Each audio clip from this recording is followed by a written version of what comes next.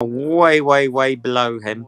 I think he's in a fight for survival, mate, and I think that's what this deal is about. So I mean, What part this deal plays in it, I don't know, but it really feels like, you know, we slag him off. He's a little bald fucking midget, and he's a nasty bastard, but he's a sneaky bloke, and he has survived as long as he has, and he has done some things on the international stage no one else would have carried off. You know, he's kind of like a little Hitler pre 1939. He keeps doing these things, and people keep signing off on it. So he's not bonkers, right? He likes long tables, and he's shorter than Tom Cruise and whatever, but he's bonkers, but he's not that bonkers. And that means that if this deal was signed off at the highest level, he thinks he's got something out of it. And if he thinks he's got something out of it, it's fuck all to do with Africa. It's to do with Ukraine. He thinks he's pulled a flanker here for some reason, and he thinks it's going to do him well, and he thinks it's going to give him some advantage in Ukraine. That's what worries me, mate, to be honest. So, Gunny, I just don't know that it's necessarily like the advantage of some sort of secret golden egg. You know, it can be a bunch of, or it could be some small advantages, and also not pissing off a bunch of people that he support or he relies on their support. I mean, it can be a lot of factors all coming together to be, you know, making the calculation that this is something he should be doing. I mean, I would agree with you if he had more to gain from keeping those transit lanes closed. I know we've discussed, you know, that's money into the pockets of the Ukrainians who are, you know, going to use it to fund, you know, the war. But I mean, I think that's relatively negligible considering the amount of Western support that Ukraine is getting. I mean, I don't have the numbers off the top of my head, but I think any kind of money that they're going to get from the sale of grain is significantly eclipsed by Western support from wealthy nations. So what does he have to gain from keeping those shipping lanes closed, other than, I mean, there's a couple of things. Money going to Ukraine, which, like I said, I don't think that that's the calculus. Keeping the shipping lanes closed, pissing off Turkey, China. I mean, I know that you disagree with how much of an influence China's desire for their you know, African allies to remain in power. You don't think that has as much of a play in this as maybe Doman thinks, but I think it's still a piece in the puzzle, right? In addition to that, I mean, you know, Turkey, I mean, I don't know, I'm just speculating here, but Russia has, you know, other neighbors who are not super happy with Russia and have, for instance, Georgia. I mean, I don't know, maybe Turkey's поряд населеними пунктами, там, де були бої, а також певного оптимізму, безумовно, придає те, що нам вдалося обміняти поранених. Скажу вам так, що процес триває, ми впевнені в тому, що нам вдасться забрати ще наших людей, поміняти, повернути додому, але це дуже непростий процес, там дуже багато нюансів, на ці перемовини впливають the rest of the world in terms of starvation and hunger. в тому числі те, що відбувається. What does Russia have to gain from opening them? Not pissing off China, not pissing off Turkey, both of which we've discussed already, would benefit from opening these shipping lanes. Turkey because they need the grain and they can't afford it, you know, unless it's cheap. China, that they have all kinds of interests around the world in developing nations that are, like Doman mentioned, I think it is a good point that they have relationships across the developing world who are probably screaming bloody murder, help us out, help us out, help us out here. And, you know, Russia definitely needs not to piss China off and or Turkey. So, I mean, I think that's a positive. I mean, I think that the pros of opening it up and giving some concessions to China, to Turkey, probably outweigh the benefits of keeping it closed and saving, keeping Ukraine from getting a little bit of revenues associated with grain. So, okay. So, sorry, Matt, I'm going to be a bit rude. If you got your hand up, I really do apologise, but I want to pursue this. So, why does China matter? So, this is a dictator who has invaded the country. His plan hasn't come off, and he's locked in an absolute battle. There are two possible outcomes here. One, Ukraine wins, and he ends up on the run, and ends up in a shitty little hut on a potato farm somewhere with long hair, and someone puts a round in his head, or he wins, and Ukraine ceases. Only supplier left. Right, so Ukraine ceases to be a viable state, and he's up against NATO. Therefore, why does China matter? Only supplier left. No, China will not be supplying. I'm sorry, but if you think that China will suddenly start supplying MBTs and armored personnel carriers and artillery, and no one will notice, you're on another. No. Yeah, no. They don't need those. Look, they stuff. have Chinese night vision goggles. They got Chinese electronics in their drones. They need China for the basic stuff, for the radios, for the not the MBTs, the more basic stuff. And they can't be left alone. And China's the one country that's still kind of holding them up. Sorry. I got this. Okay. So Gunny, on the economic side, their entire economy is dependent on inputs from other countries. Besides that, they need advanced products, they need machine products, they need semiconductors. None of that is made in Russia. There are companies that supposedly make them. All basically have the actual important manufacturing done outside, or they are made on major assembly lines that use foreign machines and parts. The West, notably Germany, especially, not sending them any new stuff. China isn't sending them all the stuff they need because they have some of the same holes, but they have increased their amount of aluminum. They're still sending them some industrial semiconductors. They are one of the few things that is Madi and I are trying to track it as best we can. We can't get great info, but some is definitely still going in. If that goes lower, Russia goes from having a bad economic situation to a much, much worse one. Like, they are on what's below life support right now economically, but there is something much worse than that. And China is absolutely the only one currently holding them up somewhat. Why? Because, China doesn't give a fuck about genocide. That's who they are. But they are. So China actually has some leverage here that you're not thinking of. They don't need to just send them tanks or IFVs. They don't really care if Russia wins, but they definitely still have some leverage in this situation, and they can go in both directions. Okay, so finally, what do Russia need right now? What are their battlefield requirements right now? Don't think components. I mean, we know that last month 6-8 T90s came off a production line. The T90 depends on French optronics. So does the latest BMD. So what do the Russians need right now, this minute, to turn this around? Or antennas. Night vision goggles. Right, they need stuff. They need basic stuff they don't have enough of. Well, the ammunition as well. That would be a huge factor, considering the fact that, sorry to jump in here, but between the U.S., UK, and other, European allies, they're able to get Ukraine about 20 to 50,000 of the old type rounds, the old Soviet rounds, 152 and 122. But they're only really able to get 40 to 50,000 rounds of 155 in. And this is definitely a critical vulnerability. If Russia were able to find a way to get a lot more rounds to the front, it would go back to how it was just a few months ago, where they're able to have this 20-1 firepower advantage. And that's something that China could definitely help them out with if they wanted to. Okay, so CJ, bearing in mind probably production methods are a lot lower than ours, how you'd expect duds, yeah? Yeah, right now with between the Grad rockets and the artillery duds, it's 20 to 40%, which is abysmal.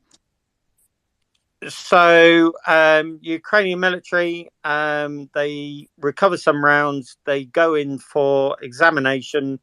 We are going to be pretty sure point of origin. Would that be fair enough? From what I remember, stuff like RDX, things like that, it has a distinct marker. And in fact, with HE frag, etc., you can pretty much track down its point of origin and manufacture. Yeah. Yeah, definitely. Especially if it's a guided system. Even with unguided systems, you'd be able to tell. Therefore, if the Chinese started supplying lots and lots of ammunition, we can pretty much assume that there will be sufficient duds, etc., for us to work it back to not only country of origin, but probably factory and manufacture. And therefore, the West will put in sanctions accordingly. Would that be a fair one? Yeah, I wouldn't be surprised if that's going on already, of course. Yeah, so then we go back to what's in it for China. You know, this is kind of disappearing down the rabbit hole, but I still think whilst we're all looking at the Russian tacit agreement to move grain globally in order to shore up their position, probably at the behest of the Chinese, who are worried about their influence in Africa, I would still say that's like us saying the UK in 1942 was really, really worried about Spanish non-interventionism in the Second World War because we didn't want the Spanish to jump on the side of the Germans. I think we're forgetting here. Putin, we're not talking about a democratic nation where the government will fall if this war goes sideways on them. We're talking about a man who will die. He knows that if he fucks this up, if this goes wrong, he will end up either in a field somewhere with a bullet in the back of the head, or in a cell, or even worse for him, absolute worse, he may actually be handed over to The Hague, publicly humiliated, put on trial and incarcerated for life, and his entire raison d'etre for existence, which is personal prestige, trashed forever. So he's going to strike a deal no matter what. So it just takes me back to, what's this grain deal about? Does he care about starving black people? No.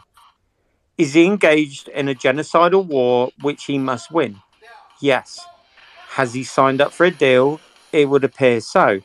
Therefore, in order for him to have signed up to a deal, he must be getting something militarily useful out of this that will facilitate his winning of the war and his continued premiership.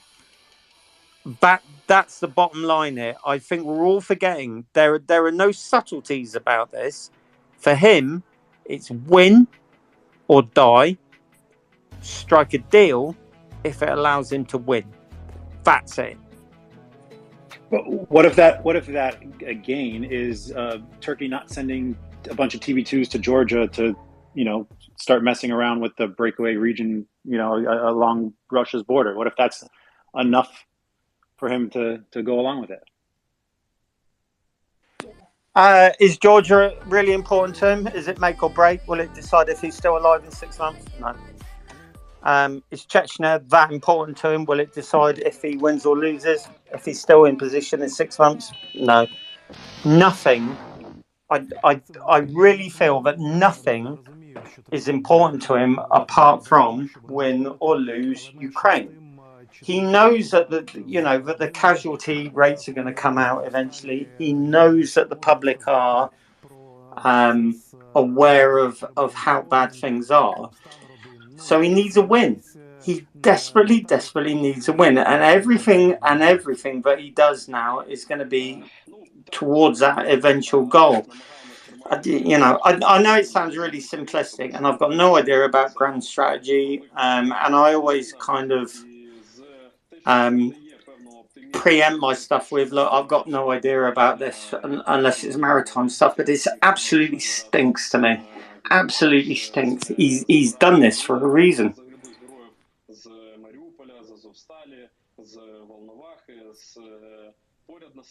Okay, let's go to hands. Let's go to Chris, then Leonard, because they've been waiting the longest, then Nina, then Timo, then Tom. Chris, please. Apologies. Oh, no worries. Fascinating little discussion here. Lots of speculation, I guess, and I kind of agree with you, Gunny, that something doesn't seem right if we just look at the pattern with Russia throughout this. You can't take anything seriously that they say. But on a sidebar, it seems like the mines seem to be a big part of this discussion in the sea there. So I'm just curious if, Gunny, you could maybe give us a little more details on the mines, specifically modern mines. And how I'm thinking mines, sea mines as these big porcupine-looking balls that kind of sit below the surface. Is there more modern mines? And then the kilos, are they, how many mines, let's say how many mines are we talking about when they're talking about sweeping? How difficult is that process? And what are these kilos? When they say there's 2 kilos out there, 2 subs out there, and what are they doing? What can a typical sub lay as far as numbers, and how effective can they be? Maybe just talk a little bit about that if you don't mind. Yeah, definitely. Minefields. It's not actually that complicated. What you do is you have lots of different types of mines. So you have the old floating mines with the horns on them, big horns, and these things float around. They're normally either free floating, or they're on the end of a cable. They're set for a certain depth, so they can be set to the surface, or they can be set for maybe 25, 50, 75, 100 feet.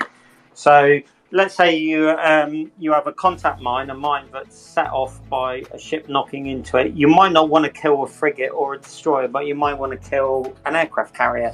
So therefore, you would set the mine for maybe 50 feet rather than 25 or 15 feet. So it really depends, for cabled mines, moored mines, it depends what you're really after. You got free floating mines. They're the things that either float around in the Ogden. Happy days, they either break free of their cables or they're actually just laid indiscriminately. And both of those are quite easy to detect. So, as an example, down the Gulf in 1991, if there was a mine, an Iraqi mine moored at about 5 feet below the surface, 10 feet, we could detect it actually on camera, thermal camera, because obviously they heat up during the day and they generate a thermal signature. So then you got magnetic influence mines. They sit on the seabed, and what happens is they got a magnometer, a big chunk of steel like a ship sails over the top, and then when the meter peaks, they go off. They create an air bubble. Air bubble goes up, and air bubbles, explosive air bubbles, underneath ships are exceptionally bad. Believe it or not, torpedoes, actually anti-shipping torpedoes, are often designed for either point contact or they will go under a warship and then they will go off. And what happens is they create an air bubble and that breaks your ship in two. It's quite spectacular and not a lot of fun for everyone on board. So yeah, you got magnetic, you got acoustic mines as well. They can come in 2 types.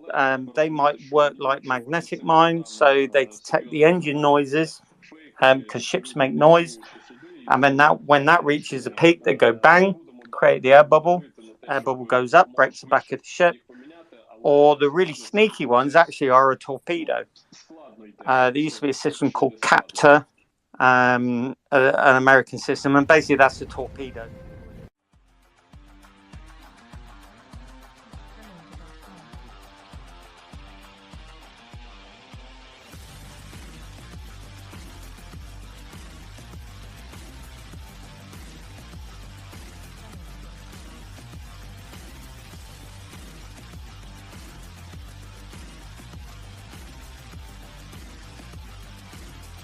Italian acoustic mines, I think. Don't quote me on that. I think they were. And they were in areas that had already been swept. So Royal Navy and US minesweepers had swept those boxes. And I've actually got a photo of us transiting through the box area. And Tripoli and Princeton were following us, and they both ran onto mines. So mine hunting it's an art. It's skill. not mystical, but it's something that very few NATO navies can carry off competently. And if you're Turkish, I'm sorry. If you're not happy with this, I would respectfully suggest that there are only 2 or 3 NATO navies who can do it to the level that's going to be required for this. And all indications are the Black Sea between Odessa and Constanta is heavily mined, probably more so than 1991. And that means that you're going to need the very best that NATO have got to go in there and sweep there. If not, maybe the Japanese are very good. Post-conflict 1991, the Japanese went in there. They did some really good mine clearing work. They're very competent. There's not a lot of countries that could carry it off, and I'm afraid the Turkish aren't one of them. Sorry. Yeah, I'm just then I'd be curious because you mentioned that there's free-floating mines, and now you have to create these channels, ideally 2, you said. So, how would you prevent it, from these things from floating in, causing havoc, unbeknownst to the ship who thinks he's safe? You sweep and you sweep and you sweep. Every single convoy is at least 1, probably 2 mine hunters. Probably run line abreast. And then you sweep the channel again before the convoy goes through, and you sweep it again on the way out, and you just keep sweeping and keep sweeping. It's an absolute drama. It's really difficult. It's not like mine clearing on land side, because a minefield on land is a minefield. It's not going anywhere. The problem with a minefield at sea is a minefield at sea, free floating mines, they just float around. And you will always miss mines the first time round. You've got to go low and slow. You're going to be pinging away, and it's going to take. It will take weeks for us to clear this, unless the Russians haven't really laid nearly as many mines as we think. In which case, it will probably be a little bit easier. But again, as anyone who's been in the army will tell you, if it's marked as a minefield, treat it as a minefield, and you sweep it regardless of whether you find any mines or not. And if that means getting 3/4 of the way up the field and there's no mines, keep sweeping it, because there's probably going to be mines at the end. So it's a very lengthy, difficult process, and it's something that very few navies can excel at. Thanks for the answer. And just lastly, just a quick follow-up. What can these subs lay typically? How many mines typically do they lay each session?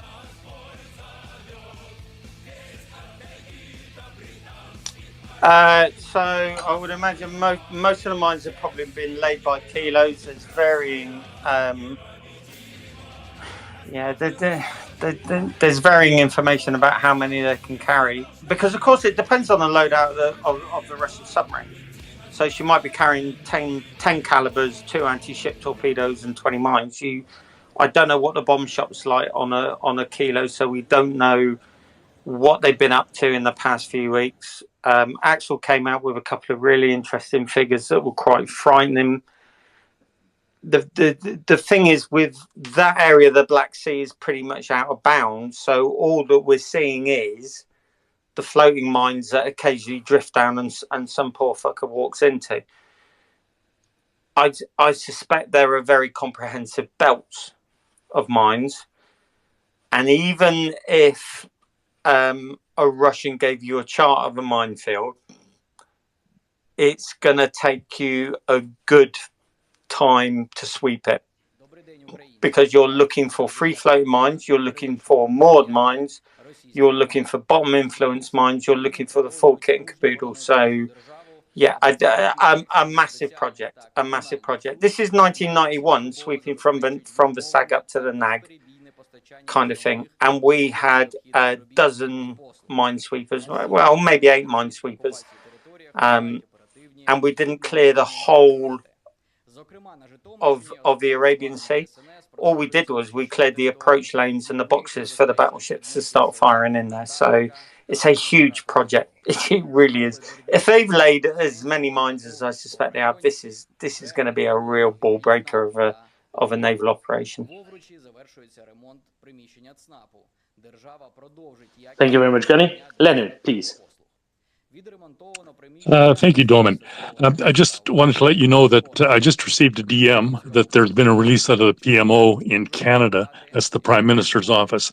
That Canada is putting no credence nor faith whatsoever in any documents that are signed with reference to this so-called green settlement that has been.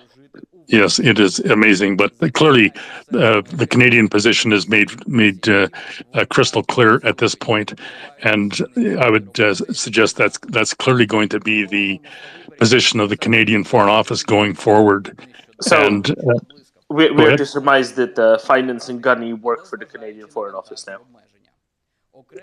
Not really, but that the Canadian Foreign Office certainly endorses Gunny in his position on this particular matter.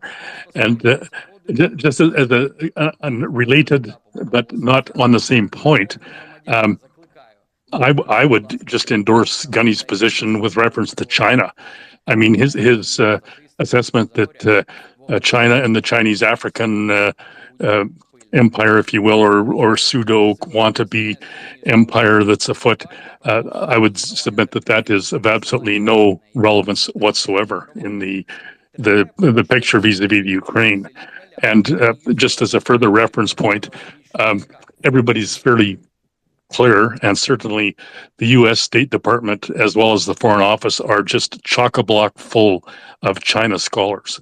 So they've got eyes going 150 different ways towards China, and everybody's conclusion on that front seems to be that China's vastly overriding consideration is Taiwan and the Taiwan Strait, and they're not going to do anything with vis-a-vis Russia that is of any significance whatsoever that's going to create ripples in their ambitions with respect to Taiwan. So I would submit Gunny is, I think, 100% correct on this point. The China factor is a non-factor in this overall equation. So that's it. Okay, we'll take that as a comment. Thank you, Leonard. Let's go on to Nina. Nina. Thank you, Doman. And talking about Putin planning this for 22 years, this whole thing, and how he has put his what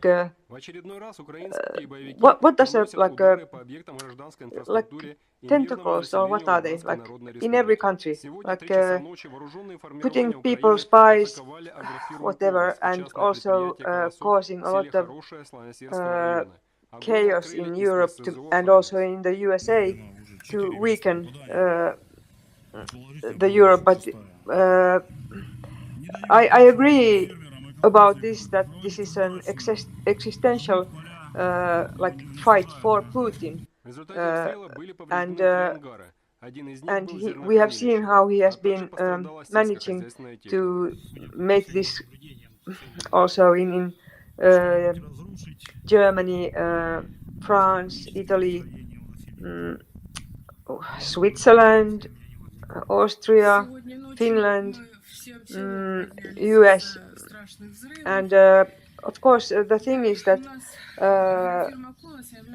we as Western countries cannot afford to let Putin win, and this is of course, like, if we think of that it is an existential war, threat to Putin. I don't doubt that he will use whatever he can, and I am not going to speculate on what he still could do to like weaken, for example, Europe and America, to drag on this war as long as possible, to make us tired and make us not wanting to risk our own economies and like this, and about the energy and everything. I don't know if this is a question, or if Jingu would be here, he could just like tie it up everything, because China is of course behind also with Putin in this. But Domen, can you make anything of this? Thank you. If I could, I would be doing a very different job and wouldn't be hanging out here. I think that's is the real answer. I'm sorry. No, thanks for the vote of confidence. Let's go on to Timo and then Papi. Timo. So, regarding to why China matters to Russia, for example, Malaysia abstained in the Human Rights Council abstention for or the suspension for Russia, and Vietnam was one of the few countries that voted against the Human Rights Council suspension. Yet, Vietnamese and Vietnamese and Malaysian exports, they have collapsed harder than German exports to Russia, because relatively few of the Vietnamese or Malaysian exports are medical stuff, which is excluded, and medical stuff makes big chunk of German exports. So, despite of their politics, they have in a way boycotted in terms of export Russia harder than Germany. So, because most of the products that they export, they are touched by West in one way or other. They are Western brands or have Western subcomponents or something. There really aren't any big Vietnamese electrical brands or so on, neither Malaysian electrical items or something like that. So, but Chinese exports, in some months, they have been down from in year-to-year comparison, just like by 9%. And many Russians have commented something like that. Now basically many of their clothes brands, they are Chinese, so it kind of helps with the stability that people can buy clothes in Russia. So that is kind of big factor for Putin. China could, in many ways, pull a plug on the Russian society, because China has lots of stuff that is not touched by West, doesn't have Western subcomponents or Western brands. So, for example, that's why Chinese clothes have gotten quite a big chunk of Russian markets now. So, if China says, because of China, Russia delayed their attack, even though weather-wise that was bad, because that made Rasputin be closer to the start of their attack. So I think China has quite an influence in that regard. Thank you, Timo. I was just going to ask Finance to comment, but the Finance left us, and I'm very displeased with that. But whatever. So I can't. But see, this is what I was kind of getting at. There are many things that Russia actually does quite need in the next in the next few months that China is the only real supplier of right now. So let's. That's why it does matter. For Russia, it does matter what China says, and for China, it matters what's going on elsewhere because they have interests elsewhere, and it's not just for them. It's not just about Russia. Papi. It does matter. I would want to offer some further thoughts on the following. To anyone in this space, presumably the idea that Russia needs a good PR is pure madness, because Russia is committing genocide, and we have all seen the images in real time of such genocide. And the idea that in this context you are caring about your own international PRs is absurd to us. However, if I were Putin for a second, I would probably not necessarily see things the same way. If I am Putin for a second, I could take a look at the largest NATO countries, or at least the largest militaries, the largest armies in the NATO countries. One metric that does not say necessarily much, but says something. And I would see the following. I would see that Turkey is NATO in the name only.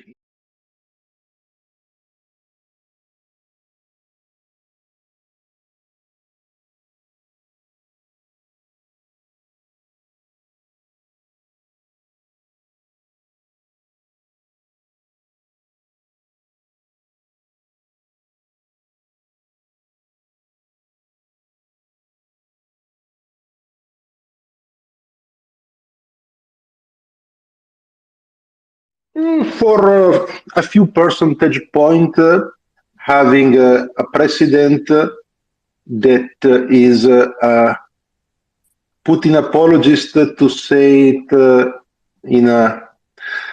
with a euphemism, and probably would go as far as saying that if Le Pen was, elected the president of France, then the situation in Europe would be completely different. And, the game is not necessarily over. There are periodical elections in democratic countries that is not the case in non-democratic countries. Then you have Germany. Yeah, okay. Germany is in a better position, maybe, but Axel would, if he was here, I don't think he's listening, tell us that there are many ways to influence the political class of Germany. And certainly this is something that the Kremlin has been working hard and successfully, I must say, for decades now.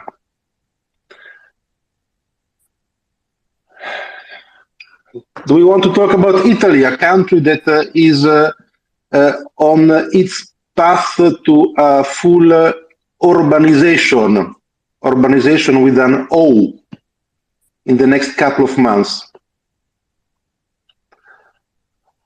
You have the United Kingdom next, and hey, it is much better, we all think and hope, in the United Kingdom.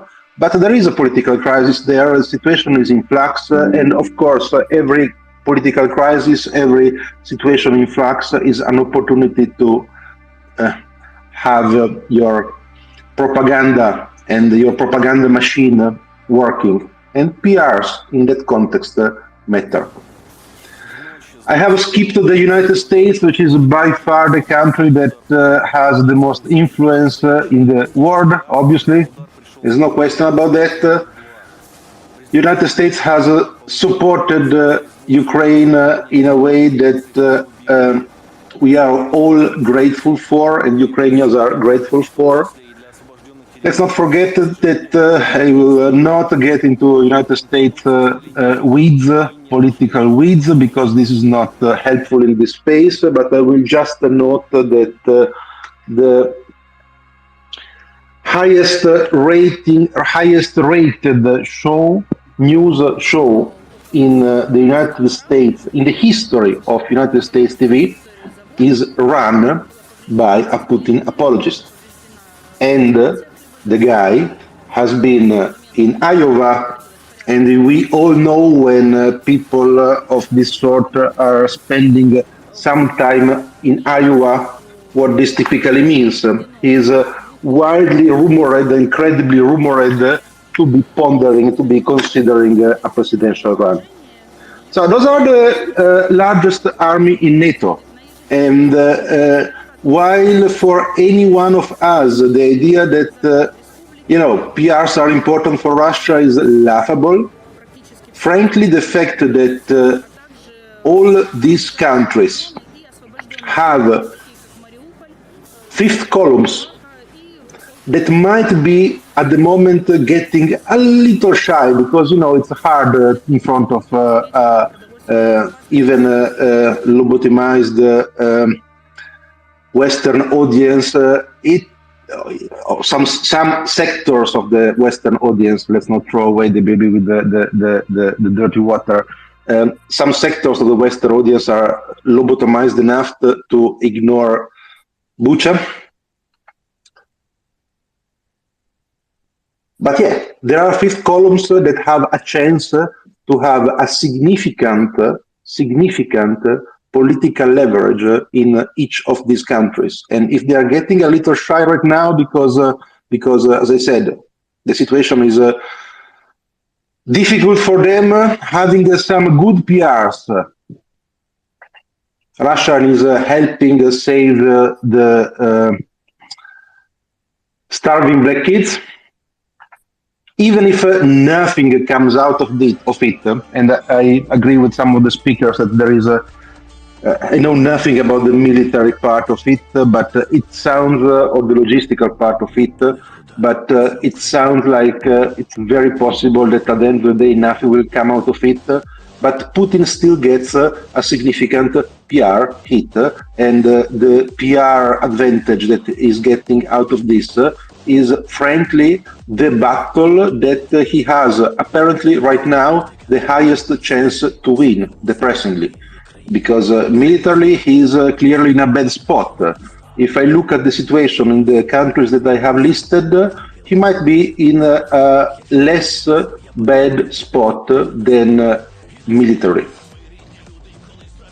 Thank you. Okay, Papi, let's tie this back to the grain agreement today in Istanbul between Ukraine and Turkey and the UN, and then between Russia and Turkey and the UN.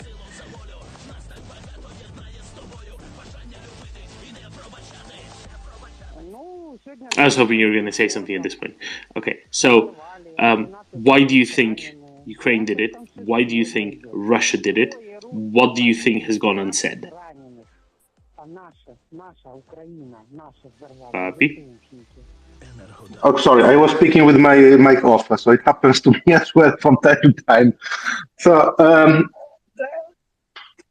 I have no insight in the ultimate reasons, and I don't think that anybody who says that knows for sure the reasons for Ukraine and Russia is either in the very, very inner circles of such governments or is just bullshitting.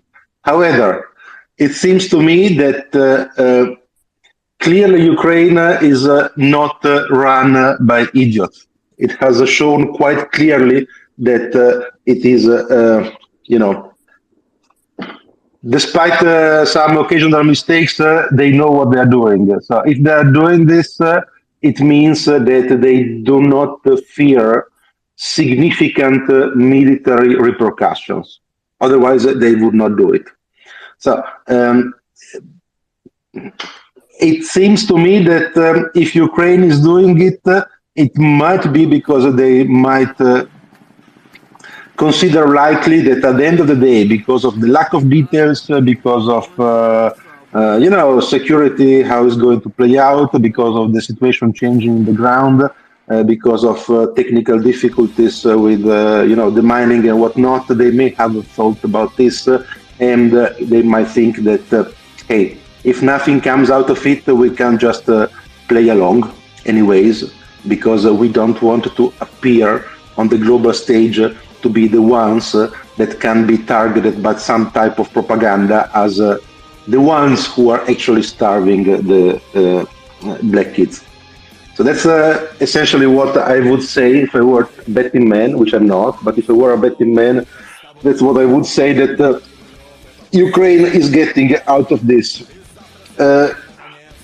We might be in a game of nothing burgerness from both sides, because what Russia gets out of it, it seems to me that it is, as we all agree, that obviously they don't give a freaking fucking, sorry for the French, they have no interest, let me put it this way, more elegantly, in the well-being of potentially starving population around the world. That's not who they are. That's not what their history tells us about. So clearly, either they want a military advantage, which is what Ghani seems to think it is more likely. I would posit that there is a likelihood that besides the military advantage, which might or might not get, I am not qualified to comment in that particular topic, they might actually get a PR advantage. And we are a little bit ourselves in a bubble here, right? It's a good bubble, I believe. It's a bubble that I feel very comfortable with, but it is still the type of people that would consider complete madness, as I said, the idea that Russia cares about PR. If I look at the propaganda in the countries that I have listed and more, I would say that some ammunitions for this propaganda can actually make a significant difference in the media of such countries. Thank you, Puppy. Thank you very much. Right, 88. Welcome up. Osint.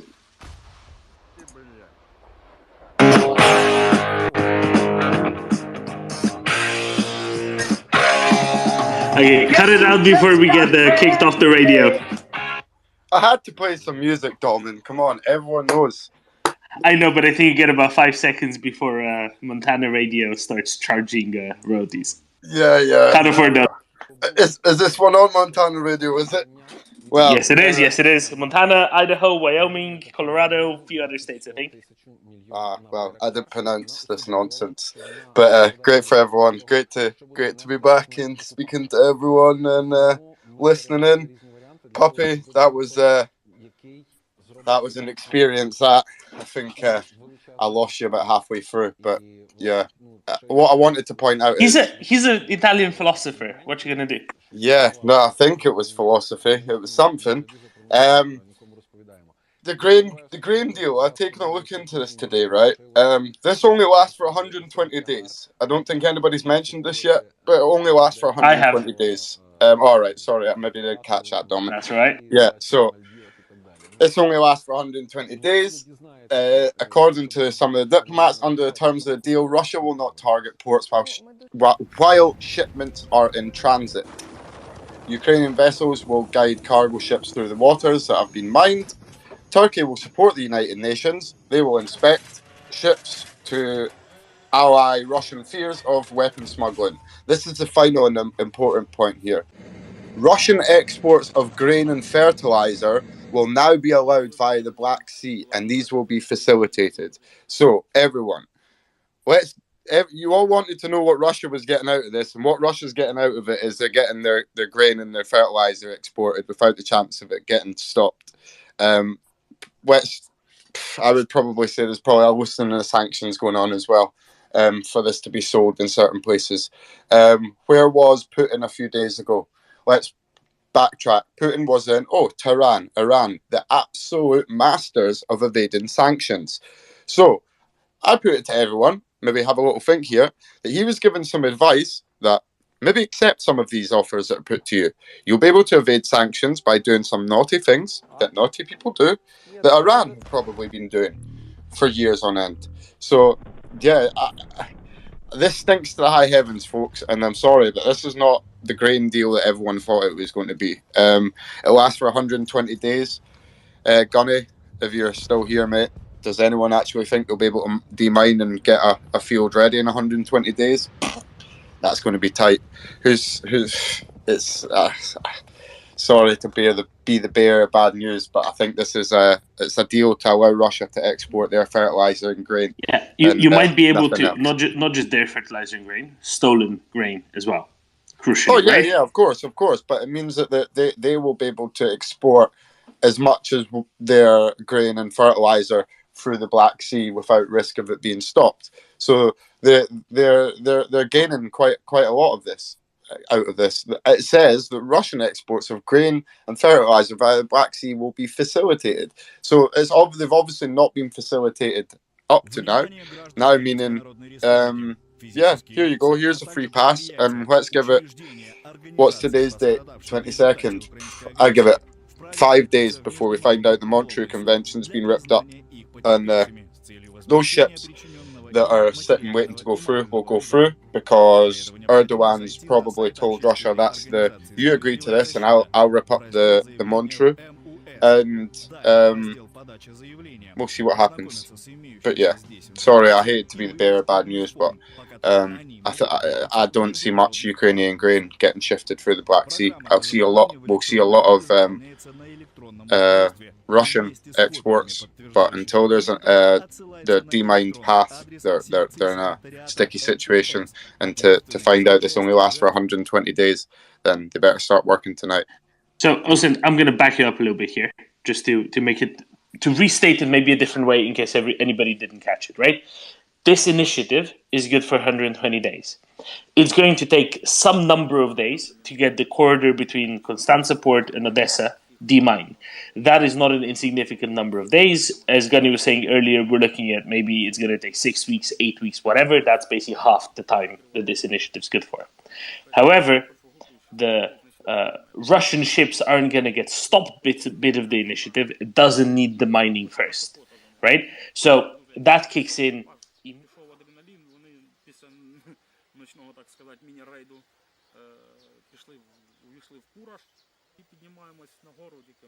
Десь хвилин 20 постояли. І тут приціл, просто весь приціл виїжджає БМП. Я думав, наша, поки він не повернув з бортом, дивлюсь, така лента георгівська, на ній звізда, я так думаю, та ні, друг, працювати більше не будеш, тільки повертаємо. Maybe over to Ukraine, helping out. Even with all of that, it's still going to be complicated. And on top of that, as Finance was describing earlier, this whole initiative, this agreement, is not very specific when it comes to securing paths, and is not very specific when it comes to securing convoys. And Osint, as you noted at the start of everything you said, Russia only says it's not going to attack port facilities and vessels while grain shipments are in process, but obviously grain shipments aren't currently in process and aren't going to be for the next couple months, give or take, because the mining will not have concluded in that period. And that means that Russia can still, destroy the port of Odessa following the letter of the agreement. And that is painful. So at this point, sorry, Nina, I want to jump to Ancient Submariner because he's ex-Navy. And this is a naval matter, and I'd really love to hear what he has to say about it before we go to more questions. Oh, yeah. Good evening, everyone. I agree with Osint 88 back there. This comes across as such a gangster move. I mean, literally talking real mob gangster move. They've held someone to ransom, and then they've put a little deal out, an offer they can't refuse. I mean, sorry to use such pop culture terms, but that's the way it comes across to me. It absolutely stinks to high heaven. The demining around Odessa, in particular, even when you know they're there, it doesn't just happen overnight. And like you said, even with the minesweepers, they were gifted by the Royal Navy, and if the Royal Navy were to turn up as part of the deal, or if the Royal Dutch Navy or any other capable and competent force, it is going to take time, and they're vulnerable all the way through that time. The Russians have bought themselves time, and I am hearing already a couple of little things saying that the Bosphorus might get opened up for combatant traffic, which it says a lot, because Erdogan does have his own ambitions in the area, and it's funny how this kind of thing happens when Putin makes a grand tour of the states most closely aligned to the area. And now it would not surprise me in the slightest if we now start seeing reports of fertilizer shipments going through the Bosphorus under the terms of the agreement, and then anecdotal evidence of these fertilizer shipments reaching host ports somewhere in Africa, somewhere in Asia, probably most likely Africa, and you have anecdotal reports of grain turning up at the same time as well, stolen Ukrainian grain. So they worked out a deal with themselves, and I can see myself, I might be completely wrong, but my prediction is this is just a Trojan horse for them to make profit off of what they've stolen already. But the Black Sea is being, the war is being diluted by this agreement in the Black Sea, and I see it as nothing more than a gangster move. One thing I also you don't see in this statement, right? I don't think it says that Turkey will inspect Russian ships. I think it says Turkey will only inspect Ukrainian ships. So who's to say that Turkey, now that they'll probably have a free pass through the Bosphorus with whatever ship they have, don't start sending arms through there on civilian vessels? Like, this absolutely stinks to the high heavens. I sat and watched the signing signing ceremony they called it, and you could see the smug look on Erdogan's face. I'm sorry, but it just reeked of piss. The whole thing did. That he was up to something, and it was all. The guy said it's not a PR stunt, but it is a PR stunt. Russia are using this as a PR stunt to say we are going to feed the rest of the world. They're going to use it and say that we allowed this for the rest of the world to be fed. It is a PR stunt, globally and internally, because then internally they look as the better person, and globally the idiots that pick it up and believe it. The people that don't believe it and have a bit of sense, yeah, you might see through the shit that they speak, but they will use it as a PR tool to multiple nations around the world that we've fed the world by allowing this grain and our own fertilizer to be allowed. Because bearing in mind, a lot of other countries need the fertilizer from Russia to be able to make their own grains and their own plants and foods, etc. So it's not just the grains here, right? The grains is very important, and I'm totally behind that. But the fertilizer was a big problem, and that was on a sanction to Russia. They weren't allowed to export a lot of things. Now it would appear that the sanction has been lifted, and they're allowed to now export this.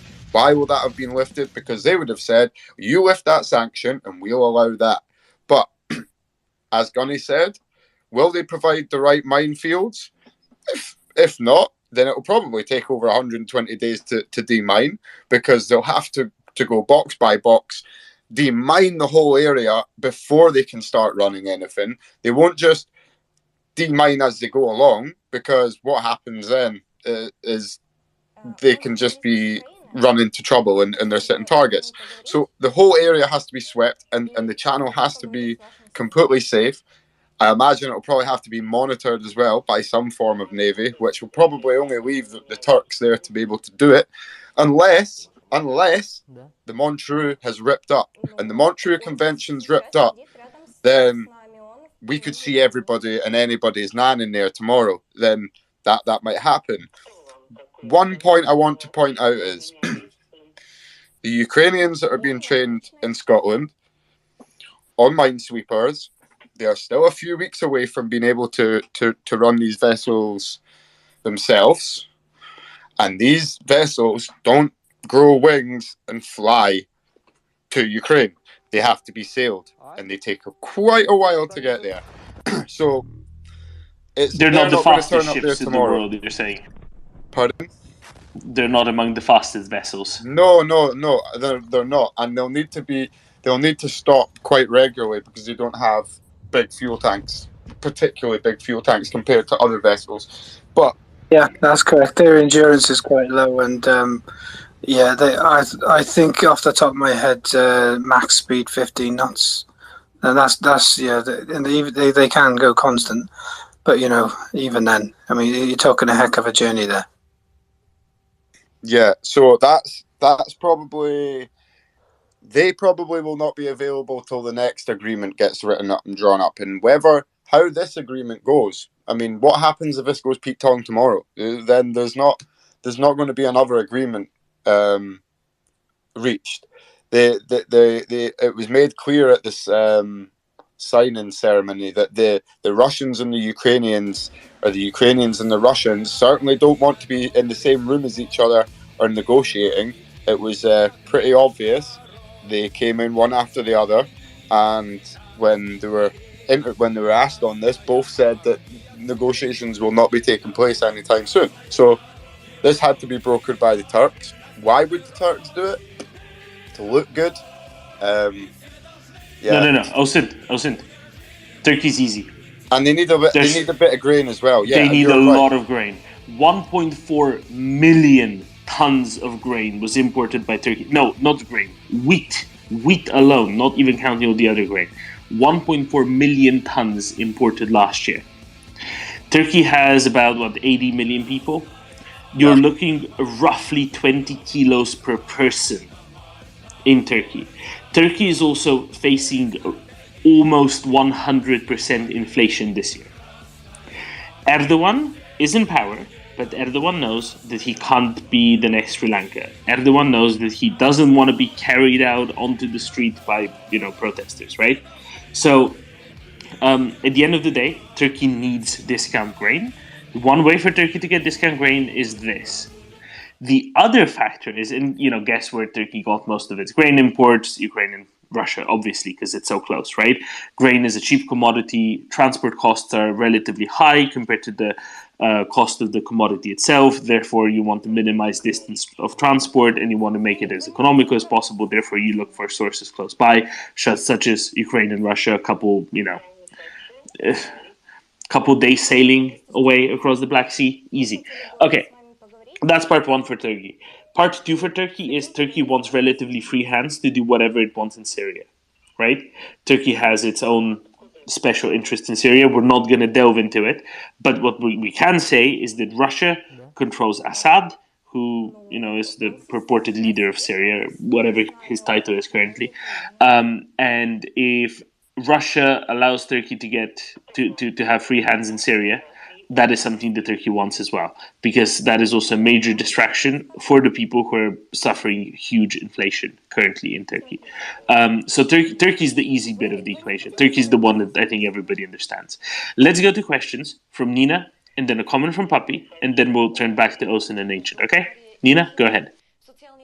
Thank you. Actually, Osin answered the things I wanted to ask about how are they going to get with these ships if there are mines, and you told that, and also Gani told before that it takes quite a long time to sweep the mines, and so I don't need to go into that. But did you mention, Osin, that something about Odessa?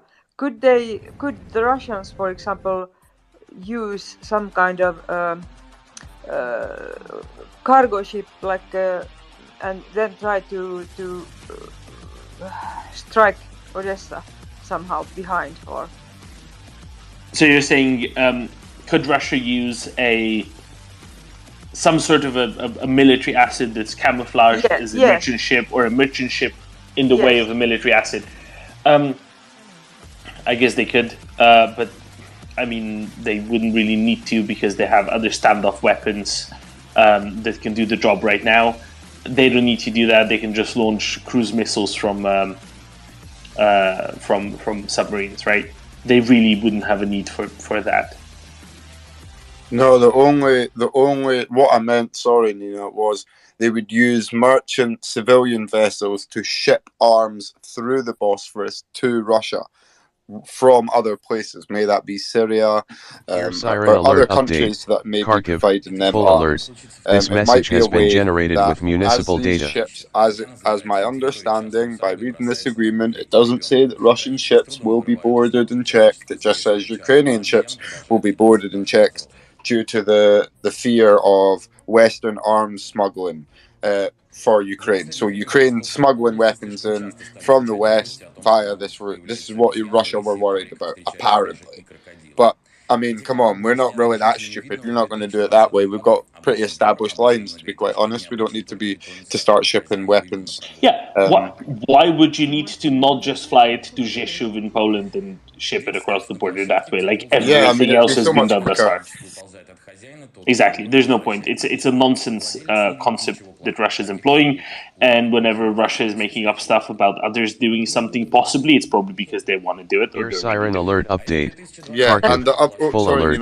This message has been generated with municipal data. No problem. And one other point I wanted to make is, now this has been agreed, Russia kind of have a false agreement to be within the coastline of Ukraine, right? So they can say that they're demining or facilitating the operation to demine the area and come right in towards Odessa. And this is what I was... technically, Ukraine probably shouldn't fire upon them. Unless Ukraine have intelligence that they're doing otherwise, then yes, they should. But if they're running under the guise of we are helping this grain operation and we're demining and doing all this, then the agreement will be they cannot be fired upon by the Ukrainians. But who actually believes that the Russians would be doing something good and would be part of it? I just think all of this, it looks good, it sounds good, but it smells rotten. It smells absolutely rotten. And there's something really bad about it that I don't think a lot of the media are picking up. They're picking up the tidbits of, oh, a grain deal, yes, this will be... But what it really means is Russia, the Russian military, until the military force is named that is going to take control of this, is named, Russia have control of it, and they will be able to sail right up to the shores of Odessa and not be fired upon, because they'll be saying, but we're doing a minesweeping operation and we're here to facilitate the grain. And they could be doing signals intelligence, they could be then putting special forces in at night.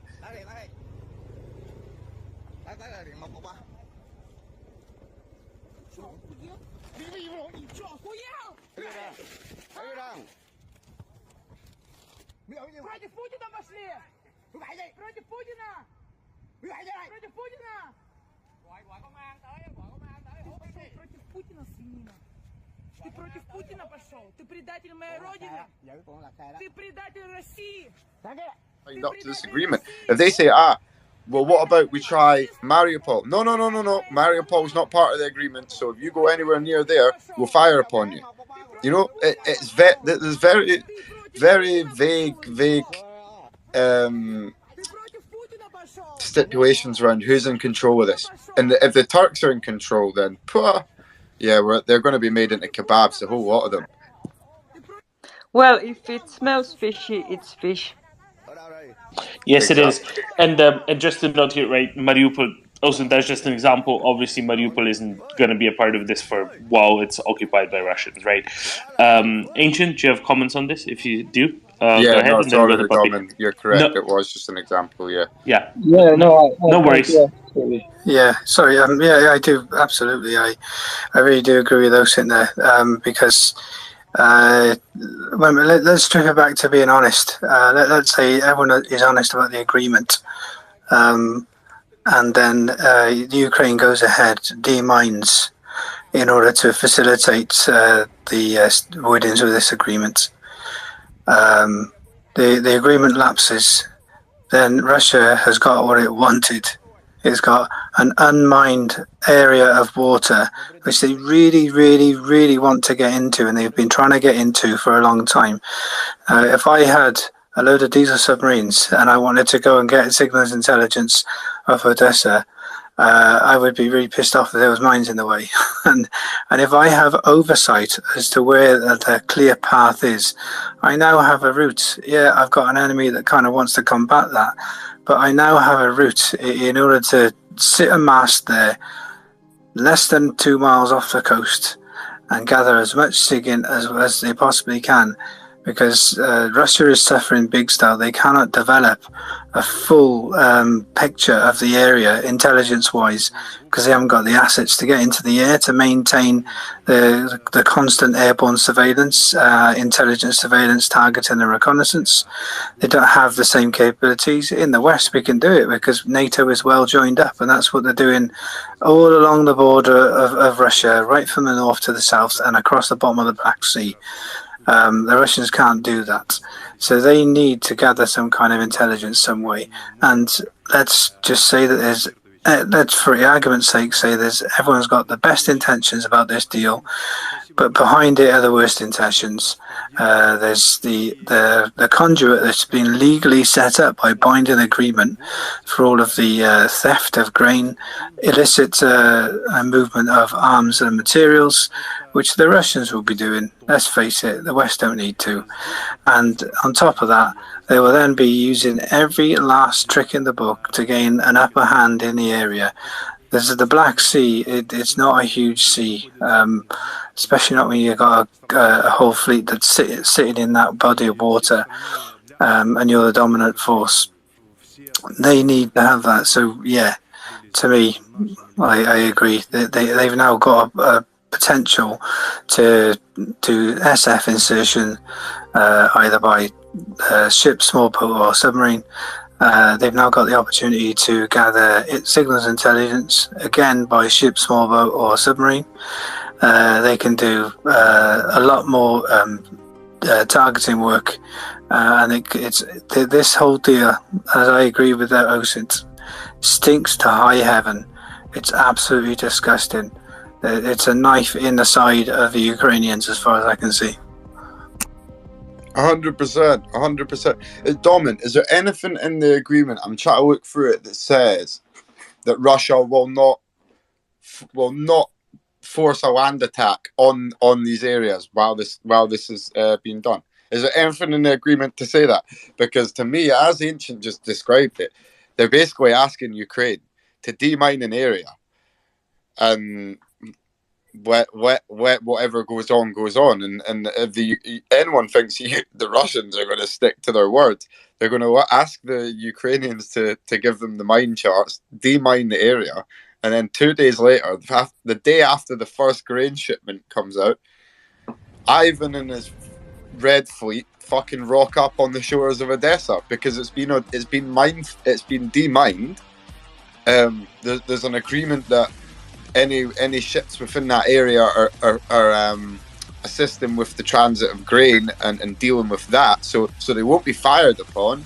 But oh, wait a second, they pulled all our leg here, and there's Ivan and his Red Fleet on the shores of Odessa under the guise of a grain agreement.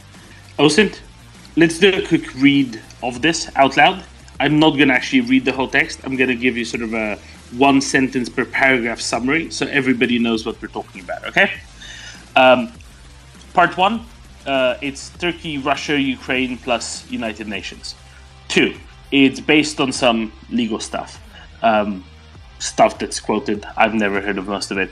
Part 3, the purpose is to facilitate the safe navigation for the export of grain and related foodstuffs and fertilizers, including ammonia, from the 3 ports: Odessa, Chernomorsk, Yuzhny, or Pivdeny, really it should say, because that's the Ukrainian name rather than the Russian name, the Ukrainian ports. The parties recognize the role of the UN in helping with this. The purpose is the safe navigation of vessels carrying grain and foodstuffs, and therefore the parties agree the following. The initiative assumes that everybody will provide maximum assurances, and something called the Joint Coordination Center, the JCC, is going to be established. There's going to be inspection teams in Turkey. The primary responsibility of those will be to check for the absence of unauthorized cargoes and personnel on board vessels inbound or outbound of the Ukrainian ports.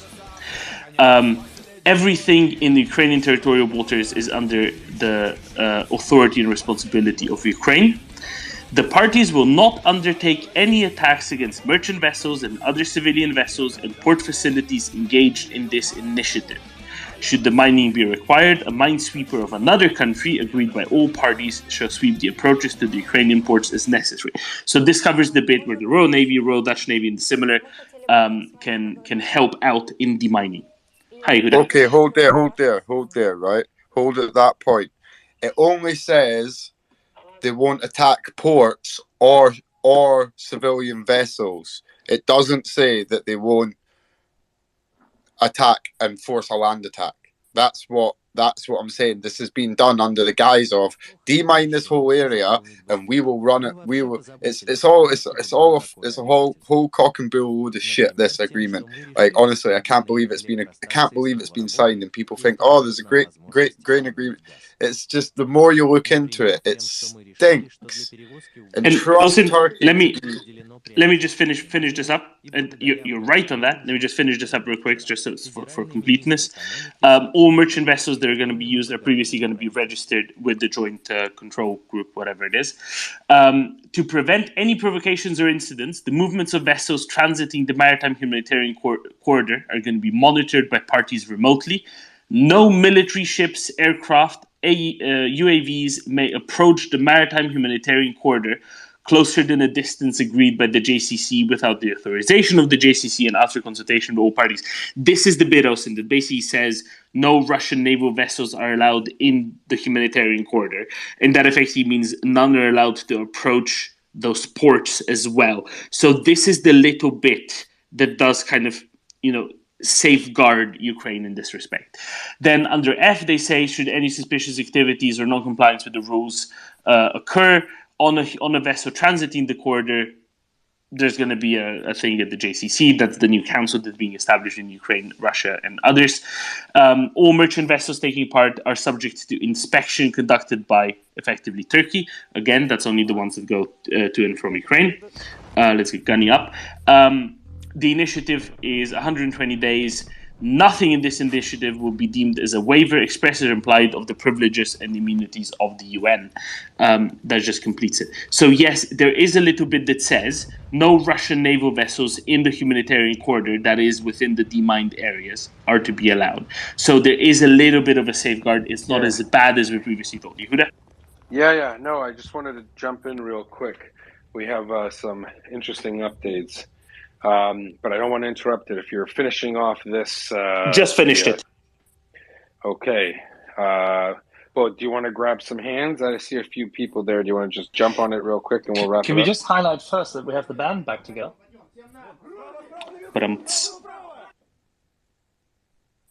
Well, they came for the dad jokes. They've stayed for the OSINT swearing.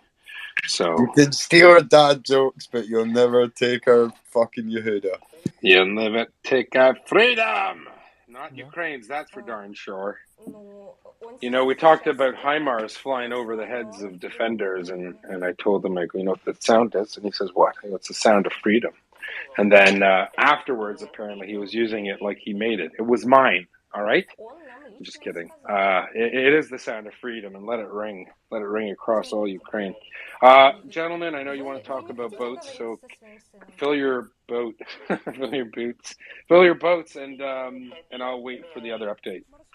Okay, thank you for that. Let's go to Puppy first, and then to Graham, Ancient, Nina. Puppy? I actually happen to essentially fully agree with what OSINT said. Even if we come from different backgrounds and we get lost halfway when we are talking to each other, we can agree on the basics. So I will just add that one of the significant weapons that Russia has, possibly more powerful, it turns out, than the military weapons, is their ability to spread in a successful, at least in some sectors, way the propaganda in the West. And it is essential for this to work, for them to be taken seriously. The fact that in the next 12-24 hours, in most Western media, there will be a picture above the fold on the website of Shoigu and Guterres signing an agreement. And even more importantly than that, there will be flags of the United Nations and flags of Russia, one next to each other. One next to the other. It essentially, it's by itself worth the whole thing, because it raises the profile of the currently. Allora, vai. What tie that into the boats?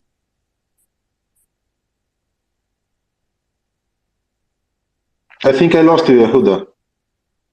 He says tie that into the boats.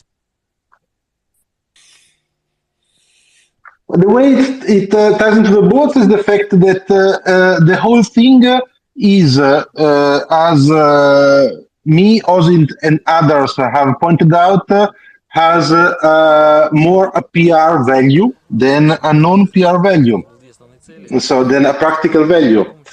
And one of the huge PR values is the fact that in order for Russia not to become the next North Korea, the fact that the United Nations flag and the Russian flag are one next to the other in Western media for one news cycle is a huge win by itself, and by itself it justifies the whole operation, even if there are no other military or dirty reasons behind it.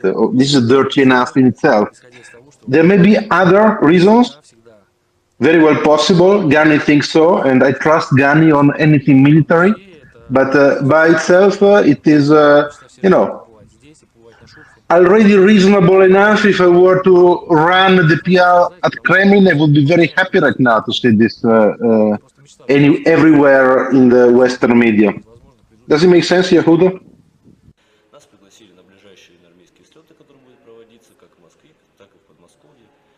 Can I make one quick? Oh, only go Yehuda.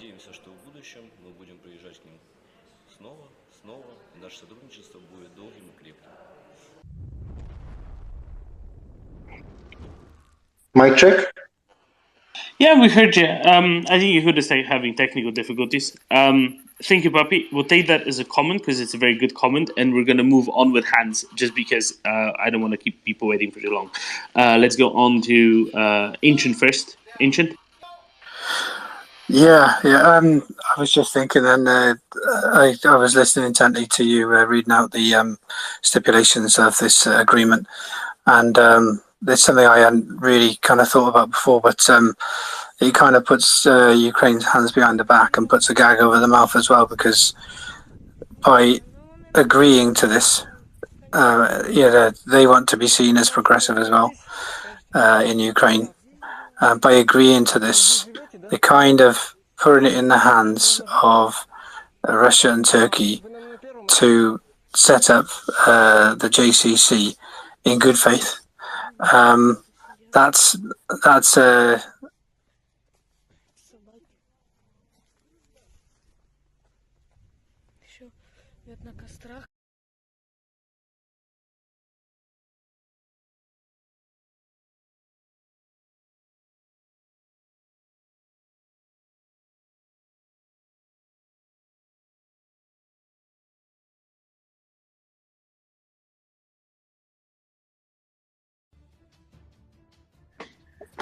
just from what I can see, are going to end up accepting a lot of compromise in order to be seen as being progressive with this deal.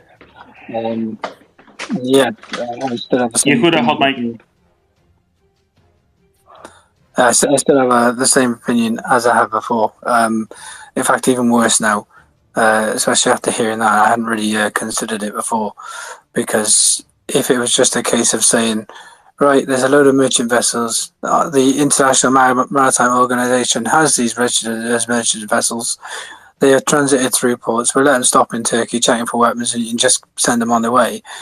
Now, the JCC, from what I can see from the description that you read out, is a body which is going to say, yes, but the UN only backs this deal, and this is between Turkey, Russia, and Ukraine. So we're going to have a look at these ships and say, right, 90% of them can get lost. We don't give a fuck about them. The 10% of the ships that are left, we can then decide whether they're worthy enough to carry a certain amount of grain and place stipulations on them. And other things come into it as well. The insurers of these vessels, they're not going to want a ship just plodding on, even though they are in a humanitarian corridor, especially with the history of this war of humanitarian ceasefires being broken at will. So that then puts maritime security forces on these vessels, most likely.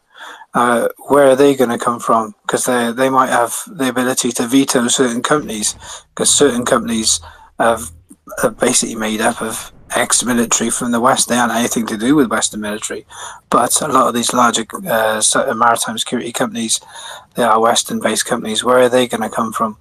What's happening here? Is this going to be a way to put up not just the monitoring that's being accepted as being in place as part of the agreement, in order to ensure that the ships traveling up this corridor to the 3 ports and Russia are complying, but also to be able to insert people surreptitiously within security forces that are vetted through this JCC, as in private security forces that are vetted through this JCC.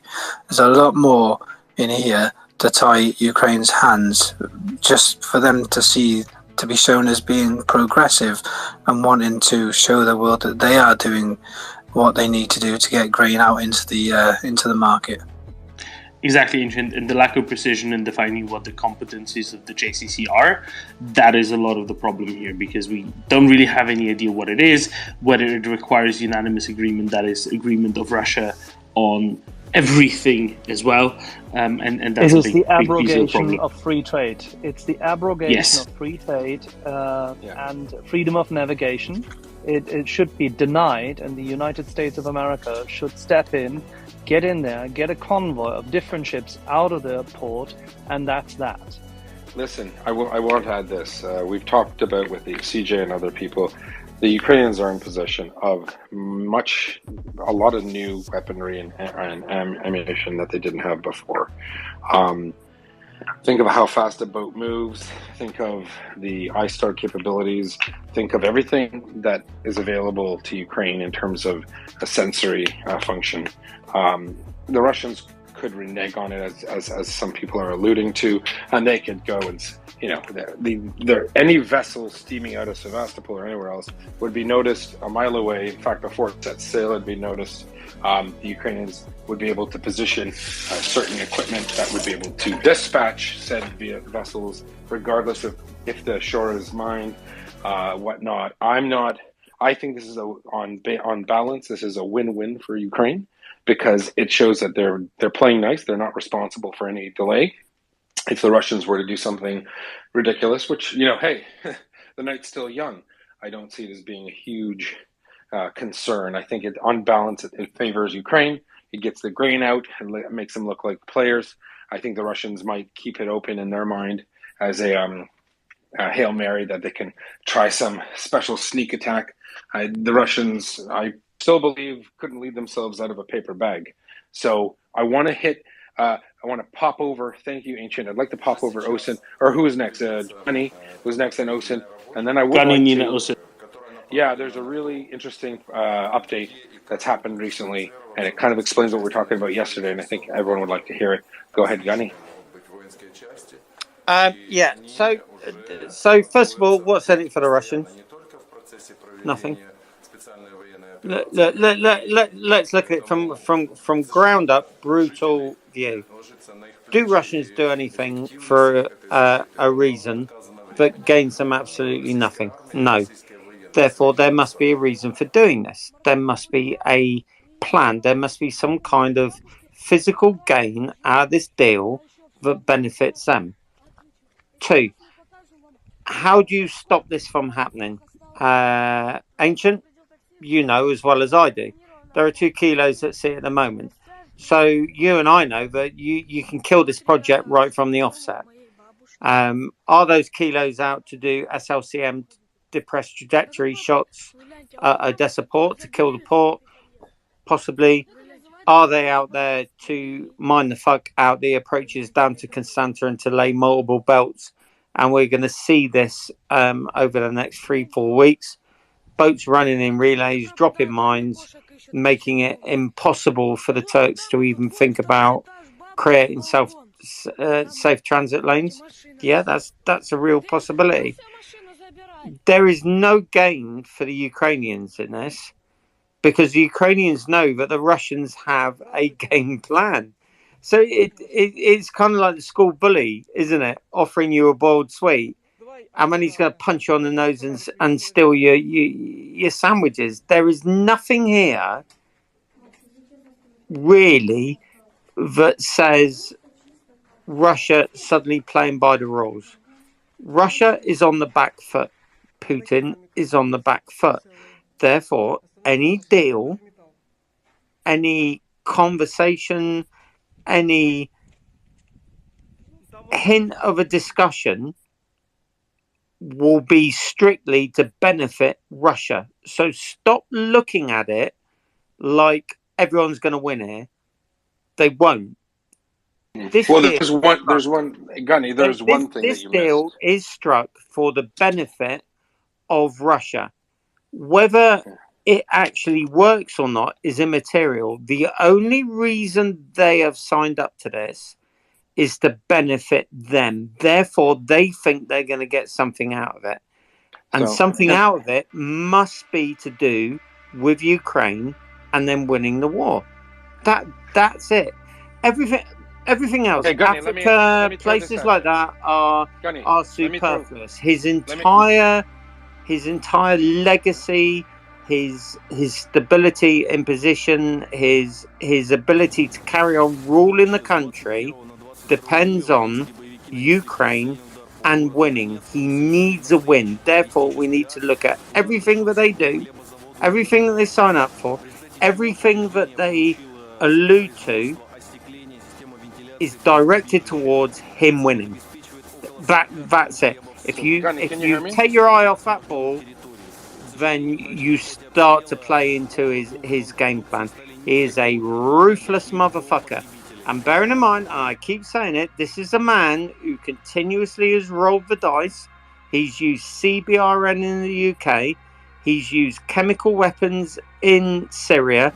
He is a man who has no concept of repercussions. He will keep doing the absolute astoundingly bonkers if he thinks he'll get away with it. Now look at this grain deal. Now wonder why he's going to... Can you hear me, Gunny? Gunny, can you hear me? I have a question for you. Can you hear me? Yeah, go. Oh, sorry, because I've been having connection issues. Sorry, I was trying to interject a lot earlier. You said there's nothing in it for the Russians. I disagree. I will posit this. One thing the Russians are pushing to their third world country friends is the trope or the nonsense statement that Russia cares about food security in Africa, although Ukraine does not supply the world's majority of, I think it's 8% of the world's wheat. Obviously 8% is a big enough number to hit prices and supply because it still has to come from somewhere, but they are pushing throughout. You don't hear about it, Gunny, because we live in the West, but in India, in South Africa, in Nigeria, in certain countries in China, they are actually positively talking this up. They've been talking it up. We think the Ukrainians are neo-Nazis. However, even though they're neo-Nazis, we will still provide grain to the poor Africans because that's what Russia does. We're just a great country. So we got to remember, we can't forget it's nonsense, right? So to a normal thinking human being, that's just laughable. But to the audience the Russians are trying to sell this to, it actually plays up to their thing. Now, again, I personally don't think that militarily it is a great idea, to have it demined and then attack it. I think they will be destroyed, frankly. That's just I think from what CJ has been telling me about HIMARS capabilities, different certain rounds and ammunition that can be brought to bear, they're highly accurate. And even just M777 fire. I mean, there's a lot of Neptunes, whatever. I just don't think it's the end of the world. Obviously, I think the better solution, I think that you alluded to it, or Axel, is the Americans or NATO, or we know what? F you, Russia. We're protecting the world's grain supply. We'll sit there with our warships, and you won't come near because hey, you suck. Agreed. You'll never hear me arguing with you, Gunny, about Russian intentions. I think there's a probability thing here. I think the Ukrainians want to show if they can get their wheat out by boat, it's a win for them. It costs more. Anyways, let's go to OSINT. We've got some updated news. You're going to love it. Go ahead, OSINT. Yeah, so I agree with you there, Yehuda, I do. But I think with this agreement, it gives them an area where the Russian military can attack, catch them by surprise, or put Navy vessels in the vicinity of the area under the guise of this this grain convoy supporting that, when in fact they're then in certain special forces and stuff. But anyway, moving on just a little bit. If anyone watched the the signing ceremony crap that was on earlier on, and you've seen the statement from Erdogan. Did anyone notice what Erdogan said? Did anyone notice Erdogan? Is this the one where he kept Putin waiting, or is that a different one? No, that was in This was earlier on today. So Erdogan basically opened his statement saying there will be no winners in this conflict, and then went on to mention Russia and Putin. Every time mentioned Russia before Ukraine, Putin before Zelensky. Everything was Russia, Russia, Russia. Putin this, Russia that. So I'm sorry. In a good way, we know where his bread's buttered on all of this and why he's done this agreement. Fair enough. All right, just back to Gunny real quick, and I'm really going to give you the update you want to hear.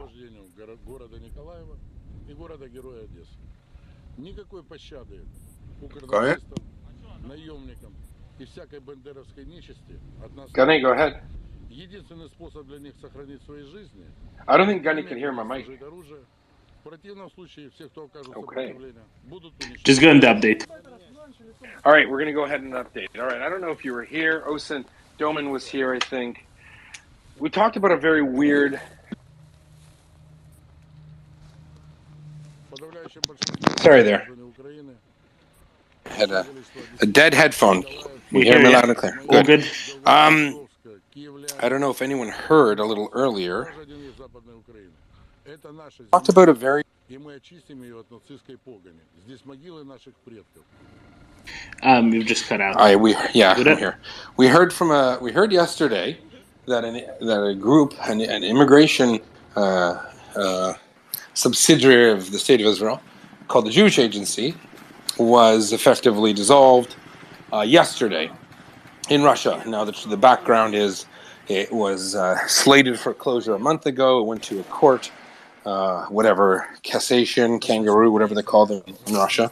And then there's an appeal on the 28th as well. But effectively, the Russian government banned a particular group called the Jewish Agency. Now, what it is it's a group that reports to the Ministry of Immigration, and it's most active in its duties in Russia because of, hundreds of years, many years of anti-Semitism, 1,000 years of anti-Semitism.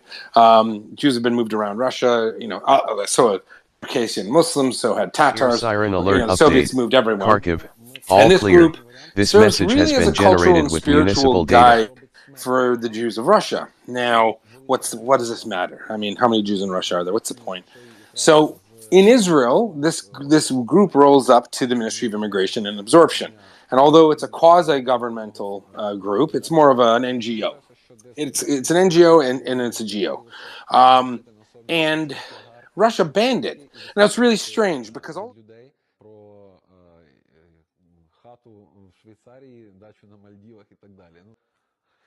Ви коли дізнаєтеся, що дасть Бог все нормально зростеться, що ми купили, у вас світ перевернеться.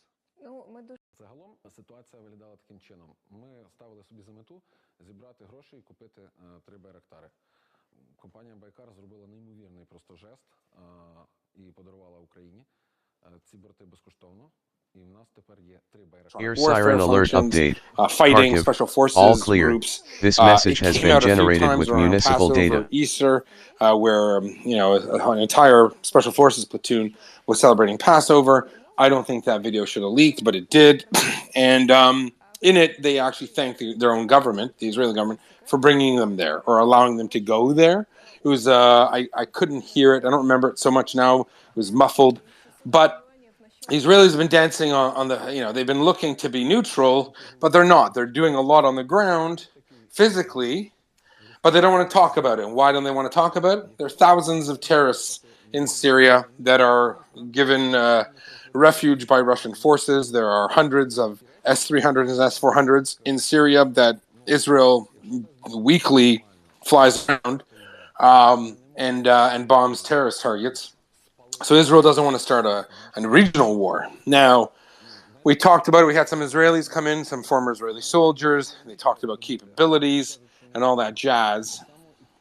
Well, some breaking news out of Israel, and then magically yesterday, this Russian kangaroo court rules that the Jewish Agency is no longer allowed to operate and has to be dissolved, and that's an insult to the Israeli government. There's a new prime minister. He's slightly left of center, or he is left of center, and he was, when he was foreign minister, he was quite vocal about Putin, and so they do this. So what's come out now is that we all, or some of us, might have heard that an enormous amount of moles or spies or Russian sympathizers or collaborators have been arrested or fired from jobs within Ukraine. I don't know if everyone's tracking that. Doman, Osint, Axel, did you hear about this? A bunch of ancient knows. Yeah. Well, what's happened is apparently a certain spy organization, meaning the Mossad, it's pretty much out all over Israeli Telegram and whatnot. They were actually invited in to go through systems and networks in the last couple months, or I think it was 3 weeks ago. And any road that led to Moscow, they turned over the evidence to the president's office, and they caught something like 300 moles. And these are people who are paid. These are the throwbacks to Russian corruption and propaganda that fiddled around in Ukraine. You got to remember, there's still money talks, right? So there are some people. So it now seems to be that since all of Moscow's agents in Ukraine got outed, magically the Russians assumed that only the Israelis could have done it, because the Israelis have an enormous amount of soldiers who speak Russian as a second language because their parents might be born there. And let's just say many arrests have been made. Apparently, it's way more than we know. We're talking hundreds of people who have been collaborating. And so imagine now, with those people out of the picture, what Ukraine can bring to bear against Russia. It's a big deal. It's actually really big. And I said it many times, and we talked about it yesterday. We had a lot of... there was an Israeli channel up, and I went and chatted with them. And I said, hey, can you come to our room and have a chit chat at the Maria Report? And they said, sure. And we were just going through it. Something like 20% minimum of Israeli soldiers, whether they be signal intelligence operators, they speak Russian and Ukrainian and Hebrew, obviously. And who better to go and augment Ukrainian SIGINT and SIG and comms signal communications units than them? But apparently went higher than that. Actually went to the Mossad. And the word on the street here, obviously only rumors. It's just what I've read on the interwebs. And you know what Abraham Lincoln said, don't believe what you read on the internet. But basically, the Mossad was helping the Ukrainians rout out all the naughty Russians, or people who claimed to be Ukrainian and they were actually Russians. And it was quite big. And then magically, court hearing in Russia, and the Jewish agencies closed. And what that means and why that's so annoying to the Israeli public is because for the most part, that actually offers kosher food and religious services and cultural events to Jews in far-flung Russian locales. And these are the Jews who are the descendants of Jewish people who were exiled by Stalin to like Krapistan, Siberia, or some weird place. Anyway, in a bad way, although I'm unhappy that my co-religionists in Russia might have to miss a Hanukkah Latka party, I'm actually happy if it means that the Israelis start bringing a lot more force to bear. And I think they have a good potential to really stick it where it hurts. And it's not in the Navy. It's not even in land forces. It's in the cyber world. It's in the SIGINT communications world. So if anyone wanted to jump on that, it's a big... It'll probably hit the media tomorrow. It's a big deal. It's big news. Often people who play with the Mossad don't end up being on the right side of history. What say you, Axel, Gunny, Clyde? Go ahead. Well, in terms of signals intelligence capacity, our dearly beloved friends in Jerusalem and outside of it are significantly better equipped to suss out moles. And I'm glad that they have yet again shown how this works, because they offered this help beforehand. At that point in time, they were rejected, I think, by Mr. Poroshenko. Perhaps, I actually don't know, but let's pop over to Gunny. Gunny had a comment to make about it. We'll go to Aziz. Go ahead, and then Nina. Don't forget Nina. Go ahead, Gunny. Yeah, look. I mean, Yehuda, this is a really difficult one for me to comment on. I'm not religious. I'm certainly not Israeli. I have absolutely no concept of coming from a culture that has been persecuted to the extent that yours has. So I've got no baseline on that. I'm actually agnostic. The concept of a sky fairy, I'm sorry, mate, is absolutely beyond me. And yeah, I've got a lot of feelings about religion. I don't particularly like it. I'm no big fan of it. However, I appreciate that it is there, and for all the bad things it creates a lot of good things as well. What I would do is I would just jump back to the alleged grain deal, and I would just remind everyone, our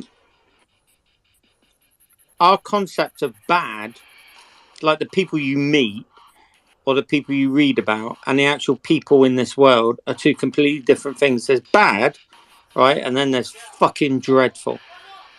There are people out there, and in the military, sometimes you're called out to confront them, who by far and extreme excel your possible concept of what bad is, and that is Russia. So everything that Russia does as a dictatorship, I was picked up earlier for saying he's a bald dwarf. Not really fucking interested. All right, if dwarf hurts you, then get a grip of yourself. Everything that this country, everything that this country does. Well, everything that this country does, and that little fucker does, is potentially nefarious and very nasty. Therefore, you need to treat everything that he does, everything that he announces, as bad, and you need to treat all the people who sign up to stuff as either complicit, at worst, or at best, fucking idiots. All right? So look on this grain deal and just assume he's going to get some kind of military advantage out of it. Again, Africa, he doesn't fucking care. All right? Antarctica, he does not care. Canada, he doesn't care. My local kebab shop, he doesn't fucking care.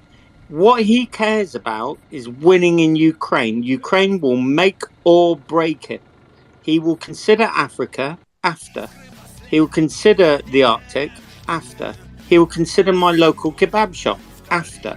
What will decide if he lives or dies is Ukraine. Therefore, everything that he does strikes a deal on. It's to win there. He has to win. There is nothing else. He is the UK in 1940. He is up against the wall. He has no choice. He will die or win on that hill. Okay, That's fair enough. Look at what's going on here. Fair enough. Everything else is secondary.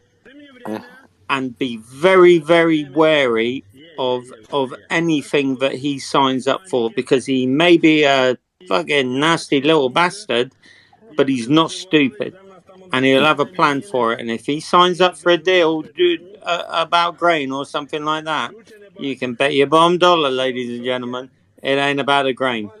He sees an opportunity to try and turn this around, and that's what this is all about. Thanks, Gunny. Appreciate it. Yeah, just for clarity, Israel being involved isn't about religion. It doesn't matter what people believe personally. It just happens to be that the country has an immigration unit called the Jewish Agency. It's not so much about religion. It's more about cultural stuff. It's like having blood pudding and beer and providing it to English people in Manitoba. Who knows? But the bottom line is... pudding, not blood pudding. Blood. My apologies, but it is blood. Am I right?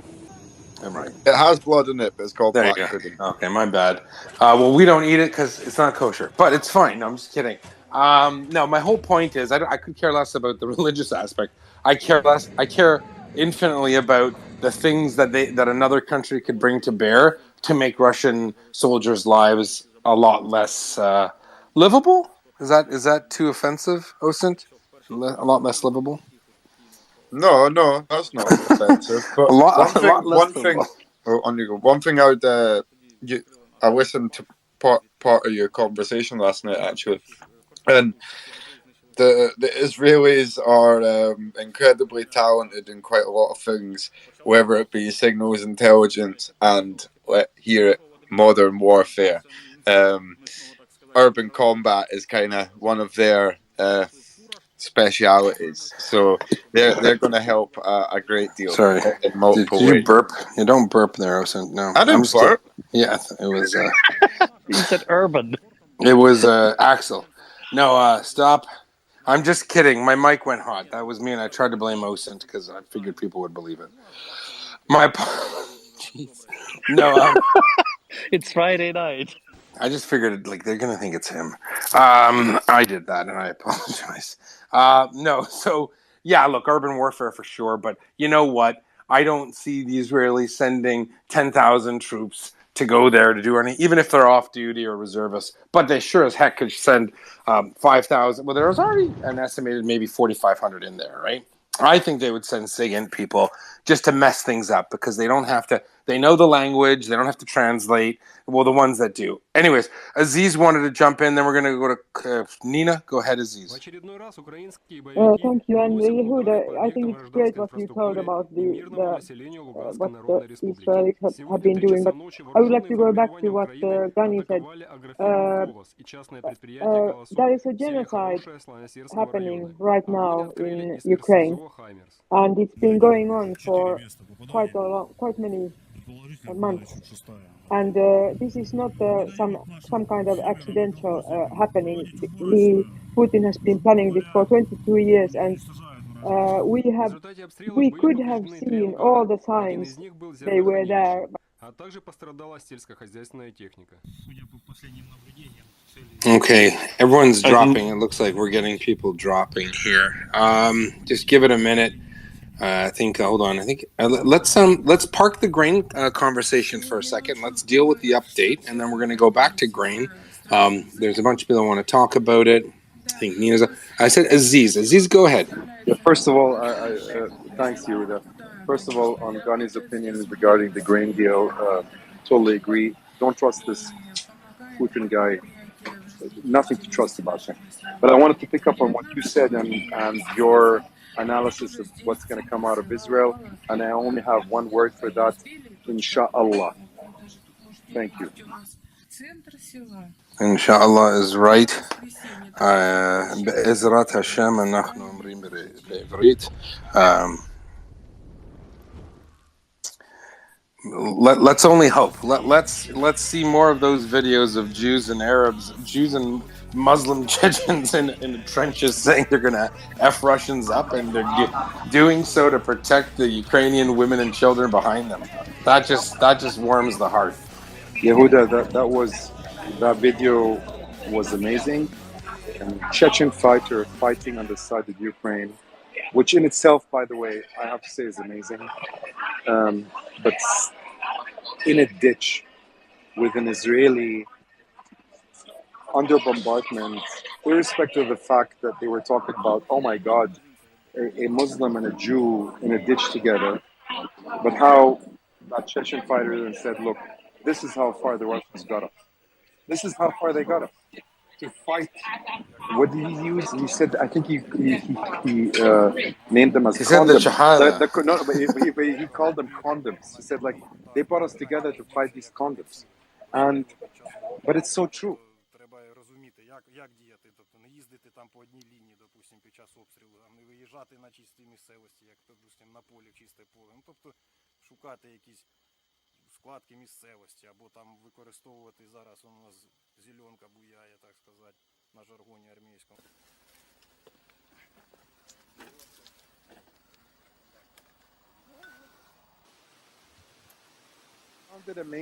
I found it amazing and so strong. And by the way, such a strong, clear symbol of what this is about. This is not about religion or anything. None of that. It's about truthful character, about the right against the wrong, black and white. This conflict, you cannot be more black and white about it in this country. At least not for the last 80 years. It's a simple thing. No, it doesn't matter if you're a Christian, a Jew, a Muslim, a Buddhist, an atheist. an agnostic. I mean, Putin is the Emperor Palpatine of 2022 with less good looks, and he is united people who usually don't get united, and to what end? And I almost, actually, I'm not going to lie, there were a lot of onions in the room when I saw that part of the video where he said, and we're doing this. They're not even from there. Like, we're doing this because Ukrainian women and children are behind us. Wow. Powerful statement. I don't know if Colonel Spencer wants to come up. We talked about some groovy news being leaked in the Israeli media. Obviously, first through Telegram. Some loose-lipped, relative of someone was talking about how the Israelis have been using their intelligence service, Mossad, to find hundreds of moles and hundreds of spies and collaborators with the Russians inside Ukraine, prompting the closure of the Jewish agency. I knew there was more to the story. I didn't know what it was, but here we are. Let's go ahead. John Stewart. Hey, thanks for hosting the stream, everyone. You said probably be in the press tomorrow. I think the way things go on Maria Report, it'll probably be in the press on Tuesday. They seem to be that far behind sometimes. That's horrible. I hope not. Yeah. But my question, you mentioned it actually, was the language thing. So there's obviously been significant Russian migration to Israel. And I wondered how important that is in terms of intelligence and eavesdropping and stuff, having people who may sort of historically know Russian language. Do you think that's played a big part in it? I mean, because I'd love to go over there. I'd love to get involved with helping Ukraine on the ground, but I don't speak Ukrainian, couldn't ever imagine learning it. But to have a percentage of the population that are historically at least Russian speakers, do you think that will be helpful? Absolutely. I mean, you have to remember, Israel's got about 1.8 million Jewish people of Russian or Ukrainian descent. Ironically, a large number of them are from Ukraine, a disproportionate number. But even the ones who are from Russia, especially the younger generation, they don't hold water for Putin. They hate him. The older generation look at Putin as a defender of anti-Nazi values. But I mean, that's few and far between. And what better nation? I mean, not even the Americans have enough linguists. They don't have 10,000 Russian linguists. Maybe they do. Who knows? Who knows that? Who's at Langley in the basement? Maybe John can tell us, or CJ. But these are people that have naturally people who speak to their parents in Russian. Even if they're Ukrainian Jews, they speak in Russian, and they're able to be a force to be reckoned with because they're people with relevant, hyper competent skills in communications. They literally train them from a young age. They have a program in high school. Israel's probably the only country I know of that takes autistic, Asperger's children and helps them hone skills in the computer IT world.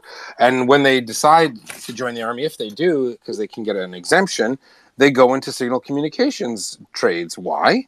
Because it's something they know a lot about, right? So it's pretty incredible. And more importantly, these are things that the Ukrainian army, the Ukrainian nation can use to defend itself.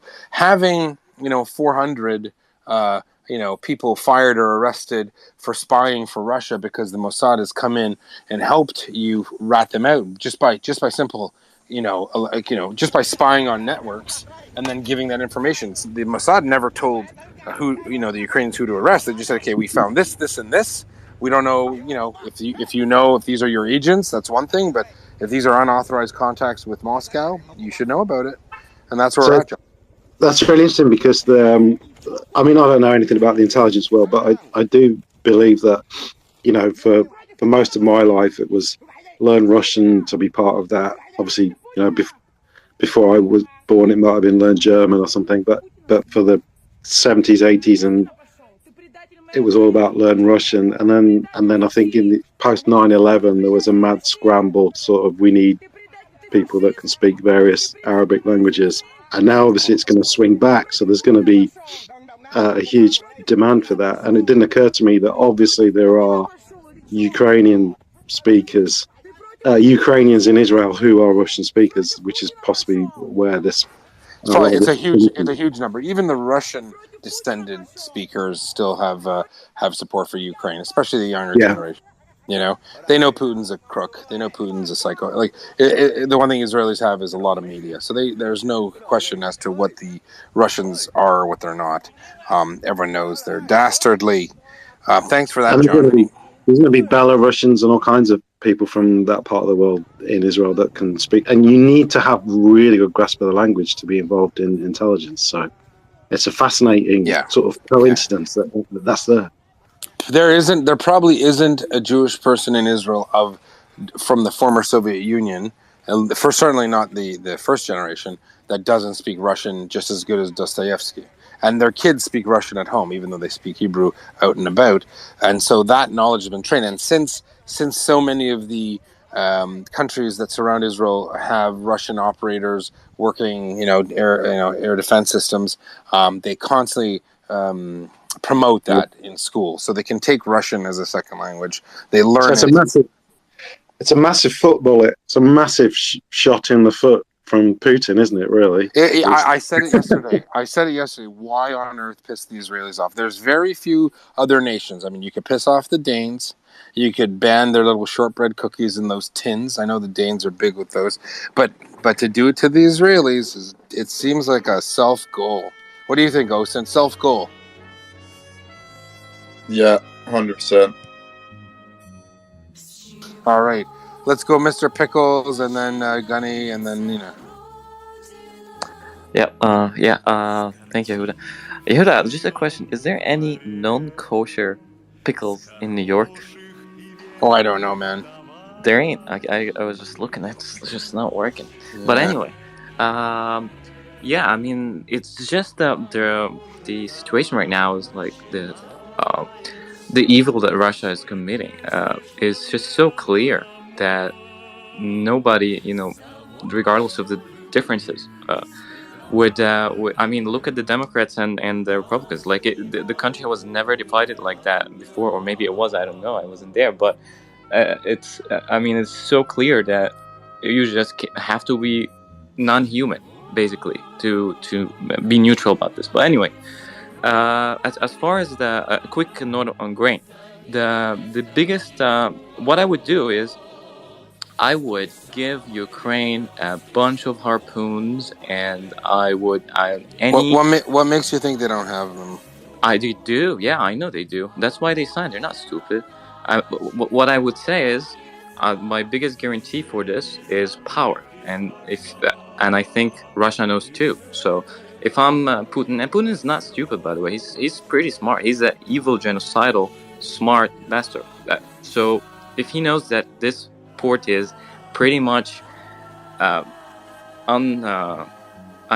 untouchable in a way that he knows now that his army sucks, he didn't know that. So I would be like, okay, what can I get out of it? Oh, PR? Good. Okay. Well, how about or my allies that depend on my grain? Maybe I'll get something from them, And so he was in a position where he's getting nothing out of this, and now he might get something. And there's so many cards, there's so many things each party could get that it's so easy for this to happen. And but at the same time, it's just weird. So I would say just a bunch of Omar, that's it. Omar, you nailed it. He's doing this for PR. He thinks he's going to get a victory. It's not going to help him militarily. I don't believe it will. There's no such thing as a secret attack by a Russian. Everything they do, if you don't trust the Ukrainians, trust the Americans. They know, when a Russian officer takes the poop, they probably know about it. So this is one of those situations where we shouldn't worry about. I personally think the best thing that could happen is the Russians renege on the trip, because they'll lose their PR advantage because they made an attack, and they'll lose whatever. I mean, those landing craft don't just disappear. They're not stealth landing craft. I mean, we can see them. We can pay a few dollars, or 100 or 1,000. I don't know. Maybe Osint will tell us.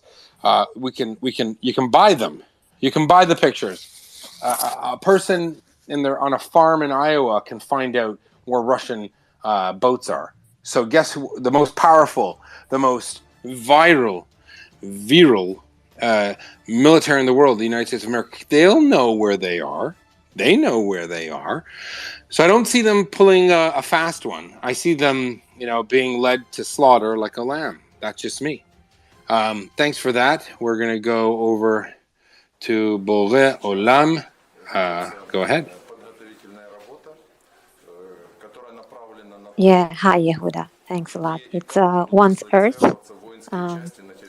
Just to get back to Mr. Pickle really quick, since he was so worried about where to find non-kosher pickles, you can find them at Teresa's Greek store in New York. Or Well, why would you want to find non-kosher pickles? I don't get I it. don't know. What's Kosher the pickles are He halal. came up with that, so I'm just trying to give him No, like it's a joke between us. It's an inside joke. Oh, it's an inside joke. Oh, I'm sorry. I took it as an outside joke. To get back no to, problem. I didn't get the joke either. To get back to the discussion, I think there's nothing surprising for the Mossad intelligence community to collaborate with the Ukraine government. But why? Why do they want to help Ukraine? Because of principles that go beyond the simple questions such as why. You've been in the business long enough to know why, right? הייתי בצבא, כן. אבל, tell our room, what does the, I assume you speak Hebrew, what does the average Israeli do? Do they buy the Putin mythology? Are they South Africa, Nigeria, China? No, absolutely not. Why would they buy the Putin? I'm saying it for the benefit of the audience. A lot of people are from What religion is Zelensky as well? What religion is Zelensky? And what's he been portrayed out? No, and he's been portrayed to be something else. No, he's Hebrew. What do you mean? What religion he is? He knows. He's saying he agrees with you. He's asking again. We're speaking to an audience that doesn't know necessarily. Okay. Oh, okay. So actually, okay. So this isn't the Yehuda and Osint, show. We know, but not everyone else knows. Okay, so basically, the population here is very much pro-Ukraine because of so many roots and connections that date back historically to. Sorry, when you say here, where are you? Oh, I mean Israel. Okay, sorry, I just wanted the audience to know. Yeah, sure. Okay, sure. So just saying hi from Tel Aviv and Shabbat Shalom to all of you guys. Basically, it's a weekend just started for us. So wishing to all of you peaceful and blissful weekend. Thank you. And city beach in the world. It's a beach city. So tell us about Tel Aviv. The average, you're going down Dizengoff, you're having a good time. Are people talking about Ukraine? It's not like at the Maria report. I have to be honest, but it's let's say it's not yet. It's not right, but it's a usual. It has become a usual discussion, and of course, because this war has impacted many other things that all of us are aware of, especially on this space, and it's. So tell us what about the news that came out? The Jewish agency Sochnut, it's closed. The Mossad were helping find Russian spies. What's the Israeli reaction on the street? I think I shared that with Axel but about 3 hours ago. So well, share it with me. I just got here. I'm so sorry. Here we don't go wow when news about our intelligence comes out, right? We don't just go out in the street and pull out the hair, Yeah. It's a usual, it's business as usual, so it's not something like. So on Israeli Telegram, I'm reading people getting mad. They're saying, why?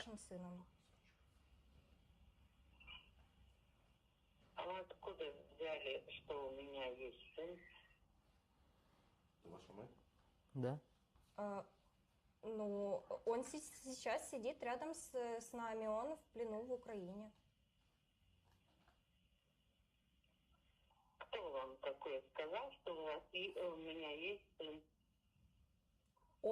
No, we have an expression. We say, "Let the dog bark and keep carrying on." So Yeah. we'll just let the dogs bark and we'll keep carrying on. That's it. So are you proud as an Israeli to know that the Israeli government, Mossad, is helping Ukraine defend itself from a genocide? How do you feel as an Israeli that Holocaust survivors that are 92 get killed in a Russian airstrike in Kharkiv at the beginning of the war? Like, what does that say to you? It's terrible. I still have an uncle alive from the Holocaust, and his first two names are half Muslim and half Jewish because of where he was stationed and why he had to bear a Muslim name and his actual original Jewish name.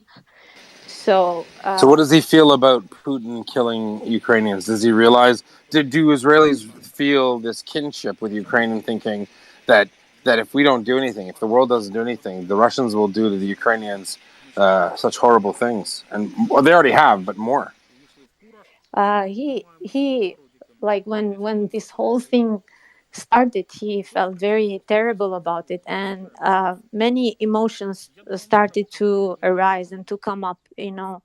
Not just for him, but I think for other survivors of his generation, and then reports later on as months passed by, and of the many atrocities that came up, he felt so bad that, like, as a humanity, we are still here, like we didn't learn anything from history. No. Do Israelis know? Do they see the pictures of Ukrainian civilians like shot, tied up, thrown in a well? It reminds me of the Holocaust. It reminds me of the Nazis in World War II, what they did. And of actually, course. Is that something that resonates? So we know, we actually have reported on signal intelligence that showed that certain units, one was a Chechen battalion that was loyal to Kadyrov, that were their job was to murder civilians. That's exactly identical to the Einsatz group in the Nazi military group that was meant to murder Jews in the fields of Ukraine. And it looks like it's happening again. The difference is they're not looking for Jews, they're just looking for anyone who's Ukrainian. Does that impact the Israeli psyche? Of course. And you check the news like most of us, and you've seen the front lines of the Jerusalem Post or the Times of Israel. They're very much updated with all the atrocities that happen in Ukraine, and they try to portray them within minutes of them occurring. So especially online. So what would you, as an Israeli woman, like to see? Would you like to see Israel take a much more open stance, or are you happy for Israel to provide support quietly? But we've seen the videos. We've seen at Pesach. We saw the video of the I think it was like former Seret Matkal guys, like giving berachot for Pesach and saying thanks to the government of Israel for allowing us to be here. If I was Israeli, I would be super proud. I would think that's awesome. Because I think, what do you think? No, I think it's awesome, but I just want to add that since you asked me personally, I like to stay on the quiet side. I think some of the best works happen quietly, and when the wars are over, you will hear about it in some nice novels or some nice books where it says like true story. What the Israelis really did to help the Ukrainians. So would you be happy if you found out that like thousands of Israelis went to help Ukraine? Of course, why not? I mean, I'll be very proud. Thank you. Shabbat Shalom. Let's go over the power of the people in the tall grass. And there's a typical Israeli response. I'd rather do it from the sidelines. No one needs to know it's me. But maybe they'll write a nice novel about it after the war. Chazaku Baruch. Gunny, go ahead. Yeah, hello, mate. Look, you and me are going to fall out here, and I want you to take this in the spirit that it's meant. Can you tell me how many tanks, artillery weapons, anti-tank weapons, etc., Israel has provided to Ukraine since the start of the war? That would be my first question. 83. Okay, 83. So, Israel is a state built upon a nation of people that know what it is to have a genocidal maniac try and remove them from the face of the earth. Yeah. And have sought, rightly so, to establish themselves as a nation state and have the ability to defend themselves against anything like that happens in the future. Would that be fair? Absolutely. Yeah. Sorry, was that directed to me? Go. Let it be directed to you, Gunny. I made up the number. The reality is, there's no heavy weaponry provided by Israel. It's only signal intelligence and soldiers, and that's all done by soldiers who have volunteered to do it. And please do remember, Gunny, that Israel doesn't have 83, Neptunes or 83 M70, M777s that they can give to Ukraine, because they're surrounded by people that want to murder them.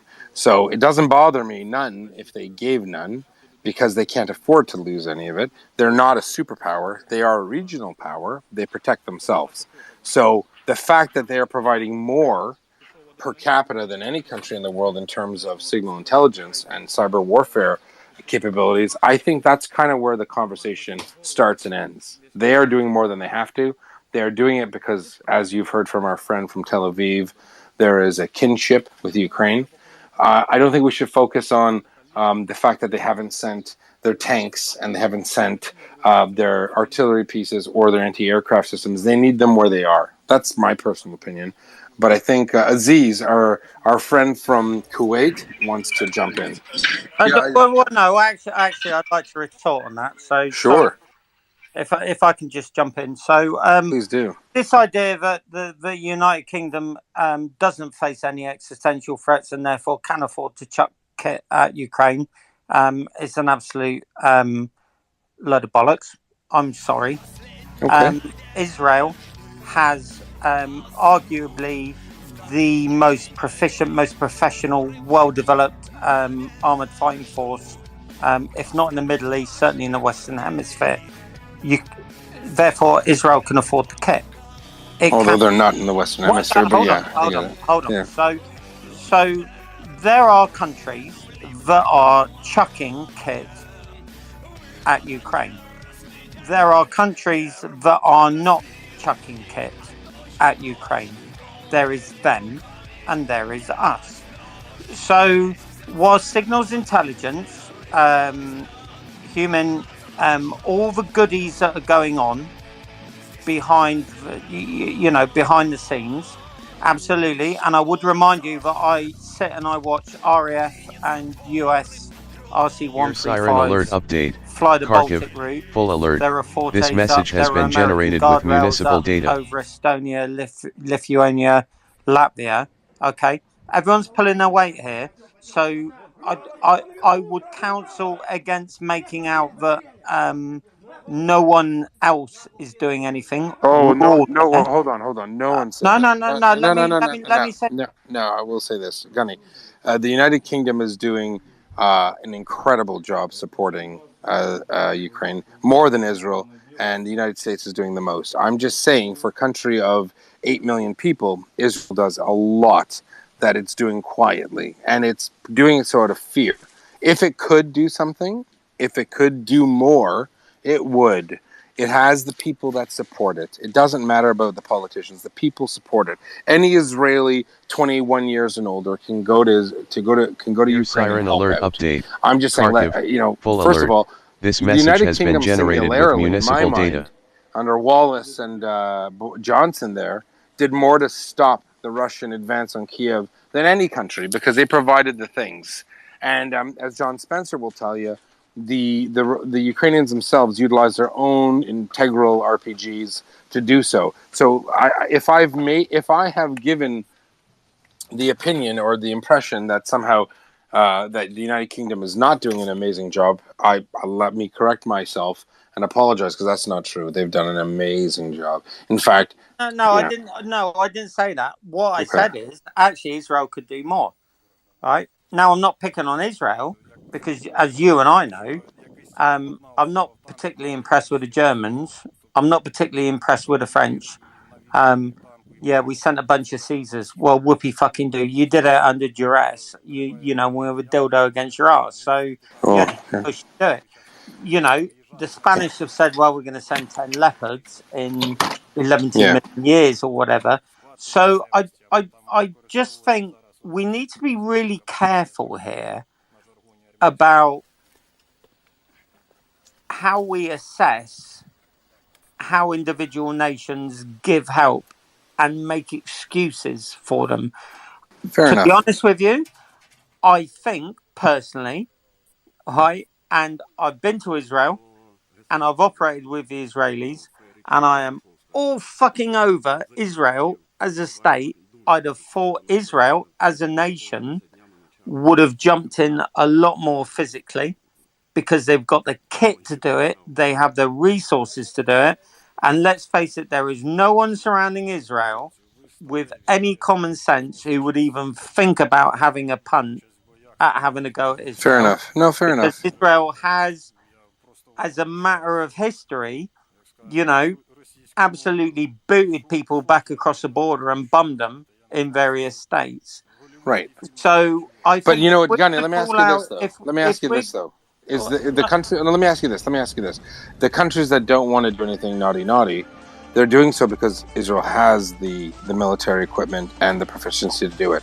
I think the only thing that they can offer, separate from the Americans, really, is manpower, and that's what they're giving in spades. That's my point. And my point was that they actually are providing signal. So at the end of the day, those computer nerds, bleep, blop, bloop, that can go in and spy on crappy people who are collaborating with the Russians, I think they found their niche. I mean, is Israel going to send, if the United Kingdom won't send uniformed soldiers and the Americans won't send uniformed soldiers to work these weapons, the Israelis certainly can't be asked to do that. Am I correct in that? Well, how much could the IDF spare 30 Merkavas with spares and put them in the field? I'm not sure. I don't know the answer. I don't know if they could. How many tanks? How many tanks do they have? Are the Syrians going to have a punt at Israel? Is there any chance that some kind of armored thrust is going to come up out of Beirut for some reason? No, are the you're Egyptians going to? So my point is, it's all well and good for various nation states to big up their contribution. But that's the thing, they're not bigging it up. No, bear with me, mate. Yeah. I just think that if we're going to be fair and across the board, if we're going to call out the French, if we're going to call out the Germans, if we're going to call out the Spanish, and we fucking well should do, if we're going to call out the Italians, if we're going to call out the Greeks, if we're going to call everyone out about failure to supply physical assistance, all right, and SIGINT is covered, right? You only have to put Forte, RC-135s, guardrails, the Aries up, everything like that. That is all covered. If we are going to actually say by what measure, when the chips were down, did nation states give physical assistance, which the Ukrainians need, and that means tanks, guns, all the vital stuff. Let's just be brutal about it, and let's just say a lot of countries are not fulfilling their obligations under a moral. Right. No, I appreciate it, but Gunny, you know what, Gunny? The reality is that one country that's not bragging about anything is actually Israel. Israel's doing the exact opposite. They're providing soldiers, they're providing signal communications intelligence, and they're not bragging about it. So France and Germany might say they support Ukraine, but Israel's not saying it supports Ukraine. It's doing it quietly. There's the difference. That's what we're trying to say here. This is a country that doesn't say anything, but it is doing. So they're walking the walk, but they're not talking anything. And that's the thing that, as an outsider, as a Canadian, I find it really weird that the Israelis don't want to get political capital here. What they're doing is the exact opposite. They are sending special forces units who have ostensibly resigned their commissions, and they're no longer members of the Israeli army. And those dudes are fighting. They're fighting Russians. I don't see the other nations in Germany and France or even the UK cutting loose a battalion of soldiers who will wear Ukrainian uniforms. The Israelis are doing that, and that's what's really important. So I want to, that's kind of the part that I want to discuss. So we've got, oh boy, a lot of people coming in. Aziz had his hand. Взорвали, 12 человек ранены. У вас сейчас там все серьезно идет. 3 русских погибли, 12 раненых. А наша Украина, наша взорвали, ЗСУшники. Енергодар – це Україна.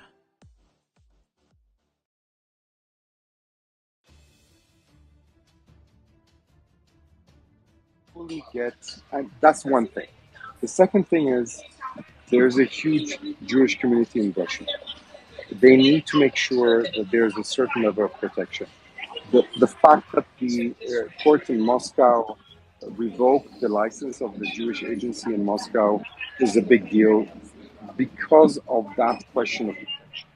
And the politicians in Israel are walking a very thin line here because I think their heart is in the right place. But they can't just go out and risk the livelihoods, the life probably, of many Jews in Russia because of the situation. And given the situation we're under, I would not be even surprised if things would turn around and suddenly Jews are the enemy of Russia. I mean, Lavrov was not far away. It was not too long ago. Maybe Putin pedaled back, but I think the mentality is very clear there. So far, Israel is in a very difficult position, not because of where they stand in respect of what they want to do and what is right, but I think Israel is in a situation where they really need to weigh up how they react to Israel. And saying we're going to give 35 Merkavas over, it's not that simple. Gania, as I understand, you're a military man. It doesn't work that way.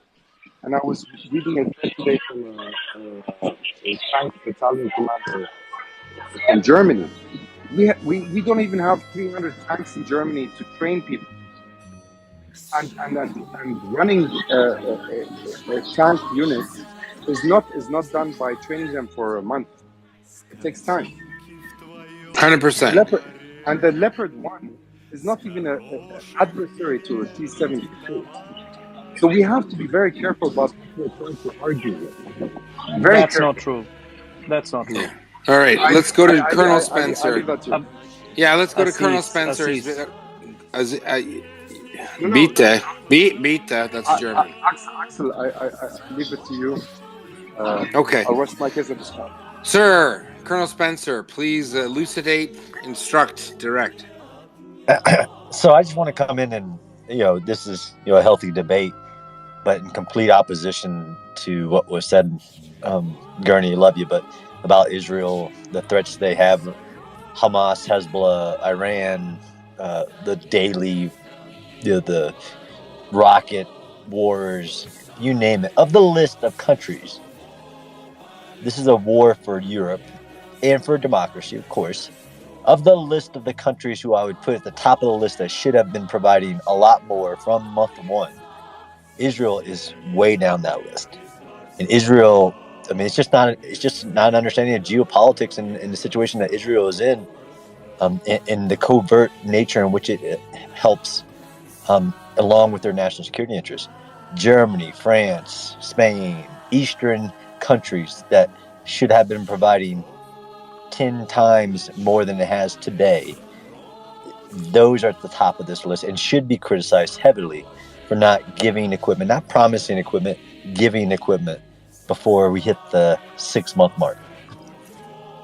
So could Israel give 30 Merkavas? I say no. I think that's silly. No, absolutely not. If you understand the equipment set, the reserve formation, the limited active duty formation it has to ramp up in hours. They do have legitimate threats all around them.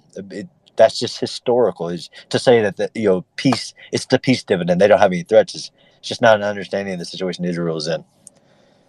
John, what do you think? Let's give the French abuse. I'm all for that. Yeah, exactly. I mean, that's the point here, isn't it? We are habitually on these spaces conditioned to abuse the French and abuse the Germans and abuse the Greeks and abuse the Italians. Okay, there's a genocide going on. A genocide is not strictly contained within Europe. So for me, for a nation that has experienced a determined effort to remove it from the face of the earth, and that's what happened. One madman with a genocidal need and a country behind him to carry out an act of reprehensible inhumanity. Any country that fails to face up to that is despicable.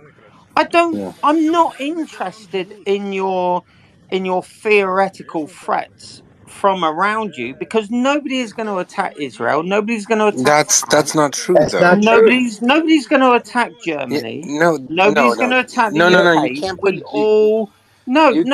Let's call it out for what. No, but you can't put Israel in the same category as Germany and France for being attacked. That's just crazy. When's the last time rockets were raining down on Berlin?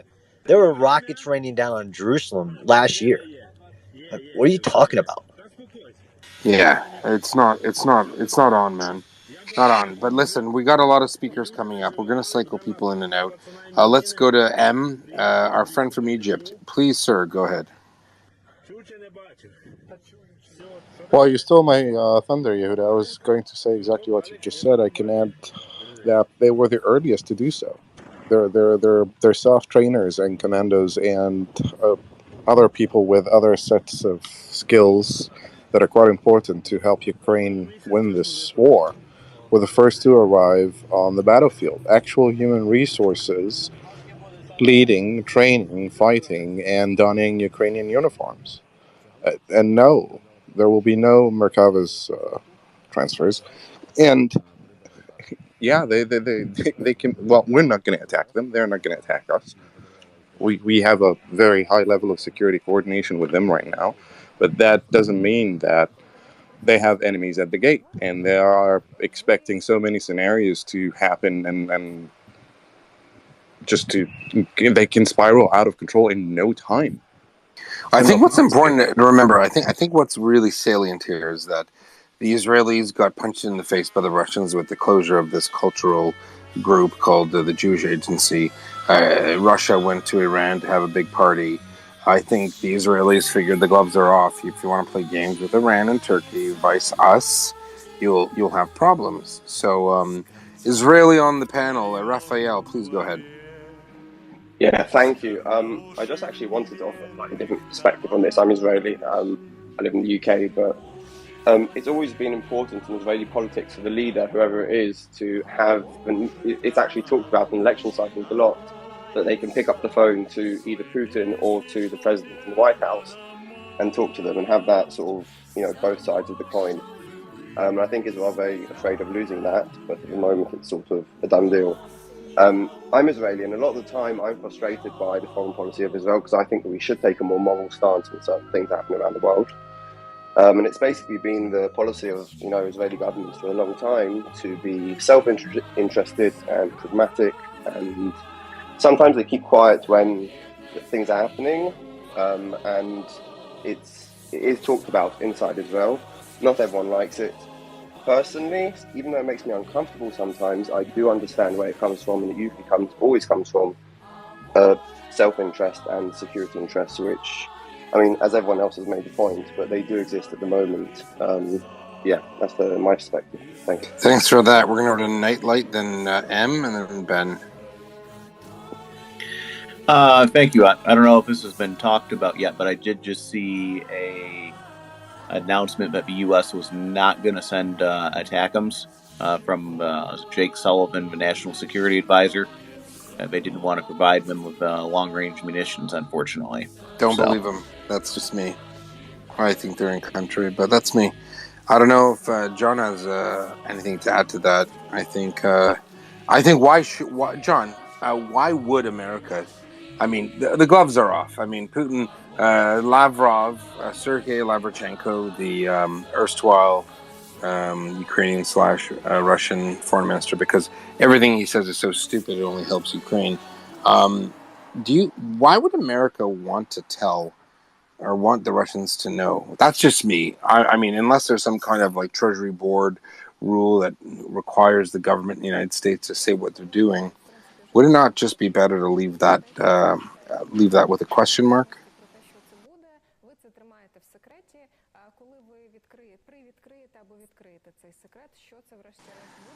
John, would it not be easier to leave a question mark over what the Americans are giving the Ukrainians? Do the Americans, are they required to tell everyone? Because I wouldn't. Like, I mean, it seems like a silly thing to advertise. Well, I'll just jump in here since he's not saying anything here. Yeah. Why wouldn't we? Well, there's a lot of things we shouldn't do, but we tell people anyways. From the beginning of this whole crisis, telling the Russians all the time what we won't do. So, yeah, I mean, why not also tell them what we won't do now? Because we keep negotiating against ourselves. Yeah, but the thing is, I think that their purpose. I think it's not 5 minutes to 12. It's like 50 minutes past 12. So I think that first of all, there aren't 12 HIMARS platforms in Ukraine. If you have a mathematical brain, or you can count, and you know how to look at a map, you can realize there are more. So the Russians don't know exactly how many HIMARS are in country. I don't think that the rounds required are there either. Before I go on, let's go to M and then Ben, and then we'll hopefully circle back to John. Yes, very quickly. Israel and Russia have always had a very complex and a very complicated relationship when it comes to diplomacy, when it comes to statecraft, when it comes to intelligence and counterintelligence. So I would say that someone in Israel is quite fed up with everything that is happening in Russia and everything that's happening by Russia. And maybe that explains the timing. There's also elections coming up. That could explain the timing as well. And frankly speaking, by just announcing that their joint SIGINT cooperation with the U.S. government managed to help Zelensky conduct an efficient house cleaning, should be looked at as quality versus quantity, right? SIGINT remains the cornerstone of good intelligence, especially if it's verified and it's attributable, right? So let's focus on quality instead of quantity, people. The argument here is it doesn't hold.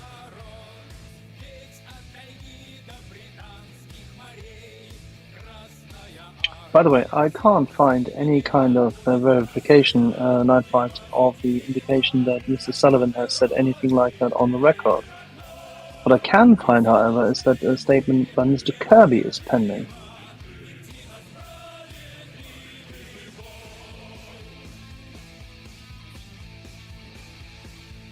Yeah, who knows? We're waiting for Gunny to come back on. He got disconnected. We have a problem with the connections. Colonel Spencer was dropped off as well. Gunny, we did not boot you. We are losing the entire speakers panel. Osen, please tell Gunny that. He thinks that maybe he got dropped down. We've lost Colonel Spencer. We've lost, geez Louise, a bunch of people. Ben, go ahead. I'll wait for Colonel Spencer to come back because of the question for him. Okay, fair enough. We'll go over to. By the way, Axel, I just received a space warning, so we may have a crash in a minute. Let's just wait what happens. That's what it is. So we're getting a crash. Or not. Wait a minute. Maybe we need to just go ahead and make a new space. Well, let's bring up bloke, Colonel Spencer. Hello? Sir, we lost you there. It's Axel's fault. He didn't pay the phone bill. We apologize.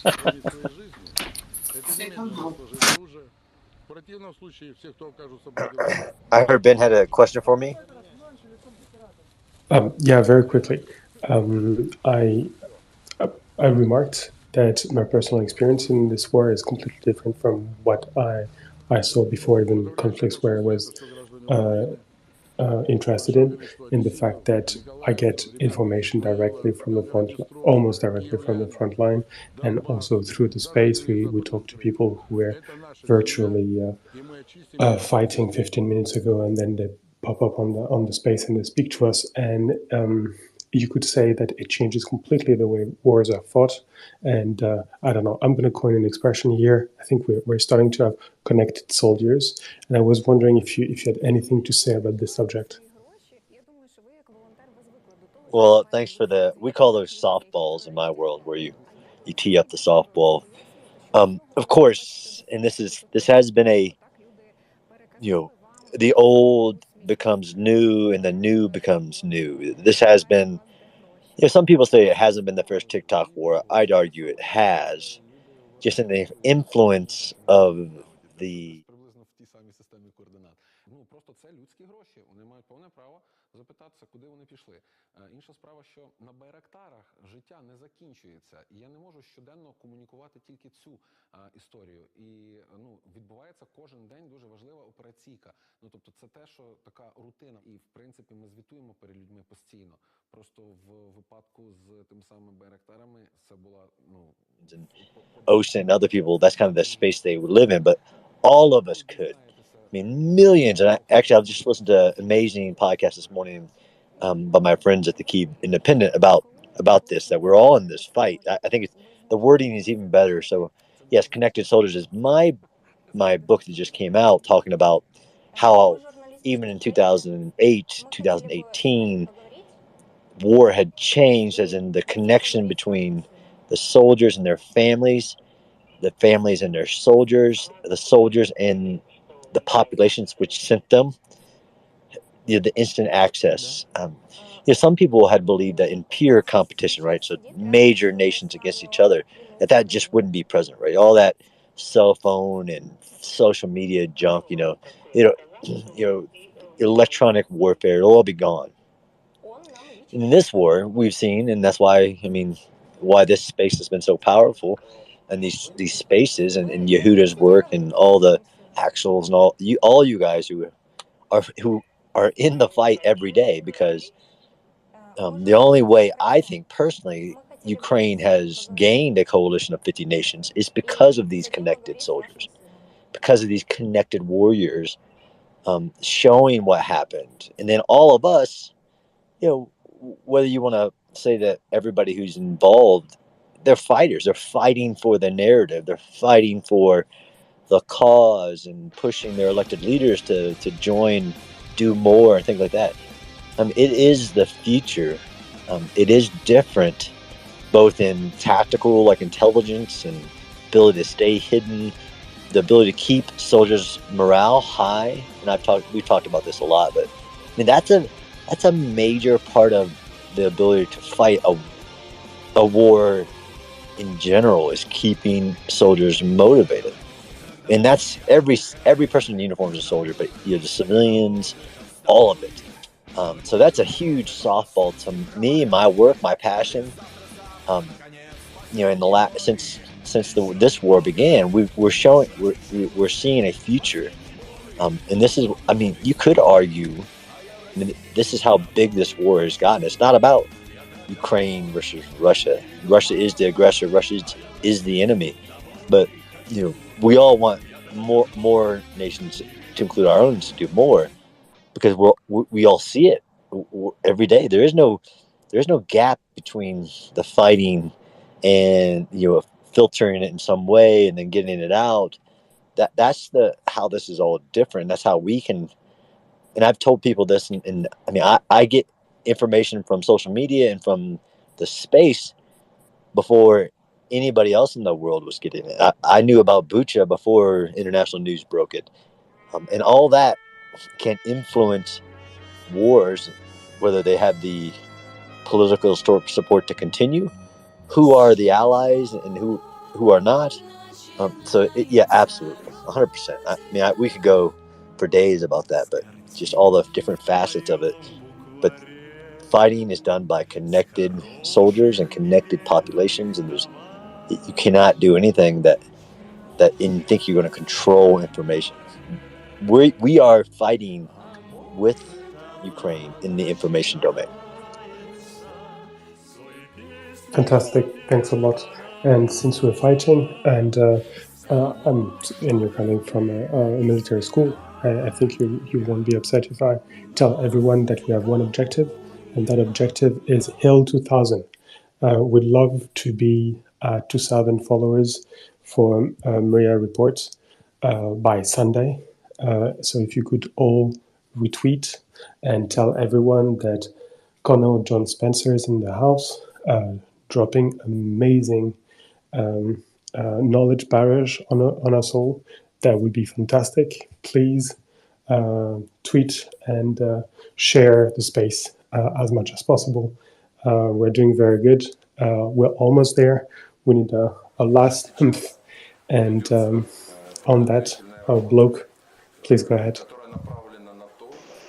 Yeah, I just wanted to return to this whole grain deal. I've heard this said once, but I don't think it's been explored enough in depth. And that's that, couldn't this just be Russia's attempt to open the Dardanelles?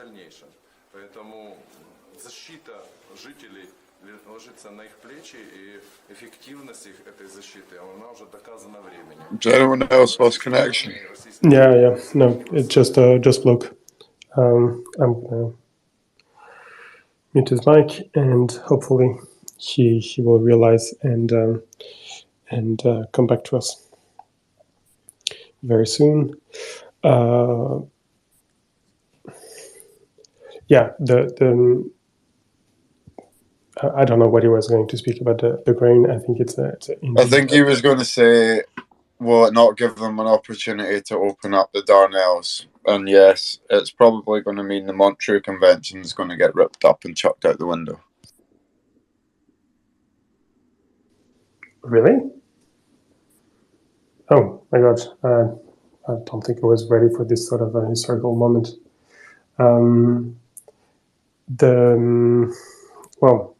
Sorry, I need to put my brain together. Yeah, Bloke is coming back, and someone, I don't know. Yep. While Bloke is connecting, that's yet another opportunity to retweet the space. Did anyone hear the question, or because I lost audio and I wasn't sure if it was? Yeah, you said might this be the attempt to open the Dardanelles? Correct. And did anyone address it, or do you want to shelve it for a while? Yeah, it's tricky. I mean, why would he only need? Why would this be his best opportunity to do so? Well, because he can start babbling about escorts, minesweepers, and stuff like that. Oh, we know where the mines are. Let us bring our minesweepers in and do all sorts of nonsense. Yeah, he can't. The agreement. That's the point.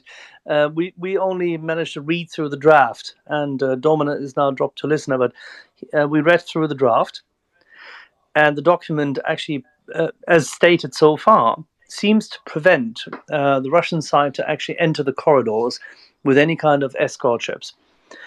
And it seems to prevent Russian minesweepers to be engaged in areas where the Ukrainians have laid their own mines. That's what it seems to indicate. And in terms of softening up Montreux, there I think would be better options for it. And also, if and when Putin were to do so, in order to redomicile and take back ships which are previously associated with the Black Sea Fleet into the Black Sea by means of having the Bosporus opened, the agreement by itself does not justify bringing anything else than minesweepers into the Black Sea. So those additional Slava class ships which he would want to have there, he could not bring in there. If he were to try to force it, Turkey should technically under Montreux not allow it. If it were to do so, I'm quite sure the US Navy would send an Arleigh Burke class vessel in there, plus maybe another 2-3 surface vessels, plus one Royal Navy. so he wouldn't win anything with it. No, already. It's just my first take, and I'm okay. As my grandmother always said to me, I don't trust the Russians around the corner. So, we'll see. But I'm with curious. You, mate. I'm with you. Okay. All right. I'll drop down. But the deal in itself, and there I agree with you, the deal in itself is not kosher. Yeah, something's up. I don't trust them. We'll see. Okay, I'll drop down. Thank you. Fantastic blog. Thank you very much. Yeah, food for thoughts. New speakers are coming up, such as Clyde. I'd like to remind everyone that we're very, very lucky to have Colin John Spencer on board. He was in Ukraine not so long ago to write history sur le vif. So if you have anything to ask him about the Battle of Kiev or the opening shots of the war, and anything military in general, that would be very appropriate, and you're more than welcome to come up to the panel and share with us your questions. Meanwhile, Clyde, go ahead. So on this, back to this deal, just from a layperson, thinking about what everybody's been saying about the Russians using it to basically open a corridor to Odessa, and could they do that or not? It seems like, just from a layperson's perspective, that possibly the way to counter that is if you had the long-range missiles everybody's been talking about, wishing they had. And is there potential that could be in the background part of what's going on? Is that there's been some reassurance struck that before this would ever take place, that they would have, I think you call them ATACMS or whatever, the long-range missiles that basically would make any approach to Odessa be incredibly foolhardy, right? Does that make sense? Well, the ATACMS are not necessarily missiles you would shoot at moving targets. So I don't see the linkage there in terms of argument. Okay, all right. I didn't realize that. I mean, I suppose it could mean that if something did happen at Odessa, that it could justify, opening up on Sevastopol, for example. That's a different thing. That's a different thing. Sevastopol, there you have a good point. Technically, the jetties or any kind of ship or vessel docked in Sevastopol could obviously be attacked by ATACMS, no question about it. And we discussed it earlier today, yet again in the space. Yeah, so I guess the question is in the background, we don't know that they have them yet. We don't think they do, or there's been insinuations that they do, but we don't know for sure that. But if they did, if they had them in theater, then all of a sudden this, the Russians are going to be much more at a disadvantage in anything happening in the Black Sea because of that threat that you just talked about. It seemed to me, but thank you. I think you need to be a bit, what's the word? I wouldn't say skeptical. I'd say just be careful on the assumptions that people are making here. People are assuming ATACMS are in theatre. There's a statement that's come out from America today saying that ATACMS will not be provided, right? Now, let's go back to the HIMARS debacle. HIMARS will not be provided because they did not want long-range missiles being fired into Russia proper. And the agreement was, when these were handed over, that the Americans and the country who initially owned these pieces of equipment would give pre-target acquisition data. Any pre-target acquisition data that wasn't theirs had to be verified by themselves and checked 2 or 3 times before that position could be fired upon. Therefore, if you give them ATACMS, I am not too sure the Americans or the Brits or whoever would ever provide it would allow them to fire upon Sevastopol. I think people really need to be careful about this. Sevastopol, no. The Kerch Bridge, maybe. Is the Kerch Bridge a target? Probably not at the moment, so let's not even get into that subject. But Sevastopol is well off the menu at the moment. It's not going to happen. So let's not speculate about that either, because They don't even have the ATACMS. And the Americans coming out tonight and saying that the ATACMS won't be provided might be a signal to mean that the ATACMS won't be provided. They haven't. Might. I just checked. There's no on-the-record statement by Jake Sullivan. There's an indication by a UK newspaper, and that's all. And that's by one journalist who said it, and he was not part of the press gaggle, and Jake Sullivan didn't have an on-the-record press gaggle. I just went through it. Kirby is about to speak, and I think Kirby should be trusted. Yeah, no, there we go. Well, if Kirby says there's no ATACMS, or if Kirby says I'm not going to answer that, then we can maybe start making our speculations then.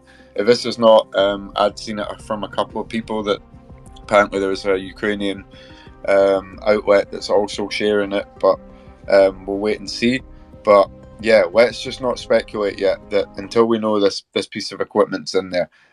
Let's just, if we're going to speculate, let's make speculations about what they can do with the equipment we know they have, i.e. HIMARS. Let's make them assumptions and speculations rather than let's war game out a situation that may possibly well not even happen. So just sorry to rein everybody in and rain on everybody's parade a little bit there. I just I think this ATACMS debate is becoming a bit pointless at the moment because there's not even any indication to say that they're going to get them. So until the Americans say they're going to get them.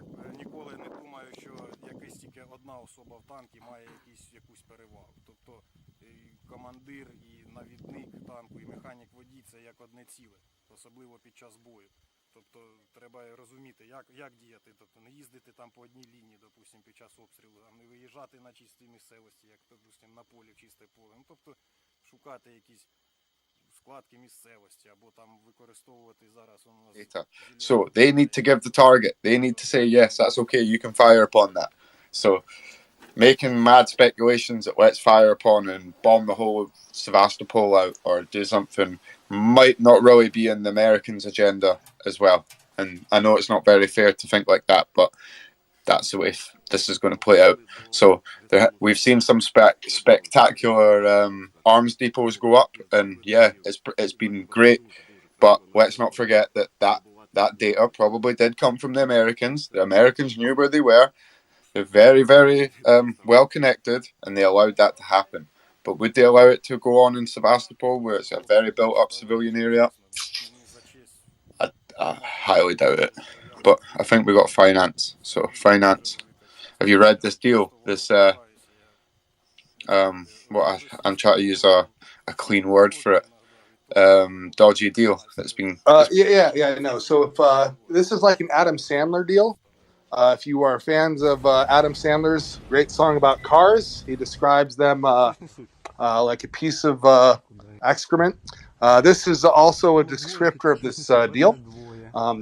Gunny we had on earlier, and I asked him about the security guarantees. We'll just say there aren't any. I'm very busy. It's Friday afternoon, always busy time for me. I'm trying to get an article out just to explain to everyone. Look, you can't do business with Russians who set up humanitarian corridors and then bomb them and shoot at them. If you missed it in Ukraine, where they set up humanitarian corridors for a number of cities and then cars showed up being shot at with dead bodies on the road. That's who we're talking about. This isn't the first time they didn't just do it in Ukraine. Russians helped the Syrian regime bomb humanitarian corridors in the Syrian civil war. So I trust the Russians about as far as I can pick up the entire country, being the largest in the world, as one man and throw it somewhere. So not at all. It's being brokered by President, using the term loosely, Erdogan, who I trust about as far as I can throw him off a short pier into shark-infested waters. So this isn't a deal. This is a publicity stunt. I will be optimistic if this turns into a roadmap for a deal and actual serious negotiations come out where the security guarantees come out, they're the real deal, and the military guys, yourself, Colonel Spencer, Shipyard, all the guys who talk about ships, Gunny, are like, this is actually sounding.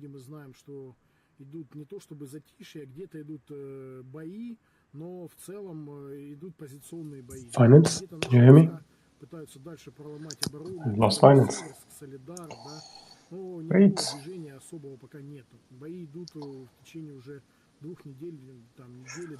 Okay.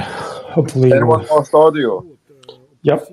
Yeah. Oh, I Everyone. can hear you, Ben. Good. I thought I was in the dark hole of abyss there.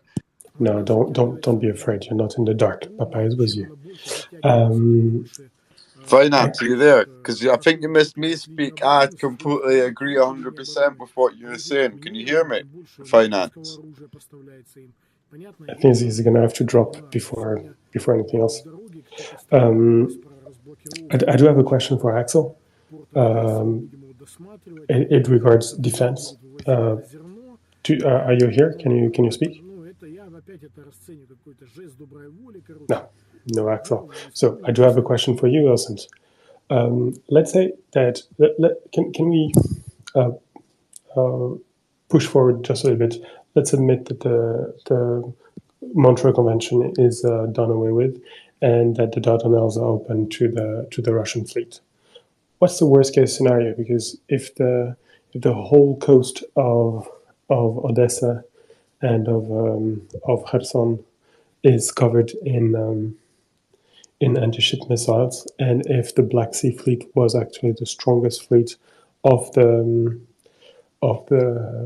Russians, and if now the Ukrainians have those Malloy drones that can attack submarines, what do they have to fear?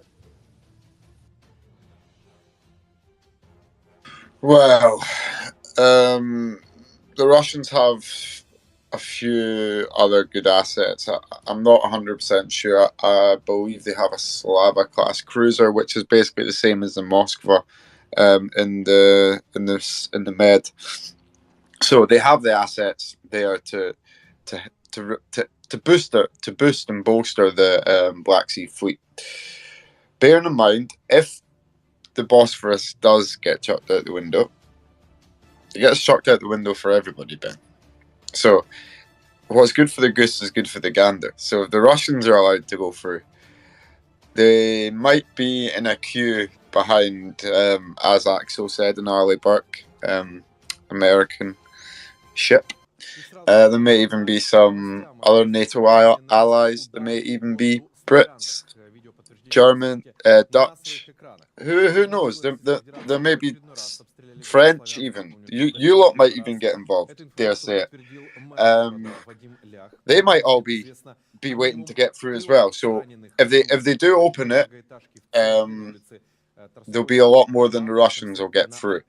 My worries on all of this is that the Russians use the grain convoy as a cover for their sneaky, slimy operations.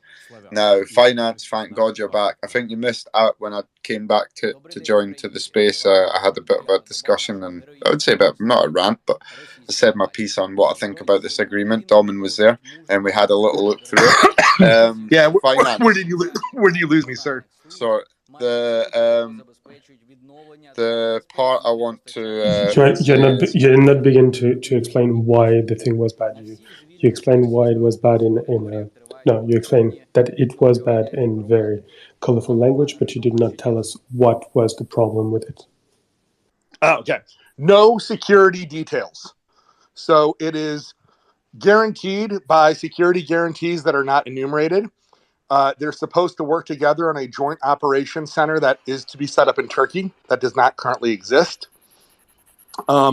Demining, there is no specific details on how that's going to work, who's doing it, who's in charge. And there is no sanction mechanism on Russia, because let's be honest, you can make it bilateral. Ukraine's not going to do anything. But there's no sanction mechanism for if one of the parties decides to start shooting, say, ammunition or things that go boom at a ship carrying grain. There's also no serious insurance elucidated, and who is going to want to insure a ship with zero security guarantees going into a war zone through a corridor of a country that has respected a no-fire corridor never in basically the last decade. So this deal is not worth the paper that it's written on, and it wasn't worth the plane ticket, and especially not the private jet that UN Secretary General UN Guterres took to go have it signed in person. That was disgusting on his part. Finance. Did you see one of the final parts of the agreement says this agreement will allow Russian exports of grain and fertilizer via the Black Sea will now be facilitated. So, in essence, by signing this agreement, it then allows Russia to now export any of the fertilizer and grain without fear, or I'd say probably a loosening of the sanctions as well, to go through the Black Sea. So, yeah, to be honest, it only lasts for 120 days. I don't know if you've seen that. This agreement only lasts for 120 days. So it's going to take at least probably 60 to 90 to demine, probably even a wee bit more, depending on how many mines have been laid. And then that's taken into account, hoping that the Russians aren't then relaying fresh minefields behind you.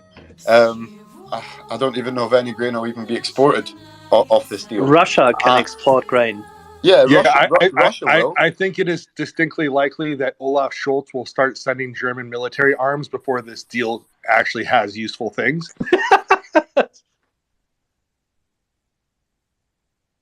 Finance, I love you. You're right. But the key thing, also, and you had it there, is that Russia is, as soon as the joint command post is set up, and that technically could be tomorrow, if they just say, here, put a brass plate out somewhere, and we have 3 people manning it, thank you. By that time, they could export stolen grain, which is why I called this dang thing earlier today the Great Grain Heist.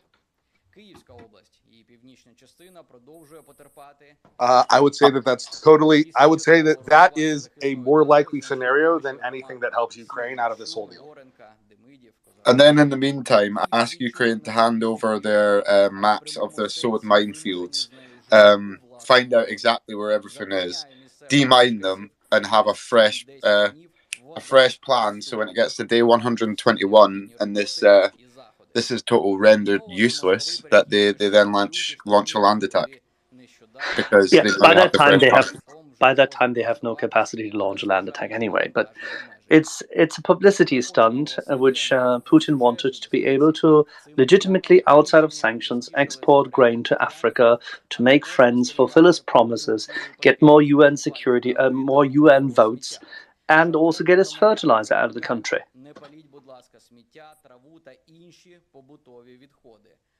That is, quite frankly, more optimistic and productive than I think this deal is, Axel, but it is one possibility. Leonard, we're talking contracts, and I think you're a man who knows a thing or two about contracts, so go ahead. Well, thank you, Ben, but I don't really see this as being a contractual issue. And as mentioned earlier, the Canadian PMO has already released a very clear statement of their skepticism about this entire so-called agreement. But depending on, there's another issue that you may want to consider, depending upon how devious and how disingenuous we're considering that the Turks might be, or that Erdogan might be. This 120-day issue that OSINT brought up might have some bearing with respect to the Montreux Convention, because there's a side issue with regard to Erdogan and to Turkey in terms of there's been movements, or certainly sort of threatening gestures, if you will, of the Turks building what they call a connecting canal to the Sea of Marmara. And the Sea of Marmara is situated. This would effectively be about a 24-kilometer canal that would totally bypass the actual Bosphorus Strait, or the strait at Istanbul, and be a long back loop connector back into the lower part of the Bosphorus. And if that were to be done, it's a 24-kilometer canal. There's a time period of 120 days. I don't know if a project like that at 24 kilometers, 120 days may be a ridiculous time assessment to project on a like a physical structure of that complexity or that difficulty. But I just wonder if anybody considers that the Turks, or Erdogan, I guess we should say Erdogan, is devious enough that there could be some kind of a back channel deal with the Russians to expedite that sort of a canal, which, were to be completed, would pretty much circumvent and obviate the entire Montreux Convention and pretty much wipe out its necessity. And again, give Erdogan absolutely unilateral control over all passages through that, if it were to be an alternate passageway, and certainly same access to the Black Sea. So that's just an additional thought if we're delving into the dark side of these kinds of machinations between Erdogan and Putin.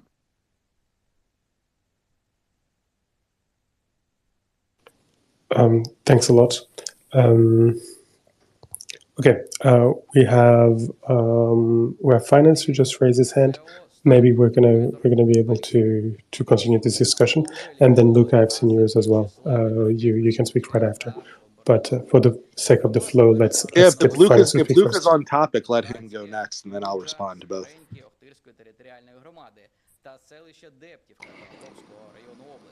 On topic. Leonard, you're right that it's kind of like Досить напруженою ситуація залишається в Харківській області. Постійний, не побоюсь цього слова, терор з боку РФ мирних харків'ян дається в знаки. Однак люди продовжують боронити і відбудовувати зруйноване. Домівки, вулиці, дороги – все відбудуємо. Але, на жаль, не повернемо до життя загиблих харків'ян. Підсумовуючи, вкотре наголошую, команда президента, уряд, парламент... I think, so I just spent like 10 days in Turkey, and I have many friends there, my girlfriend there too. So I think you guys are misreading Turkey.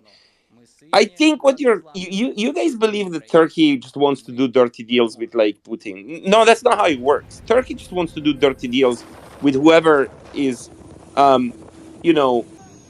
willing to pay them. Willing to do dirty deals. Yeah, but actually it's very monetary. Like actually willing to pay the most. Okay, so the narrative goes like this, right? Basically, when I was in Turkey, everybody was complaining about how the nicest beaches over there are being sold to the Qataris and the Saudis. They actually show me many, right? As long as it's a beach where there is only one entry road, so that they can have a private team, or even no entry road. They just get there with the yachts, right? So all the Turks are super bad about it, and they say this is the Erdogan way of doing things. And the drones too, right? Okay, great. We make this drone industry, and here it is. We're selling it to the Ukrainians while we're doing like back deals with the Russians. They're just trying this. The current Turkish government, they just want to sell whatever it is to the highest bidder. So the narrative there for this canal was, yeah, we're going to build it, and if the Russian pays a bunch of money, they'll go through it. Otherwise, it'll be the Americans. Otherwise, it'll be the Europeans. It doesn't matter, right? So I think this is the kind of way you should read Turkey as it is now. They are not necessarily friends or enemy of the Russians. They're just whatever. They're doing whatever they want to do in order to sell, their strategic position to whoever pays the most.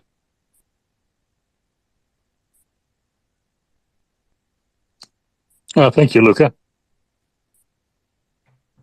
Fantastic. Finance, you had a reply to this. Go ahead. Yeah, no, I think saying that Erdogan and Turkey's ruling elites are happy to work with whoever pays them off is a legitimate perspective. I think that they're still sleazy douchebags who I would be perfectly happy to see take a long walk off a short pier. I think that Erdogan destroyed the human rights and now the economy of his own country. And, I don't really think positive things about him. And from what polling we get out of Turkey, a majority of Turks in a free and open election, which they very much do not run, might vote other people into power. But yeah, no, I appreciate that. I still think, the idea of a major project being built by Russia right now when they can't even build a truck is pretty funny. Like, they can't keep their anything more advanced than a Lada with no ABS brakes or basically anything more recent than 1980s car technology or 1950s military technology can they produce at this exact moment. So they're not doing any heavy projects anytime soon. But yeah, I think that I am surprised that Axel is as positive as he is on the deal, only because at least in Axel's case, some people in Africa get fed. While I'm positive on the deal? Who said This that? message has been generated with municipal world, data. Right? Out of the deal, illicit money goes to Putin. That's not new. He's been getting he'll still get way more illicit money from all the oil he sells to China, India, and Europe. So that's not new. That's just piling up. He can't use it. And at the same time, people in Africa and the Arabian Peninsula, et cetera, get fed. And that's actually a better case than I thought. I literally think this is a pure PR stunt where they're just going to wait for some ship to get there and they're going to hit it and they're going to blame Ukraine. I actually think your view is more optimistic than mine, which is shocking. Not more I don't think yours is optimistic. No, I please don't get me wrong. I didn't say that I like this. On the contrary, I think this is how he's going to try to bend it and try to portray it. That's what I'm saying. Oh, I agree. I didn't say you were optimistic. I'm just pointing out that on Shades of Cynicism, I am somehow more cynical than you from your highly cynical read of the situation. Basically, I don't think Putin plays that much 4D chess. I think he's going to do the Siren dumb alert mafia update. thing. Donetsk, Distract with full deal, alert. shoot with This bomb. message has been generated that's with literally how municipal I'm data. expecting him to play this. I'm not. I don't. If I've learned anything from watching this horrific genocidal war, it's these guys aren't masters of strategy. This is not the chess masters of Russia coming up with the greatest strategic plans. They've thrown Gary Kasparov out. He's not at the helm over there, right? The guys in charge over there are a bunch of thugs who run a mafia, and they do what's simple and they do what's thuggish. So the simplest thuggish answer is the one they're going to try because that's what works in their little brains. Things that are complex, things that are detailed, they can't do that. They can't build complex things. They have to import them. When they can't do that, they're hosed. They can't do complex military operations. We've heard every single military analyst who's come on here tell us about their ability to do combined arms. Brief survey. OSINT, CJ, can they do any combined arms activity? Well, Nope. Negative, Ghost Rider. Right. So they can't do complex things. So I don't think they're even going to be as complex as you suggested. I literally think they're going to do the dumbest, thuggishest thing possible, which is try to get Ukrainians to put some boats there, blow it up with a mine and claim it's Ukrainian. Or blow it up with some sort of thing they shoot from near Ukraine and claim it's Ukrainian. Because that's the dumbest, most thuggish thing you can do with this piece of paper. And that's what they're about. That's my totally cynical view. So I appreciate your view, Axel, because as I said, it is sunnier than my view. Only because that is what I think of Mr. Genocidal Putin. That's how he acts. This is why Ukraine needs to win the war. There isn't another... You can't negotiate with somebody like that. You just need to beat the living daylights out of them till they go back to their own country. I'll let Ben go back to Hans. Well said, Finance. Sorry, Ben, I'm just jumping in before you go. Well said, Finance. I'm happy to have somebody that agrees with how I see this deal and how much it stinks for what it is.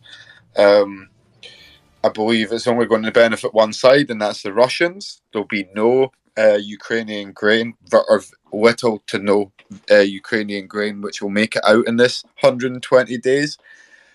I keep reading through the wording of the statements.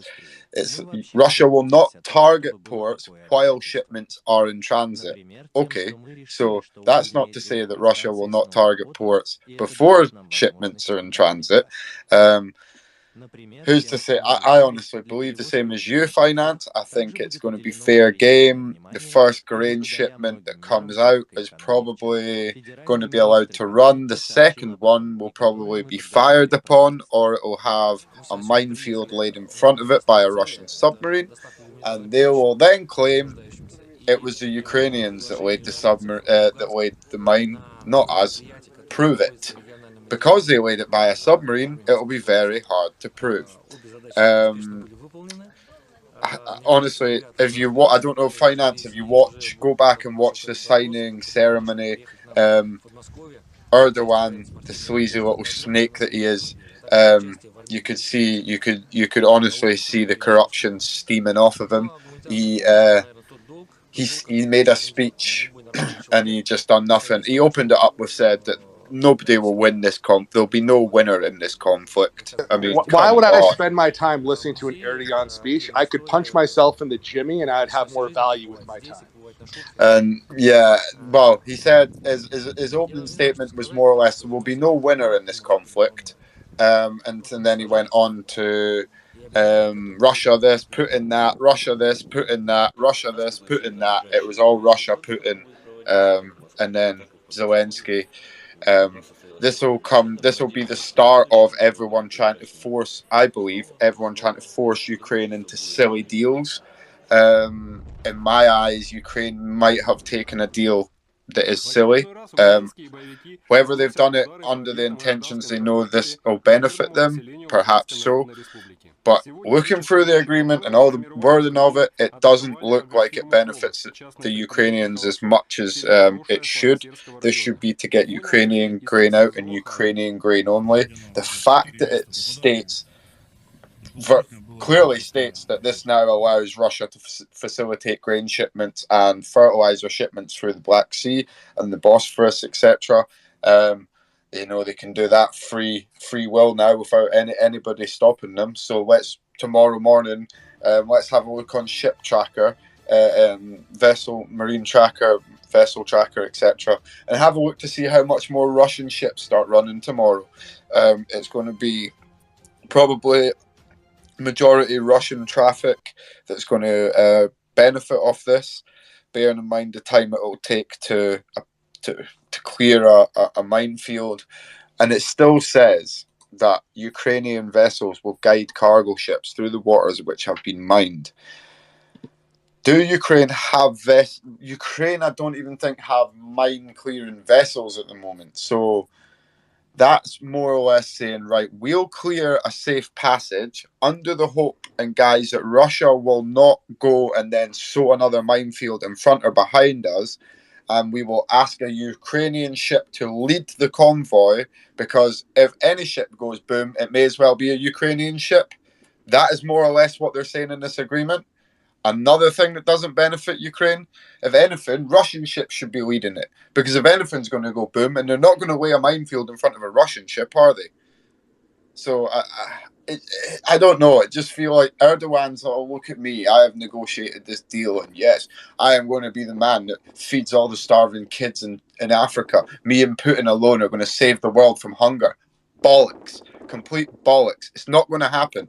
And the only thing that's going to happen is Russia are going to profit off this. Majorly profit off this. And what they'll do is they'll steal the grain from Ukraine and they'll ship it out themselves. So, yeah, they might be able to ship, Ukraine might be able to ship grain, but do they have a lot of grain to ship that hasn't already been stolen or in the process of being stolen by Russia? That's the next question.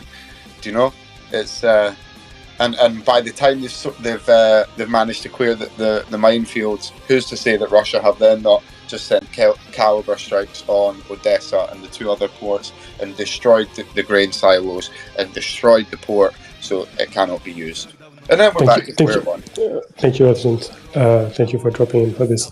I like Wendy, you had your hand up, and then you can ask me a very short question. Yeah, thanks, Ben. Thanks, Ocean and Axel, for this excellent analysis. I think a lot of people in my country the UK, who are finishing work or finishing childcare for the night, are logging on to sites like the BBC and are seeing headlines which offer an uncritical analysis of this bizarre deal, a deal in which one country which has been invaded, Ukraine, and it's been invaded by a second country, Russia, a country intent on annihilating its people, has blocked its ports to prevent grain exports. Ukraine is sitting down or being made to sit down and signing a piece of paper on which the aggressor, quote unquote, allows exports from the country which has been invaded. Now, Ukraine has many allies and friends across the world, but this is, on the face of it, suboptimal, to put it mildly. It seems to me that something has changed in the Black Sea, and I think as I heard Axel say earlier, and Austin, this might be a change for the better. Ultimately, it may well be a change for the worse. I certainly wouldn't want to be on one of those ships exporting grain or providing the minesweeper cover, because this is a change to the situation we've all seen over the last 5 months. I mean, it's there was that von Clausewitz quote that you've got to have the choice between the most audacious and the most careful solution. Well, this could potentially be a choice of audacity, of luring out the Russians into making a mistake in the Black Sea. I have no idea. We hope, we know that they have a predisposition to making mistakes. We hope that this is going to be another one of them. But if this does lead to the Montreux Convention allowing Russian ships into the Black Sea, this is not going to be acceptable to Ukraine's allies, to NATO, and it's a change. So, yeah, we hope it's a change for the better. We'll wait and see, but I'm kind of behind on the news at the moment, and I'd like to thank all of you speakers for this analysis and insight, because it's been bloody useful. So, cheers. Cheers, mate. Might be worth pointing out, 2 seconds, Ben, just go through the hands. I'm just going to point out, because there is the news today that came out that the Brits here in Scotland actually are training Ukrainians on 2 minesweepers. If you weren't with us earlier, when I discussed this, these minesweepers will not be able to be used in this operation. They are still at least a few weeks off being able to be fully operational with the vessels. I actually went to see them this week. They're near.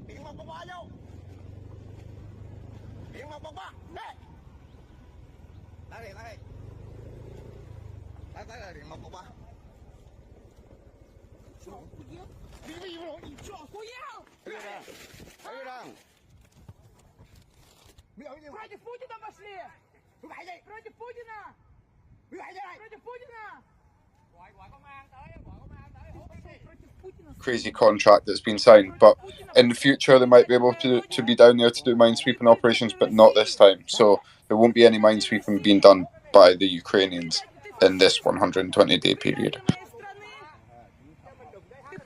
Thank you, Austin.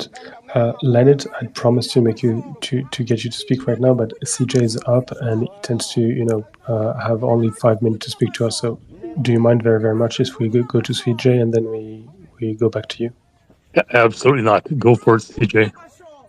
No, well, while Austin mentioned it, this 120-day deal, it remains to be seen. But something that also is going to take 120 days was the UK's training program to get 10,000 Ukrainians trained on basic military skills. I was just going to ask Austin, we've talked a lot in the space about the light howitzers, the heavier self-propelled guns, and of course the MLRS that UK is giving. I just want to know if you sort of had any more insights or updates on the basic military training program, if it was going to be renewed after the first 120 days for another 10,000, or what the status of that was. Yeah, so as far as I know, it's a rolling agreement. it's 120 days, pass them out, bring in another group. 120 days, pass them out, bring in another group. Ukraine claim to have, I think it's 1 million or 500,000 people in reserve. A lot of these people need to be trained. From what I've heard from the people that are being trained here in the United Kingdom, they feel much more secure, much more safe. I'd like to point out, I was called, just briefly, I was actually called out when I mentioned this about a month or two ago. People were saying, no, this could not happen. This would not work. They would not be able to go home to their wife and kids at the end of the day. And I said, that is complete crap. People do not go home to their wife and kids at the end of the day when they're doing initial training, and they needed to be out of the country in a safe environment to get this training done. And this is what's happening. But yeah, to your point, CJ, it's rolling. I think they're, as far as I'm aware, they're preparing the next group to come behind. People I know who are doing the training are on this for at least the next 6 to 9 months. They've been made aware. So to me, that would be another at least 2 or 3 groups to come through. No, that's good to hear. As everyone plans for long term, I never would have doubted that they could pull this off. But we'll kind of see as these first trainees get put into the battle how effective they are. I'd imagine if they're anything to the UK standard, it's going to be pretty good. Yeah, no, they're doing pretty well just now. I live in between a naval base and very close to what used to be an RAF base is now an army base, where there's actually this week been training taking place.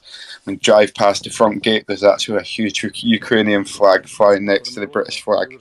It's pretty good to see. But I think they're getting trained on jackals and some vehicles around near where I live. But yeah, there's multiple types of training going on. Not just the basic training. You've got the naval training. I'm not aware of any Air Force training going on, but we don't know. That might come out in the future. But there is a large group going through this mine sweeping exercise to work these 2 minesweepers, which Ukraine actually bought pre-war. It was just the training and the handover the process was kind of postponed a little bit when the war started, but now has been sped up. So yeah, they're out every day on the water, 7 days a week, and the army lot are basically 6 to 7 days as well. They had to take a day off this week because the weather was far too hot for a lot of training. But apart from that, they've been going flat out, and the people I know that's doing the training said that they're very, very capable soldiers.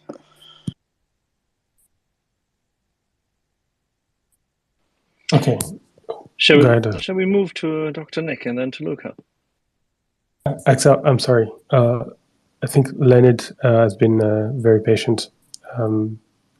Sorry, I didn't see his hand up. Apologies. He put it down just because I asked him to CJ to go first.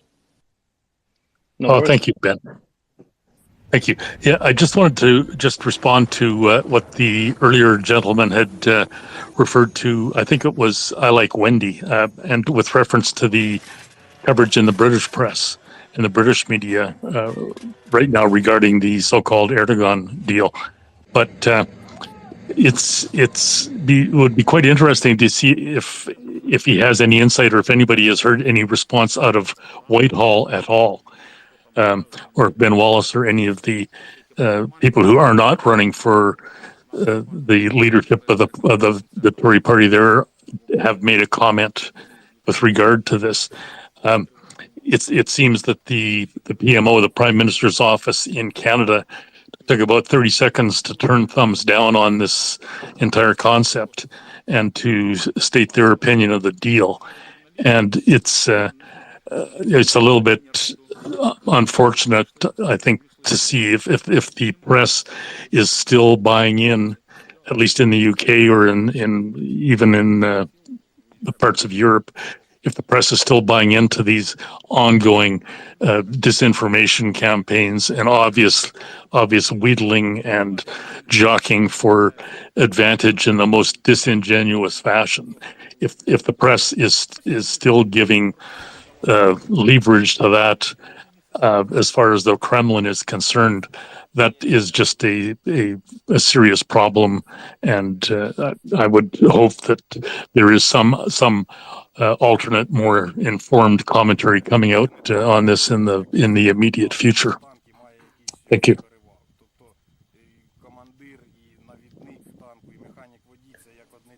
Thanks a lot.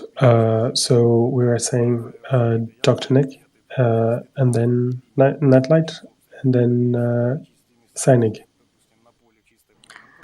So I just wanted to mention briefly, in reference to the demining stuff, that Slovenia apparently, even though they're not going to be giving military aid any longer, unfortunately, apparently has promised assistance with demining. So that took place, this promise, in a June phone call Air between siren alert update. Golob and Dnipropetrovsk. Zelensky. Full alert. So I don't This know message has where been generated that with municipal might fit data. into this particular piece here, but I just wanted to bring that up as, you know, one of the potential sources, because apparently Slovenia has the equipment and the people capable of doing this sort of thing somehow. So just thought I'd bring that up.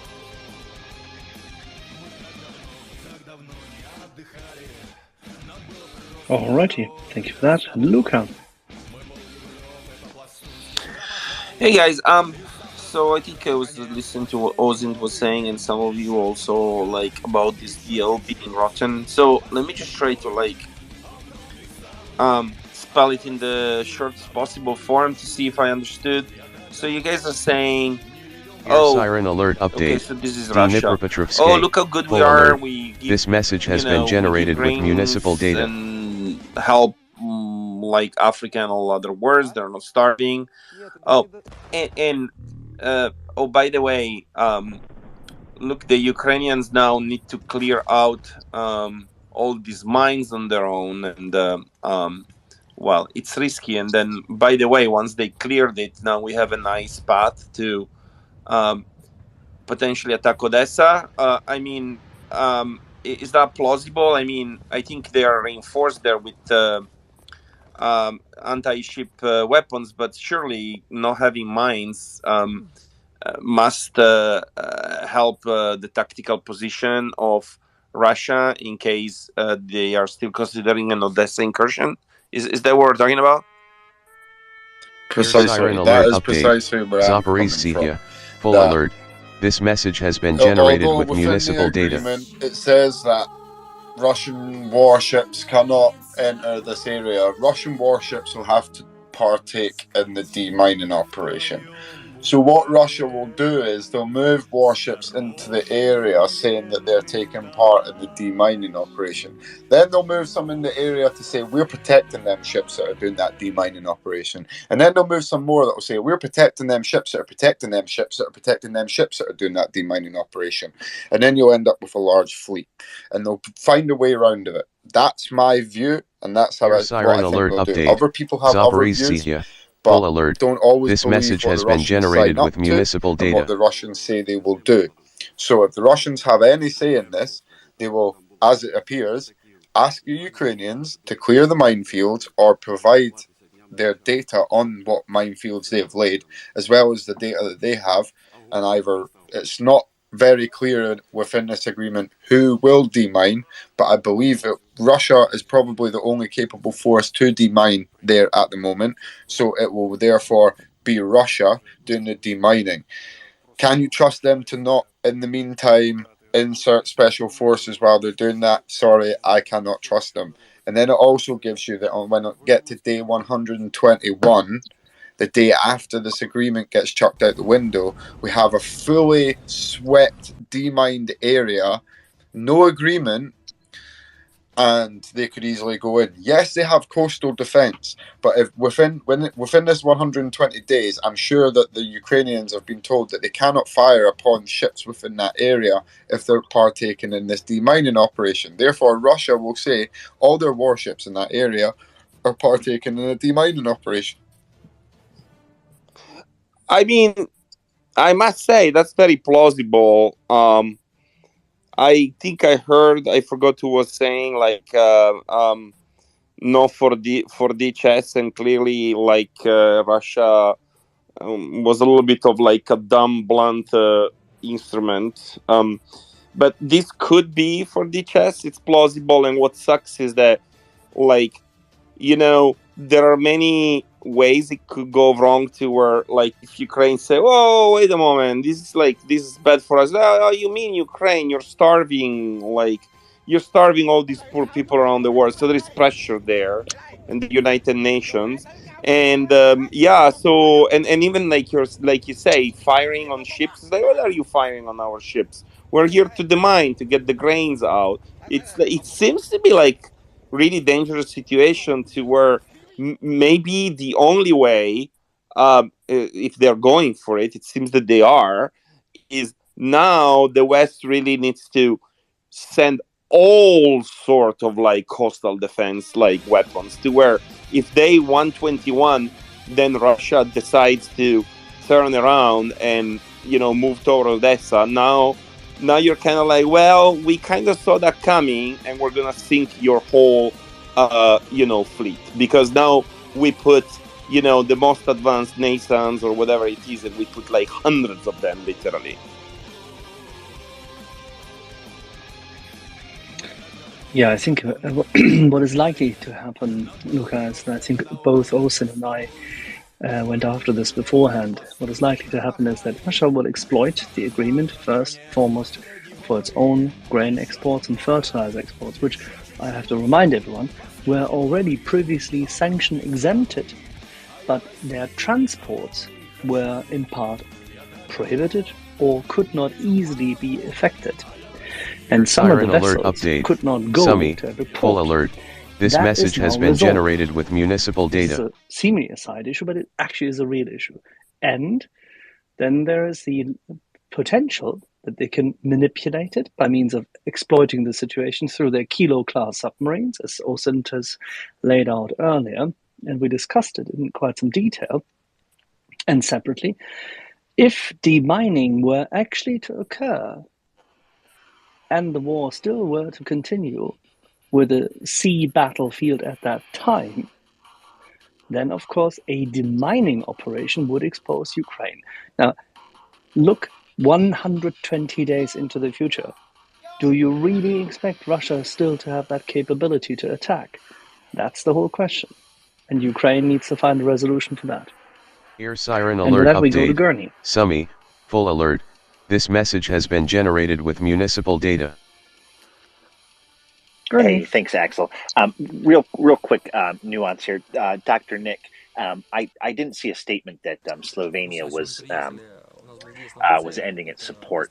They in the middle of June they gave 35 infantry fighting vehicles, and at that point they said that exhausted their possible arsenal. I just wanted to put a little nuance on that. They're fairly small country, but I don't want people to think they're ceasing their support. They're just making a statement that says they believe they've exhausted their arsenal, and to look at that and to think that they're shifting to monetary donations for them. Actually, they did say that. They said that they were no longer going to be giving military aid, and that they instead no, of it's Dr. Ford, it's semantics. They said in their statement they don't believe they have military hardware left in their arsenal to give, but that's so they're not shifting true. to monetary. I'm not debating the arsenal part of it. I'm Ты против Путина пошел или что? Ты против Путина пошел? Ты против Путина пошел? Ты против Путина пошел? Ты против ям вашу страну? Пока! Turkey do throw the Montreux Convention out the window, and at the same time Russia make a cock up and do try and make a move, but they make that move when the Arleigh Burke and the Royal Navy Task Force, the NATO Task Force have all just barged through the Bosphorus because they can, because Turkey and Russia decided that let's chuck the Montreux out the window because this will help us. Not thinking that what will happen and the consequence of doing that, as Axel always says, as soon as you do that, there's going to be a US Arleigh Burke that's going to come steaming through there. So I really do hope, I really honestly, in a way, hope that they make this mistake, and Erdogan and Shoigu have had some agreement where he'd agreed to remove the Montreux because they want to move a couple of their fleet from Syria, Tartus, through into to back up the Black Sea fleet. And they thought, well, we'll have to chuck it out anyway because Ukraine are going to move some ships, going to have to want to get some minesweepers through. I don't know what the paperwork around that would involve, whether because it would be designated as a home port on the Black Sea, they would be allowed through anyway. But if not, it would mean that the Montreux would have to be revoked. If that was the case, if Ukraine were allowed them to minesweepers, even though this will be much further in the future, Russia will want to put 2 of their ships through, which will then be, let's chuck the Montreux out the window. So it comes with the Russia will have to weigh that up, that if they have asked Turkey to withdraw the Montreux Convention, that if we do something stupid, there's a good chance that the Americans and the Brits and the Dutch and a few other navies might just come steaming through the Bosphorus. And I don't think the Turks will help. Slovenians, I don't think they'll help. To be honest, there's only 3 navies that can really do this. That's the Americans, the Brits, and the Dutch. They're the only 3 that are capable of doing this minesweeping operation adequately. I just want to say something real quick. So yes, just back to Gunny, what he said just a second ago. I just want to say, just to clarify, and I agree with what you're saying. Because when they, not Gunny, but who was that? Was that Austin? That Gurney. was talking? Second before was Austin, and before that Yeah, right. Yeah, I agree, because I thought it was strange when Slovenia was talking about the demining thing, that they could, that they were going to provide this demining assistance. Yeah, could I speak to that, Dr. Ford? Yeah, I don't want to confuse people here. So that statement was actually made around the 14th of June, so quite a while ago. So I don't want to confuse people and think that that statement about demining has anything to do with the grain deal today. Because No. Yeah, I said that earlier. I said that was way back in June when he spoke to Zelensky, right? And that's in that statement is when they signaled the shift from donating 35 or 34 infantry fighting vehicles, that they believe they exhausted their supply in their arsenal. Again, I don't know whether that's true or not, but that's what the statement was, that they were shifting to humanitarian or Siren military alert update. aid donations as Poltava, opposed to equipment. full alert. Right, This message But has at the been same generated time, what with they municipal were data. also doing, and what they were also saying, like their foreign minister and other people in positions of government were talking about and pushing for, was a notion, much like some people in the German government, of maybe we need to talk about negotiations, or maybe Ukraine should be thinking about negotiations, etc. And so while they were shifting this language, saying we've exhausted, which is, make no mistake, that is coded political language for we are changing the promise that the previous administration gave, right, to deliver 40-ish T-84 tanks. Or the Here's or Siren the alert I'm sorry, the update. M84 tanks. Poltava, It gets full alert. confusing here This because, message has been and maybe generated Axel with can speak to municipal this. data. I don't know. I mean, I can't contextualize it because I don't see those statements you're referring to. But there was a deal. And I they wrote an said they article took about owner- it for the Australian International. For the Australian. Yeah.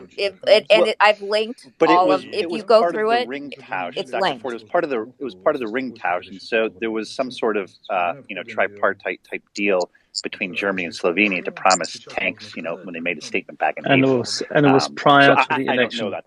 It was prior to the election outcome. The election shifted back to two Right. parties, but the two parties are very, very strange, to say the least. One of which is completely anti-NATO and wants to get Slovenia out of NATO, but is praised by European leftist media as being a great achievement, but they are essentially on the same trip as the anti-nuclear and anti-war alternative leagues were in Western Europe in the 1970s and 80s. It's very, very strange.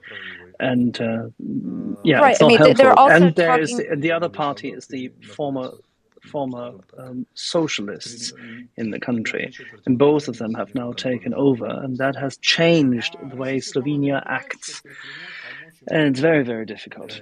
And if you want more details on this, our co-host Domen is Slovenian and knows this whole topic intricately. Right. He and I talked about this inside and out, but while I was writing this article.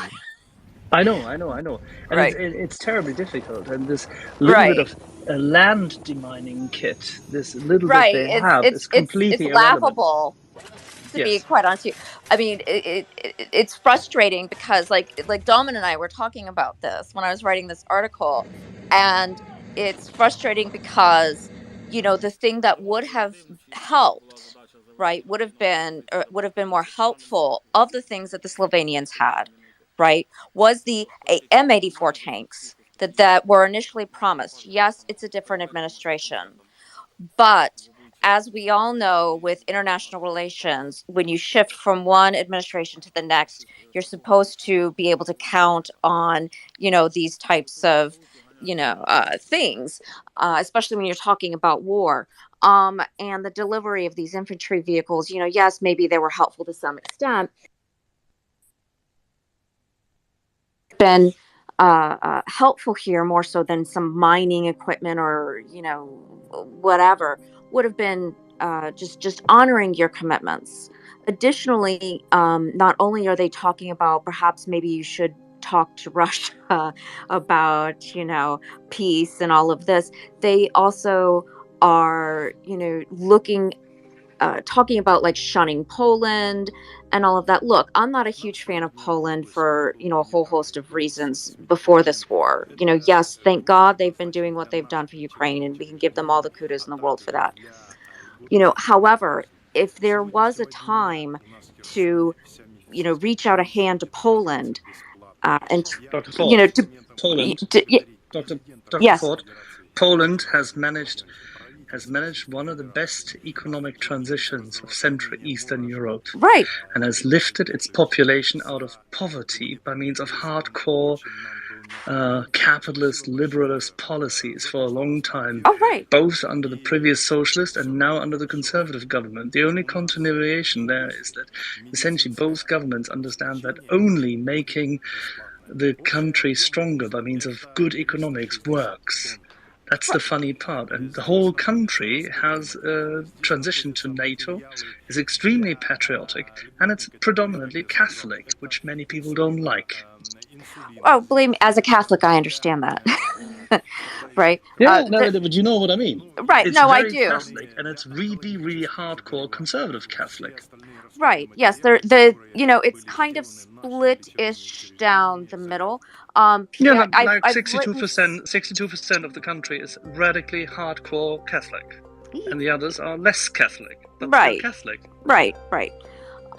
You know, I mean, we could talk about that some other time. I mean, I've written about Poland and yada yada, but you know, the larger point that I'm trying to make here is that there was a point to reach out to Poland, you know, to try to bring them closer or whatever, you know, because they are more closer towards, or at least before this war anyway, they were moving more towards the Orban orbit. You know, of course they're breaking away and pulling away, but we don't want them to be adrift by themselves. You know, it would be better, you know, I think from the Slovenian perspective, you know, that they could, because of their, you know, historic ties to that region, that they should be extending a hand to Poland, not trying to shun them, number one. And number two, they shouldn't be talking to Putin, you know, with Ukraine, that's what you should be doing at the same time, while saying, oh, we've run out of weapons. In other words, code for we're not going to be giving you any military, aid anymore. Because that's exactly what's happening. They can say whatever it is that they've said, and you can call it however you want, but that's exactly what's happening, that they will not be giving them any more military equipment anymore. So, that's the problem that I have in relation with Slovenia, because I think that it's a short-sighted policy.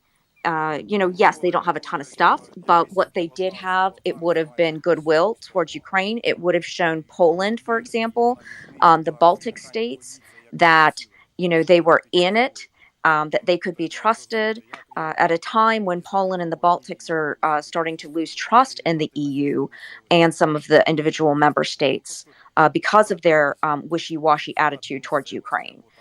So this is the thing that I'm talking about in relation to Slovenia.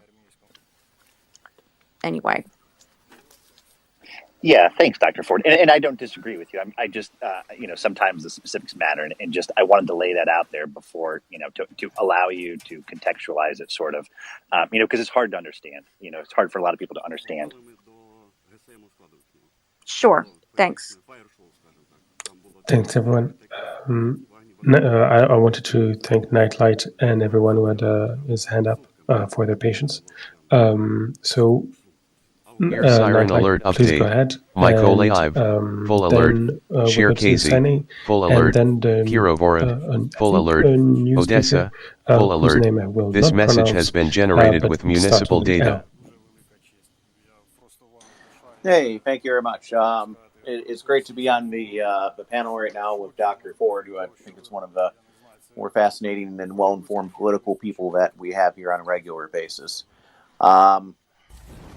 I guess, I was thinking about the grain deal today, which I think is on a lot of people's minds, and wondering, what screws got turned on this. And Air siren alert update. Like Michael Live. because, Full alert. It lets Shir them turn Casey. on the, Full alert. Kirovorod. supply of the Full grain, alert. and then they can Odessa. turn around Full later alert. and say, This well, message has been generated with did municipal this to data. us, or you won't agree to this, then we'll cut off the grain shipments again. So this gives them that much more diplomatic leverage later, because they can still control what goes in and out.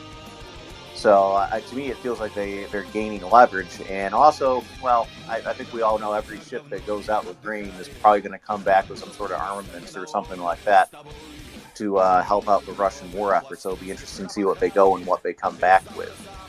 But, that's kind of my comment. And, if anyone has any thoughts on, on that in terms of the leverage it gives the Russians in future negotiations or the general situation. So, thank you.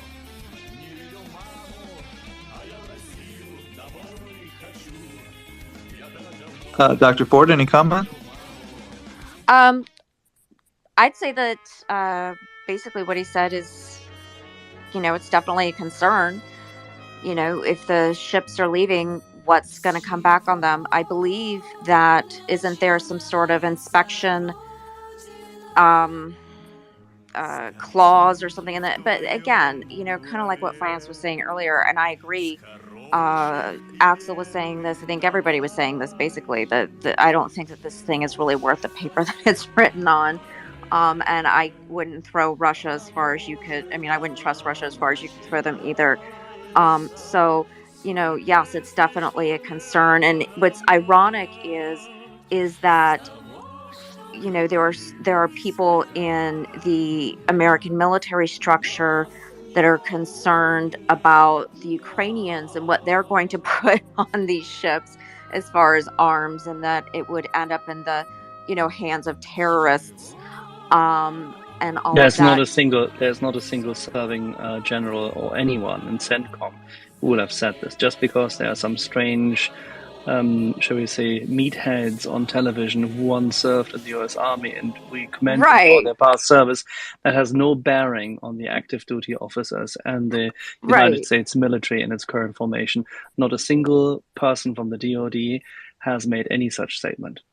No. I don't mean it like that, but like that there are people who apparently have this concern. I do think, though, that early on, that correct me if I'm wrong, because it's been so long in this war. Like early on, I wasn't getting a lot of sleep. I think early on that there was some worry, still some worry in the higher ups in relation to where are our.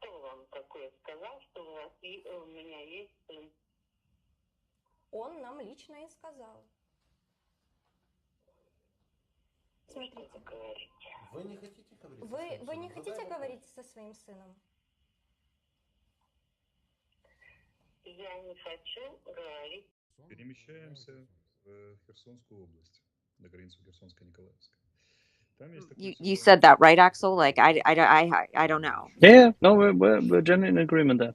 Okay, right. So but yeah, like that's the ironic part, is that you do have some people that seem to be worried about this, but I don't see a lot of people talking about Russia and what's going to be happening there, unless I am missing that somewhere. Obviously I can't watch all news all the time, so yeah, I don't trust Russia either, and that's something we need to think about. Something that would definitely need to be enforced if they get their ships out. So that's something that's worth investigating. Of course, Nightlight. That's a good point. Thank you very much, Dr. Ford. And we had a little change in the guard here, so I'm not 100% sure on the hand order. So we'll go to Letcher, then Sinelga. Letcher, go ahead. All right. So I just had a quick question in that how fast could Russia remine the area? In that, say, night before it ends, could they go through, get some mines in there before Ukraine has a chance to do anything of their own? They could mine it straight away. Okay, so it's basically Ukraine just drops all their defenses, and Russia has every opportunity to attack and put in their own anti-Ukrainian mines, I guess. Sorry, I didn't get the gist of that. But basically what would happen is, let's say you have a, for argument's sake, we'll say Ukrainian minesweeper, but it's not a Ukrainian minesweeper. Sweeps a minefield, yeah? Up behind that, under the surface, is a Russian submarine. And it just lays a new minefield. We're in square one. We're back to square one again. There's no point sweeping minefields when the Russians can just launch their submarines right behind you and lay new mines. I mean, not only that, but at that point, it would look bad on the Ukrainian side because, like, it could be like, oh, hey, look, these Ukrainians can't even demine a field. They can. They can. But they have scuttled most of their ships, and that's what Olsen is alluding to. They have scuttled most of their capacity, so everybody knows this. So it would be a completely ludicrous claim. Everybody knows that they would need professional mine clearing capacity. The remaining ships they have would take ages. Olsen, let's talk about how long it takes to to clear a minefield. Well, I can't tell you in the sea, but I can tell you on land. It takes a while, and I can imagine at sea it's even worse. Because on land, you can see above you, and there's not really much below you, unless there's some sneaky like Russian moles that they've managed to train that are able to like scurry under the ground and lay mines, but yet to hear of them. I mean, they do train dolphins, so you never know. They might have some stealth Spetsnaz moles or something that are superb at laying mines. But nothing can come up from underneath you on the ground. So when you're laying a mine, when you're clearing a minefield, you clear it. You have your metal detector. Then when you hear something, when you get a indication, you get down and you sweep about. Now, people might not know this, but you do it with your hands, or maybe like a little brush sometimes, or a knife. If you've got a knife, you could use that. But quite a lot of the time, I've seen people use their hands, and you're gingerly moving the dirt away to try and find a foreign object. Then you find it and move it. It's a laborious, long process, and that's doing it on land. Now, at sea, you have the problem of submarines. You cannot see them when they're underneath the surface unless you have sufficient anti-submarine warfare, sonar buoys, these kind of things. I don't even think Ukraine has the facility to launch them at the moment, never mind monitor them. So they're limited within their capacity. I maybe shouldn't have said Ukraine will do the minesweeping, because Ukraine won't be able to do the minesweeping currently. So what potentially would happen is, let's say the Turks do the minesweeping, and the Turks run a mine. Boom! Goes up. Russia will say, it wasn't us that laid that. That was Ukraine. That's what they're going to do. But who's to say? It's going to be very hard to prove who laid it, because Russia will do it subsurface. They'll do it from under the water with a submarine, so we will never see it happen. And everyone will claim, but that was a safe rite of passage. But we don't know. Do we really know that any of these safe rites of passage? Somebody brought it up earlier. Russia has never, ever honoured any of these humanitarian corridors. So why on earth are they going to honour this? This is a trap. They honestly think, and I believe the Russians think, everyone's stupid enough, we're going to fall into this trap, and watch what happens. Honestly, just watch what happens. I'm actually pretty worried to see what happens, because the more you think about it, there's only certain options that can happen, and that is the Turks doing the minesweeping. If the Russians do the minesweeping, then yeah, we don't maybe need to worry about them laying new minefields, because they're not going to mine their own. But if it's a third party who's not involved in this war, the Russians are going to hamper that effort in any and each way possible, whether that's subsurface, above the surface. They're going to hamper it, and even if that's destroying the port before we can even get to that point. So yeah, I just think this is a whole trap that people might be falling into. And clearing mines, in my understanding, is a very technical procedure, right? You have to have very highly trained personnel, and you have to have very specialized equipment, and not a lot of navies can do it, in my understanding, right? I mean, maybe the U.S. Navy, the UK Navy, the Dutch Navy, maybe the Turks have some capacity, a few others. Could you speak to that a little bit, Osin, in terms of the specialization? Go ahead. Yeah, the first three, the Turks, I wouldn't really say have. They're probably able to do it, but would I trust them? Probably not. The top three is the US, the Brits, and the Dutch. Will they get involved? I don't know. That'll be we'll yet to see that. Bearing in mind, right, minefields. Every mine has to be exploded. That's how you clear a minefield. Yeah, you do controlled explosions. So everything has to be detonated before anything can go through there. It's not like you send somebody down and they click a button on the side of the mine and it deactivates it. That's not how it works. These things need to be blown up, controlled explosions, detonations, and it's a long process. And that's long thinking that you are not going to have a fresh minefield laid behind you. It just really, honestly, this is honestly just makes me think of Afghan and the way that the IEDs would be. You would sweep a field, and then the next day you would come back and it would be laid again. And this is exactly what the Russians are going to do, but they're just going to do it in the water. They're just going to sweep a field, send kilos behind, lay new mines. So honestly, if any grain comes out of this, I'll eat my hat. I'll eat my hat. If any Ukrainian grain manages to make it out of Odessa trouble-free, I'll eat my hat. But tomorrow, I imagine to see piles of Russian ships heading towards the Bosphorus, and in that agreement, I don't know who asked, it's only Ukrainian ships that are boarded and inspected. Russian ships are not inspected in this joint operating force, or whatever they've named it. So it's only because of the worries of Russia having worries that Ukraine will smuggle arms in There's the Russian ships will not be inspected; they will be allowed to sail straight through. So, who knows what the Russian ships will have on board then?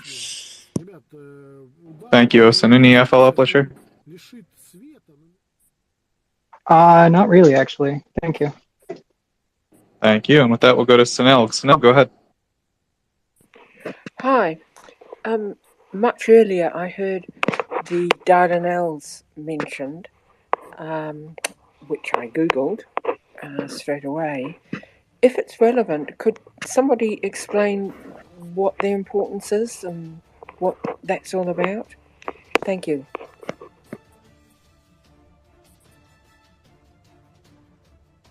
Osen, you want to talk about the Dardanelles?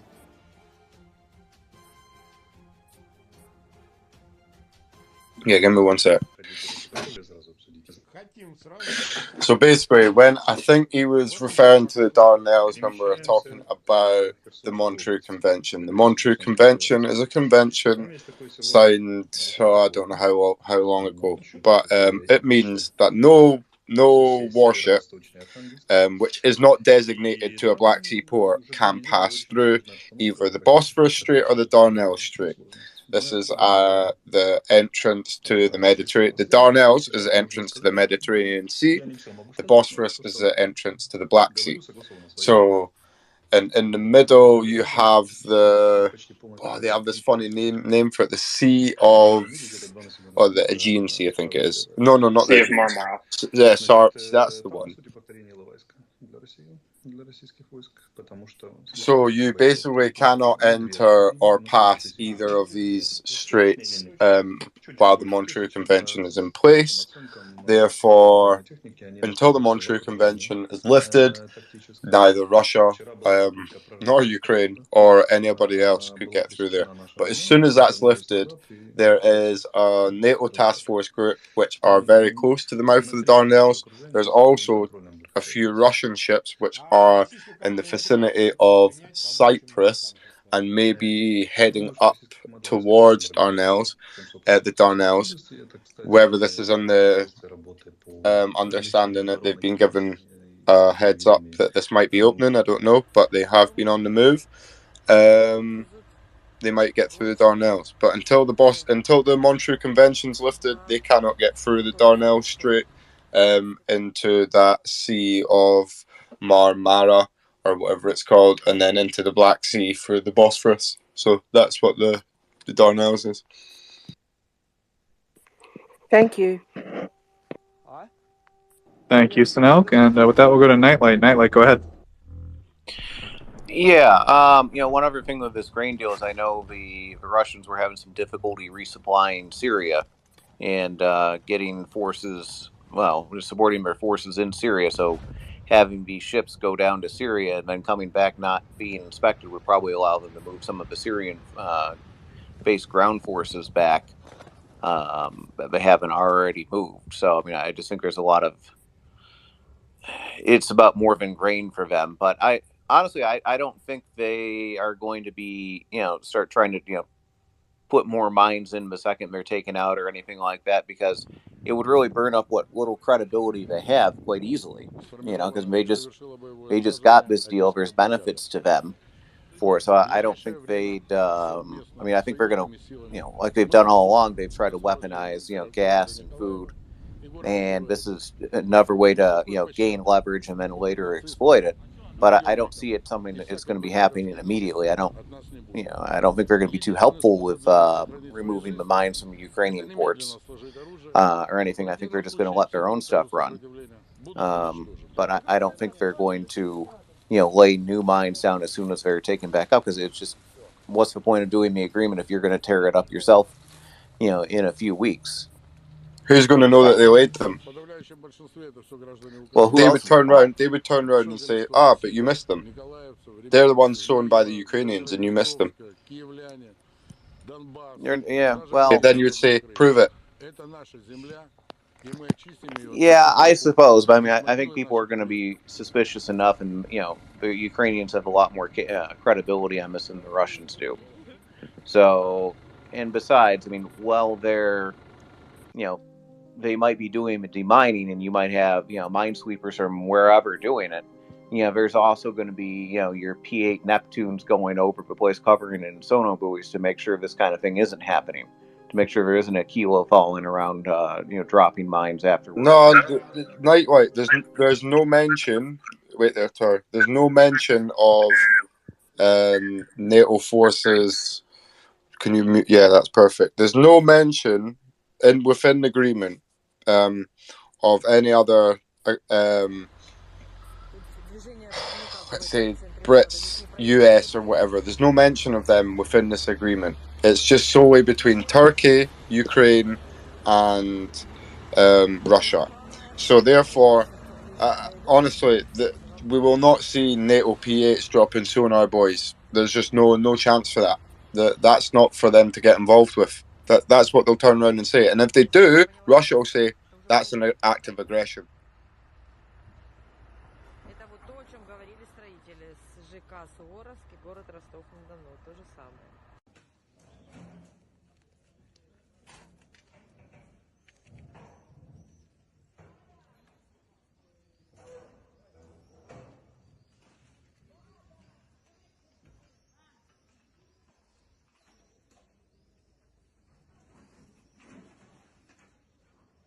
About 40, the RQ4, the drone 4010, they've changed the call sign now, but they released a bit more information about these and what their capabilities and what they can do. I believe this is what they'll use to keep an eye on the sky, from the sky, putting jets up there, manned jets with men and women flying them. As soon as you drop a sonar buoy out of that and the Russians get wind of it, boom, they're going to shoot it out of the sky and say, why are NATO getting involved in this? This was not part of the agreement. So that's the problem we have. And there's no way of proving, there's absolutely no way of proving who sowed the mine once it's under the water. So it's so dangerous, and that's what worries a lot of people about this. It's jazzed up as, whoa, a great grain deal. There's a lot of work that needs done before any grain can come out of Odessa or any of these other ports. A lot of minesweeping work. Now, there's 120 days for this agreement while it's in place. I think it will take at least 90 days, 90 days, to minesweep this area and the corridor into the Black Sea, which will be safe. And then that leaves you with 30 days. And I honestly do not believe that the Russians, while in these 90 days that we've been waiting for the minefield to be swept, the Russians have ran hundreds of ships through the Black Sea and into the Bosphorus with as much grain and fertilizer as they can, while Ukraine are still stuck minesweeping their area to get their stuff out. And then just as we think, oh yes, they're coming to an end of the minesweeper, guess what leaves Sevastopol and Novorossiysk? 4 kilos. And they just sow new minefields. And then we're what? We've not got another 90 days to sweep this again and get that's the problem. And a lot of people, it's how war works. Russia have pushed everyone into a corner and being like, haha, you've signed this deal and this works for us. It doesn't work for Ukraine. I'm sorry, it doesn't. But the more you read into it and the more that's coming out about it, the only thing that can come out next is that Erdogan's agreed to open up the Bosphorus and chuck the Montreux out the window. I mean, that's what I'm waiting on next. That's going to be the icing on the cake, to hear that, because we're going to see Slava class cruisers and everything barging through there, Kilo class submarines, the lot. So honestly, it's painted as a great grain deal, but in my eyes and a few other people's eyes, there's absolutely nothing that Ukraine benefit from this deal. It only benefits Russia. Yeah, thank you. I'm naturally skeptical. Go ahead, Nightlight. Go ahead. Well, I don't think it completely benefits Russia, but I mean, I think most of the benefit is there. I don't think the Russians are going to shoot down a maritime patrol aircraft because it gets too close, because, I mean, the Black Sea's been crawling with them the entire war to begin with, but we might have to agree to disagree on that. I do think one of the reasons the Ukrainians ended up signing this damn deal is for the same reason the Germans forced the Canadians to sign off on that turbine. because if they didn't sign off on this grain deal, then it might have impacted some of the weapon shipments to them, because I think they were under pressure to do it, because I mean, otherwise why would they sign it? Who was pushing the Ukrainians to sign this? It was probably some of their arms suppliers, like maybe the Germans, since they seem to be willing to use that kind of blackmail. So, or the UN saying, well, if you don't sign it, you're going to be responsible for starving all the millions of hungry black children in Africa. So that was what would have been used against them. No arms deal, but you don't sign this, you will be the reason that all these starving children in Africa and everybody across the world, food prices go up because you never signed the grain deal. That's what would have been put in front of Ukraine. Not, sign this and you'll get an arms deal from Germany or anything, because Germany, don't believe a word they say. They ain't giving you anything. I'm sorry, but they renege on absolutely every deal that they sign on. So there's no arms deals involved in this. The UN, Guterres was there, right? This was all about feeding the starving children around the world, and Turkey managed to concoct a great deal and everyone got signed, and this is going to save world food hunger and the price of food will go down because this has happened. It's complete tosh, complete rubbish. Hey, Ozan, if I could, I think we've discussed the topic quite a bit for the day, and I just say this because when we're talking about this as a deal, none of us are privy to the details yet. We're still waiting on them. So even, no problem, Gurney. No problem. Just interrupt me. But I have read the deal. Well, wait a second, Gurney. I have read the deal about 3 times, and so has Domin. So don't interrupt me when you don't know. I have read the deal and I know what it's about. So on you go. Fair play, but please don't interrupt me when you don't know. I have read the deal. I know it stinks. It stinks. It absolutely reeks. Right, as we would say here, it reeks. It stinks. Finance says it stinks. We've read the deal. Don't interrupt me, Gurney. Don't interrupt me, please. You do this. Don't, Gurney, man. Do you know what? Just leave it. I don't think that was all very respectful.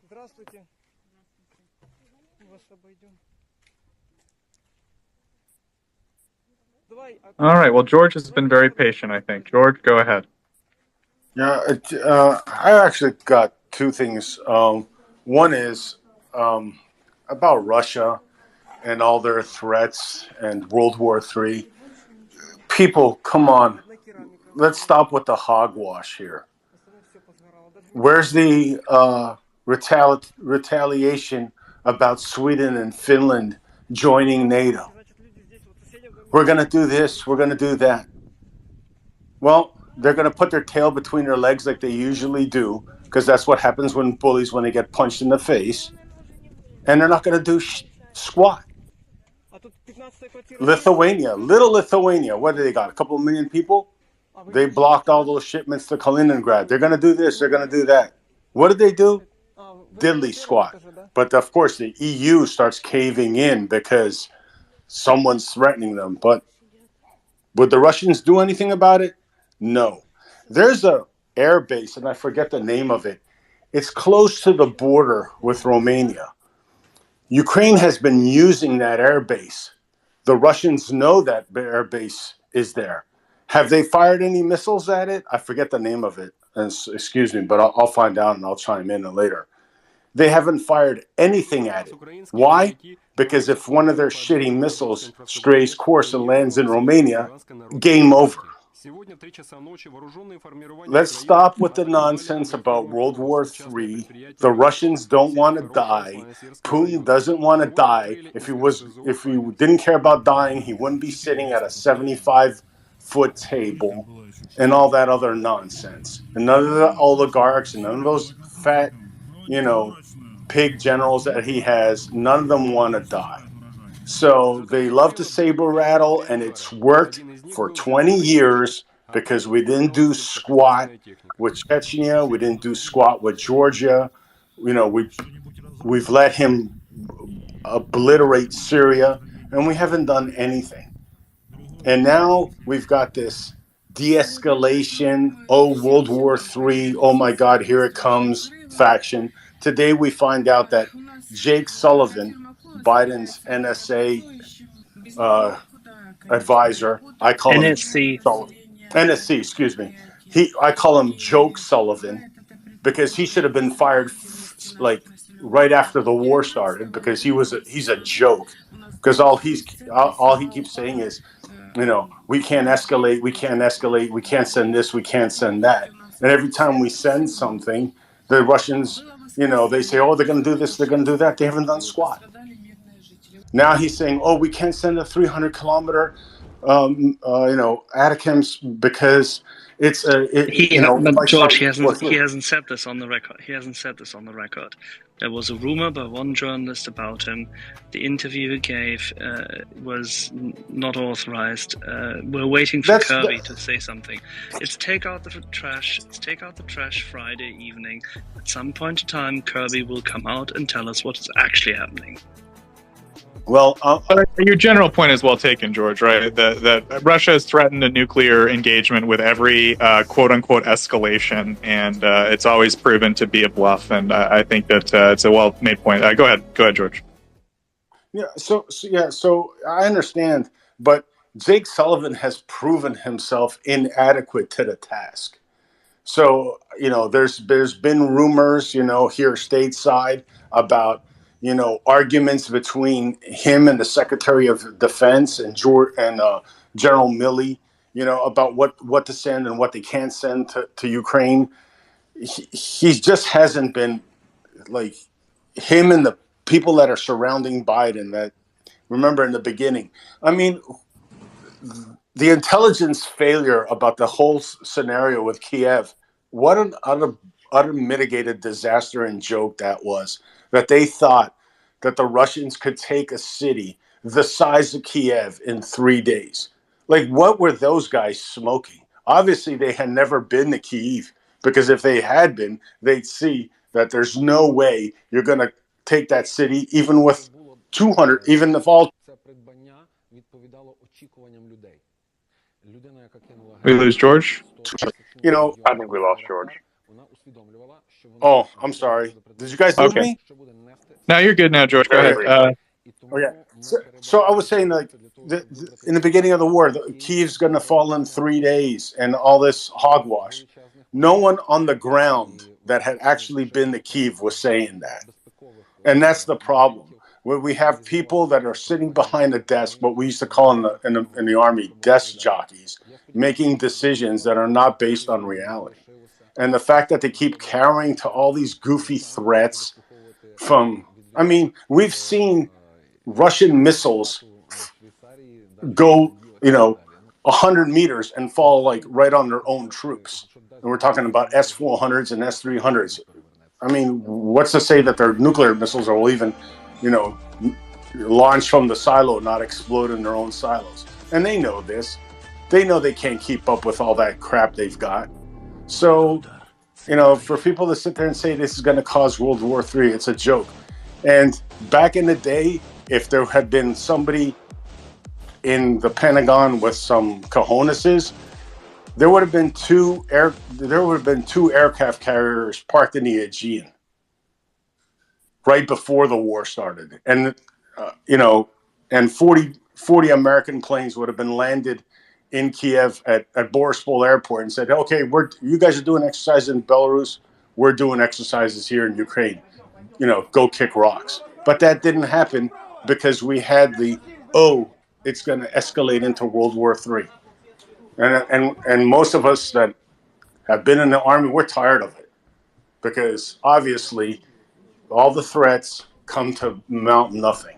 Remember, Finland and Sweden put in, and then he changed tune. Oh, we don't care if Finland and Sweden join NATO. That was the new tune that they've been singing ever since. So that's just my point. I'm sorry if I took too much time, but that's no, that's fine, George. We understand it. I'm sure a lot of people in the military are righteously angry at the performance of the Russian military, their absolute disregard for laws of war, and their, you know, just brutal, unprovoked invasion. And we completely understand your frustration. You make a lot of good points about fears of escalation. I think that you're right. They're unfounded. And certainly on the space, we try to explain to people that this is just a tactic Russia uses. So good points, George. Let's go to finance. Finance, go ahead.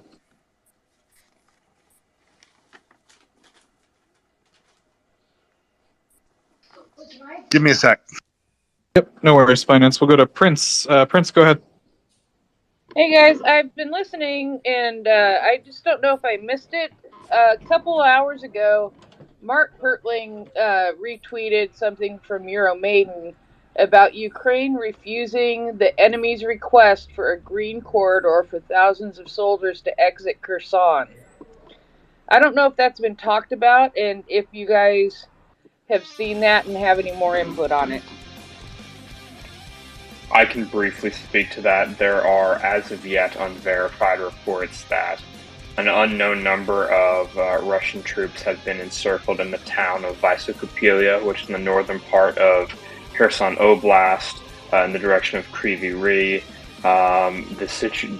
The exact situation there remains unclear. There are some sources that report that the town has been encircled, others that report that there's just a threat of encirclement.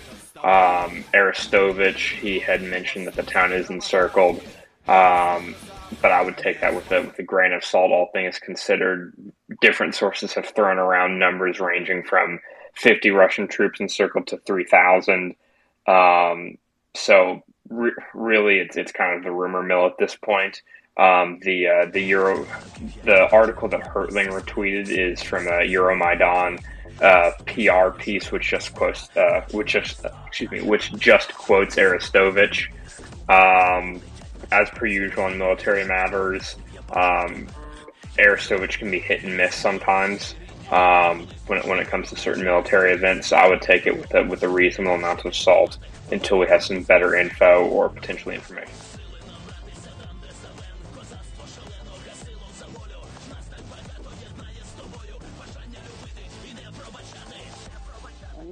Сегодня троих этих орков взорвали, 12 человек ранены. У вас сейчас там все серьезно идет.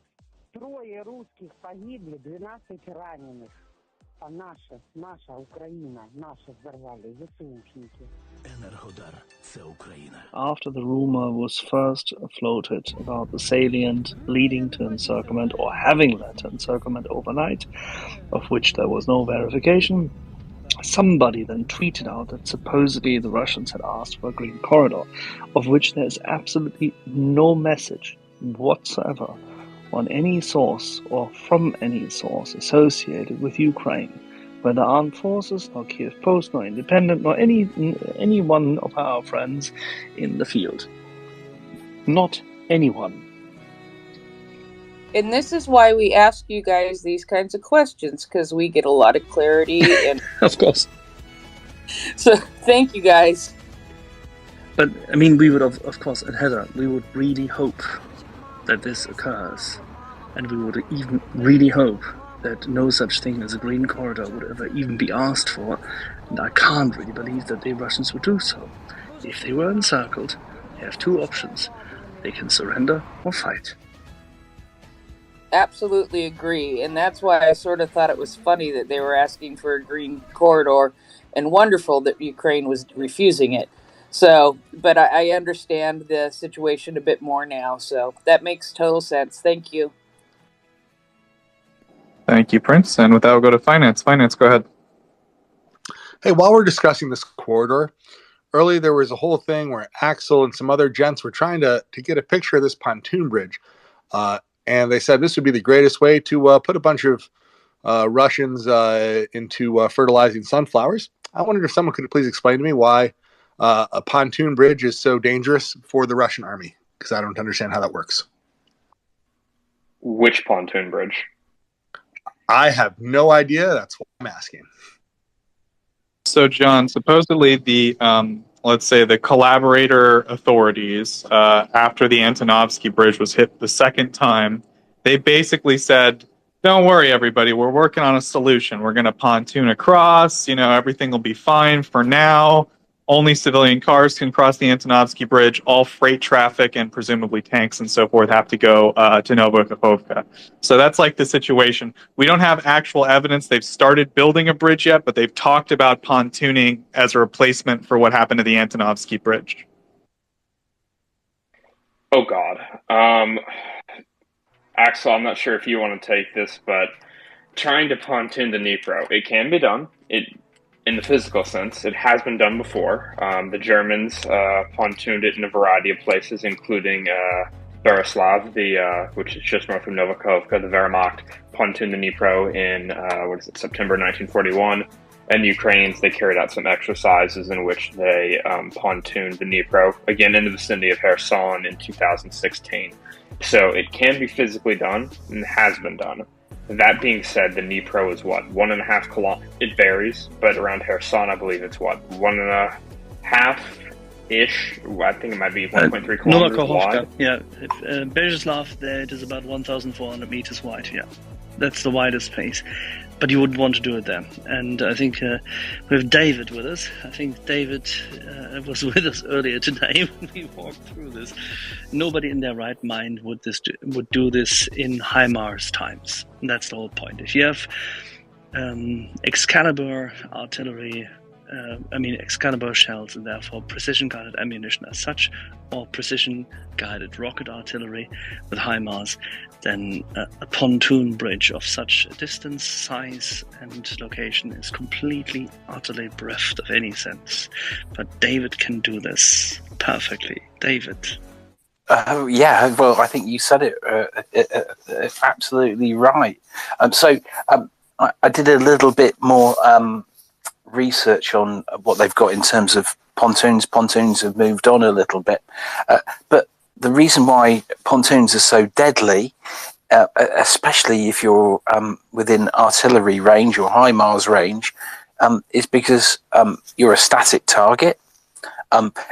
Everything going across the bridge is going very, very slow. It's not like, on one of the big bridges you might be able to go max speed on your tank if you so wished, right? It might cause a bit of damage, but you'd get across safely. You can't do that. You're probably doing maybe 6 miles an hour, maybe 10 miles an hour maximum on your pontoon bridge. You've got a maximum number of tanks you could put on it. So I've been looking at some photographs of the Russian pontoons. There is a Russian pontoon that will take a train, right? But the logistics to get that to there would be quite considerable. If we just assume the normal stuff, then you've got maybe over a 420 meter distance on a point in the Dnipro that I found that they might be able to use. But you could put a maximum of 10 tanks on that, and the amount of logistics you've got to get on and use it are really considerable. Now, especially in today's day and age, you've got someone who can spot it. You can't move it easily, and it just becomes it's essentially another death trap. So when people were talking about it, I laughed aloud. I did a lol because I went, well, it's just like, if you want to kill a load of people, that's what you'd want to do, right? Because you would let someone to put all the effort needed in creating this thing and then allow them to get over. You might allow a couple of tanks to get over the top if you wanted to, and then you would just smash the thing to shit. And it's gone, and then suddenly, all right, you've lost 10 tanks in the middle of the river, all the troops with it, and then you've completely demoralized everyone, because guess what? That thing where they've been milling around outside hoping to get away. So, when I looked at Kherson, I just thought, this is sort of Dunkirk, right? But without a flotilla of boats coming out to rescue people. It's Dunkirk with no boats and just the possibility of a pontoon that could be smashed to smithereens. It's a death sentence. It's the only way I can say it. Yeah, the suggestion that they could do this under the fire of a precision-guided ammunition like HIMARS is the height of crazy, I think. Very much so, yeah, very much so. Now, I've worked out how they could do it, but the thing is that by doing it, it's going to get destroyed, So I mean, it's an act of futility. So and they, as I said, I did a little bit. They have done some pontoons around recently, by the way, about 1 kilometre, so they could do it, right? What they would do is go into the Dnipro Delta, and they would build them there, and they would just motor them up all the way, right? But they're a target all the way, and guess what, right? Most of the people in Kherson, they're Ukrainians, so they're telephoning, sending messages to whoever it is, spotting it, going, by the way, they're on the way up, right? There's only a couple of places where they could actually put this thing, because you have to have the footings at both sides of the river, right? And you need to be able to get them to the easily, and you need to get the tanks and the other equipment to it. And at that point, you go, you know where they're going to go, and then the artillery could just smash them together. Worse still, because you've said, by the way, this is where the pontoon's going to start. You've got a couple of thousand troops milling around, and they all get smashed, right? No, I mean it's a proper death trap. Thank you, Dave. We got a lot of hands, so let's go with John Stewart, then Nightlight, then George, then Pickle. John, go ahead. Yeah, I'm just having this. Well, I'm not a strategist or a tactician, but my suggestion would be let them build a pontoon. Maybe let them get 2 or 3 tanks on it in the middle, and then hit it at either end, severing it. And then as it sails away down the river with the tanks on, sort of semi-comically, make sure there's a TikToker filming it, so we can stream it on Facebook. I think that'll be that's the moment I'm waiting for. If there's anybody listening with who's in charge of this kind of thing, I don't know how practical that is because I'm not an army guy, but that's my suggestion. It would only need to go. You only need one rocket in the middle, right, and then it would just float away. The thing is these things do have tugs that push them, right? But as soon as it's been broken in the middle, what do you have? It's just floating away as it Siren stands. alert update. I get you. Share I like this comical all idea. clear. The Hero pontoon Void. just sailing All away clear. down the river. This with a bunch message of has kit been on it. generated with I think municipal data. A metaphor for Russia, right? Floating away. Exactly. I think I read that's where they crossed the river in the Second World War, somewhere near there. I could be wrong. Yes, the Wehrmacht crossed the Dnipro in September 1941 at Berislav, which is the town immediately north of Novokhovka. And was it narrower in those days? Had it not been dammed? Or did they pontoon it then? Or how did they get across at that point? Was it over a bridge? Or They were under artillery fire, in my understanding. The key difference here is precision-guided munitions, right? I mean, Ukraine can drop something right on this bridge. So it's to do it in those circumstances is what's crazy about it. John? Okay, let's go. That's correct, and the Germans also at that point had essentially uncontested air superiority over the Russian forces Siren at alert that point, update. or the Soviet Share forces, I KZ. should say. All clear. Hero Void. The reason why I All dropped clear. him is, and I don't know This if it's message relevant has been or if anybody generated can with answer it, municipal but, data. in relation to the grain question and the shipping, there are gas pipelines running from Russia to the other side of Ukraine. Are they still operational? Is that an analogous situation? Have they been closed off? I know there's various disputes over gas pricing and gas supply through Ukraine over the last 20 years. I'm presuming they're not operational, but there's like 2 major gas pipelines running through what is an active war zone at the moment, feeding some parts of Eastern Europe. I wondered if they were still operational or if they'd been shut off.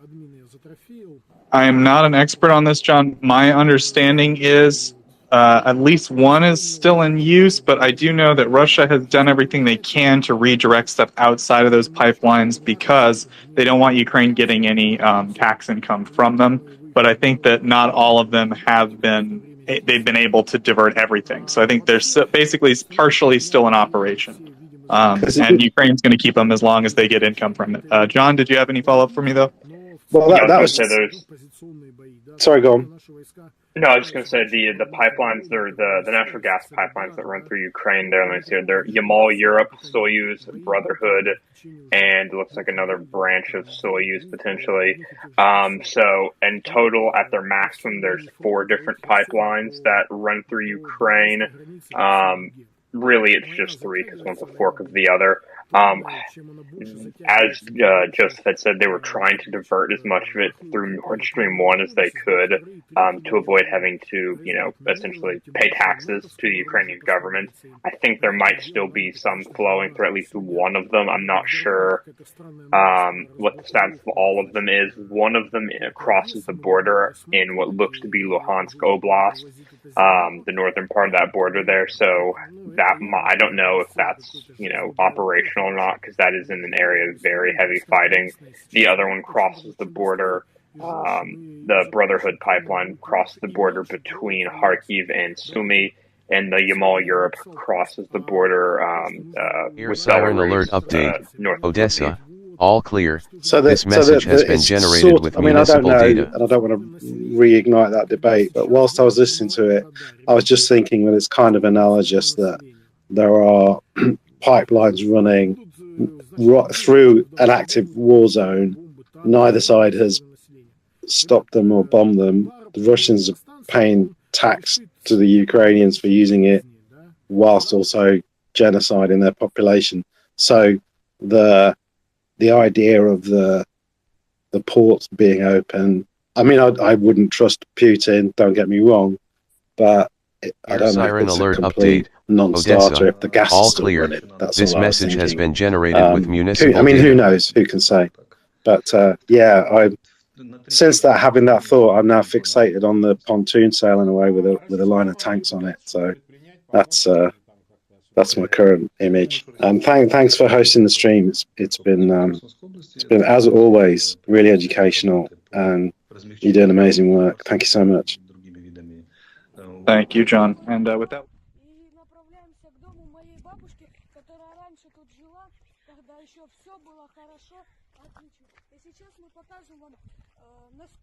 Как плохо стало ее квартире. Нас предупредил таксист, что здесь все не разминировано, валяются мины, растяжки, что тут ходить опасно.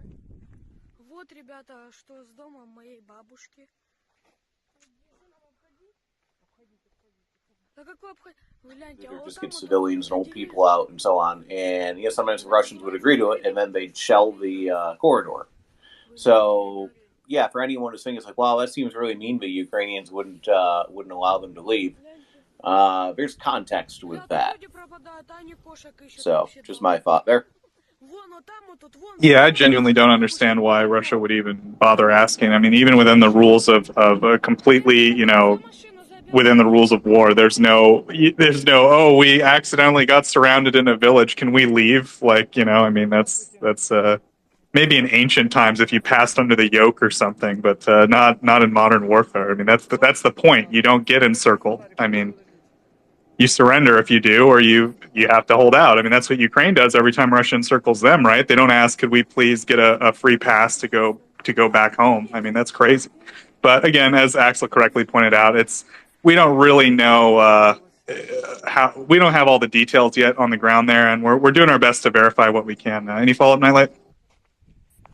Yeah, I would just say I really doubt the Russian general in charge of that sector or whatever was involved in that request. I would expect it was probably one of the local officers that was actually in the encirclement who was begging to get out alive. So it might have the request might have originated at a more local level, which might also be why it's been a little harder to track down if it's even true. So yeah, definitely good point. Thank you, Nightlight. And with that, we'll go to Mr. Pickle. Go ahead. Yeah, I'm pretty sure every inch of the river that could take a pontoon bridge is already registered for artillery, and they basically, if they just walked in, it's a done deal. as far as Russia's ability to do anything, I mean, there is a lot of people thought that they won a lot of battles that they actually didn't. I mean, if you look at World War II, we gave them 400,000 trucks and jeeps, 18,000 aircraft, I don't know, 13,000 tanks, and I can assure you that without these, they wouldn't have even have a chance. And then they they just threw meat into the problem till it got solved. So I don't see that the fact that they won World War II, that's just nonsense. As far as Ukraine, all the battles they won, they didn't actually get the city. They got a pile of rubble that they destroyed. I mean, if you're a thief and you're trying to steal rob a China store, and you go inside with a bull, and you get a picture of the broken glass. You know, I don't know if that's achieved the objective, unless your objective is just to get a pile of rubble. You know, so that's not a win really. And the same thing with Napoleon. It's just the weather was bad. It's not that they won anything. So I was just caution not to. I mean, we have to be prepared for the worst, yes, but to just give them more than they deserve, we paid for that, because we could have stopped them long ago if we knew that they were that weak. Yeah, thanks, someone. I think it's a good point. There's like a big, there's a fine line between overestimating the Russians and maybe underestimating the Russians. Obviously, Ukraine's a smaller country. They haven't spent, as much on military resources as Ukraine has, and that obviously means Ukraine is fighting, a difficult battle. At the same time, though, Russia's not some invincible military superpower like other people make out. So there's a fine line there, but I think you made a good point that, a lot of Russia's victories are misrepresented historically. So thank you. And with that, we'll go to Konstantin. Konstantin, go ahead.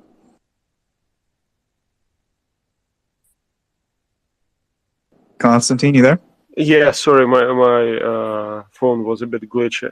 So when we're talking about a pontoon bridge river crossing, especially such a wide river as Dnipro, what would be imagine that there aren't probably not that many sites where you can start the crossing and where you can actually land, place for the landing, but the Russian advantage here, I think that they control both sides of the river where they're going to be crossing it. This message has been generated with municipal data. The weapon system used to target those pontoons that are crossing the river. It's pretty simple, really. They're well within normal artillery range, so you could just use artillery or HIMARS. The thing is that if you look at the edges of the Dnipro, right? So you've got the north side, which is on the city side, and then you've got the other side is the marshland. There's very few places that they could easily set things up. When you look at if you ever look at any pontoons and the rest of it, normally there's sandy area and the rest of it, because they put them on an ideal spot. This message has been generated with municipal data. The side where Kherson is, obviously that's they've got buildings and other places, and there'll be in some places there might be 2 or 3 meters of a drop down to the water. So there's only a couple of places, and then you've got to fit that in onto the south side of the river, right? So when I look at it, I mean, there's pretty much only one spot where there's a road that goes down, and you could get people waiting, and I think they'd have to bulldoze through a house, but we know they're prepared to do these things, and they'd be able to do it. It's pretty much one spot.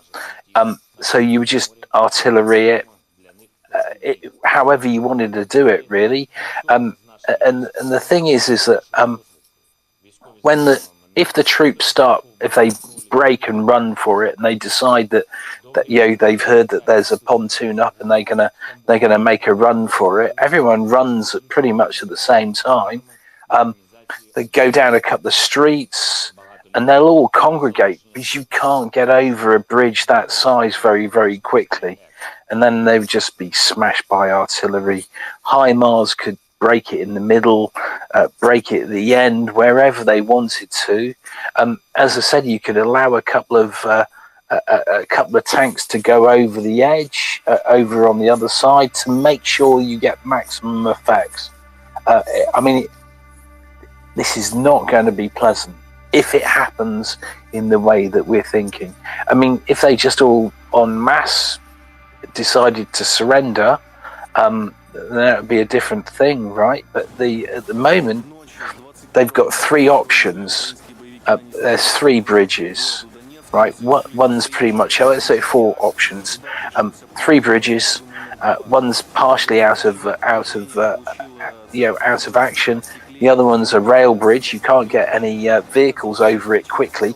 You can drive vehicles over it, but I've done it. You can't go quickly. If you do, you're in danger of damaging the vehicle. And then if you do that, then what are you going to do? So you could put foot traffic over it. And then there's the one up at Nova Kakhovka, which is 40 kilometers away, which is along some very straight roads, for which you must assume that artillery will already have ranged in on there, or they'll have people with NLAWs and rapiers or whatever it is they've got there to take out any of the vehicles. It is a death trap waiting to happen. Not waiting to happen. It has happened. We're just waiting to see the effects. Thank you, David.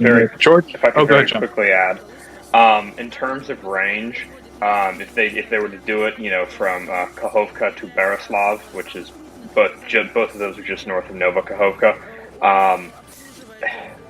they would be definitely within HIMARS range, but they would be out of howitzer tube artillery range, based upon the publicly released info as to the ranges of the various base bleed wrap rounds and Excalibur. It's more than 50 kilometers. So they would have to use either HIMARS or the Ukrainian Air Force. No, I was looking at different places for wherever the troops are. So if you were further south of Kherson, right, as opposed to being really north, if you look at towards that direction, then they're well within that range, right? So I say well within. I don't think this is going to happen for a week. I don't think this is going to happen in the next couple of days. I think what they're going to do is just going to. I think Colonel Spencer said this, that they're just going to put pressure on the troops. I think it makes complete sense to do this. They've got troops coming from the UK, right? You want to gradually introduce troops into firefights, right? So don't give them a really big battle. What you do is just go, here you are, I've got a couple of little firefights here, get introduced, and what they'll do is they'll just gather up, gain more momentum, more troops in that area, and then they will push them over and put more pressure on them. As the more pressure happens, it's like a weather front, really. As the pressure increases, more Russians die, they'll fall back, and it really just becomes a constant effect of Russians dying, right? They move backwards, more Russians dying, they move more backwards, and then eventually they get to a point where they go, I'm surrendering, or I'm going to make a run for it. Thank you, David. So George is an artillery guy, so I'm interested what he has to say. George, if you can maybe try to answer Konstantin's question a bit, and then if you have your own question, go ahead. Yeah, so your most important thing is what type of pontoon bridge is it?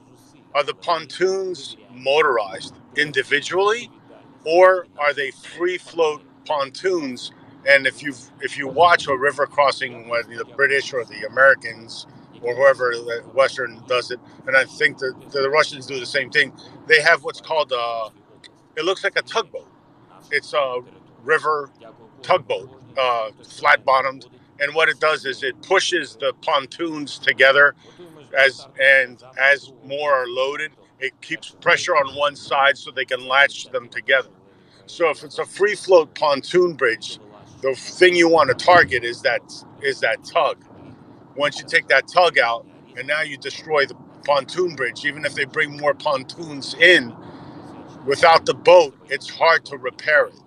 Now, artillery will sink the pontoons, especially if they start taking direct hits. It all depends on distance.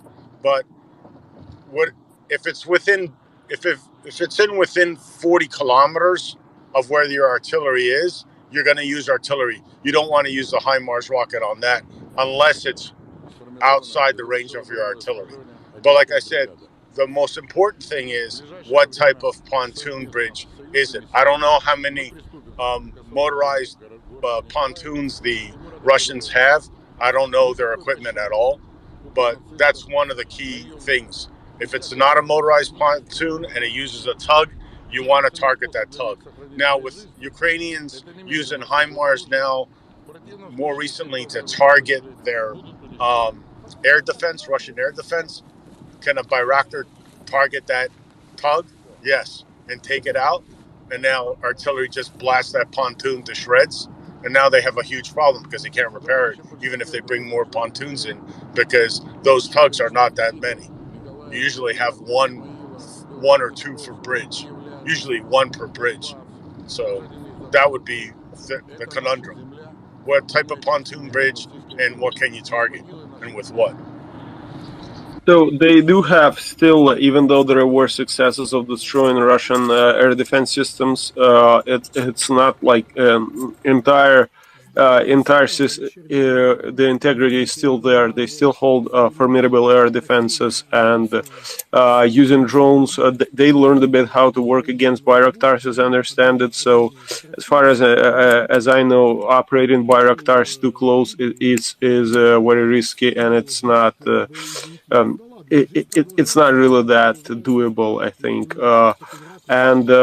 So the observing is what, observation of this bridge, where it is, where it's going, and when the operation is taking place is the key here. So I don't know, Ukraine would probably need to rely on actual forward observers like locals who would send pictures, etc. And but those pictures, they don't give you too much.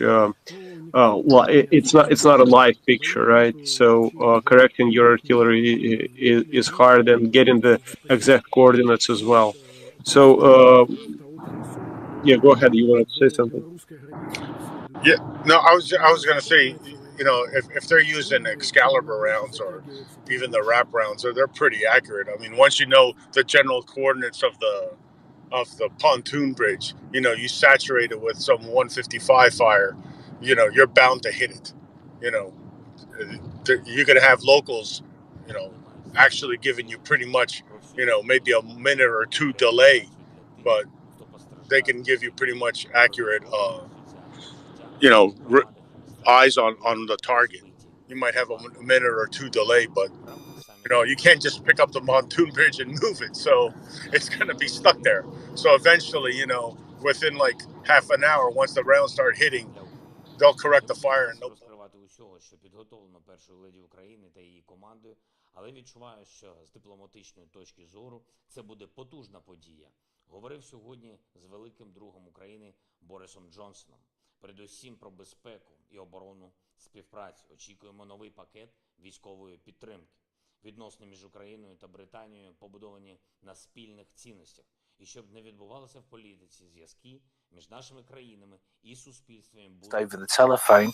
The thing, George, is so the distance this is over is about 420 meters. So you only need to take out one little bit with one tugboat, and you're going to end up with putting pressure on that area. I would assume, given that tugboats, if they started taking fire around the bridge, they're probably going to leave their position. I would think so too. Yeah. At which point the pontoon just breaks because the pressure of the water just splits it. Exactly. I don't know what the depth of the river is there, and like I said, I saw some pictures, and I don't know what the gradient is, the slope. So that's the other thing, is the Ukrainians know that river better than anybody. So they know where the gradient would, where the engineers, so Ukraine has their own engineers, they would know exactly where the gradient is that's allowable to make a pontoon bridge. Remember, you can only have a gradient of so many degrees to have a successful pontoon crossing. No, exactly right. And there's a couple of places where you might think you'd be able to put it, but you'll be going off a 5 meter jump to land onto the pontoon below it. As you said, you've just got to get onto. You've got a nice little slope, and there are very few on the north side of the bridge where you can do it, which aren't astonishingly long, right? So there's a couple of places. 750 meters. 750 meters means you need more bits of kit, right? And it takes even longer to set the stuff up. And David, could you maybe give us a ballpark of, if General Ivan came to you and said, "All right, I'll give you everything you want to cross this spot in the Dnieper." How roughly ballpark? How long do you think it would take a good engineering team, or let's say a Russian engineering team at least, to do it? So I'll tell you how they would do it. Right, they would be down in the delta. They would make 3, 4, or 5 different spans, basically, of however they want. They would have pre-planned this, right, and then they would ship them up the river. Push them up because they've got tugboats, right? Alert the tugboats, they push them Michael up and they Live. put them together. All clear. Right, so this message has been generated parts. with so municipal the bit data. Where they're originally making the parts before they ship them up the river, right? So there's that bit, but it's going to take hours, right? Because this is a long way. So let's just say they're 100-meter sections, and you want to go to the easiest spot, which is about 750 meters. So you got 7 or 8 different sections that you need to put together, right? So when you put them together, it isn't just a really simple of you spot it in. You have to put bolts in, you've got to line it up, and you have to line it up very accurately, right?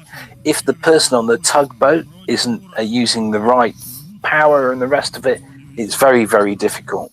So you're talking about hours, and that isn't even taking into account the setting them up beforehand. Michael So you're talking maybe this 10, message has 12 been generated hours in with total. municipal data. And then you'd spot them being driven up the river. There would be so much time for artillery to spot this. Now, if they had some special, super secret, release it out of a submarine thing, right? I'm not saying they don't have that, but but maybe they could set something up. But no. David, my question is, everybody's saying they set up the bridge. My belief would be, as they're setting up the bridge, I wouldn't need many, maybe just an SPG, maybe just a self-propelled gun that can shoot and scoot. I would just harass them. RPG, one RPG, that's all you would need, right? No, I mean an SPG, a self-propelled gun. No, I know. I knew the difference. What I'm saying is, you could make it even easier. A person with an RPG would do the same thing, right? So at the point where it's a self-propelled, then it's even more damage. So please know that both sides of the river are controlled by Russian troops. Keep this in mind. So having someone with RPG there is not an option. Of course, but at the point where we're talking about where the people are escaping, that's a different scenario, though, isn't it? Right. So we're not talking about an optimal situation. It wouldn't be optimal because they're trying to escape over a bridge, right? And generally at that point, you're going to have people who are going to be very nervous. And who's to say what someone is prepared to do, really? And like I said, trying to build a bridge, like you said, that needs precision. Pontoon bridges have to fit it exactly. You're talking bolts, wiring, all this other kit that needs to be put in exactly. And you have somebody with a 155 lobbing a shell, on 3-4 shells every hour on the hour. That's exactly. It's almost impossible. It would be a death trap. And here's the thing, right? So you're well within distance of just standard small arms fire, right? People have an aversion to dying, really, especially tugboat drivers that I've met, right? They're more likely to just disappear and go, I'm not having any of this, thank you very much. Yeah, so I think the general point is, even though right now Russia controls enough territory that artillery is kind of the ranges we're talking about in terms of capability to touch it, they're vulnerable. They're very vulnerable to basically anything above an RPG-7. But Konstantin, did you have any follow-up? Did that answer your question, or go ahead? No, I'm good, thank you. Thank you, Konstantin. So it's maybe a good time to say that everyone, you're listening to the Maria Report. We are an organization of volunteers dedicated to running a 24-hour space that discusses the Russian invasion of Ukraine and the Russian genocide against the Ukrainian people. So we discuss different topics. We try to get guest speakers, academics, military analysts, people who can give good information about what's going on. And we also support Maria Aid, which is a charity, mariaaid.org, that's also run by volunteers. It's run by people with a lot of military background, and they have connections with the Ukrainian military. So when the Ukrainian military needs something, they go to Maria Aid and say, hey, we need hemostatic bandages, or we need drones, or we need this specific kind of drone, right, that's not vulnerable to electronic warfare. We need body armor. We need this kind of body armor, right, the good kind. We need various things, thermals, night vision, that Ukrainian soldiers and civilians need on the front lines right now to fight the Russian invasion. So Maria Aid is a great organization. We highly recommend you guys check it out. And we understand not everyone can give financially, but there's lots of things you can do to help. You can always retweet the space, try to raise awareness of what we're trying to do here. And if people have questions, you can always come on up, raise your hand. You can press the microphone button in the bottom left-hand corner of your screen. Press the little heart icon in the center, and on the far right, you can raise your hand. And we'll do your best to answer your question. Right now, we're talking...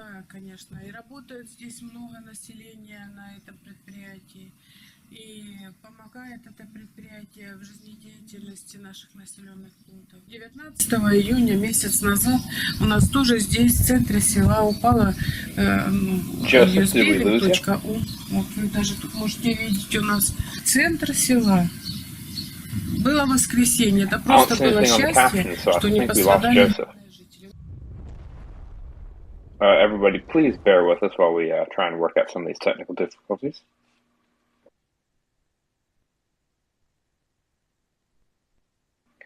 Yes, it looks like Joseph died. His Twitter died, I should say. Twitter being Twitter. I'll briefly finish off what he was saying about Maria Aid. Maria Aid is a fantastic charitable organization, currently registered in Canada, that provides absolutely critical life-saving aid, ranging from thermal optics, ballistic vests and ballistic plates, drones, medical equipment, tourniquets, bandages, the whole 9 yards, and I'm sure many other things that I'm totally unaware of, to Ukrainian civilians and soldiers that are on or very close to the front line of this war. The equipment that they give truly does help save lives, so I would encourage everybody that is able to make a contribution to consider making one. Joseph, if you can hear me, I can see you trying to re-request. You're still up as co-host, but there's a little blue dot next to it. So go ahead and leave the space and rejoin. That should reset you, and I'll get you back up to speaker.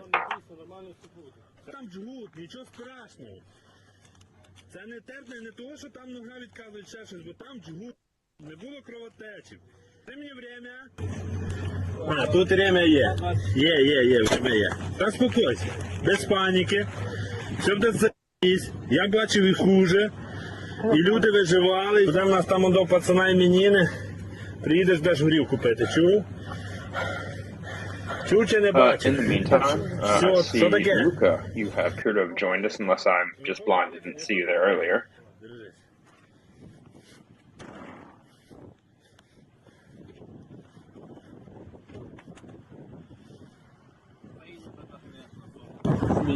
Ну, місяць точно випадеш. Ножки будуть златати. Нічого страшного. Carolyn, welcome. Please go ahead. Hi there, John. And I see we're having Joseph just in the ether there. I just wanted to come on and say wonderful hello and thank you to all the marvellous Maria Report followers and listeners. We are 45 followers off of our 2K Friday target, and a huge effort from lots of retweets, lots of our listeners. Fantastic. Thank you very much indeed. It's under a week since we launched the new space, focusing on support for the Maria Aid charity, and that's wonderful. And if you could just, everyone that's in here, I think we have over 400 of you, and I'm sure if each one of you could retweet and encourage people to follow, we could get our 2K Friday target. It's a great boost from where we were 12 hours ago, so fantastic effort, especially from some of our key listeners. I mentioned Rachel, Vend. Go for it, go ham, retweet, encourage people to follow it, raises awareness, it directs people towards crucial information, critical thought around Ukraine war, and raising money for Maria Aid charity. And fantastic job, everyone. We're nearly there. In fact, we're now at 44 needed. Yep. End of PSA. John, back to you. Thank you very much, Carolyn. I think we're still having some technical problems with Joseph, unfortunately. In the meantime, if anybody'd like to come up, request the mic, pose a question, comment, start a discussion. If you're feeling shy, I don't bite. Joseph doesn't bite. I don't believe Carolyn bites either. But in any case, if you would not like to come up, but you'd still like to ask a question, feel free to DM myself or Carolyn or Joseph once he gets back.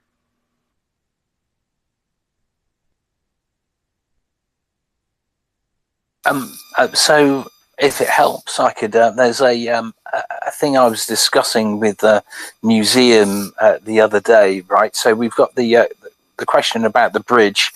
I don't know if everyone's aware that there was some photographs that looked like the Russians might be setting up the bridge to blow it up. So I can go through that.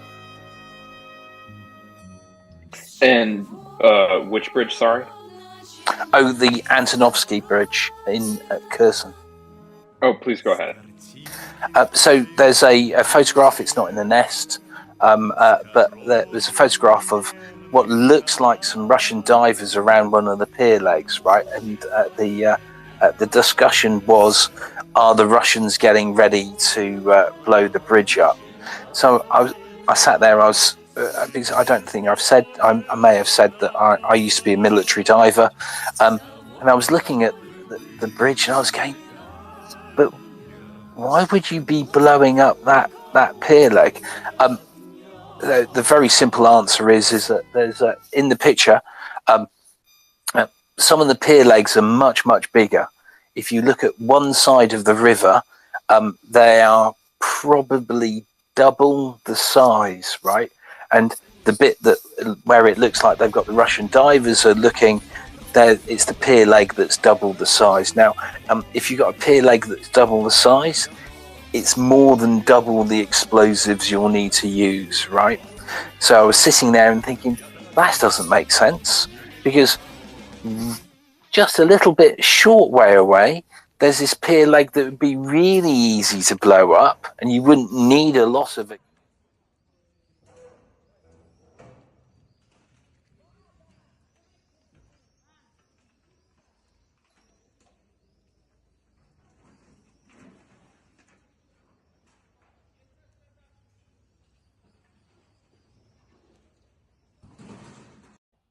Мы журналисты с Украины. Мы хотели бы с вами поговорить. The idea that just maybe they thought that the Ukrainians had pre-mined it and they were just checking. David, As a follow-up to that point, my understanding was that I'd seen a number of reports that the Ukrainians had, in fact, pre-mined the bridge prior to the invasion. If that was actually the case, would there be anything stopping the Russians from attempting to reuse the charges that the Ukrainians placed, just by swapping out the fuses to ones that they can actually, remotely detonate? Would there be anything stopping them from doing that? No, nothing. In fact, they wouldn't even. Why would you swap out the fuse, right? So there have to be a firing mechanism, right? Most of these things, it's not radio controlled. They're just manual, right? There would be deck cord. You just need to find the other end of the deck cord and fire that, right? So you'd absolutely, if they'd found it, right? Now. That's not to say they didn't. If they found it, they didn't remove it, but they could have just reused it. All it is having the right initiator at the end of the deck cord. These things, as I said, normally it's deck cord that runs to it, and they would be running along the bottom of the river bed, the river bed, and there'd be a firing point, and they would fire it from there. So yeah, just reuse it. Understood. Thank you, David. Mr. Pickle, please go ahead.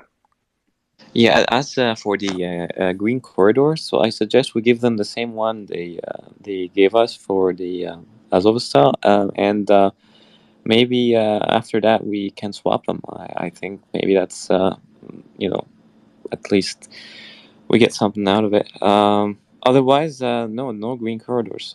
It's gonna be madness. But anyway. My question is, when it comes to HIMARS, let's say you do not have an enemy active Air Force, and you don't have to worry about that. How many missions can you run per day, per piece of kit, or per HIMAR?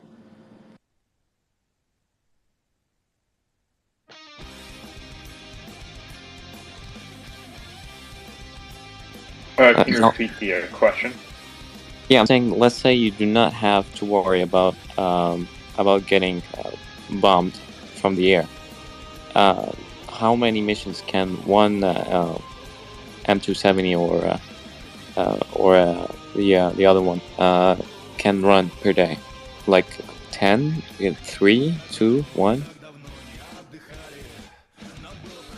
So usually the SOP, the standard operating procedure for both M270 MLRS and M142 HIMARS is once they complete a fire mission, they leave the firing point, and they usually go to a predetermined reload point where a vehicle, usually a truck, has already dropped off either one or two pods, depending on if it's a M270 or M142.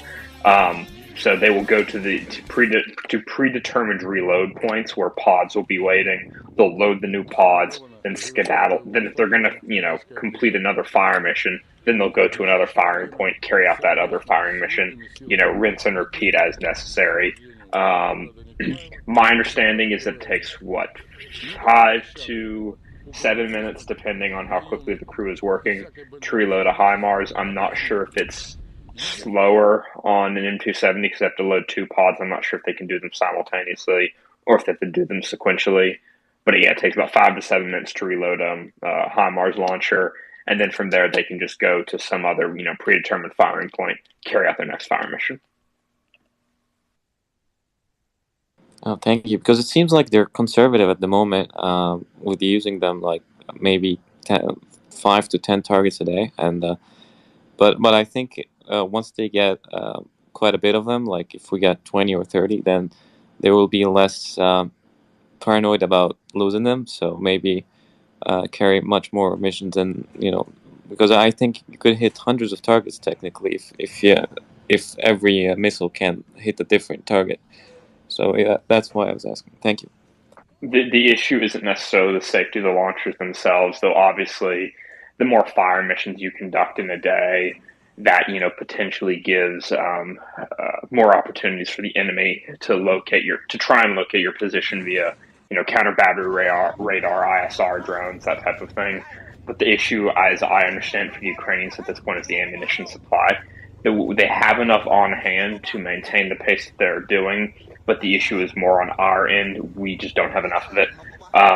We produced, I want to say, like 50,000-ish Gimlers, not the pods themselves, but the individual rockets, and we don't have enough of them. We just did not produce enough of them over the past several years to decades, and we need to ramp up production, and we just do not have enough stockpile to sustain, the Ukrainians carrying out massive numbers of strikes every single day for weeks on end. We just do not have enough of them in inventory to do that. So it'll be like, sorry, we have to send ATACMS because we ran out of the other ones, guys. I'm sorry.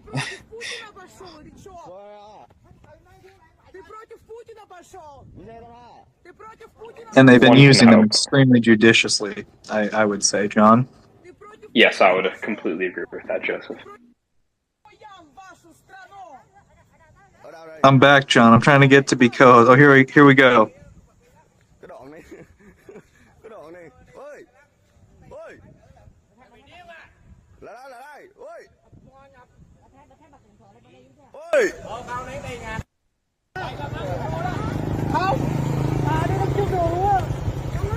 Okay, John. So, I my Twitter died. I say my Twitter died because I try to avoid the word crash, because if I use the word crash, everyone freaks out and goes, "Oh, the space crashed," and then I feel bad. So, I've chosen the language. My Twitter died. Sorry. So John, I got my announcement out. I assume that, of course, the Maria Report's looking for followers. Hello, all. Mic checking. Give a round of applause if you can hear me.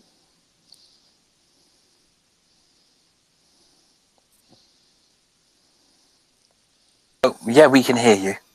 Oh, great. Thank goodness. Thank you. Can you guys hear me? It was just We can. a reflective moment there, I think. There's a bit of quietness. There we go. Thank you very much. A round of applause there. I was thinking of it, and I see we have Joseph back up as co-host, but I just had a quick, perhaps another theme, but I was reflecting on conversation last night that maybe not everyone was privy to. I was interested to hear John Stewart, your thoughts. You had a nice conversation with Verlaine and her perspective on being a translator and working alongside the military, which was really fascinating.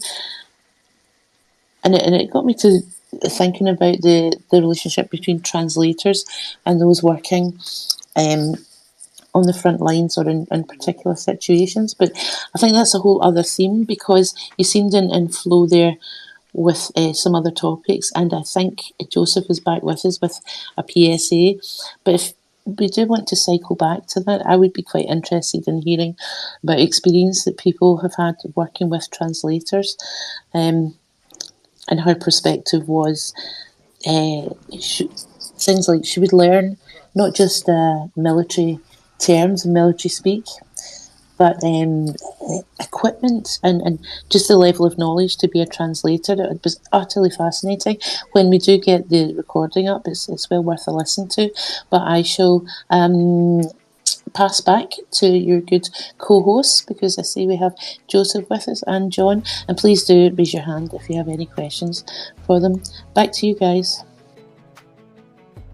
Thank you very much, Carolyn. John's watching a video right now. He's doing some work confirming a developing situation. So, yeah, you got me. I don't know how much John did of our little announcement, but Maria Report is we need followers. So if you guys could please consider following the Maria Report account. It does help us out. Helps us get our message out there.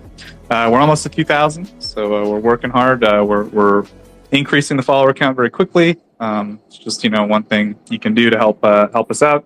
Of course, you can also retweet the space.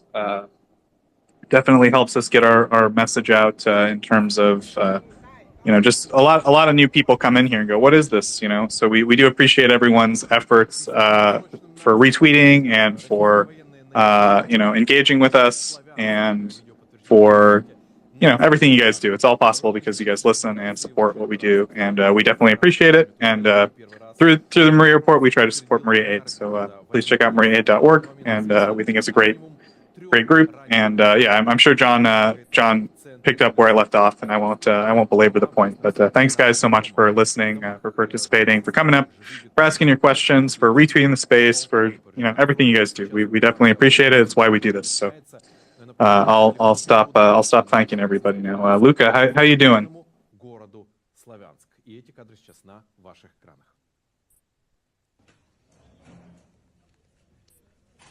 Luca, I'm trying to stop being sappy here, but so yeah, if anyone does have any questions for our panel, we still got David here. David, of course, sapper in the British military, or the UK military, I should say.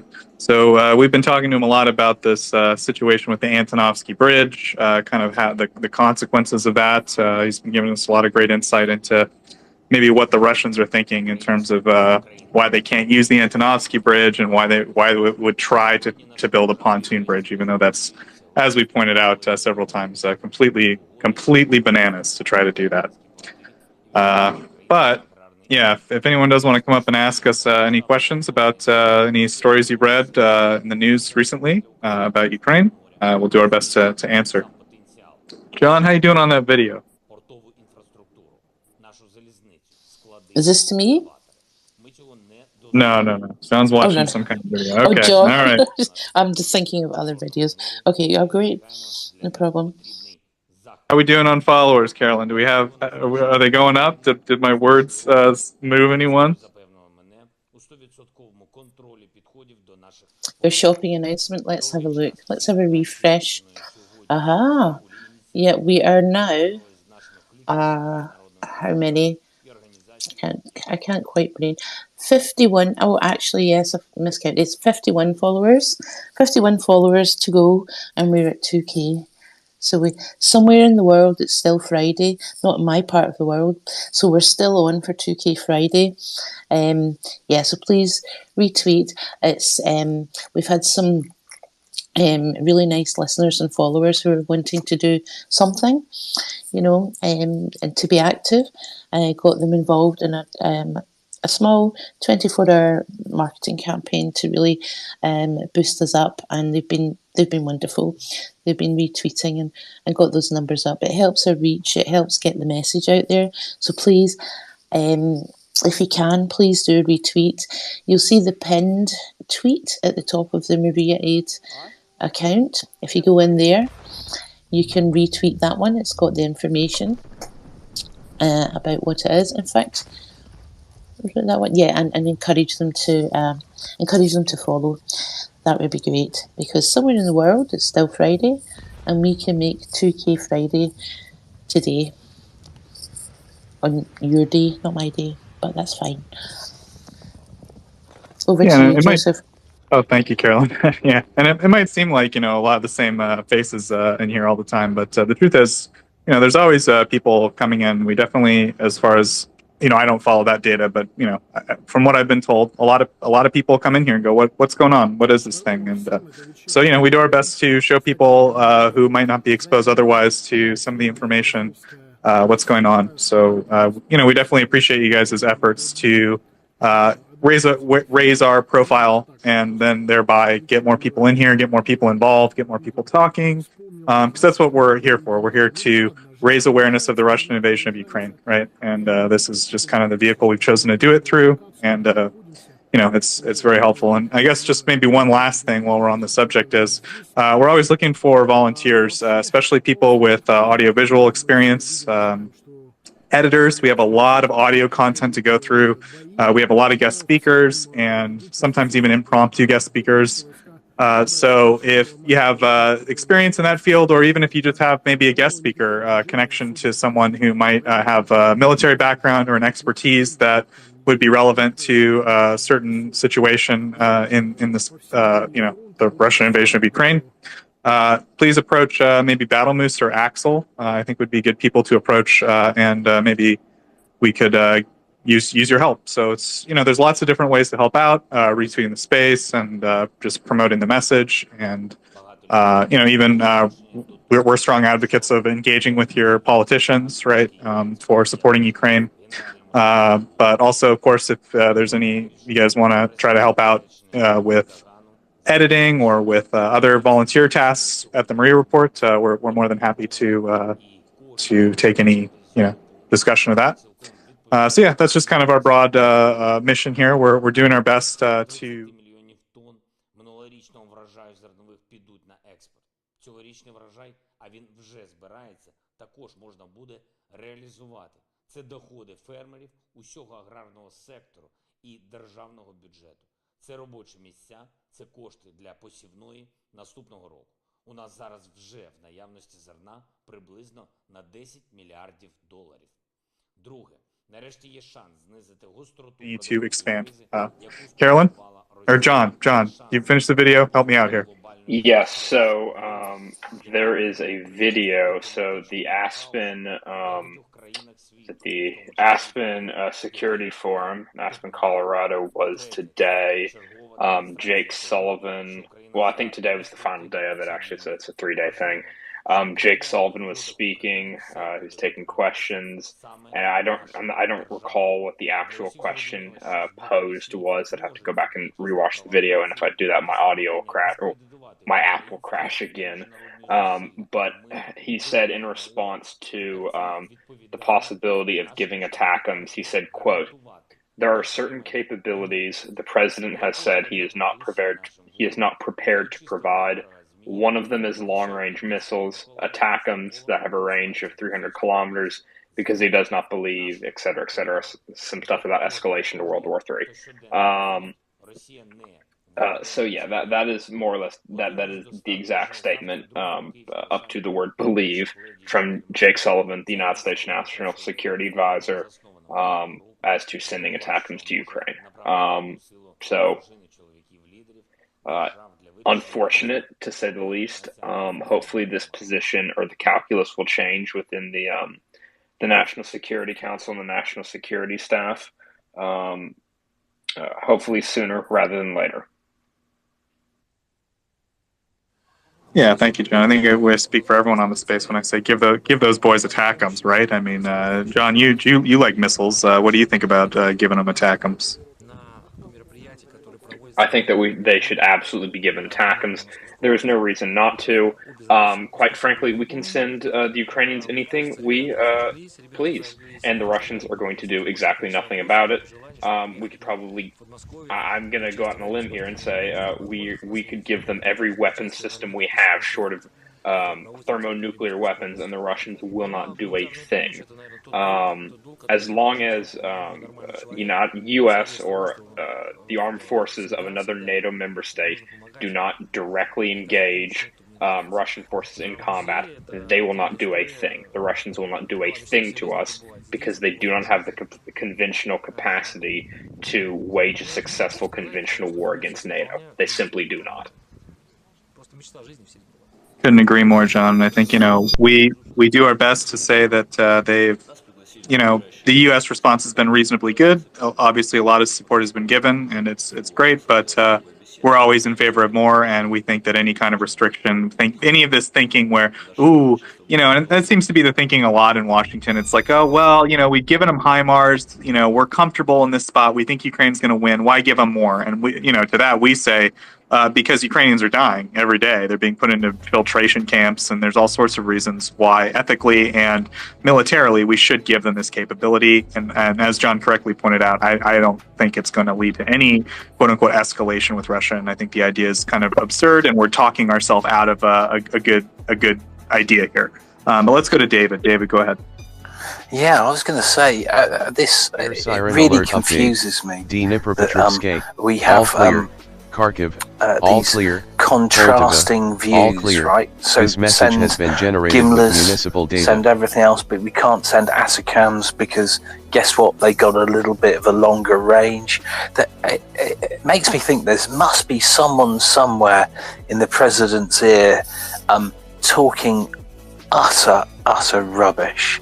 The thing is that we can't affect whether he sets off a tactical nuclear weapon, right?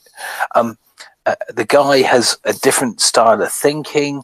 So why are we even worrying about what he can do? Because whatever we do, it doesn't matter.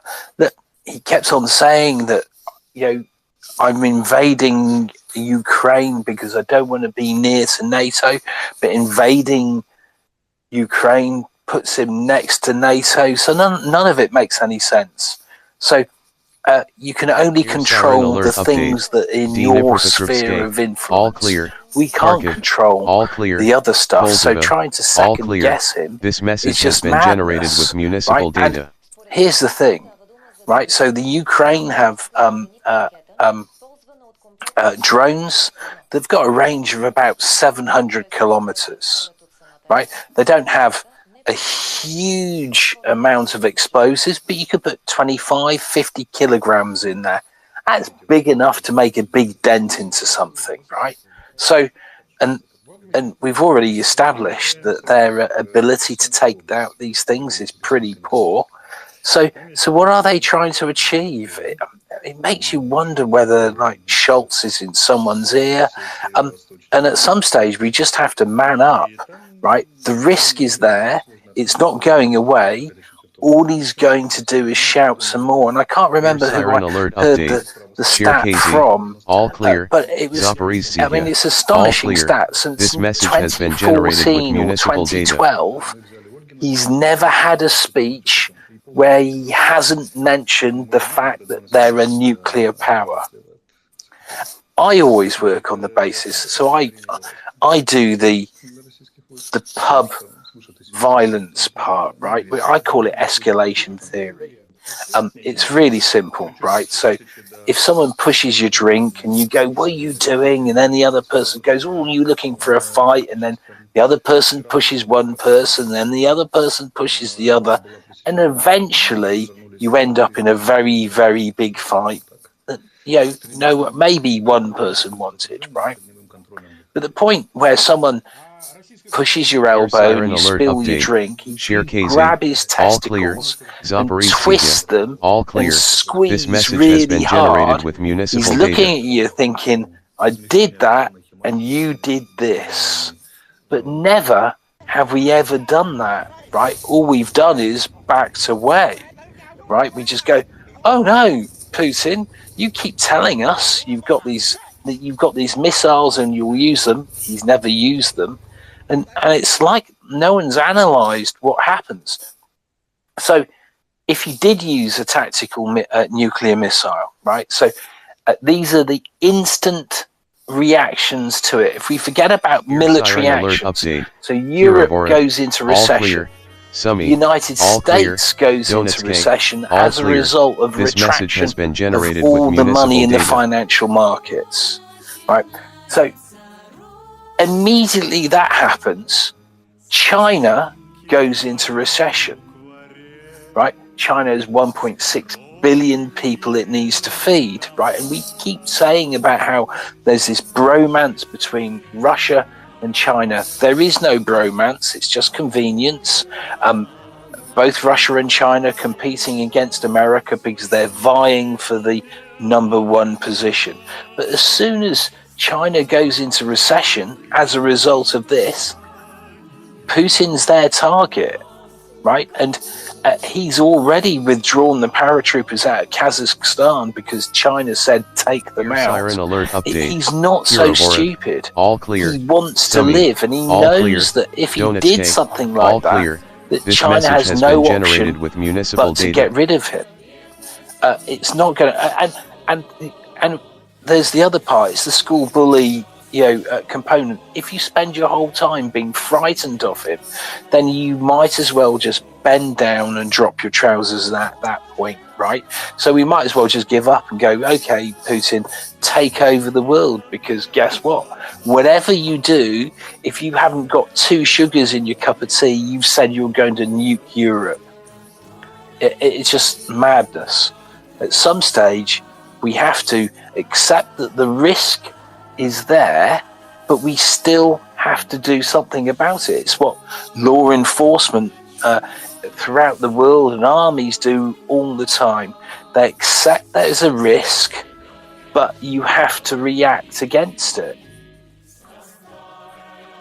Yeah, thank you, David. Couldn't agree more. And I think, you make a good point that the idea that we can sort of influence Russia's behavior with our behavior, I think, is a fool's errand. I think that they take advantage of that every time. We get inside our head. It reminds me of a Mark Twain quote, which is, never debate with an idiot. He'll drag you down to his level and beat you with experience, right? And that's what happens when you get into try to get into Russia's head and say, well, if I do this, then they'll do that, and then we'll be friends, or whatever people are thinking. It's just if you put an army in Poland, which NATO's doing, so be it. Russia will do what it'll do.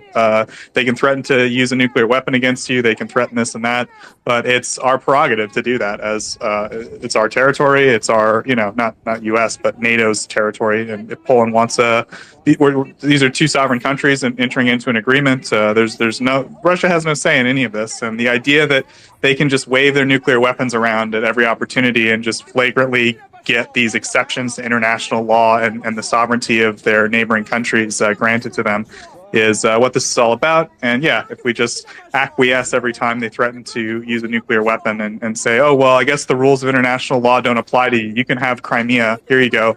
As you said, eventually that's going to create a pattern of behavior where they think they're entitled to whatever they want, right? And that's the situation we're in. It's going to create a bigger disaster in the long run. Ultimately, go ahead, David. I was going to say exactly. And here's the thing: no one has grabbed his testicles and twisted them and looked him in the eye and said, "Do one thing more. I dare you. Do one thing more," right? And because his reactions is really along the lines of, I go back to the person in the pub who's shouting and screaming, but he's walking backwards, going, "Go on, I'll have you," right? But he's walking backwards at the point he's saying it, and there's the deal. He's always managed to be able to bluff people into whatever they are.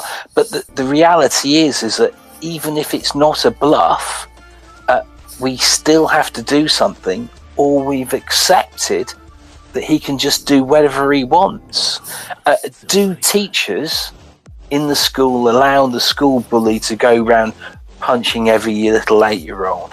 No, they don't. Right? There's a reason for this. Because if you carry on letting them do it, you'll end up with a monster later, right? So you have to address the problem. And if you keep leaving it, then where do we stand? Yeah, exactly. I mean, we've turned a blind eye to this for a long time, and now Putin and Russia as a state are invading a sovereign country, trying to liquidate the population that the civil society of the country, and basically erase it from the map and colonize it. I mean, that's the state we're in now, and if we don't stand up at this point, I mean, it's only going to get worse from here. And I don't even want to contemplate how it gets worse, and that's why we need to send everything we can to Ukraine in terms of help. So thank you, David. Exactly. Becky's been very patient. So thank you, David. Let's go to Becky. Becky, go ahead. Good evening. I'm talking from the Midwest in the United States. I really appreciate the space and the hosts and the subject matter experts. I've been a listener since the beginning, 24th or so. I have one statement and then one question. My statement is that I just so appreciate the intelligence, the knowledge, and the polite, patient education that y'all provide. And then after one of the knowledgeable people gives some essay of brilliance, there's an indication of humility and an acknowledgement that there could be additional information or alternate views. And I just have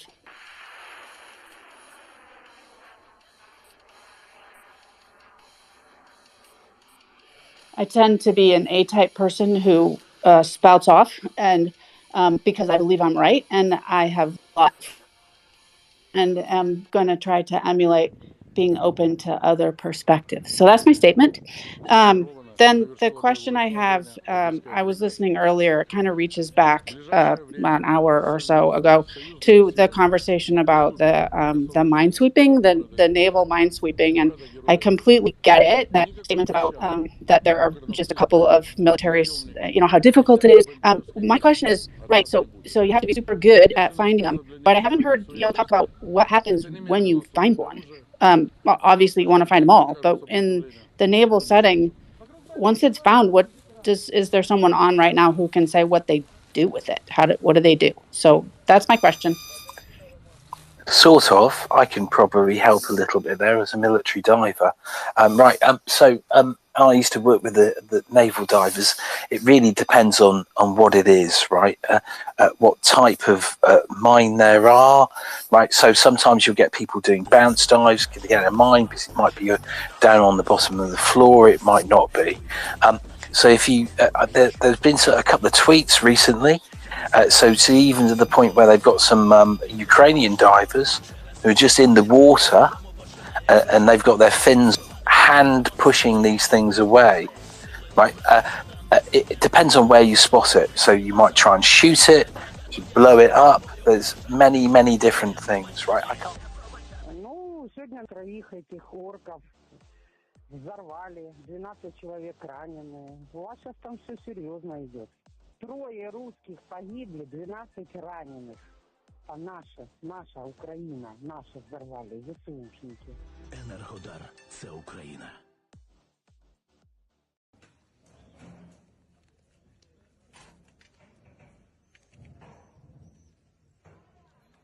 Could just be one with sensors on the edge, magnetic. It depends on the type of mine, but it goes from a range of just simply shooting it or putting even a bigger gun on it, right? Or someone just swimming up to it and moving it away. So, but essentially, are they, I mean, are they trying to take it apart, or are they... No, you like blow it up. Why? There's no gonna point taking it boom. apart. It's in the sea, right? Just kill it. Because as soon as... Okay. So I'll explain a little bit more. And this is with pretty much any explosives. So sometimes the TV just misleads us, right? So in general, the best thing always to do with an explosive is just to blow it in situ, right? And sometimes you'll go, and I look at it and go, why haven't they blown that up? Why have they disconnected it, and the rest of it? Because it doesn't make any sense. Sometimes the only reason as to why they're doing this is because the valuation of the property that's nearby, right?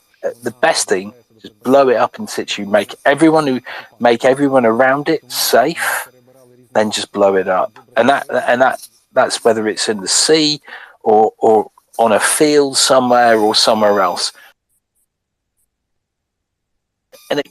And David, the tricky part is, in my understanding, is actually finding it, right? I mean, the short answer of what you do with it is you blow it up, but that's what takes the skill and the specialized equipment. Yeah, very, and there's a real difference, right? So sometimes if it was a UXB, right, finding something could be very big, and I could understand if it's in the middle of a block of flats that you would want to adjust to make it safe.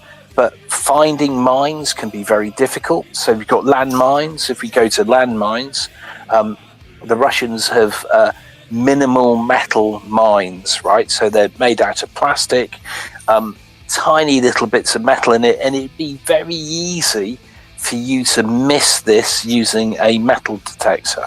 So, and this is part of the problem. So in various different places that people are talking about, how do you solve this problem for, let's say, in Ukraine, the farmers, your munition's going to be a real problem for farmers, especially when you see some of the fields and you go, hang on, there's probably 100 shells have gone into there. You can see the holes, and some of them don't look like they've gone off, right? Are there cluster munitions in there? So they're proper death traps. So how do you clear those fields?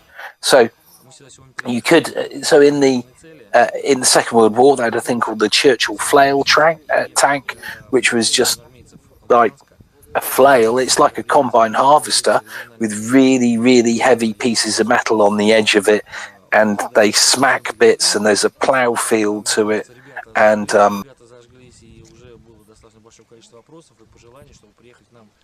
Oh, did we lose David? I think we did. David, we might need to drop you down and bring you back up. Yeah, drop him down quick, John, so he doesn't go on. But Becky, maybe so yeah, that's the thing. Like, and what David's speaking to is true of sea mines. In my understanding, they're basically invisible and or very difficult. It takes real specialized equipment to track them. And then also in the water, unlike the ground, like they're drifting around, right? You might just have one that just kind of comes loose on the seafloor. So that's where the difficulty lies, is going to a grid square and saying, okay, I'm going to clear this completely of mines and declare it safe. And I understand the currents, and I understand, I've completely made sure it's safe, because otherwise there's just such a possibility that one of these mines could come loose and just drift in and hit a ship. I think that's kind of the real challenge here. So it's not that like the mines themselves are difficult to clear. It's just more of a question of like making sure that it's completely clear and safe for like commercial traffic. Does that make sense?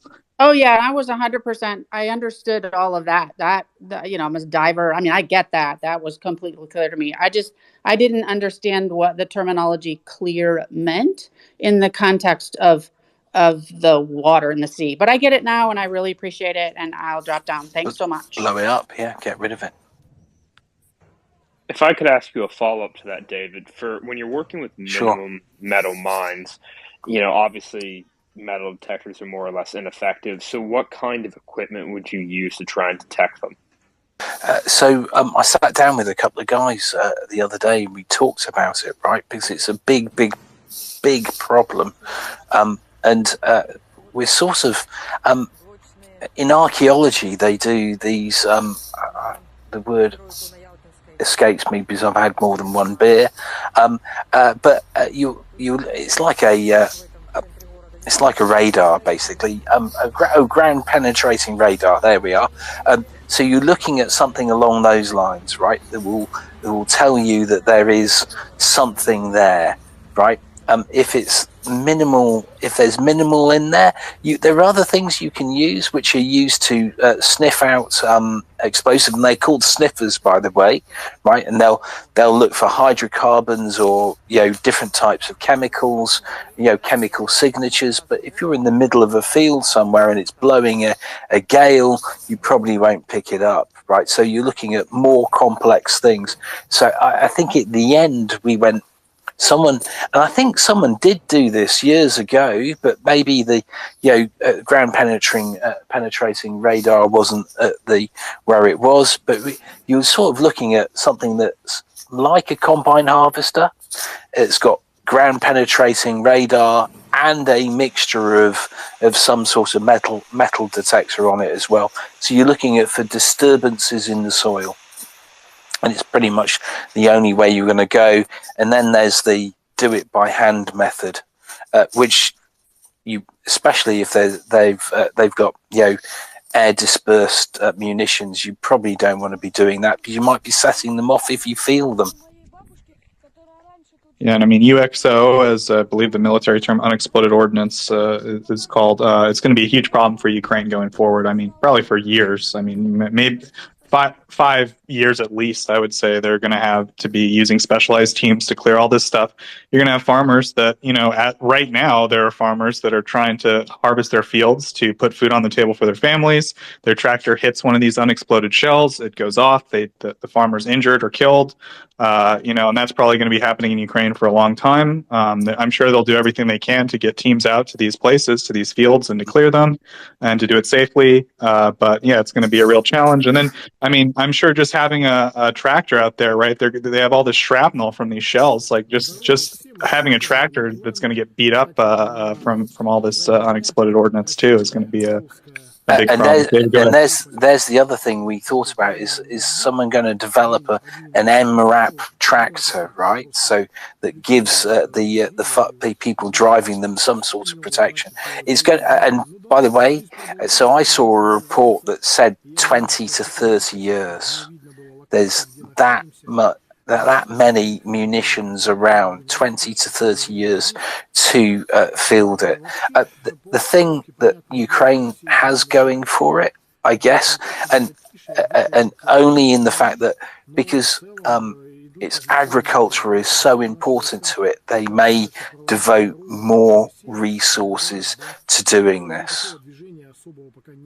But it's a tragedy. There will be children 10 years from now who will end up losing a limb as a result of what's happened. It's an utter tragedy. Yeah, and I mean, so we just want to make clear, like, it's a very difficult job finding and getting rid of this unexploded ordnance. It's going to be a massive task because of the sheer amount of volume of cluster munitions and artillery shells, and Russia's policy of just, maybe there's some Ukrainians there, better shell it 1,000 times. You know, I mean, that's when that's your policy moving forward, and doing that on every inch of ground on the combat line, the line of contact, I think the military people call it. I mean, it's a recipe for exactly that. There's going to be this unexploded ordnance problem for a long time. So anyway, we got a lot of hands. Oh, go ahead, David. No, my final bit. You have to think that maybe that's what the POW should be doing. I mean, we did it hundreds of years ago. Wales is filled with walls that were built by prisoners from the Armada and the Spanish Peninsula, right? So just maybe that's what Russian POW should be doing, is clearing those fields. Yeah, or at least part of any future peace agreement, maybe that Russia has to help with this would be, I think, maybe helpful. But yeah, as you said, it's not. I'm not against it, David. That's for sure. So we got a lot of hands. So sorry, guys. Okay. I mean, yeah. Let's cut this. But I think it's an interesting discussion. We can certainly talk about it in more detail. But let's go to some hands. So we'll start with Prince, and then Mira, then Sunel, then Raver. Prince, go ahead. Yeah, I just actually had one comment on the mines that came up, since I actually came up to say what I was going to say. But there are the possibility of detecting mines with animals also on land. Just a really quick search for... and sea, I think, Prince. What's that? I think dolphins. John, can you talk about the mine clearing dolphins? And dogs, right? Dogs and pigs. And rats. Do yourself a quick favor and Google rat mine detection. There is a charity out of Belgium that has been training rats to detect mines since the 1990s. So yeah, if you just do a quick Google search for rat mine detection, there's a BBC article from June of 2021 on that. I actually watched a video on it once. It's rather interesting.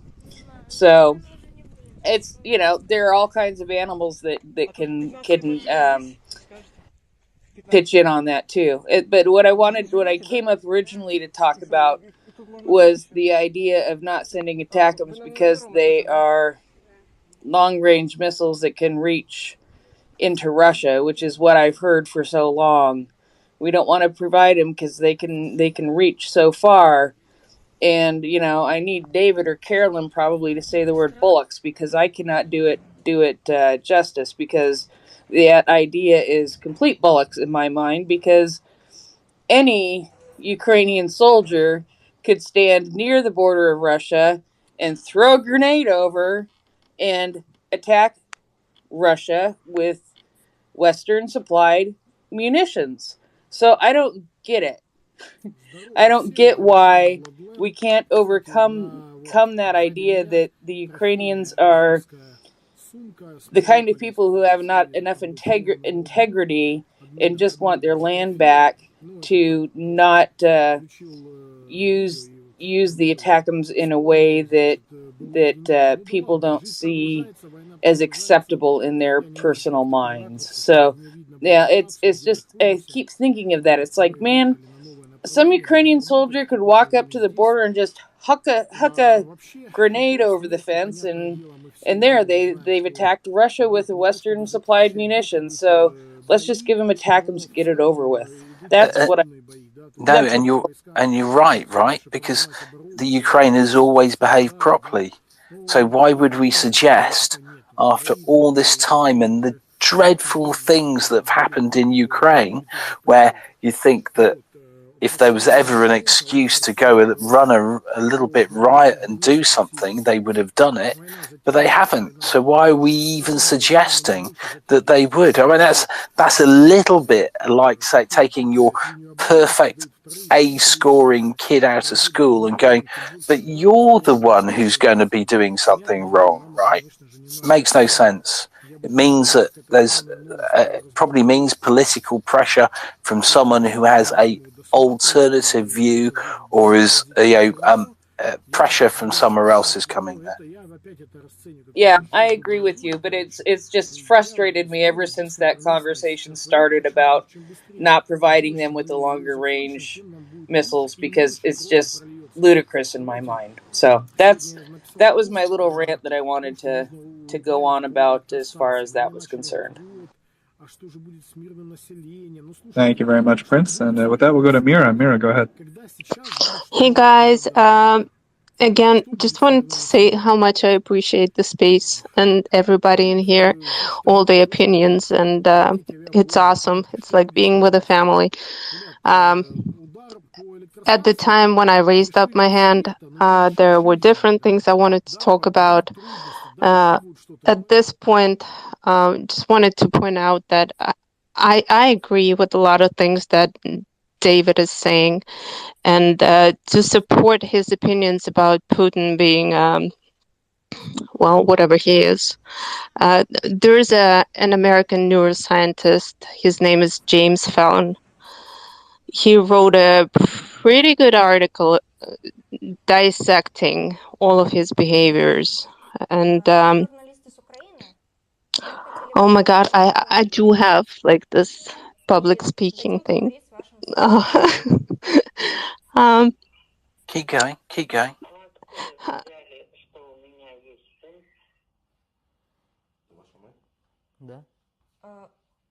Ну, он сейчас сидит рядом с нами, он в плену в Украине.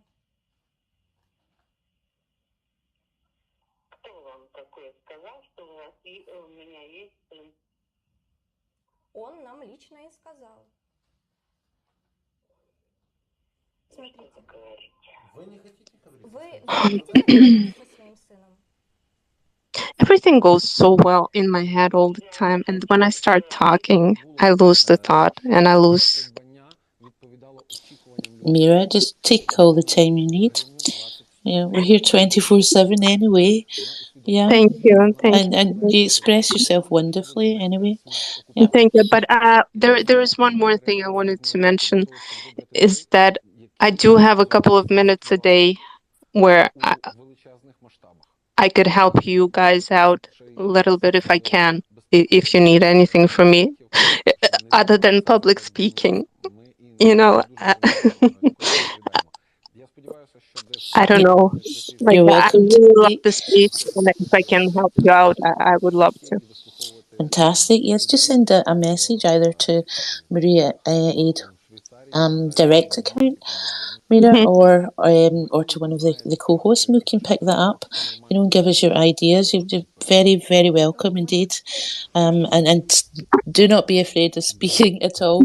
If I can do it, anyone can, and you certainly don't appear to have any problem to me.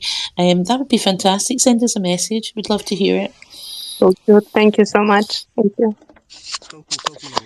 And I guess maybe just for our audience to make clear, so we're the Maria Report. We're basically a separate organization. We support everything Maria Aid does. We don't coordinate in any way directly with Maria Aid. Maria Aid is basically people with connections on the ground to Ukrainian soldiers, and what they need, they supply.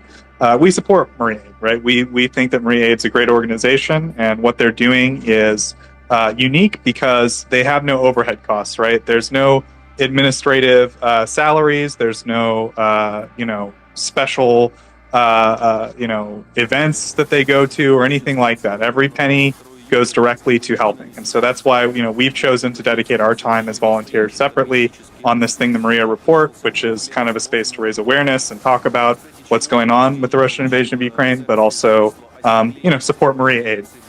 So, yeah, you could we want volunteers for both, right? If anyone wants to go to Maria Aid and thinks that they could help in terms of procurement or things like that, that's one option. Or if you think you want to help maybe what we do here, that's another option. Carolyn, any follow-up there? Go ahead. Yeah. It's worth adding as well. We direct people towards the Maria Aid charity, which has quite recently become very organised and formalised, which is fantastic, and the reason for having a group-led space, and also to let people know that that's the only charity we'll be signposting people to, so no one will. None of the volunteers, none of the co-hosts will ever ask you to donate to anything else, or ask you to let me speak. Public speaking. Ask you to donate to them directly or personally. It's the Maria Aid charity, and we are a separate group, mainly focused on the information and promoting of that, and promoting and directing this people message towards has been generated with a municipal formal data. charity that's endorsed, so that you know your money is going to the right place and has been directed to grassroots efforts on the ground. And that's about it in summary. Joseph, back to you. Yeah, thanks. Yeah, I mean, we love Maria Aid.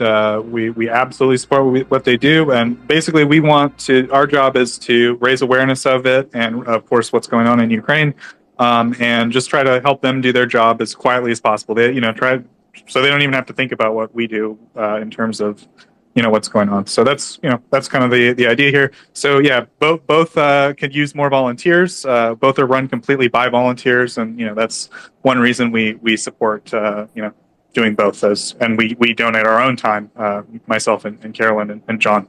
But we got a lot of hands, so we'll stop jabbing about that. So Sanel, go ahead. Hi, I'm also interested in the mines Siren with alert animals, update. Kharkiv, full having been alert. an animal This trainer message has been generated with most of my municipal data. life. Yeah, I'd like to know if anybody knows how effective that sort of method is. Thank you. Yeah, well, so there's the famous Ukrainian dog Patron, who is a mine-clearing dog. But David, do you have any experience with mine-clearing animals, maybe dogs? Yeah, so I used to work, I was in a search team for quite a while, right? So explosive search dogs, you use them all the time, right? Very, very good at what they're doing. The only thing is that they're quite time-consuming, right? And they take a long time to train up, and you can't work a dog in the same way as you might work a human, right? So you could put a human in front of a computer screen and get them to type for 8 hours a day. You can't do that with a dog. Pretty much after about half hour, they're done for a certain period of time, and then you have to give them over. But look, the thing is the problem in Ukraine is so huge. When we talked about solar energy, it's not one thing. It has to be as many ways as we can discover to do this, whether it's rats or ferrets or budgerigars, right? If they can do it, we should get them doing it, because it's going to be that desperate. Right, the amount of munitions is. I think it was CJ was talking about a 1 to 4% failure, right? So, and you go 1 to 4%. If you went, well, I'm 1 to 4%, within average of height, and the rest of it's not a problem. But imagine if that's 1 to 4% of 20 million rounds that have been fired, right? Suddenly that becomes a very big figure, especially scattered over the distance of somewhere like Ukraine. That's the real problem. So the problem is how do you find the right mechanism for the right place? So, for example, in a field, as I was saying, maybe ground penetrating radar and some sort of mechanism for metal detecting or sniffing. But then there's the other options. What do you do inside a building that needs to be knocked down? Those rats at that point, I think they're a brilliant option, right? Because the last thing you want to be doing is someone coming in with a bulldozer and then finding out that there's a 250 kilogram bomb in the middle of that building. Yeah, I think that's some great context, David. They need every solution they can get. Sunil, any follow-up? Go ahead. No, thank you very much. And does anyone know how to train a budgerigar? I certainly don't. With that, we'll go to Raver. Raver's been very patient. Go ahead, Raver. Hey, good evening, everyone. So a couple of comments. Mira, all it takes is practice. If you feel yourself freezing up when you're speaking, just roll your shoulders or your neck. Ear siren Body alert in motion update. will free up the Michael mind. Live. You'll Partial make alert. wonderful improvements. This message has been On generated the with mining municipal issue, data. sorry, there are areas of France that are still off limits. I think there are still no-go areas in the North Sea for fears of World War II era sea mines. I'm not exactly sure on that, but I think that's legit. On the Atacams, yeah, we can trust the Ukrainians, but we know the Russians will blow up their own theaters and apartment blocks. So the Ukrainians fire an Atacam, take out a high-value target, and then some FSB officer hits a switch, blows up an apartment, and then says, "Oh, see what the Ukrainians did," and then all of a sudden you're in a PR battle.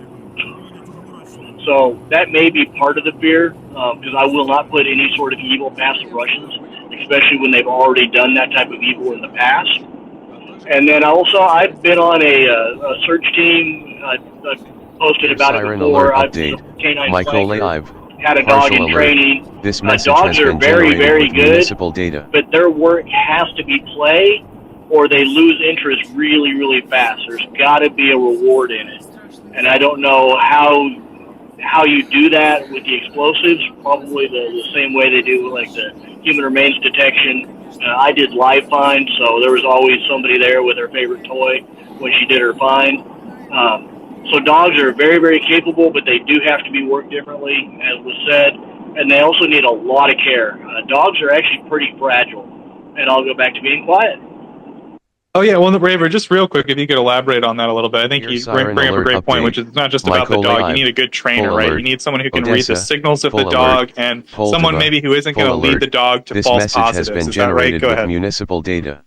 Okay, so that's more of an issue with drugs, because in the search and rescue community, so like urban search and rescue dogs can only be one of two types. They can either be live find or they can be human remains detection, because you don't want a dog that's dual trained alerting to a body on a pile and thus missing a live person. So the live find dogs work first, make sure the pile is clear, and then the human remains detection dogs go in.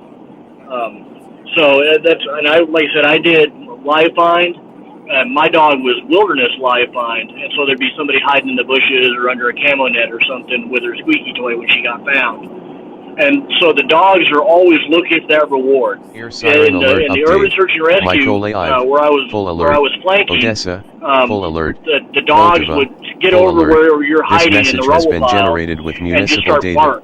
bark. They use a bark alert because it carries over time and lets the handler know, okay, now it's safe for me to, or not necessarily safe for me to get on the pile, but now it's time for me to get on the pile because they found a victim. We need to get to that victim, figure out how we, package him and extricate him and get him out safely. And the dogs on the piles get injured all the time. The people get injured all the time. Piles are not safe. Thank you, Raver. I think that adds a lot of context to, the actual job. So thank you very much. Jerome, go ahead. Good evening, Joseph. And I'm sorry, I'm at work and I popped in and I heard Putin's name, and I'm kind of way off base with my topics. Am I allowed to continue or? Ear siren alert update. Okay, so one, I just want to alert. put a word out this Dina afternoon's Propetrovsky. amazing Full alert. conversation. If Donetsk. anybody can go Full back alert. and listen between Philip Zaporizhia. Full alert. This message has O'Brien, been was it? generated with municipal and data. John Spencer. That conversation was, I blew off work. I'm running a restaurant and I have no idea what was going on when I was talking out in the restaurant. But anyway, it really goes to the fact of the truth of the matter that he mentioned that he really wasn't interested in, or not that he wasn't interested, but he didn't really specialize in Russian military, but Air siren just so alert happens update. his areas of Sumy, expertise full were alert. major failures for Russia. Dnipropetrovsk, So full it alert. kind of backs up Donetsk, full alert. the truth of this Zaporizhzhia, space full and alert. the search for This truth. message has been generated with municipal That's just data. not a coincidence that the logistics and air power, lack thereof, are his specialties, and they happen to be the parts lacking for Russia. So anyway, that was a great listen. And on Putin, I just can't get out of my head his trip to Iran and just his discussions, all his, that can't travel well. His thoughts of Ukraine and all his Peter the Great, and how does that hold up in a room with other people? He just looked like a small character, and I just hope reality is really crashing down on him, and all his grandiose visions and talk seem well in COVID areas with big tables, but they don't seem to travel well. At least it doesn't seem that way. And with that, thank you very much. Yeah, thanks, Jerome. I think it's very clear. I think that Putin is very isolated right now as the so-called ruler of Russia. He is definitely a lot of people that were once very high in the regime are now like Shoigu. Basically, he left the country basically as proof of life. I mean, that's like his defense minister was poisoned, presumably by Putin. So, I mean. Yeah, it's a strange situation. He's alienated a lot of people, even in his own inner circle. That being said, of course, we're not super optimistic about a post-Putin situation. This is not Putin's war. This is Russia's war. It's probably not going to... The next leader of Russia probably won't radically or fundamentally be changing the nature of the Russian state and the Russian Empire. Without some type of real external pressure or force, in my general opinion. But I think that Putin is not, he's old, he's isolated, he's increasingly delusional. I think even the Russian leadership recognizes that. They just can't do much about it because of the nature of the regime. John, maybe I can give you the floor for a bit. Are you good? Yeah, I just finished grabbing some dessert, a very nice piece of cake and some ice cream. Look at that with your affordable wheat, John. Did you pay an affordable price for wheat? I have no idea how much this actually costs, so I'm afraid I can't comment.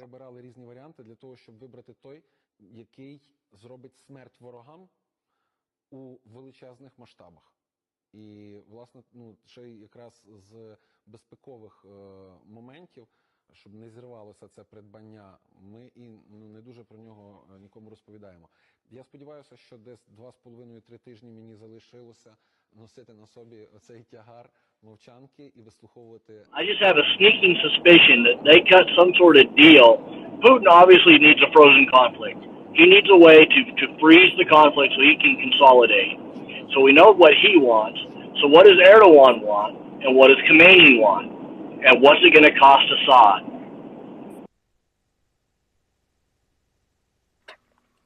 That is a very good point and question, Raver. Unfortunately, Syria is almost totally outside my wheelhouse. I know very little about the conflict other than Russia supports Assad. They both committed horrific war crimes against the Syrian population and a number of ethnic minorities and many other groups in that country. I'm not sure if there's anybody here that's more well-versed with the situation on the ground in Syria than I am. If there is, please feel free to come up and speak to this, because I would love to hear some thoughts on this. Yeah, I wish... sorry. Can I build out real quick? Yeah, sure. Go ahead, Raver. Don't go to so I'm spitballing here, but I fully expect a knife in the back of NATO vis-a-vis Turkey. I just don't trust Erdogan. I just simply can't do it. I think he wants the Turkoman out of Syria incorporated into his empire. So there's probably going to be some sort of territorial concessions between Turkey and Syria. I think Iran wants a permanent, official, like treaty-bound foreign troop presence inside of Syria so they can continue their games against Israel. And Russia, of course, like I said, they want a frozen conflict in Ukraine.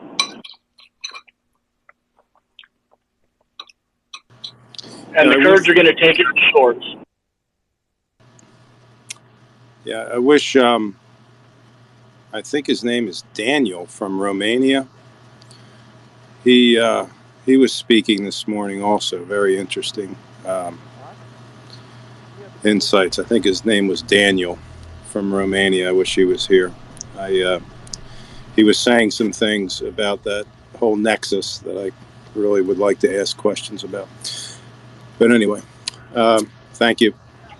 If you wait, excuse me, if you wait about 2 hours, Daniel Arfire, our Romanian contributor, he usually hops on around 7 a.m. or so Romanian time, so that'll be in about 2 or so hours. Yeah, he was. I've heard him recently on in the mornings, and he is very interesting. I wonder who he is. He has very interesting insights. Thank you.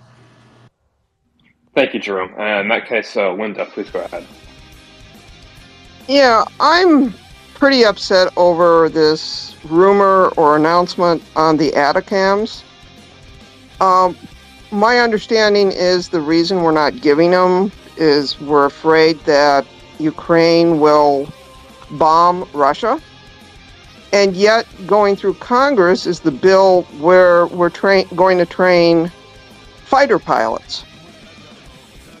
So, if we can't give them ATACMS, is Biden going to veto the bill to train the fighter pilots?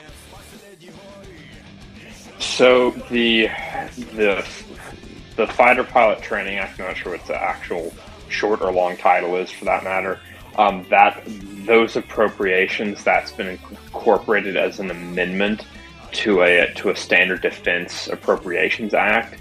So if he didn't want it to go through, he'd have to veto the whole Defense Appropriations Act, which probably won't happen. And also keep in mind that as it currently, my understanding, what's been communicated to me, I am not an attorney, I'm not a constitutional lawyer, but what has been conveyed to me is that the specific language of the bill is such that it would not require the Pentagon to actually initiate the program as a matter of federal law. It simply, appropriates the money if they want to do it. Because I don't think it actually requires them to begin the training as a matter of federal law. That's my understanding. With appropriations legislation, it can be tricky sometimes. Sometimes the language in the bill or the statute will be such that, this much money is appropriated for this one program, and this money must be spent on the program. You must spend it. You don't have a choice to not spend it. Whereas in other cases, it's worded such that here's this money for the program. You don't have to spend it if you don't want to. The program's obviously the only thing you can spend it on, but if you don't want to spend the money at all, you have that. The relevant federal agency has that choice. It varies. What has been communicated to me again is I think that this is an instance of the latter case, is that they may not actually be required to initiate the program if the Pentagon decides they don't want to.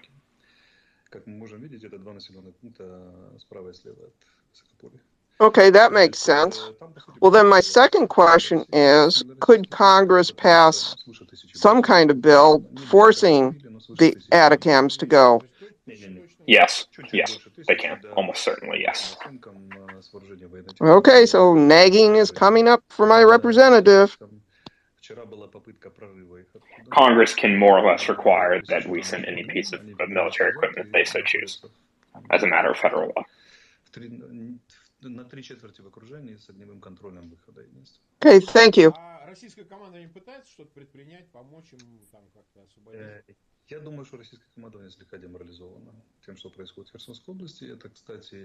Well, thank you very much, Linda. There's currently no other hands up at this particular moment. Oh, looks like we have some requests. хотели бы с вами поговорить и дадим поговорить с вашим сыном. I believe we have Mr. Pickle joining us. Yeah, Mr. Pickle, can you hear I us? could. Yeah. My question about the budget when it comes to financing our effort. We have an emergency fund or something like that, right? Now, with that, do we need to disclose anything when we're using that when we fund it that way, or does it still have to be disclosed? Because I believe if it's Congress, then it has to be, or am I missing something here? Can you repeat the question? Like, so we have, so basically you have to run everything by Congress, right? But there is a budget that is done for emergencies, but it's not a lot, right? But my question is, if we want to send something to Ukraine and we don't want to say exactly what we're sending, we can use that, correct? So I believe you're referring to the discretionary budget that's allotted to many federal agencies. So essentially, for those that are unaware, the general outline of the process is that Congress allocates specific amounts of funding to each federal agency or government department or body, etc. And within each agency or department, it will specify, this much money will be spent on this one program, this much money will be spent on this thing. It's extremely granular to ensure that money does not, simply disappear. And usually a federal agency or department will be also appropriated a certain amount of what's known as discretionary funding that they're given, a pretty wide leeway to fund various things. The whole idea is it's meant to become like a flexible fund. Like if there's not enough, if it turns out that, for example, the funding appropriated Congress for this one program wasn't quite enough and there's a small shortfall, they can use the discretionary funds to make up for that, to give the agency or department in question a little bit extra, funding flexibility.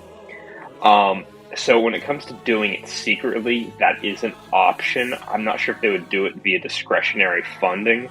So the case study for this would be the United States intelligence community.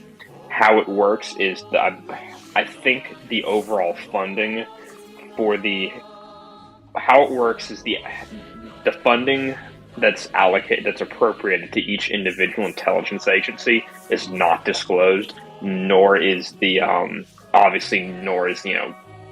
any smaller level of detail than that. So we have no idea how much money the CIA itself gets. That's not published, nor any of the programs or expenses that are operated by the CIA. Congress does not publish the actual amount of money that they are appropriated on an annual basis. I believe the total sum for the U.S. intelligence community, which includes all of the U.S. intelligence agencies, that is published, but we don't know for the individual agencies as in a matter of official public record. Congress could probably do something like that if they wanted to, just say, we're appropriating this extra amount of money to the Department of Defense and just not say what it's for. They can do that. That's my understanding. Raver, if there's something you want to add on this point, please go ahead. Yeah, so on the Lend-Lease, most of that money is never going to leave the U.S. What it is, and a lot of it was spent years ago, long before the war in Ukraine started. So the president was given a total amount that he could draw down from U.S. stocks to provide to Ukraine. So Ukraine could say, we need, another 6,000 Gimlers, or, we need, 800 plate carriers, or whatever it is. And then the president could draw down U.S. stocks against the value of the Lend-Lease bill. And so that doesn't necessarily have to be disclosed.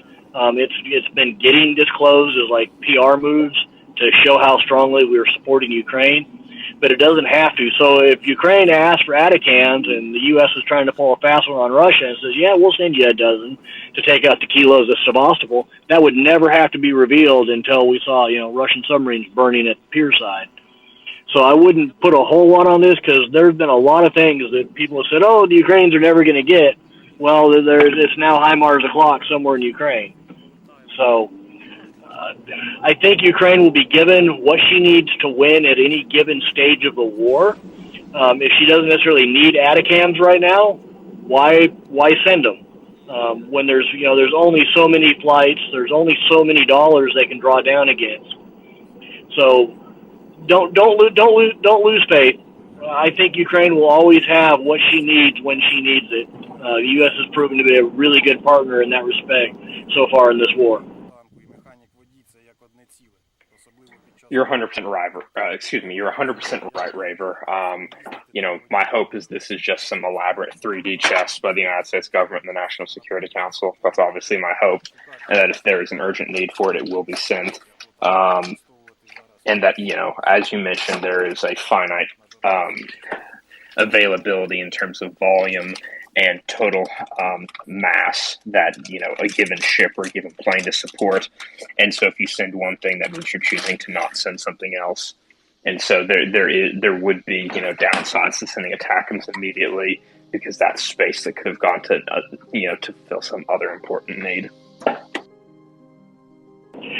if I may, if I was POTUS, and obviously I'm not, I would be communicating quietly to Russia that the city killing needs to stop, or I might really consider sending them a whole bunch, was saying turnabout is fair play. I don't know that the U.S. government is doing that, but that's how I would play it, because I have a sense of fairness.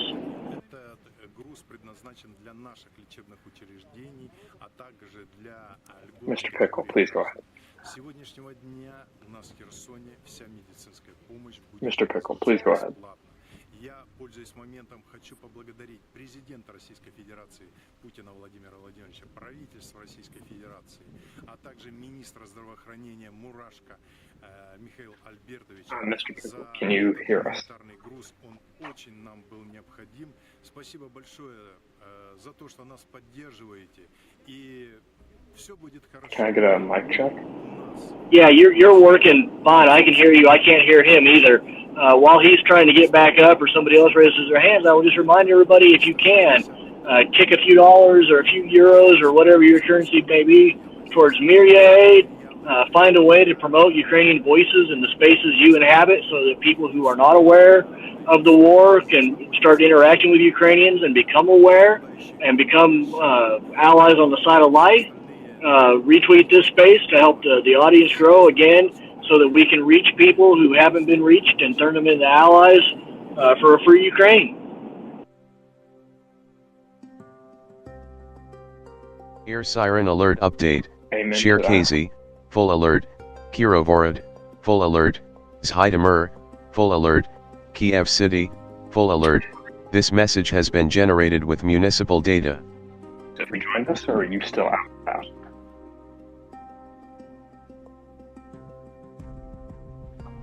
Well, again, there are no other hands up. There's nobody in the requests. Anybody would like to bring something up that they'd like to hear discussed or talked about in any way, please feel free. I'm more than happy to open up discussion on any number of topics. Carolyn, please go ahead.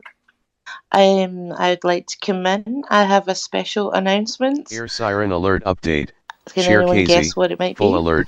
Kirovorod, full alert. Is it related to a number of full followers alert. of a certain Kiev Twitter City, account? full alert. Have we This met message our has been targets? generated Have with we municipal data. come together, had a push for the past 24 hours, and we have now at 2,022 followers. Thank you so much, everyone. It may not feel like much retweeting, quote tweeting, like.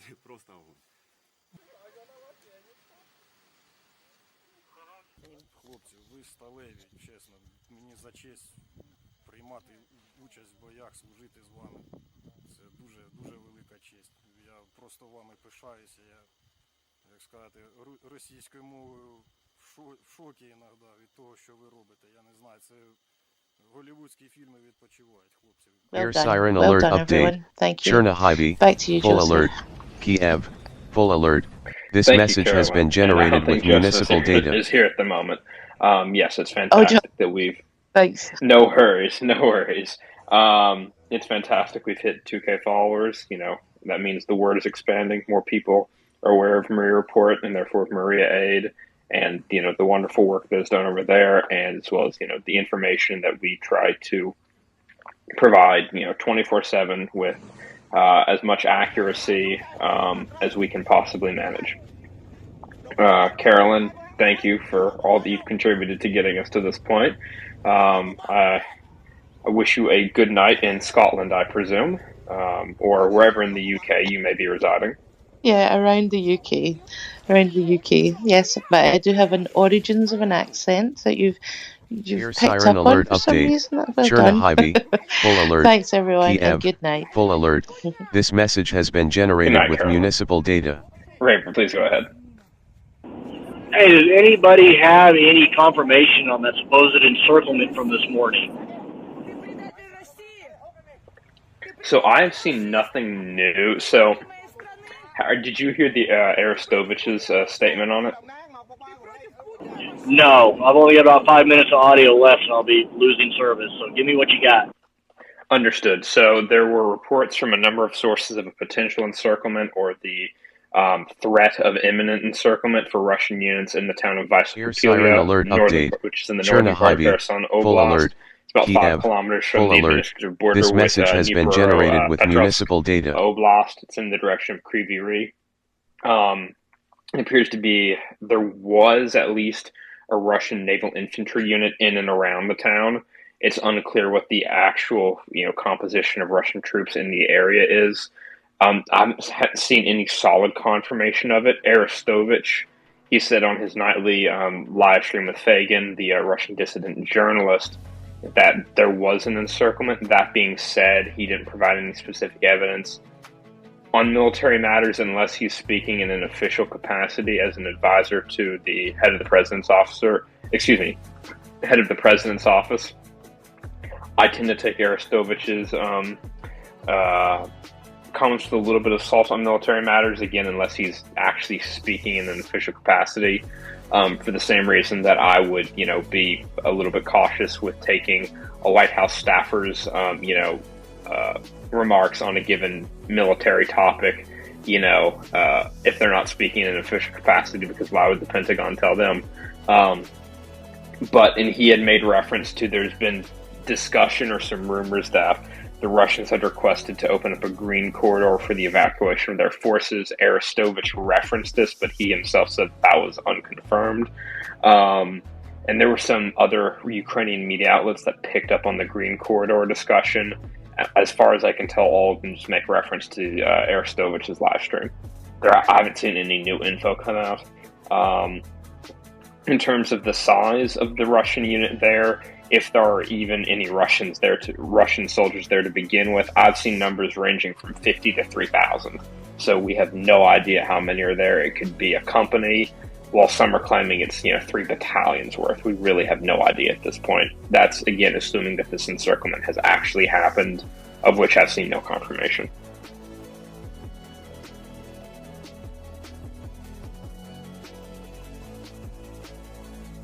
Does that answer your question, Raver? Yes, it did.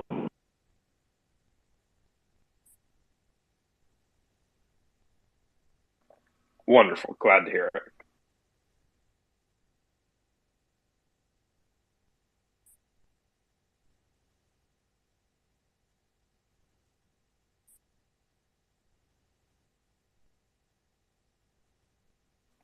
So I've gotten a few DMs from some people asking about the 2K thing, and they're saying that it doesn't look like that Maria Report is at 2K. So the reason for that is, and on my end it says that we're at 1960 followers. The reason why, for some people, it might not appear that is at 2K is because if your account is set to private, nobody else will be able to see that you're following that account. So what that means is that there's probably 40 or 50 people with private accounts that are following the Maria Report account, and that would only be visible to the Yeah, I just came back on to say that because when I went out, from the account came back in again. Yeah, it's not refreshed. It will refresh, but yeah, it does show that number, and it should refresh. So we should be all good, yeah. So let's not put any tweets out until it completely refreshes, and then we can all celebrate. Right, I'm definitely sleeping this time. Thanks, everyone. Night, Carolyn. Thank you for the clarification. Yeah, just to summarize, it may not be refreshed if you're looking at it, from your end. It's visible to us because we have access. Not myself, but individuals here have access to the host account, so they can see the actual number. And there may also be some number of private accounts following that would not necessarily be reflected, to the public-facing follower account that would only be visible to, whoever is actually in the Marine Report account. So never fear, we are actually above 2,000. David, I wanted to ask you a question since there's no other hands up and there's no requests. Regarding the mine-sweeping discussion we were having earlier, besides metal detectors and besides ground-penetrating radar, and then obviously you have the sniffers that you mentioned, and there's obviously those siren ordnance alert detection update. Venetia, animals, full dogs alert. usually. This message Are has there been any generated other with methods, municipal data. obviously excluding just doing it by hand to detect mines or unexploded ordnance?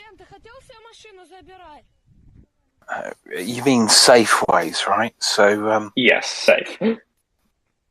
I think we're at the point of designing new stuff. Really, I think previously, I mean, so you probably, I think you're quite a young fellow, right? So you may not have been around during the Princess Di mining Venetia, stuff, which was full all alert. about Africa. This message and the rest has of been it. generated But there's with been municipal so data. much ordnance that's being dropped on Ukraine. I think we're at the point where we should be designing or engineering new technological devices to find this stuff. The thing is there's a huge human risk and cost to finding ordnance, right? Now a lot of this stuff is you can engineer, right? So if you know the ordnance is RDX based, you can make sniffers, etc., etc. So ground penetrating radar. I just think that people need to, instead of thinking, what's the simplest way? Let's think about every way we can do this. The more I think about it, I mean, the more I thought about Kherson and the trap that the Russians are in, the more I sort of giggled and went, right, But the more I think about the problems that Ukraine's going to have going forward, the more, the sadder I get. I mean, it's the tragedy is going to carry on unless people start really, really thinking, going, how else can we address this problem? Because as Raver said, with the dogs, they get a little bit bored. What do you do, right?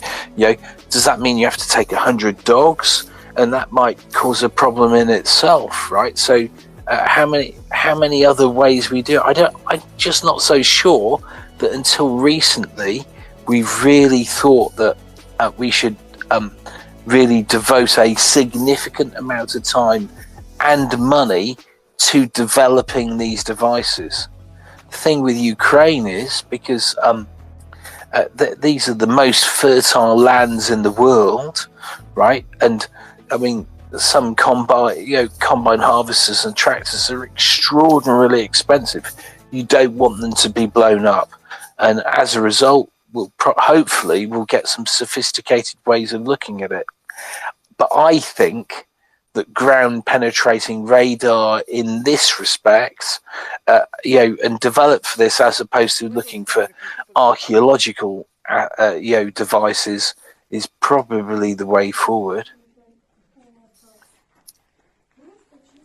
Thank you, David. And as a follow-up to that, I'd ask, do you have any sense how much like a standard ground-penetrating radar for, UXO disposal purposes would cost? No, I mean, and here's the thing, there's in the chats, basically as soon as something becomes a military device, right, things become factors more expensive. So I'm in a group where there's some very, very, very bright people chat. I just listen because it's very, very interesting.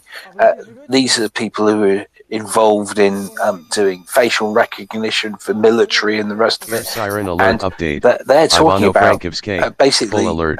part of the problem is that someone will see something, go, that's open This source, message has and been they'll try generated and with sell it municipal for data. millions of pounds to the military or whatever, and it just might not even be able to work, but it's something that's free. Part of the problem in military spending, so much money is spent, there's always a bit of a shyster around who's prepared to push that. They don't know, because all they're interested in the money as opposed to developing something that's good.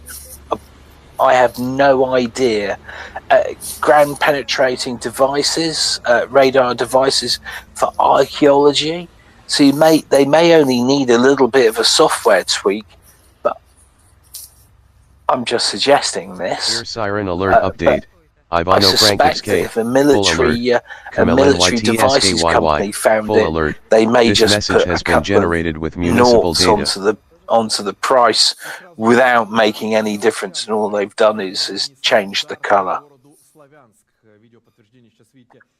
Thank you very much.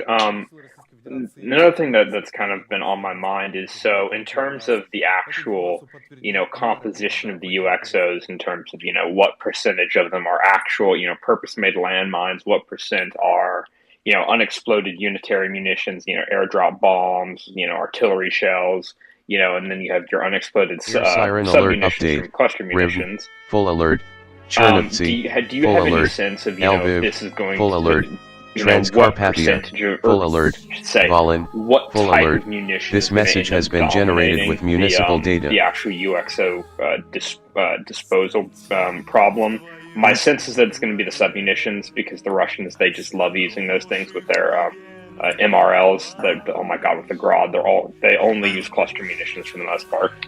So that's what I was thinking, really. And here's the thing, right? So I had a Twitter spat with someone. I rarely have Twitter spats, but it was a software engineer, and we were talking about, it was with Bellingcat, in actual fact, talking about finding sadly dead people. Here, right? siren alert Part update. of the problem is, Rib, so if you're doing minefields, right? So minefields will create a different problem. Anti-tank minefields, right? And when you have an anti-tank minefield, this message normally has been generated you'll with have municipal data. anti-personnel mine.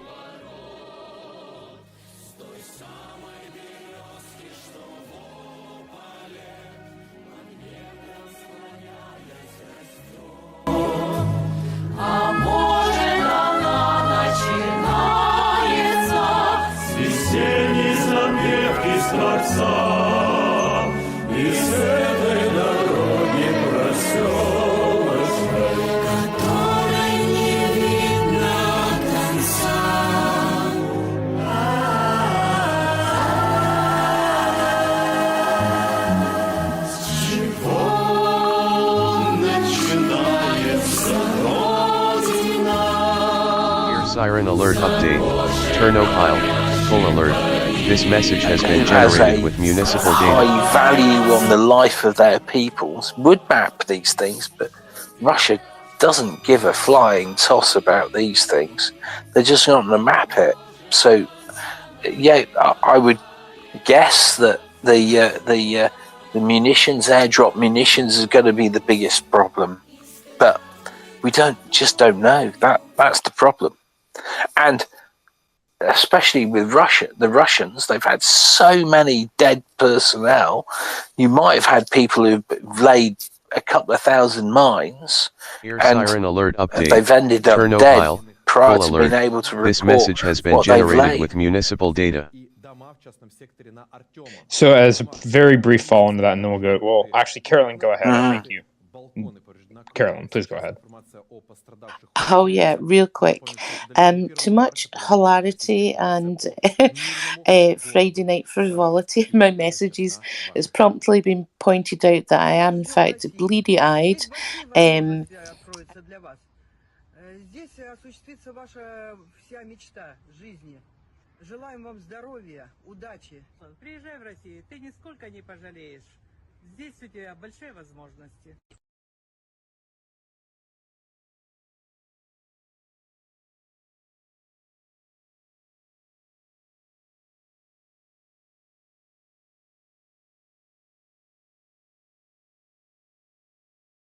Sorry. This means you have to stay up, though, Carol. Right? So that's another weed ram, right?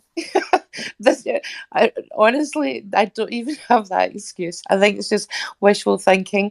Yes, we are we are a space of stoic fact checking, and I will come clean and let you know that I read you a date. So when in doubt, read someone a date. If you need a number. Yeah, sorry guys, but we're close, and thanks so much for all your efforts. Okay, have a good one. Have a great rest of your Fridays or Saturdays, everyone. And I will go to sleep, and I will see more than 2,000 in the morning. Please make it happen. Take care, guys. Night night. No. Thank you very much, Carolyn. Good night. David, one last follow-up on the mine question, and I'll hand it off to Mr. Pickle. With these submunitions, again, that are not purpose-designed mines, I'm assuming they're not minimum metal, and that you could use a regular metal detector to locate them, correct? I mean, I don't know enough. So I have seen some that appear to have metal encasings, but they may be aluminium, right? Different densities and all the other bits and pieces that go around them. At a guess, I'm just going, you're probably better off using some sort of sniffer device to find these things. I mean, I'm really on board with the rats. If you could teach rats in the thousands, then all you need is some sort of Pied Piper, and you're away, aren't you? So, sorry, joking aside, look, I think it's a really, really complex problem. Where are they dropped? Because if they're dropped in a urban area or a rural area, if they're urban, right, and it happens to be a day with no wind, or they're dropped into a building, then it'll be a different methodology you would use to find them. Thank you very much, David. Yehuda, I see you have joined us. Welcome. It's good to have you. Thanks, John. Nice to be here. First time caller, long time listener. You don't say. Yeah, I like your gig here. The setup's nice. Have we rolling along? Where are we at? Did we talk about HIMARS activity, or certain activity, not HIMARS, loitering munition activity near a certain Zaporizhian nuclear plant? I don't know if anyone saw that. Ukrainians are pinpoint accurate. Pretty amazing. I'm watching all the Russians scatter. Not sure where they want to run for safety. Inside the nuclear reactor, into the field. This is not a smart group of people. I mean, I don't care how dumb you are or how mean your officers are. Probably not the place I'd want to hang out. You'll be safe in the nuclear power plant, guys. I was watching and I saw them running. I'm going, why are you running in that direction? Made no sense. We'll be safe inside the nuclear reactor, guys. Exactly, right? They'll be safe with the spent fuel. What is this green stuff? Shall we lick it? Oh god, it's like when they were digging trenches in the Red Forest in Chernobyl. Yeah. Exactly, right? Danger signs everywhere. This soil is contaminated. Okay, they didn't say underneath, maybe just the top. Let's dig a trench. That'll stop the Ukrainians. Cuckoo. Do we know what type of loitering munition was used? I saw the videos that came out earlier today. Switchblade. I don't know. I just saw a brief clip, and it was pretty hard for me to see grainy. But I mean, Well, either they're very brave or incredibly stupid, and I think it's the latter.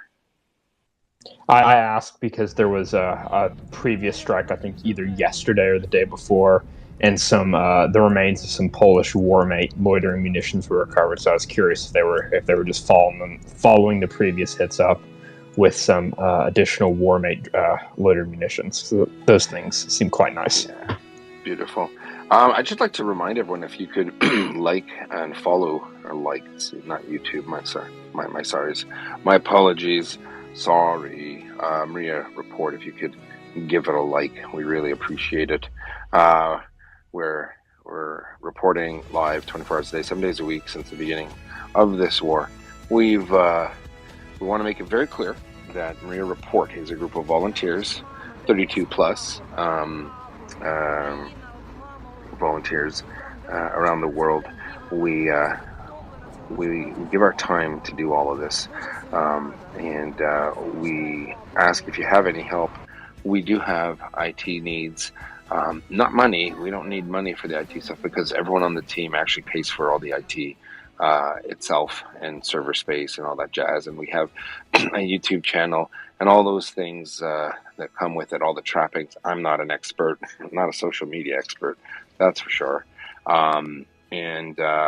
If you have expertise that you want to help with or promoting, or if you're an internet type that does all that jazz, please do contact any of the hosts or co-hosts, and they'll direct you to Axel or Battle Moose, or you can just message them directly if you know who they are.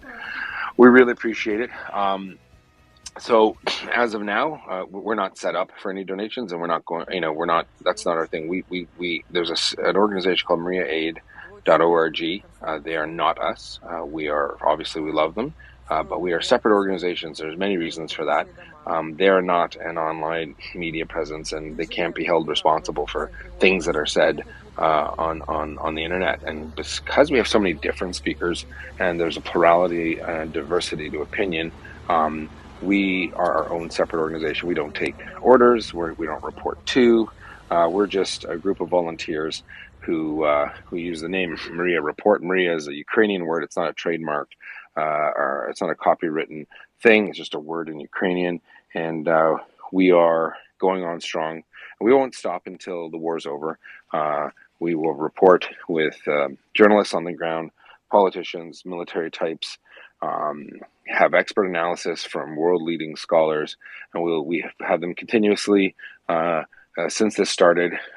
Elephant in the room, we did migrate to Maria Report in the last week. We wish everyone success in all of their endeavors. We hold no ill will to anyone who supports Ukraine. So I just want to make sure everyone knows, if they could follow Maria Report.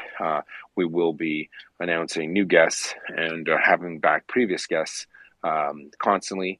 And again, there'll be no co-hosts or hosts that ask for money on PayPal or anything like that. We want to make it very, very clear that anything that, if you are in a position to assist financially, that please, we're just going to direct you over to MariaAid.org, because we know them, we trust them. We have our own, organizational structure, and that's how we choose to do it. We don't have anything, no tips or anything coming to any of the hosts or moderators on Maria Report. That is our solemn vow. We're not in it for anything but Ukraine, and we've picked an organization that we've seen work. You can go to the Maria Aid Twitter account. I don't have it on me, but it's just at Maria Aid, and they have a great team of comms people there that go through and they respond. If you want to send them emails, they're really responsive. If you have help for like transportation stuff, so we don't have a procurement team at Maria Report. We don't have a logistics crew. We don't do any of that. We're just here fighting the information battle against Russia. Our goal is, honestly, we've been called Ukrainian propaganda. I don't think so. I mean, if you think the truth is propaganda for one country, okay, I guess. Call it what you will. But what we are doing is we are speaking truth to power. We're reporting on things relevant to Ukraine, whether it's Ukraine itself or whether it's some ancillary issue. Pardon me, there's a big truck. Whether it's an ancillary issue that has to deal with like grain and third-party countries that have a stake in the matter with Russia. That's our focus, and we make no qualms about it, and we're not shy about it. We want you to know that that's our goal. We will never knowingly present any misinformation. We're not going to go and say the Ukrainian army is outside of Moscow, yay. We want to speak truth to power, but we're definitely going to expose Russian lies and propaganda. And why it's so important, really, the real important issue, factor to consider here is that there are Russian media agents, there are all sorts of bad actors that spread lies about Ukraine for one reason, to cover for their genocide. So the part that's not a joke about any of this is Ukrainian citizens, civilians right now in Russian-occupied Ukraine are either being murdered, deported, segregated, ethnically cleansed. You name the war crime and atrocity, the Russians have done it, or they're thinking up new ways to do them. So it's not a joke to us. And you know what? Please remember, all of our moderators are human beings, and sometimes people get upset. You might come into a conversation, you might think, oh, that could be a little harsh to that person over there. Well, that person might very well be acting in an inappropriate way where they're trying to put the whataboutery and two-sidesisms to a genocide. There's no two sides to a genocide. Either you think Russia has the right to murder Ukrainian women and children and rape them and murder them, or you don't. So we won't vilify all Russian people as a race and say they're irredeemable. That's not on, and that's not proper. We can talk about Russian culture being supportive of all of this, because it is, but in no way will we accept the tropes of the enemy, of the genocider, of the regime that murders babies and cuts down children by attacking shopping malls with unguided missiles. We'll make a distinction between the act and the politics and the culture and versus the humanity. We won't stoop to their level. And God willing, the Russians have a change of heart and they overthrow these psychotic murderers, and hopefully they'll be tried in The Hague and experience due process and real justice in the court of law. So we want to make it clear that's our position. That's what we do. Sorry for the long rant. I think it's important to communicate. We get a lot of questions. Hey, Maria Report. What's Maria? No, it's not Maria Aid. We're Maria Report. Two separate institutions, two separate organizations. We do point people, if they're looking for donation, to give donations to help Ukraine. We do point them there because we know 100% of those dollars go towards helping Ukrainians. And then we make that line, that strong distinction that between us two. So we're not raising money for ourselves. No one in the moderator panel will ask you for money. Feel free. If something like that comes up, just send one of us a message. Definitely, we want to make sure that we have everyone's trust. And moving forward, please, by all means, contact us. We have our own website and stuff like that, and we're going to have updates on who our guests are. You're going to be able to listen to all the audio.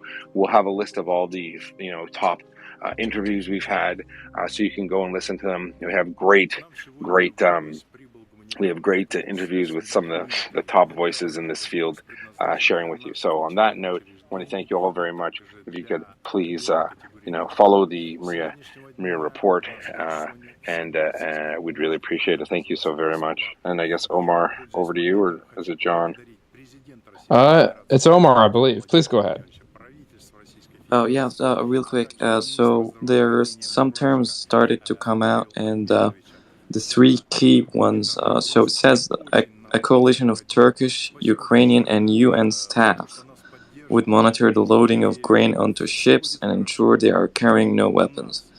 And then number 2 says Ukrainian vessels would guide commercial vessels along the safe path through mined areas. So basically, some of them will actually not be demined. They will go through the mines. And then the third one says vessels would be monitored by the same coalition as they cross the Black Sea towards the Bosphorus Strait. So basically, there will be no ships other than Ukrainian ships that are allowed to escort the ships. But then there will be on both ends some Turkish and UN involvement, according to this.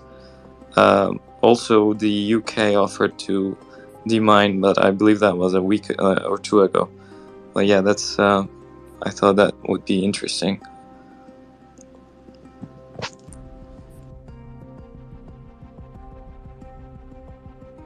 So we had discussed the grain deal. I don't want to say ad nauseum earlier, but we had discussed the specific language of the agreement and its potential implications. So finance, if you check out his timeline, there should be a link in there to he has a little website where he posts financial stuff related to the war.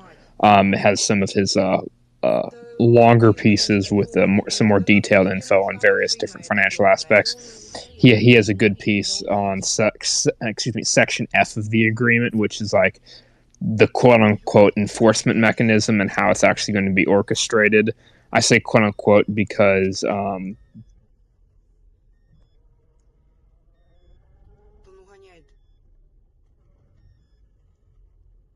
Морской бульвар и направляемся к дому моей бабушки, которая раньше тут жила, когда еще все было хорошо, отлично. И сейчас мы покажем вам, как плохо стала ее квартира. Нас предупредил таксист, что здесь все не разминировано, валяются мины, растяжки, что тут ходить опасно. Party decides that they don't want to allow a ship to pass. There's no real provision for that. It's not really spelled out to any degree of specificity whatsoever. Regarding the mines, it's not necessarily as simple as just clearing a path, because some of these mines, whether intentionally or unintentionally, they have become free-floating, and so they're just drifting with the currents. So it's not possible to create just a mine free path, through a given area of water, except for maybe a very brief transitory period of time.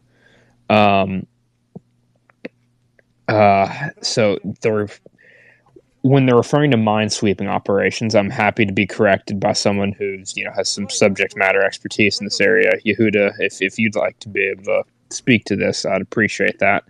But I think they're going to have to try and clear all the mines, because they can't just assume that, there's no floating ones left. Because if they try to assume that, that's very dangerous territory, because a mine could very easily drift into the path of one of these vessels.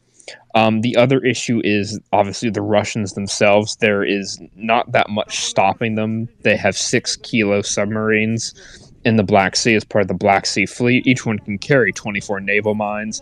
They can be deployed while the submarine is submerged. They don't have to surface.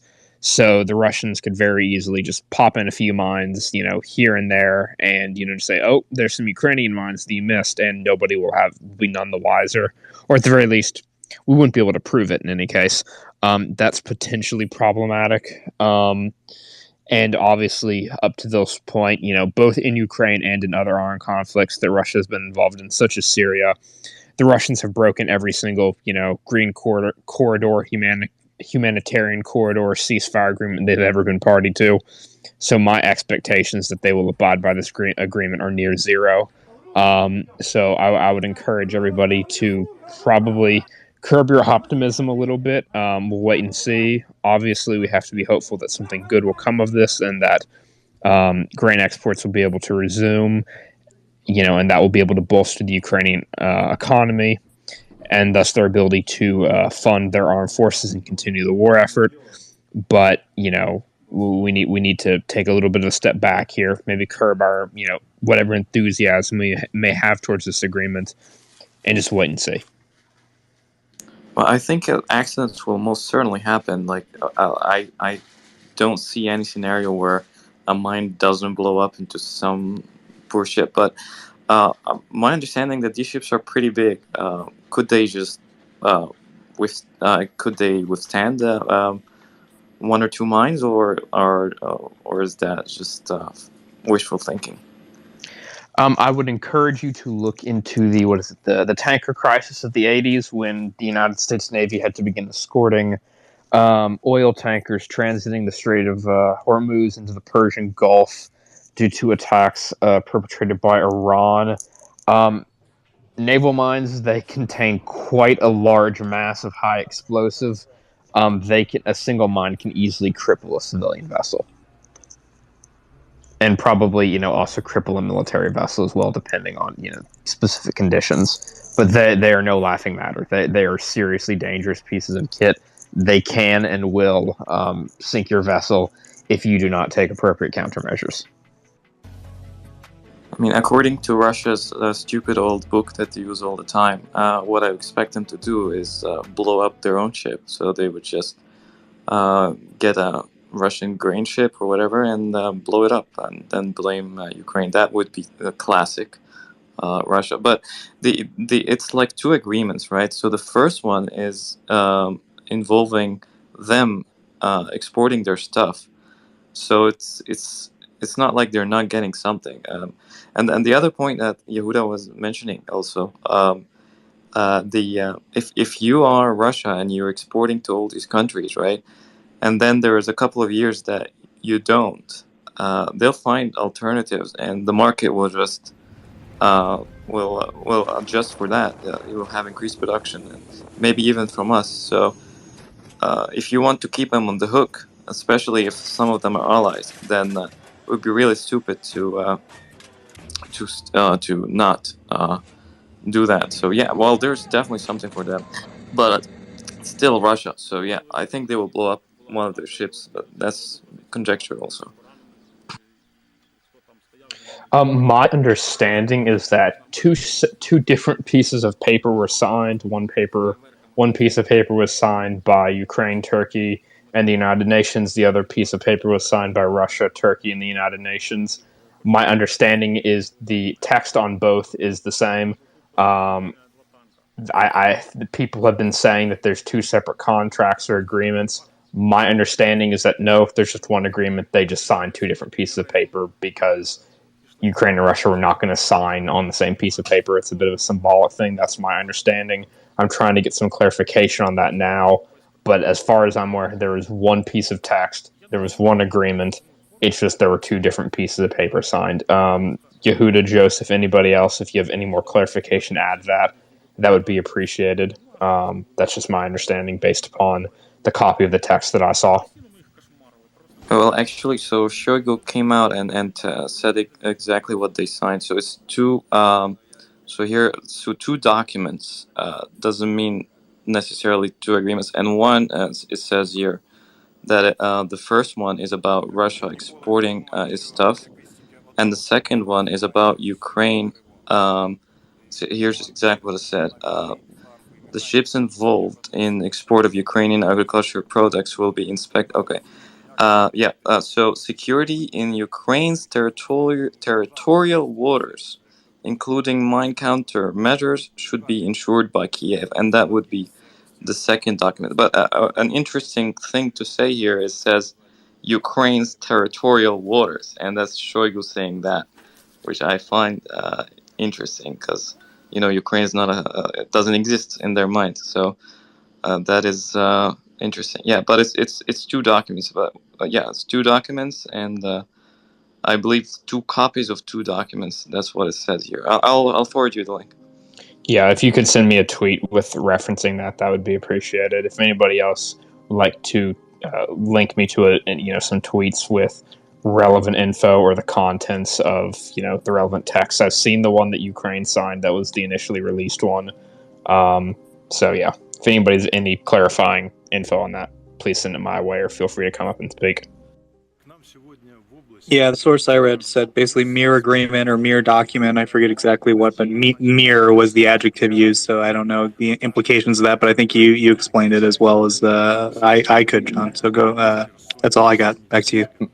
I believe so. My understanding is that the specific statement given by, I'm not sure if it was, so the Ukrainian delegate or diplomat, the Ukrainian government official who signed the document was the Ukrainian Minister of Infrastructure. I'm not sure if he was the one that made that statement, but a Ukrainian government official involved in the negotiations process had basically said that the government of Ukraine would not sign on the same piece of paper as the Russian government, just as a matter of course, because they are at war. So I'm not sure if this was specifically related to that. I got the sense that it was, that again, that this was just a symbolic thing, but if there were actually two different pieces of text, I would like to know that.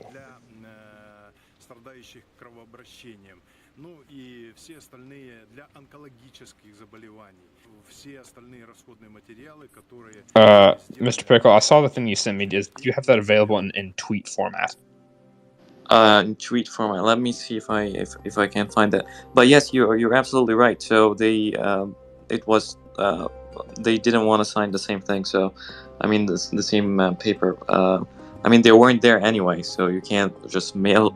I guess you will have to make Russia sign and then mail it to Ukraine and they sign. So no, but I mean it really doesn't matter. It's just that it says here that it's two sections, so I don't know if it's two documents or it's just a document that says section 1 and section 2.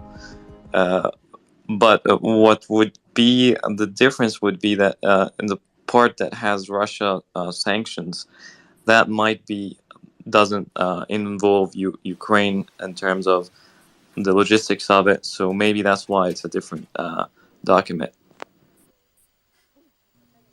Anda, thank you for joining us. Please go ahead.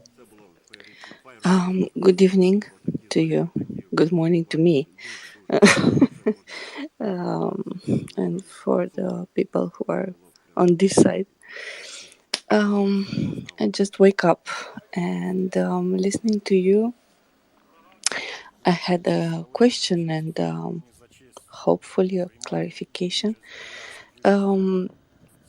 So yesterday before the signing, Ukraine said specifically they are not going to sign any paper directly with Russia. They said they will sign a different document with Turkey and the UN secretary, but they are refusing to sign a direct document to Russia. So I'm searching for the newspaper where I saw this information. So I will try to send it to you as a link. But I think that might be the reason. There are two documents. I couldn't follow up because I fell asleep, so I'm sorry for that. No worries. I've been getting some DMs. I believe someone sent me a quotation that more or less said the exact same thing that you just said, that the Russia and Ukraine refused to sign agreements directly with one another. They both signed agreements with Turkey and the UN individually. Again, the question remains, the two agreements that they each individually signed, are they identical content-wise, or they have different content? I think that's the fundamental question that we're trying to figure out here. Okay, so I missed that part, and I'm sorry. No worries. I will try to check it. Thank you. Pleasure having you up on the panel. I think we're operating under the assumption that they're the same agreement, unless we hear otherwise, John? Yeah, that was the impression that I got. I haven't actually. I've seen the copy that the Ukrainians signed. A picture was posted of it, pretty immediately after. So I read through the copy that the Ukrainian government signed, but I have not actually seen the text that the Russians signed. Knowing the Russians, they will have insisted on it being in Russian, probably. So I might not have been able to read it anyways.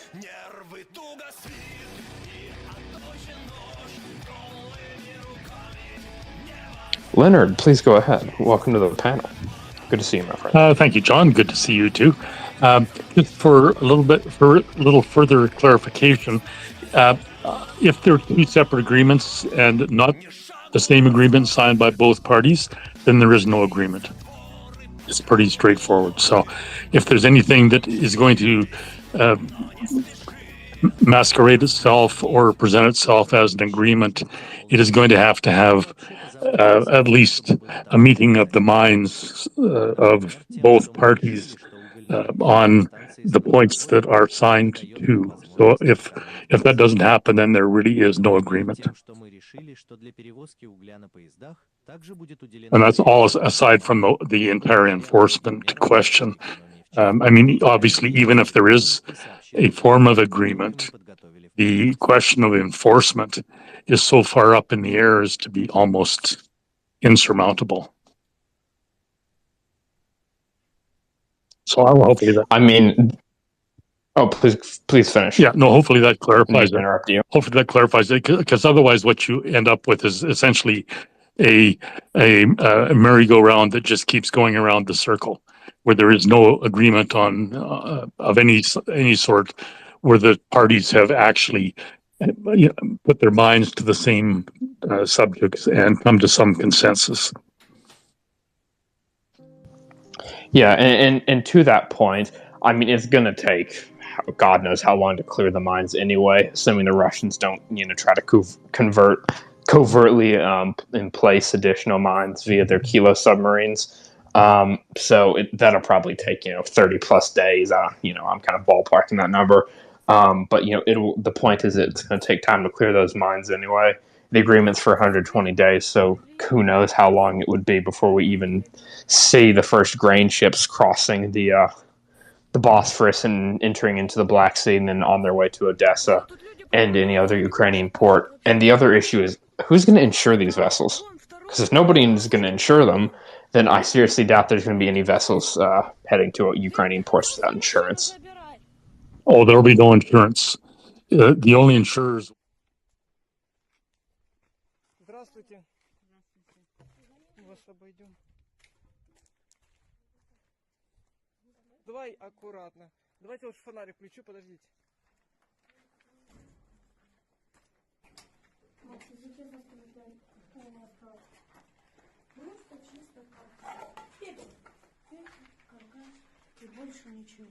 Didn't stay at a Holiday Inn. Maybe if they had. Right, Leonard? As Joseph, Yes, exactly. I'd be really interested to see if there's any releases from, say, the British government on this, much less the Americans or the State Department, or any. Has there been any black and white release from them, or any word whatsoever, or is this still just completely up in the air? Listen, I don't know is the short answer, and I'll tell you this, though. Everyone's pontificating. We had some of our friendly pirates from that part of Europe who were really upset about it, and they were saying, I get it, but here's the rub. Ukraine isn't stupid. The West isn't stupid. Russia obviously has plans and doesn't act in good faith. However, this could very well be much like the turbines, where Russians were using it as an excuse. And so maybe the West figure, you know what, if this is such a horrible deal, maybe it's less, okay, all right, Russia, okay, we'll call your bluff, we'll sign this paper. We're not responsible for food insecurity, so we'll sign it and then just watch the Russians not honor it, right? So it's not just because it's been signed or endorsed or whatever. We're making a whole lot of assumptions about Russia, about what Russia will do and what it won't. Well, it's easy to sign a piece of paper, and then the rest of it, if Russia doesn't do its end of the bargain, you can't imagine that Ukraine would feel obliged to do its side, right? So I think we're kind of worrying about nothing, because we're not going to see Ukraine lose its position. The West, they'll see it coming a mile away. And if the Russians want to play games, which they always have, they've done it before with peace agreements and treaties. Oh, we're going to have humanitarian corridor. Oh, let's sign a piece of paper. And then the Russians don't do it. So we've seen this. You know what I mean?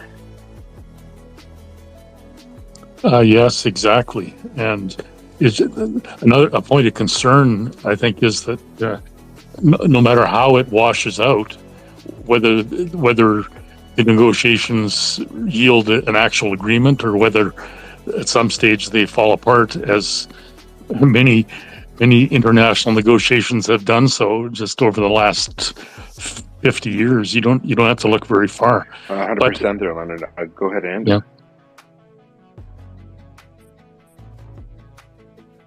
Anna, go ahead. Yes, sorry.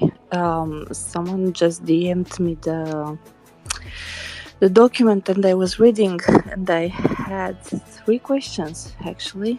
If someone can help me. One, I don't see here any.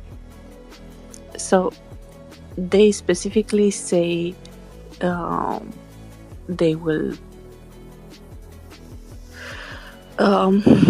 ensure any the prevention of any suspicious activities or non-compliance, but they don't say what are they going to do if not. So that leaves a very wide berth of replies to what. So I know it's a what if, but what if? What if, just as they did when the humanitarian corridors on land for people were set up? What if Russia decides to say, well, this is not a grain ship, this was a missile ship, this was a, I don't know, some other kind of ship, and hits it or stops it, or that's, for me, it's a question, for example. That's one. Second, I don't understand who is going to demine everything, because yes, some vessels are the support, but most of the vessels are not. And if my memory serves correct, last month there was the NATO meeting. Greece said they could and would make available some vessels for grain transport if needed. So how can they be sure there are no mines left on this corridor? Also, if my memory serves correct, Ghani said it's not that easy to make completely sure that there are no mines left or they don't drift. So yeah, I don't understand what's the plan. Sorry.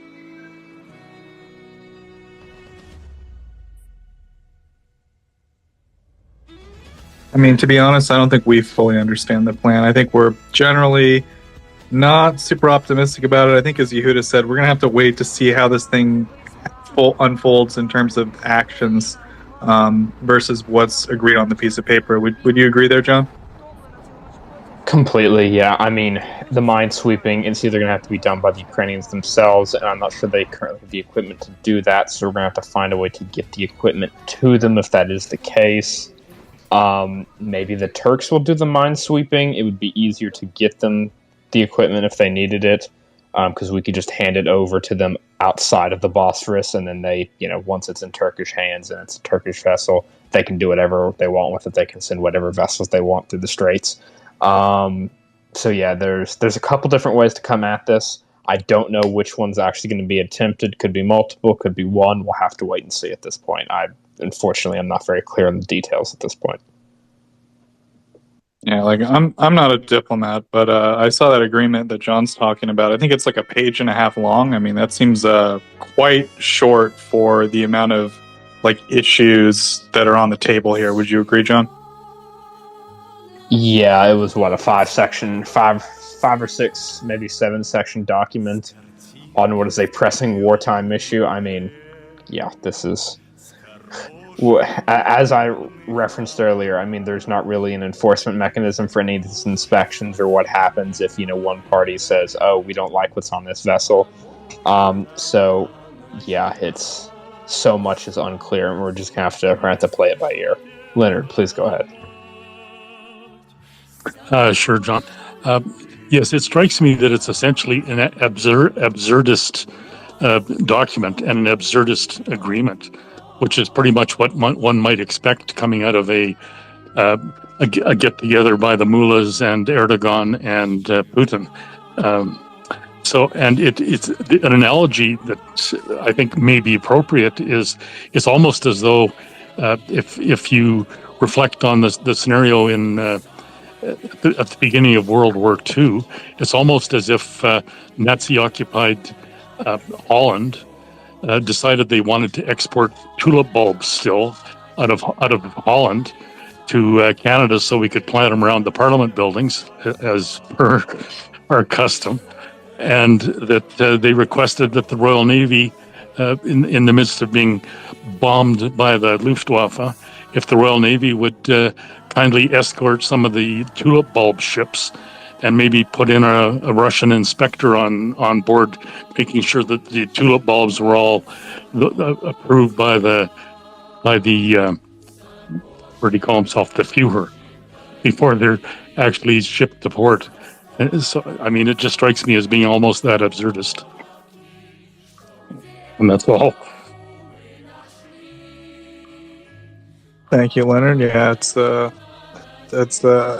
think it's, as usual, anything that seems sort of more the initiative of Russia, it's all a big distraction. It's not, in the end, it's not going to matter that much in the big strategic picture, but it makes a lot of headlines. It gets everyone talking, especially in the West. Oh, what's Russia going to do? What if Russia agrees? What if they don't agree? What if they break the agreement? You know, it's all that stuff. And, you know, there's probably better opportunities to trip Russia up. But, you know, Ukraine's going to take deals it can take if it sees any advantage in taking them. They're going to probably sign stuff, and I think, yeah, we're just gonna have to see it play out. The agreement we've seen is a little too vague to understand all the moving parts around it. So yeah, I think we maybe said all we can really say at this point. We'll have to see what's gonna happen. But Anna, go ahead.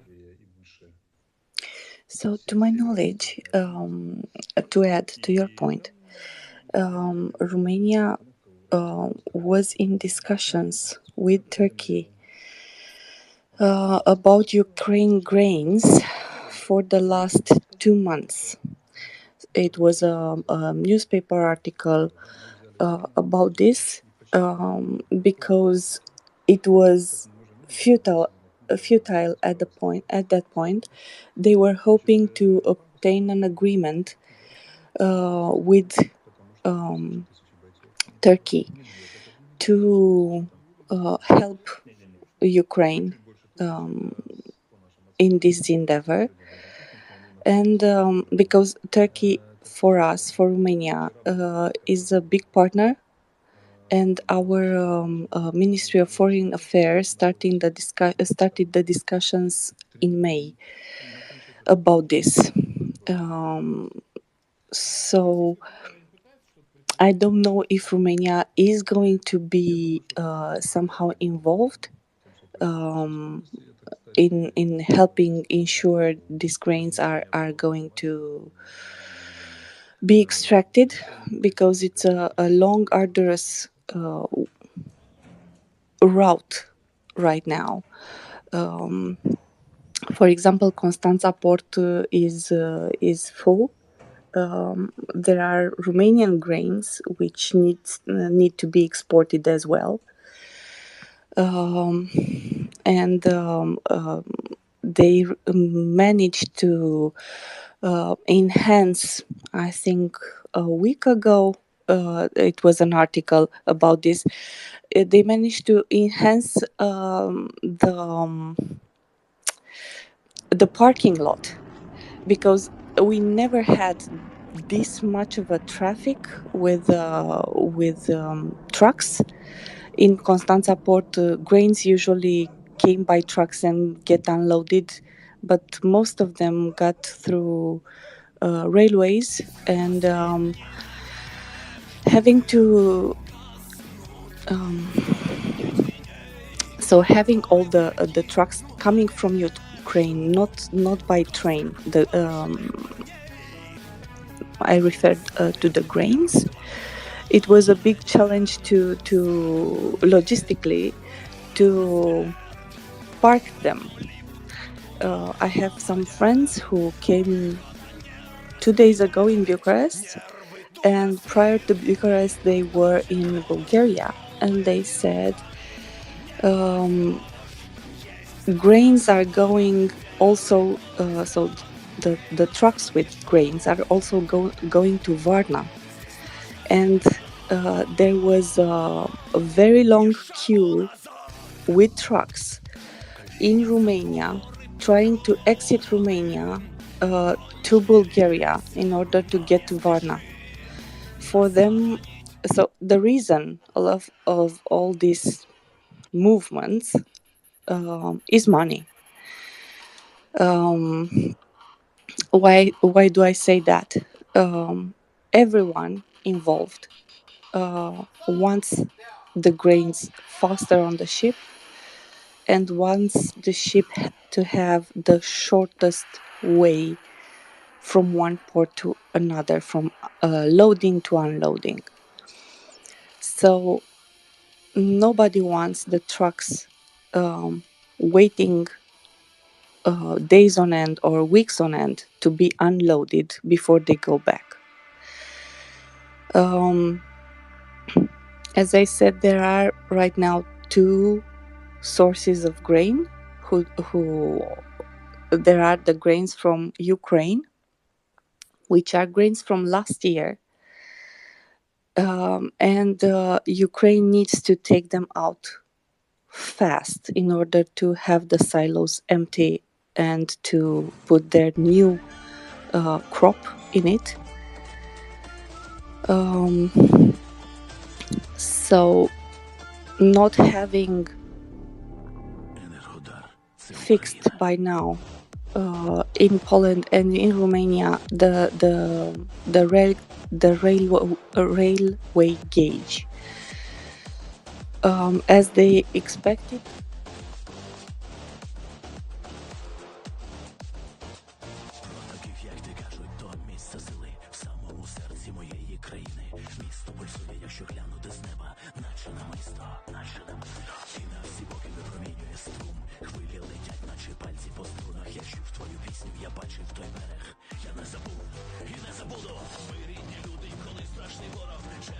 Is so big, and the capacity of a truck is smaller. They have to pass. There is a ferry. They have to pass on the ferry, and they can only pass 18 trucks a time. So that takes time. The VAMAL, how do you say, drain, custom. The custom papers were simplified for the grains that enter to Romania just to pass, but still the whole process is really, really long. So they get to Constanța port, and after that they wait, and that is not good for anyone, because also the company that owns the trucks doesn't want to have the trucks sitting for days or months, weeks until unloading. So they tried to search for different routes, and one of them was to get some trucks to Varna. And there is also a queue to have those trucks passing the second custom to Bulgaria. And I saw, I think yesterday, a new option, for me at least, from what I read. Germany said they will send, so the trains which are coming to Romania and lately to Ukraine with medical aids and whatnot, they are preparing to take them back with grains and take the grains to one of their ports and from there to be exported. I think we had some days ago, Oleg Trofilat from Moldavia, and who is the chief of the railway in Moldavia. And we also had on the space Daniel, I forgot his last name. The one of the persons in Romania who is in charge with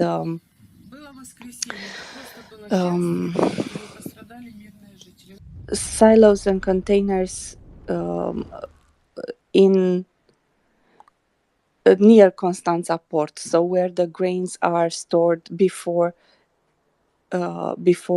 loading on the ships. And they both said the same thing. The quantity is really big.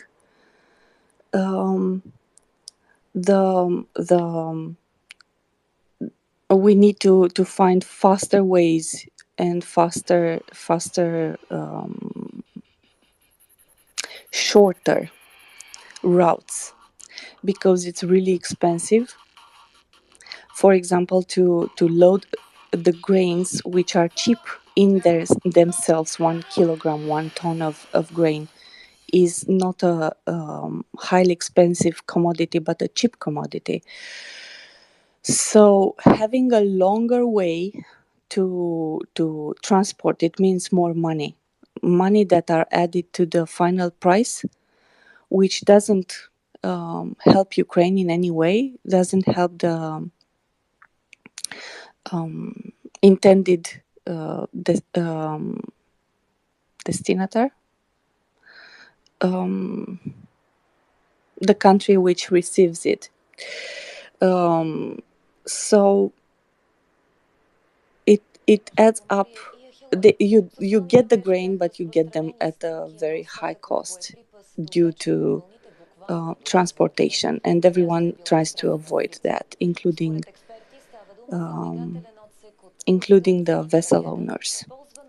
So that would be a reason they are still pushing to get the grains through Constanța and Varna and the Black Sea, because it's the fastest, easiest way to get to the Mediterranean Sea, and after that, if needed, through Suez Canal to get them to Africa, then to make the roundabout through the Baltic Sea, through the Northern Sea, and whatnot. I don't know. Do I make any sense? I'm trying to be. I'm at my first coffee today, so I'm trying to be as logical and fluent as I can be at this time of day for me. Yeah, and I think you brought up a lot of great points, right? I mean, first off, the Black Sea is not just a place where Russia and Ukraine are. There's countries like Romania, and they have their own grain shipments, as well as the shipments of, in my understanding, Ukraine to deal with. And I think you brought up a lot of the logistical challenges that are faced by having to redirect some of this stuff, and also the kind of the bottom line here, which is that this all adds costs, be they energy costs or transportation costs, etc., to the final product, which is sort of eating into the profit margins of the Ukrainian farmers who ultimately are just trying to put food on their table, right? That's why they're doing all this. So I think good points. Any follow up there, John? None for me. Joseph, can you hold down the fort for about 10 minutes while I go take care of something? You got it, John. Well, we are discussing right now different topics. I think lately, Anna's very cogently pointed out some of the issues involving the New Deal, exporting grain through the Black Sea, this sort of green corridor, humanitarian corridor, whatever we want to call it. This deal, we're naturally skeptical of any deal with Russia, obviously, on this space, but we're, optimistic that if Ukraine can get any benefit out of this, then that they'll go for it. So yeah, that's just kind of our broad understanding of it. But yeah, we were talking about other topics before. We were talking about a lot of unexploded ordnance disposal, what kind of issue that's going to be. And yeah, there's been a few new headlines in terms of what's going on the front lines. We don't have a solid confirmation of this yet, but there might be a pocket that was closed by the Ukrainian army of Russian soldiers in the Kherson area. We're doing our best to verify that, but we don't have any solid verification yet. But it's been raised by a number of sources, so we're looking into it. And as well, on the front line, yesterday there were strikes by Ukraine in, I think, Luhansk City. I'm not 100% sure on that, but I know there were strikes very deep behind the lines, as well as a couple in Kherson itself and Novokakhovka, I believe. So there have been various strikes. Meanwhile, Russia has basically attempted to attack three directions, right? They've attempted to attack the city of Slovyansk. They've attempted to attack the city of Bakhmut. And they've attempted to attack one other axis there, Bakhmut, Slovyansk, and Seversk. And basically all three attacks have failed. I know more detail about the first one at Slovyansk. They tried to attack, and that was a huge failure for them. They lost a lot of men, a lot of equipment. Same with Bakhmut. They've been sort of launching attacks on Bakhmut ever since they bombarded it heavily about a week and a half ago. Again, those attacks have all failed, and I think the same is true of Seversk. I haven't gotten a lot of specific information about the Seversk front yet, but it seems to be broadly true that basically Russia's offensive potential seems to be running out. There isn't much indication that they're having any success broadly on any front that they've advanced. I mean, if we look back to the beginning of the war and we think about how many axes of advance they had like 14, right? They were attacking Kyiv, they were attacking Chernihiv, they were attacking Kharkiv, they were attacking, just if you looked at all the different Russian armies where they were all going, they were attacking like 14 different areas. Now they've reduced that to 3. And basically all 3 are failing. At one point, they basically reduced it to 1. Which was when they attacked Severodonetsk, basically from the front, which is any military person should have the sense to tell you isn't the best idea. But anyway, I'll conclude my rant. Joey, I see you joined us. Welcome. Do you have anything you wanted to add here? You actually answered my question about her son, because I was listening earlier and I was hearing that there was kind of a 3-way poor choice for the Russians. It was either get bombed or go through Ukraine to escape from the Ukrainian advance on Kherson, and you just have answered it by saying not much information is coming from there. On the cat scratching stuff. On the point about trusting Russia, I wouldn't trust. I was listening to Gunny earlier, and Gunny made the point in his most Southern English way possible, but if a Russian told me the sky was blue, I would open my curtains just to check the sky was actually blue. I would not trust the Russians on this grain deal as far as I could throw any of them. And I am not the strongest person in the world. Far from it. I'm not Hulk Hogan. I'm not going to body slam any of them. This grain deal gives me the willies. Yeah, thank you, Joe. I agree. I think ultimately, in terms of Ukraine's not signing over anything significant in terms of what they're giving up. I personally wouldn't take any deal with Russia. I think that any deal kind of legitimizes them. But if Ukraine can get any advantage out of this deal, I'm sure they will. If they can't, then they'll deal with the problem. Then that's kind of our take. I think. Anda, go ahead.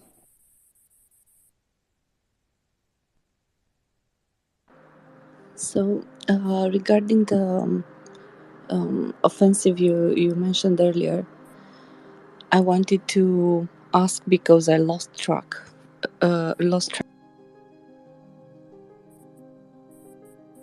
How many HIMARS do we know we have in Ukraine? I just saw that the United States signed yesterday a new tranche of military aid for Ukraine. They say $270 million, including HIMARS, and so 20 HIMARS, if I read correctly, and 50 kamikaze drone Phoenix Ghost. John Kirby was the one who made the statement. So, do we know if they have everything they need at this point or close to it in order to have a proper counter-offensive and win, hopefully, at least in the south? Yeah, so thanks, Nanda. It's a great question. We can't be sure. We think that I would say, just as a general theory, based on my observations, Ukraine has very clearly been carefully, husbanding or taking care of their equipment reserves. They have a lot of tanks. I don't want to say, they have nowhere near how many Russia has, but they have a lot more tanks than we've seen evidence of them using. And that would imply that they're getting them ready for something. Same with infantry fighting vehicles. We've seen a few used around, but not the numbers that we've seen go into Ukraine since it started. So we know Ukraine has a pretty good stockpile of equipment ready for this offensive. I think the question is just like, how much of it have they been setting aside, and is it enough? And I think that's a question even like modern military thinkers aren't 100% equipped to answer. We don't really know the answer with all these different new technologies on the ground. Like, because this is almost like World War I or World War II, right? I mean, we're dealing with large artillery armies that have mechanized infantry, right? That have like armored troop carriers moving around. This is like the type of warfare we've seen in World War II, but there's all these new technologies that didn't exist.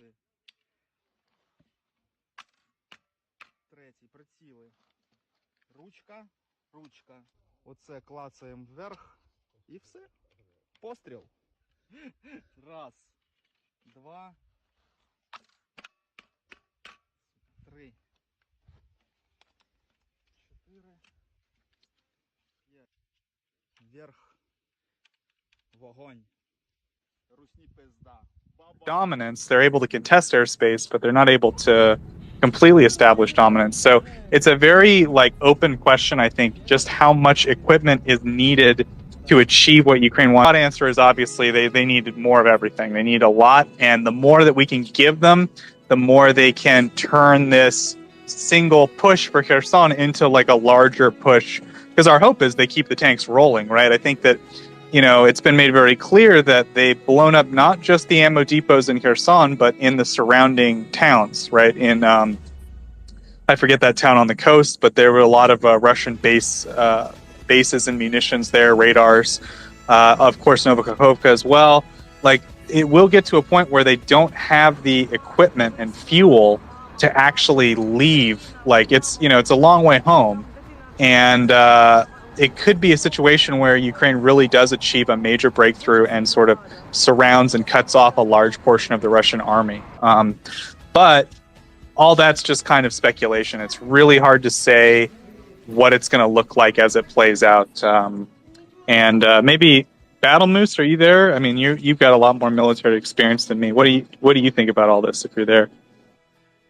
Oh, I'm way too sober to be commenting on any of this. It's obvious that they're squirreling away an awful lot of armor someplace. Air siren alert And update. you know, Venetia. there's a lot clear. of speculation Kharkiv. out there All of clear. what they're This doing. message has been generated with You know, and municipal data. I just reiterate the point of let's just keep our faith in the Ukrainian high command. You know, they have been fighting smarter, not harder. Through this entire war, they've been making smart choices. You know, they've been maneuvering their forces and their equipment smartly, as opposed. Now, don't kid yourself. I dare say they're on the phone with all their NATO buddies and strategists that are giving them advice on what to do with their limited equipment and men that they have right now. But it definitely plays against, and you know, you hear like Air siren myself alert and update. Yehuda Venetia. and Chuck Ferrer and All clear. you know all This of us message has been cold generated with warriors municipal data. that we were brought up in a culture that you know, the Soviet Union was the adversary. And they were a competent enemy, to the point that when the West started deploying to Afghanistan, and we embroiled ourselves in this non-symmetric warfare and guerrilla warfare that the Taliban was waging against us, we pined for the days to go back against a cool, calm, collected enemy like the Russians. And it turns out we were wrong. We were wrong on every single level. They're not cool. They're not calm. They're not collected. It's been said time and time again. They're like an ill-educated bully that's pushing their way around the block. This message has been generated now with that municipal means we data. can't underestimate them. Never underestimate the enemy. They are very large. They have massive amounts of material and equipment and men that they can bring to bring into the battle. So we have to be cognizant of that. But you know, I don't know if John's still there, but he ran off because he saw the Blue Jays score and is crying. But you know, you see the strikes of, and okay, I'll go out on a limb and say they may or may not be HIMARS strikes. Okay, I'll choke on that, and say, okay, whatever they're hitting the Russian ammunition and Siren their alert supply update. points with Volin. great All precision. clear. Odessa. And almost All like clear. they knew where all this stuff Dnipropetrovsk. was. All clear. And what are we Koldova. seeing? As All soon as they clear. started hitting all Kiev that, City. oh, now the All Russians clear. are going in This message operational has been pause. generated with municipal data. Hot damn. How does that work out, right?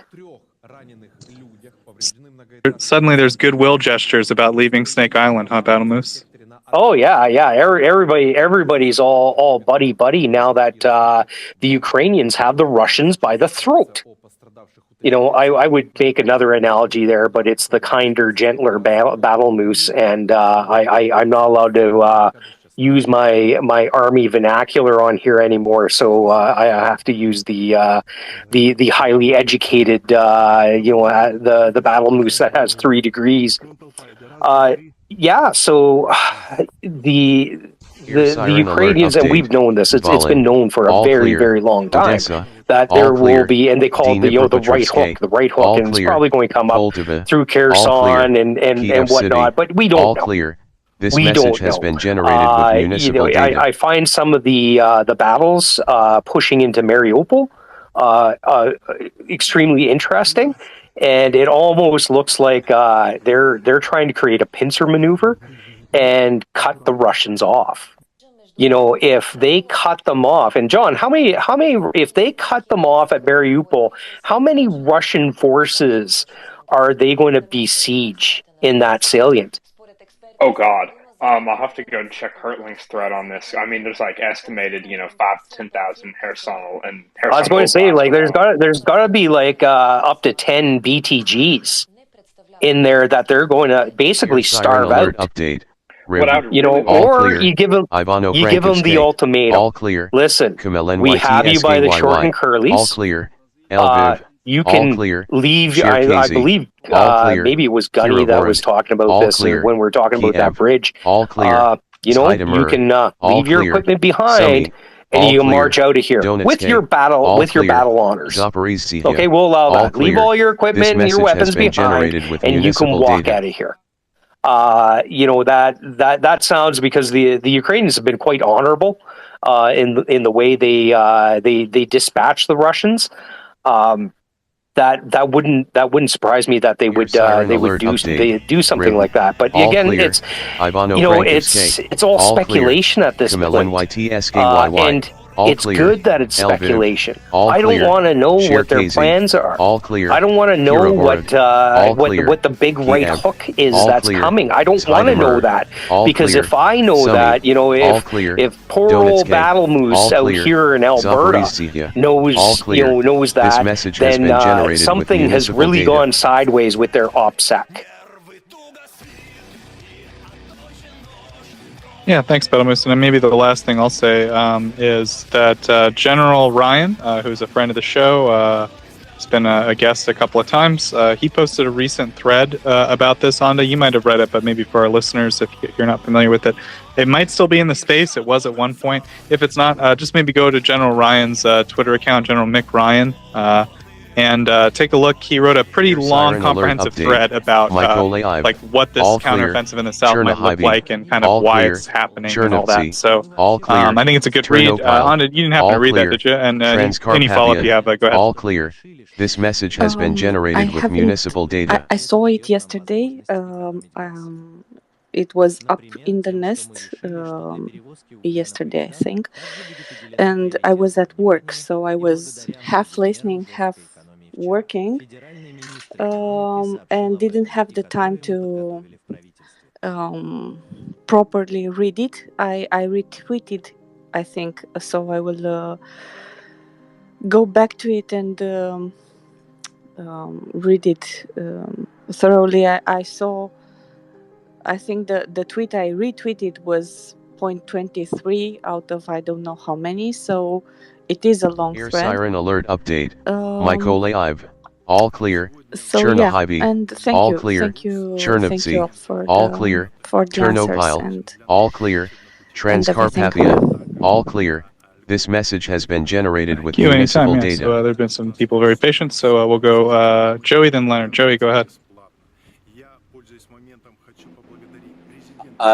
I've said this a couple of times, but this war, there was a brilliant movie in the 90s, it was a documentary about the Rumble in the Jungle, and it was about Ali versus George Foreman, you know, and we'd all grown, like Battle Moose said, we all grew up thinking Russia was this competent, great army. It looked great. It smelled great, even though we probably didn't smell it because we don't have smelly television. But now we're at about the 8th round, and Ali's got Foreman wore out, and Ali's about ready to take the knockout to Foreman. And I truly believe that this war is it's at that point. Taking the east back for Ukraine will be difficult because of how entrenched Russia is over there. But we've seen how spectacular the HIMARS have been, that really the Russians will be scared and running scared, and Ivan will be running back to his mummy in Russia somewhere, because, you know, at HIMARS at Clark, next thing you know, he's got rockets straining down front, the back, front, everywhere. I'm very optimistic at this point that Ukraine, it won't be tomorrow, it will probably be next year, but Ukraine will have its 1991 independence borders back very soon in the grand scheme of things. And everything Battle Moose said absolutely and said what I was going to say, but in a Canadian accent. So, thanks, Bartmus. Yeah, I'm certainly not a military expert, but I got that same feeling I had when Kyiv was sort of being attacked. I said, "There's no way Russia can sustain this." I'm watching 20 trucks on fire every night. Like this, they can't win this. And people around me going, "Oh, Russia's big, Russia's strong, Russia has a lot of stuff. They got 1 million tanks. Of course they'll win. Of course they'll take over Kyiv." And I was going, I wouldn't be so sure, folks. And yeah, before we knew it, they were out there, and I got that same feeling about Kherson. I got that same little thought that something big's about to happen. This is going to happen on Ukraine's terms. They're being very careful. There's a reason that it hasn't happened yet. It's because they are very, very carefully planning exactly what they're going to do and exactly how they're going to do it. And every night there's a new ammunition dump going up on fire. Every night there's some new 3D chest they're playing with the Antonovsky Bridge that I don't fully understand, but I'm sure has a perfectly valid military strategy behind it in terms of what they want the Russians to do and how they want them to react. And yeah, I think something big's going down. Go ahead, Joey. Finish up there. Yeah, they're being beautifully. The way they are setting up the attack is beautiful. Like you said, every night we wake up to another Russian ammo dump exploding, which is better than the bonfire night that we have in England. I don't know if you have it in Canada, and it's better than 4th of July that we have in the US. And it's beautiful to watch because it's Russians getting fucked, which what's better than that? But I just there's just something beautiful about the way the Ukrainian high commanders planned this. It says, okay, you sit there and look, here comes a HIMARS. Oh, you didn't see that HIMARS? Oh, look, you're 5 million billion places now. Oh dear, but you're going to get the fuck out of Ukraine one way or the other. And I think the way the Ukrainians are playing this is beautiful. And I know my granddad, who was Ukrainian, he would be extremely proud of how the Ukrainian military is performing at the moment. I mean, considering at the start when we were watching the Battle of Kyiv, and how the Ukrainians handled that, how the Ukrainians countered everything. And I didn't realize until I was listening to John Spencer today how major the Battle of Hostomel was, just holding that airport. That might go down as the most crucial thing to Ukrainian independence, because that, from what John said and from what his podcast said, it was an amazing effort by the Ukrainians. But even watching the news reports we were getting over here with like on CNN, on the BBC and the BBC, like, oh, there's this 40 kilometer convoy coming towards Kyiv, and it was like stupid because I'm not a military guy, but I'm sitting there going, they're sending this massive train of trucks down, and the Ukrainians were sitting there rubbing their hands together with their javelins and bang, bang, bang, draining the Russians of resources. So the Ukrainians have got this. They've proved themselves to be more than smart enough.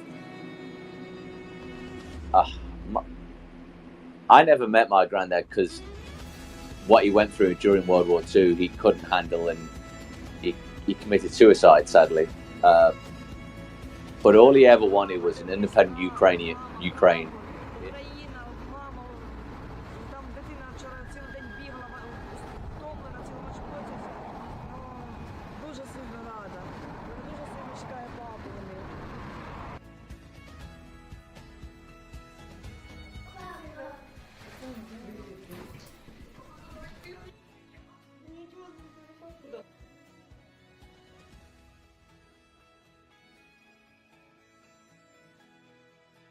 People go wherever their souls go. If we do indeed have a soul, he'll be having a massive smile on his face because all his efforts will have meant something. And Slava Ukraina. Heroim Slava. Yeah, I mean, absolutely. It's I think the dream of every Ukrainian, right? We hear stories from Ukrainian families of, grandma, the day after the Soviet Union fell, for the first time, just started speaking Ukrainian in public, right? I mean, this is it's a big deal. Ukraine, I think Russia doesn't think of this 30 years that Ukraine has been an independent country as a big deal. It clearly has been a big deal, and especially the younger generation that has grown up in a free Ukraine is not willing to go back to being under the yoke of Russia, to being Russia's quote unquote little brothers, if that's even possible anymore after the transgressions that Russia's committed anyway. But I think that this free independent Ukraine is the dream of all Ukrainians, and it will be maintained by force of arms. I think they've made that very clear. So thank you, Joey. And with that, we'll go to Leonard. Leonard, go ahead. I need to interject, Joseph. Go ahead, John. So, Yep. as about 50 minutes ago, the Russian Baronet went active. It appears that likely Russian Tu-22 M3 backfire bombers are likely airborne. Strikes have been reported in a number of cities. Air raid sirens or air raid alerts have been declared in, I think, nearly every single part of Ukraine. Mykolaiv has been hit by a number of missiles. Likely surface-to-surface missiles fired from Kherson. There's videos of launches from Kherson, and the city of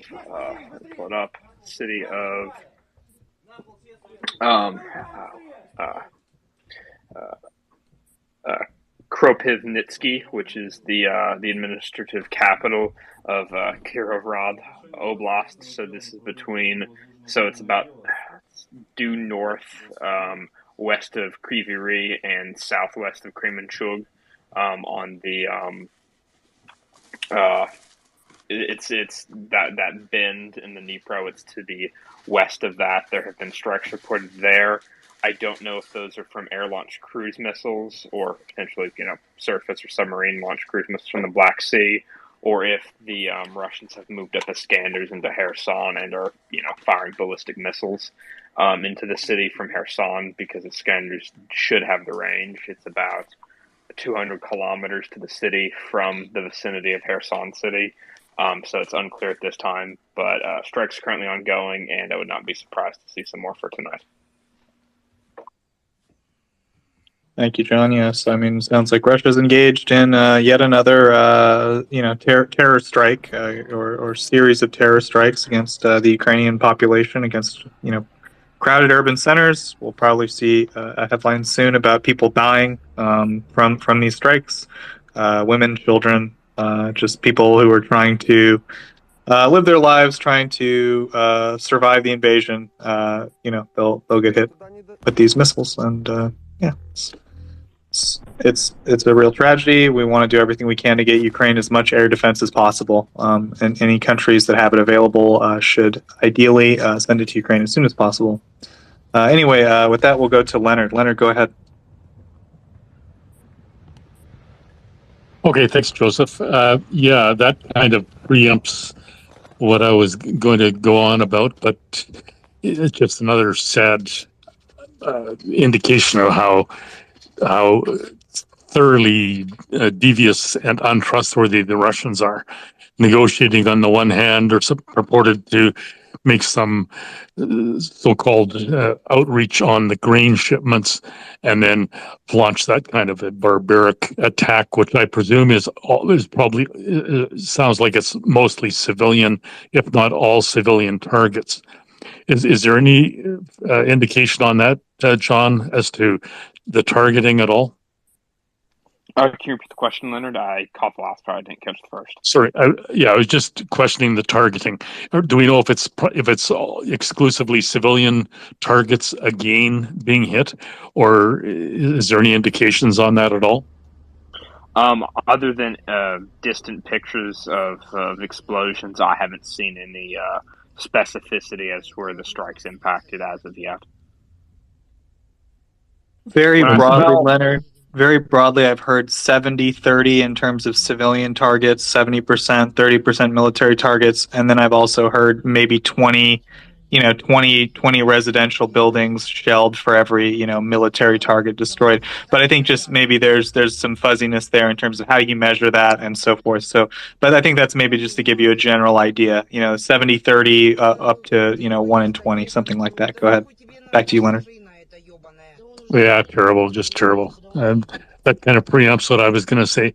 So go on to another question, and I'll reorganize my thoughts here, Joseph. Thank you. Problem. Thank you, Leonard. And with that, we'll go to Nightlight. Nightlight, go ahead.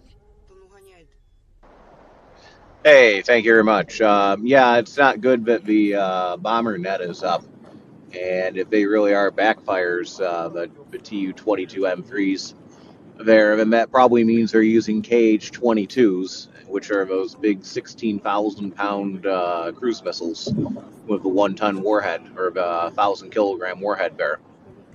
So pretty much if those are out, you can guarantee a mass casualty event somewhere because they're probably going to miss. So that's going to be bad news for someone shortly. Yeah, it's pretty much all I was going to say on that. It's not good news that is coming out, but we'll see. In regards to the offensive on Kherson Mer, I don't know when that's actually going to start. I mean, you could say it could start as soon as tomorrow, and they're certainly trying to shape the battlefield, but I wouldn't be surprised if it starts like a month or so down the road, rather than right now, because they keep blowing up ammo dumps, but they keep building new ammo dumps and filling them up with ammunition. And I almost wonder if they're waiting till they get to the point where they can't keep filling up those ammo dumps. The logistics collapses so badly they can't even refill the stocks for them to blow up. And when they get to that point, when they move, because it really seems like time is on the Ukrainian side, because they're getting stronger.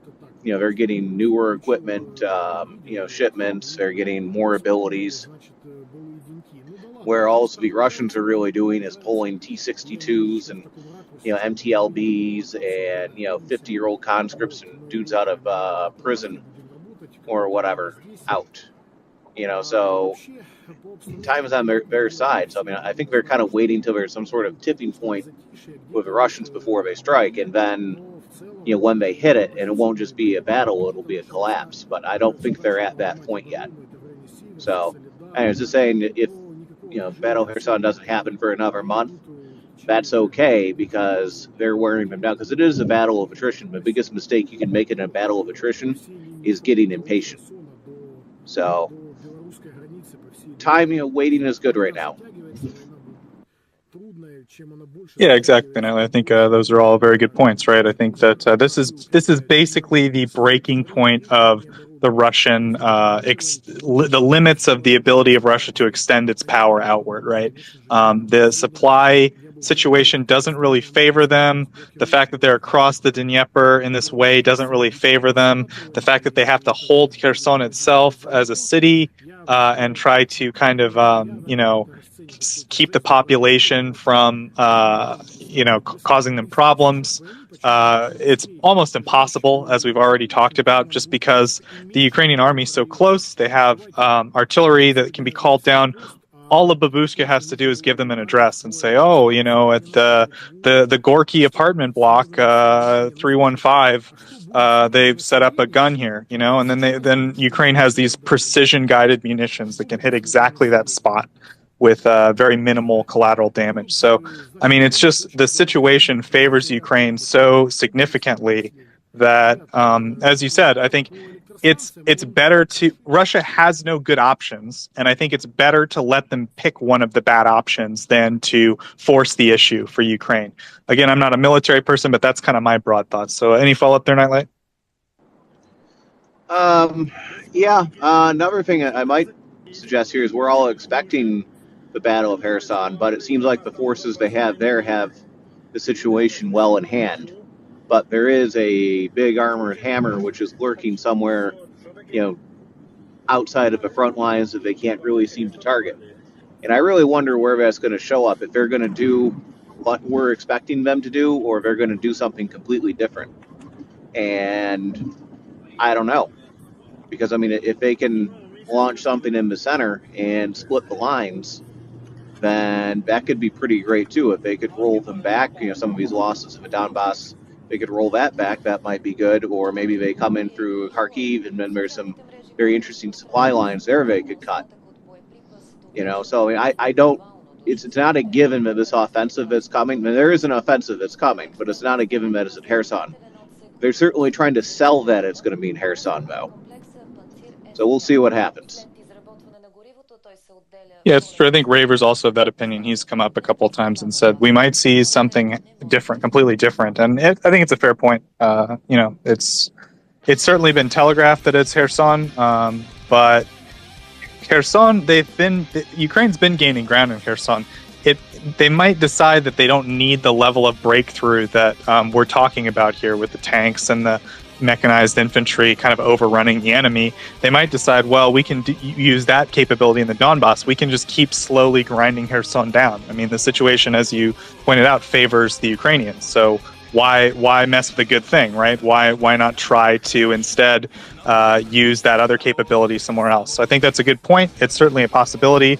And as you said, I think maybe a week minimum, but probably more like a month is maybe an appropriate timeline to start talking about the actual operation happening. Anything you want to finish up with there, Nightlight? Go ahead.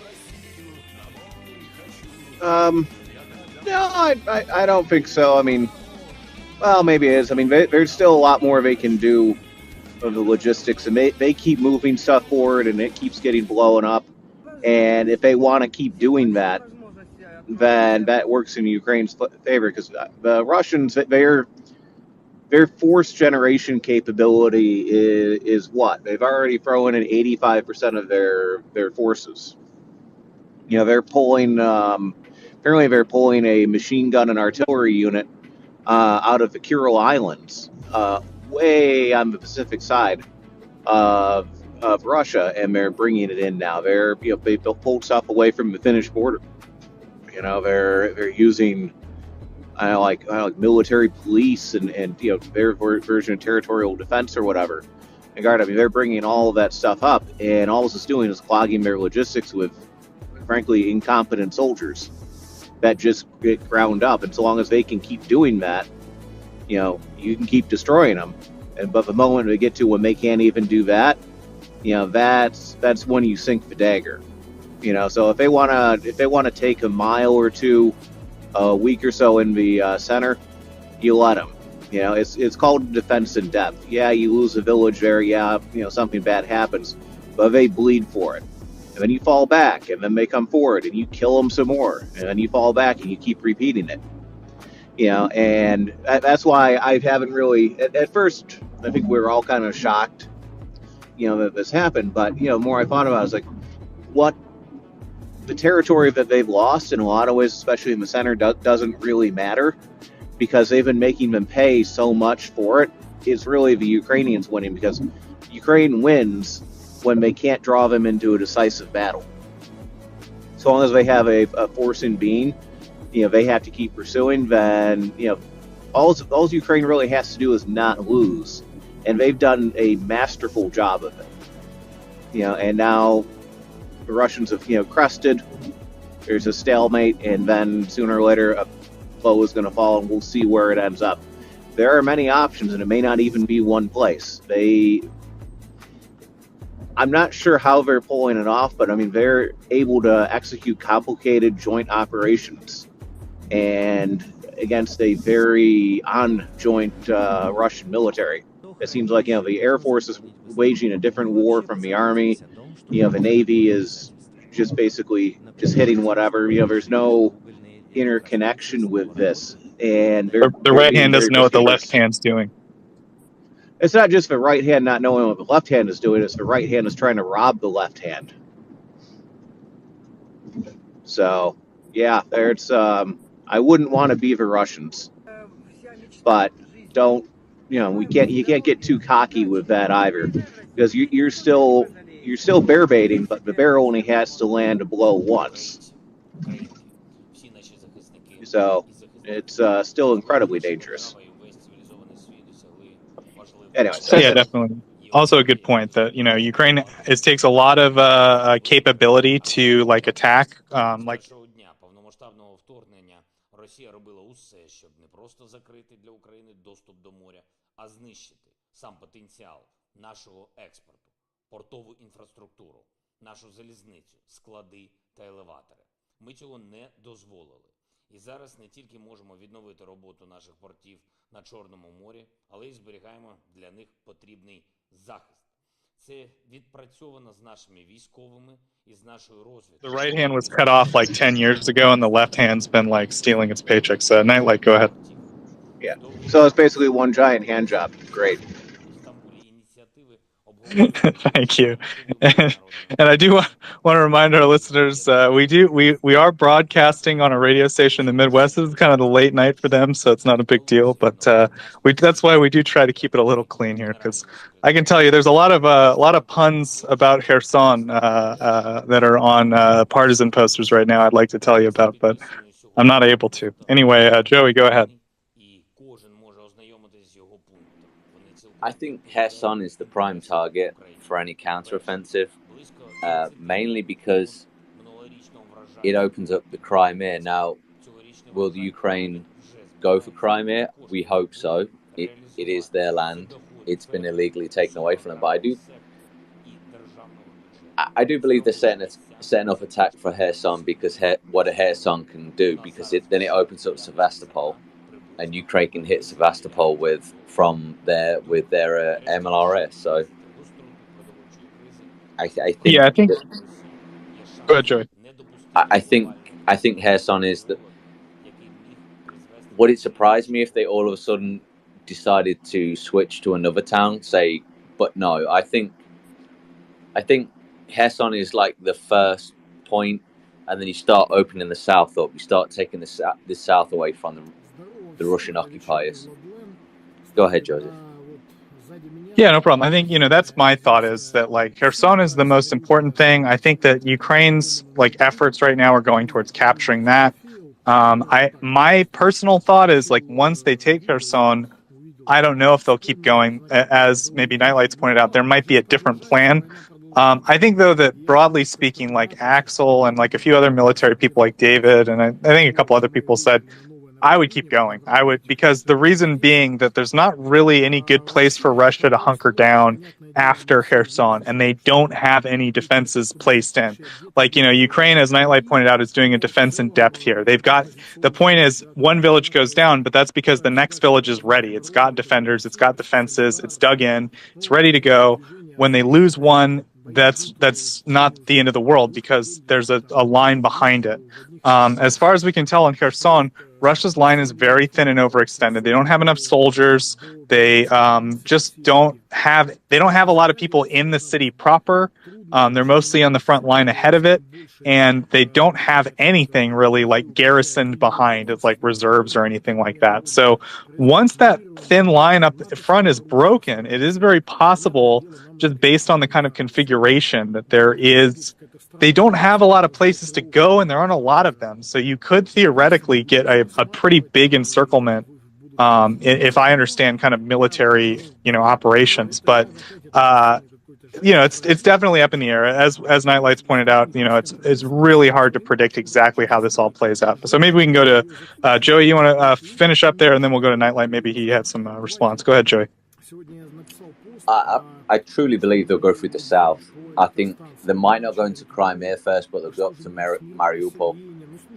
They'll take Mariupol back, mainly for the well-being of the Ukrainian people in Mariupol.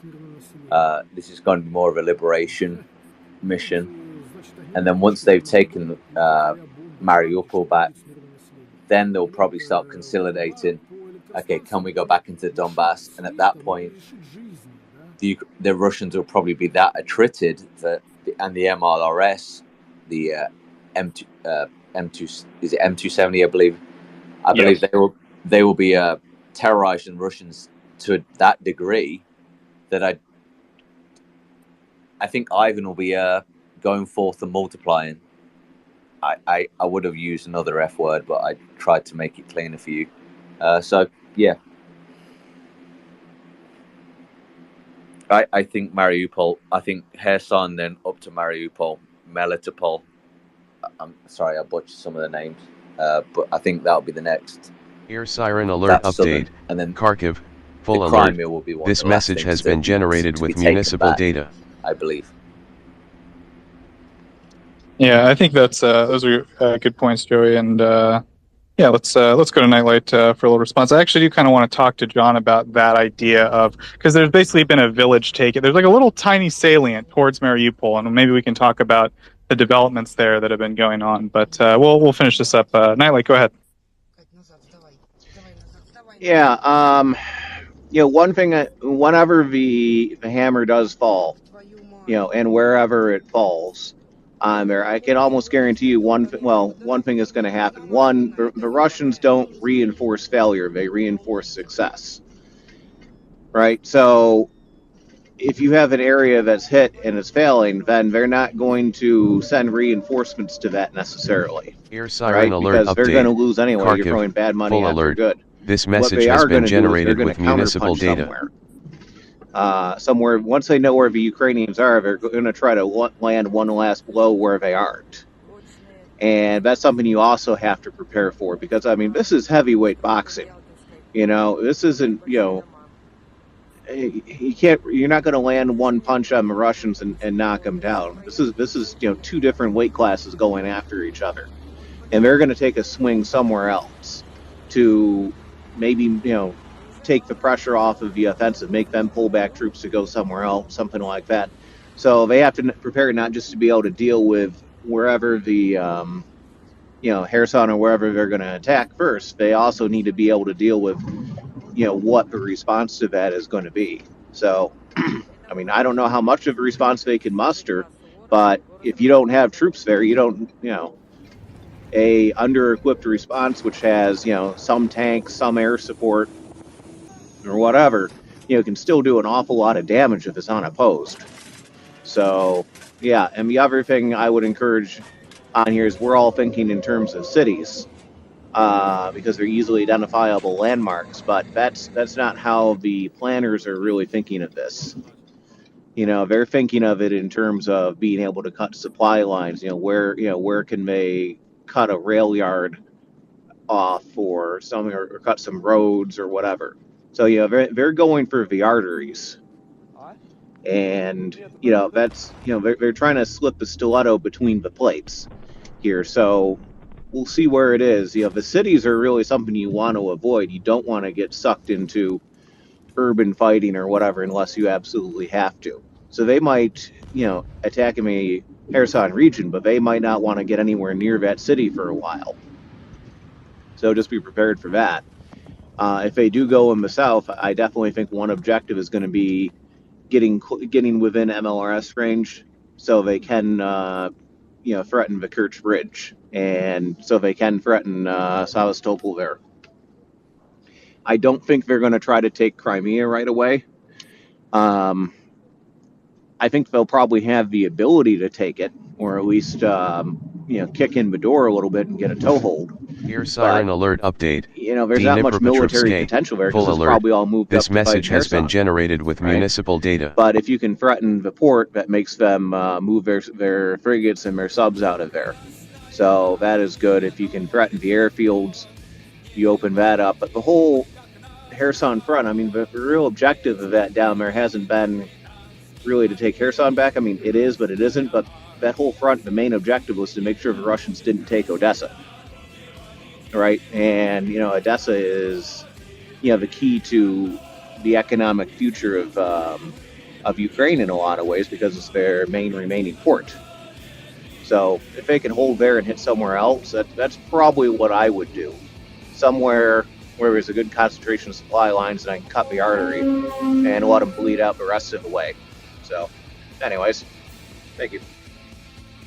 Yeah, thank you. And good points, Nightlight. I think maybe in this case, one reason we're focused a little bit on the cities is just because of the fact that the bridges are there, right? So you've got the Dnieper. It's a big, kind of tough river. You can pontoon across it, but it's very, very difficult. And it's a big undertaking.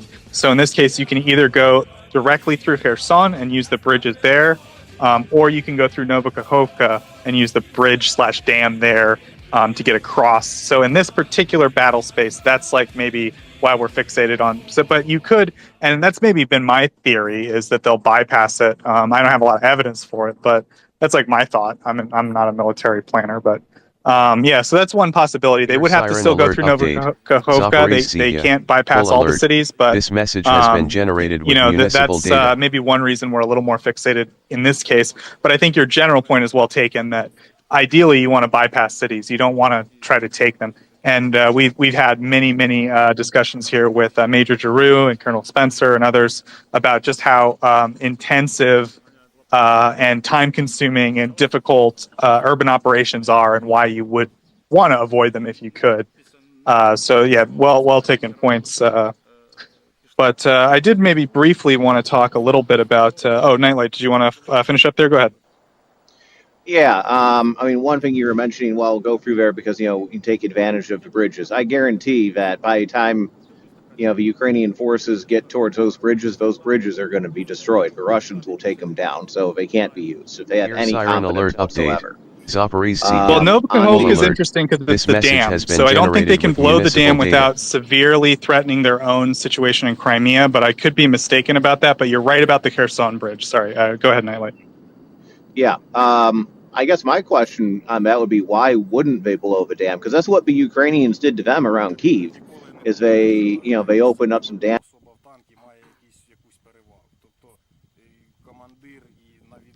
and flooded out some areas. Because they look at it this way: if you can't keep it, weaken their infrastructure because you're weakening your enemy in the future. And also just to be jerks about it. So yeah, I mean, I'm not expecting that dam to make it through the war. I'm not expecting any sort of bridge to be there. It's not what I would do. If Air I were in siren their alert position. update. Zaporizhzhia. So, Full alert. yeah. This message has been generated with municipal data. But on the urban fight,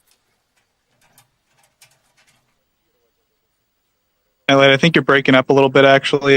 So I'm going to bump you back down. But yeah, if you want to come back up and get to your second point on urban fighting. Sorry about that.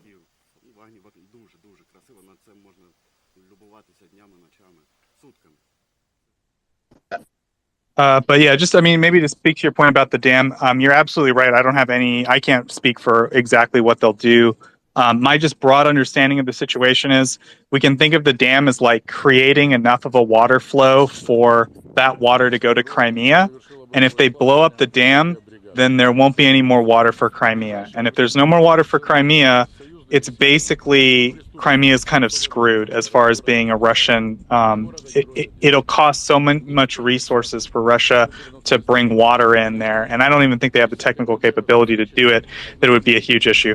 That being said, I'm not an expert on any of that. I can't tell you for sure that that's all true, but that's kind of what I've been told and a little bit of what I've read. But John, any thoughts on that? Can they blow the dam if they really said sod to it?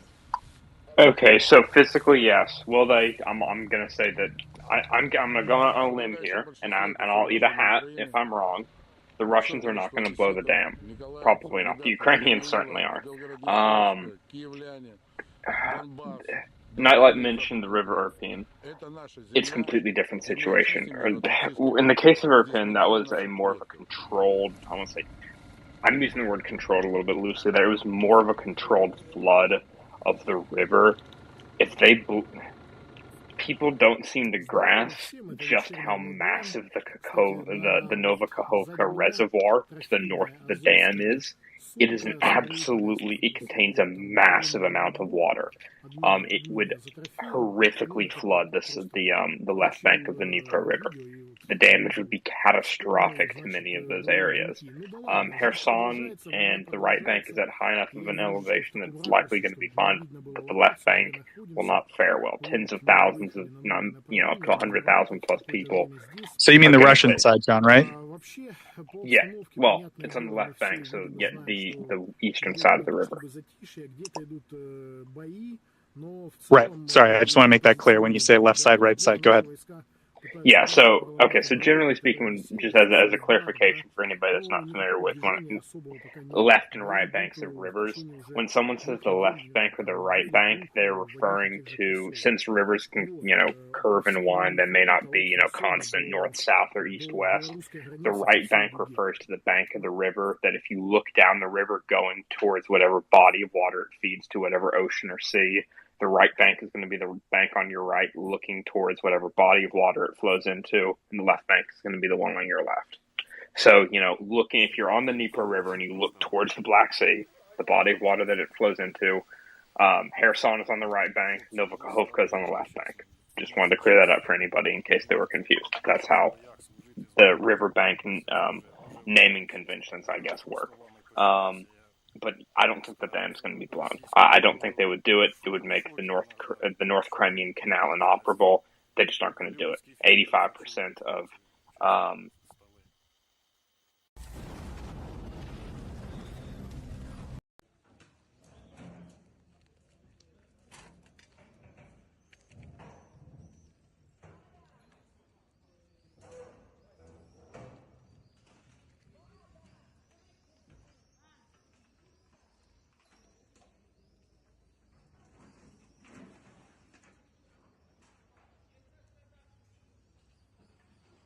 the Ukrainians there to suffer anymore under Russian occupation. That being said, other than being a point on the sea, the Ukrainians can bisect Russian-controlled or Russian-occupied territory. Mariupol doesn't really hold any military value. The city's been leveled.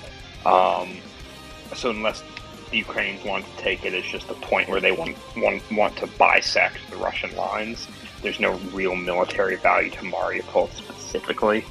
That being said, the reason why I lean more towards Zaporizhia is that A, it allows them to bisect the Russian lines in the southern front, and essentially cut the land bridge to Crimea. That's potentially very useful. B, they can drive west towards Melitopol and threaten the not only Crimea, but also the flanks and the supply routes to Kherson. And they could potentially try to force a withdrawal from Kherson without having to directly attack Kherson Oblast itself, and just force a withdrawal by threatening the supply lines of advancing towards Melitopol. And also, in regards to Crimea, I get the sense that if the Ukrainians are in a position to seriously threaten Crimea, the Russians will crack the bed. I get the sense that they were willing to abandon any amount of other occupied territory to defend Crimea. The other potential advantages is if the Ukrainians are able to achieve extreme success and push all the way back to the borders, the administrative borders of Crimea, they can just bottle up a massive number of Russian forces there and just leave them there for the time being. The Isthmus of Perekop, which is the little land bridge that connects Crimea to the Ukrainian mainland, is 9 kilometers wide. If the Ukrainians don't want the Russians crossing it, they're not going to cross it.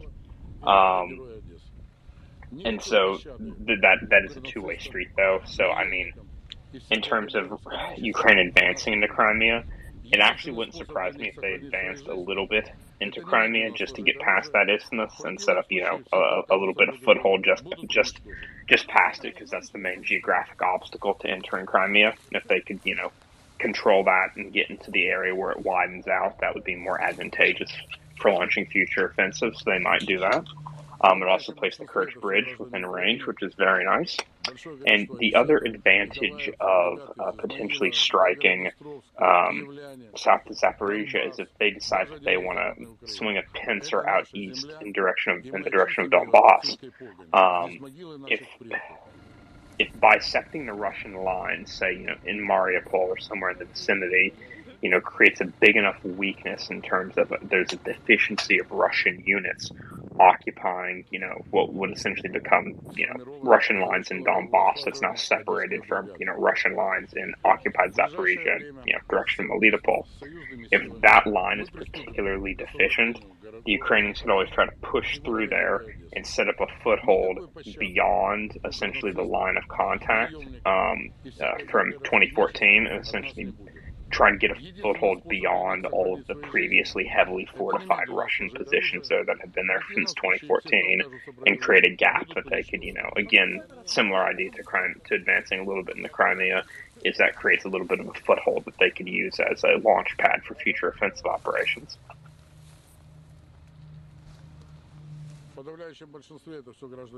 Oh, and there was another piece of news I wanted to cover that's really, really interesting. So there was a statement released by, I believe he is a general. doesn't give his rank in the article I'm reading, but Budanov, no first name given, the director of the HUR, Ukrainian Military Intelligence, has reportedly stated that if asked by the Moldovan government, the Ukrainian armed forces are prepared to eliminate Russian forces in Transnistria.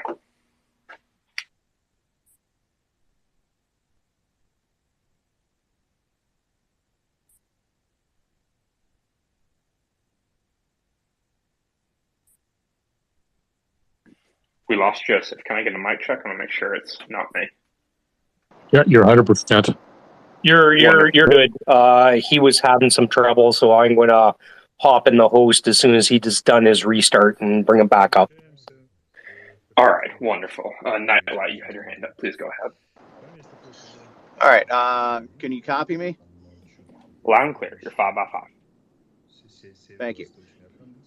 Yeah, the Zaporizhzhia option there that you were talking about, I like the sounds of that because, I mean, that's, shooting the gap between a couple of their lines, maybe not what they expect, and it gives you some options for, what you do next there.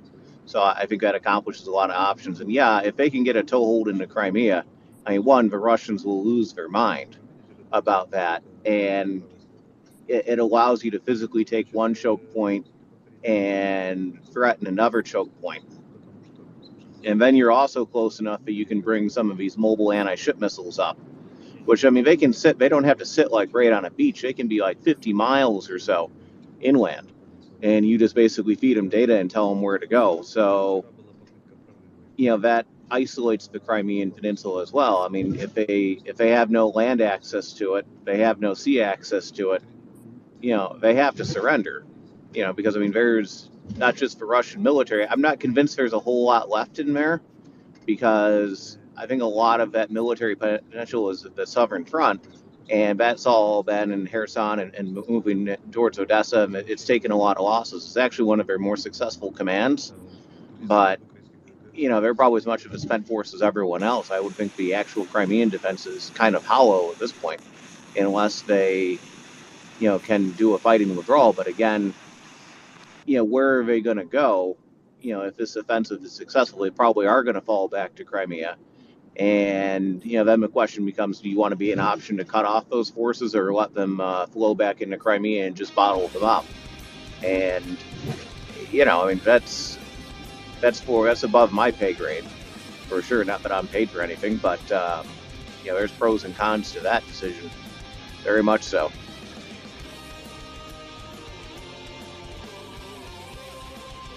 Leonard, please go ahead. Or Joseph, welcome back, my friend. Thank you, John. Yes.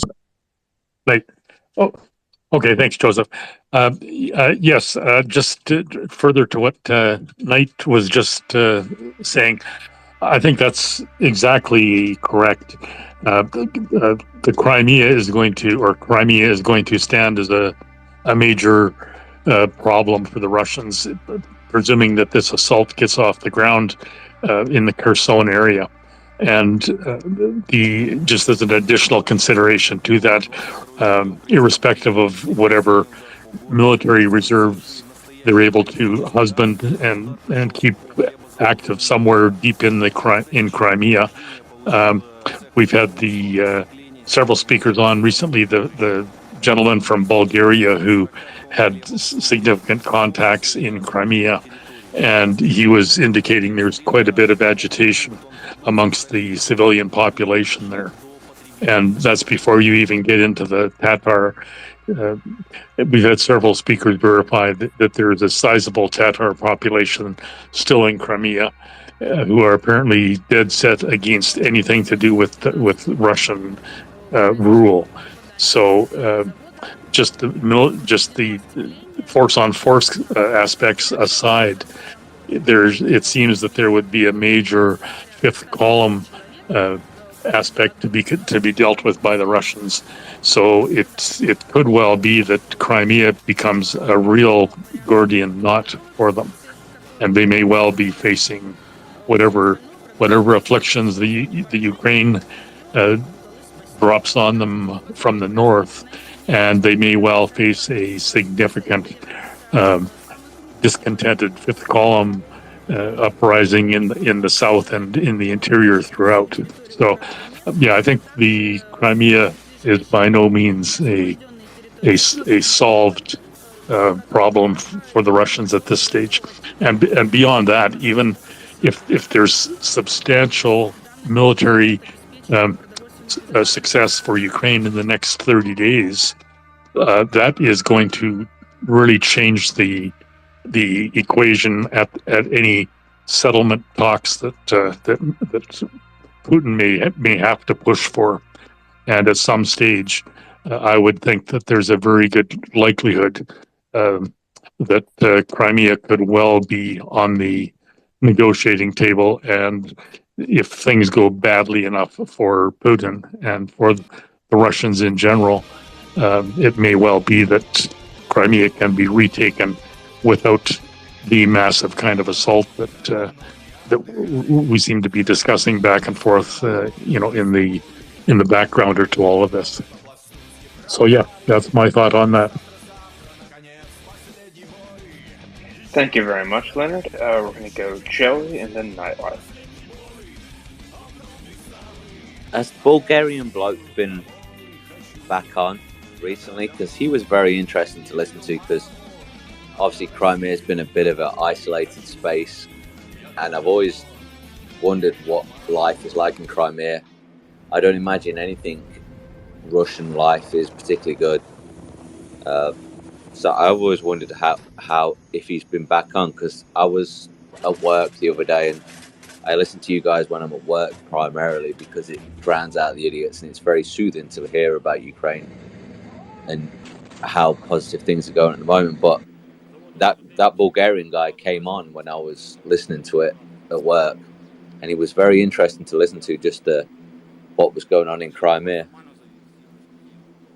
Yes, he was really interesting in terms of shedding light on the domestic situation in Crimea.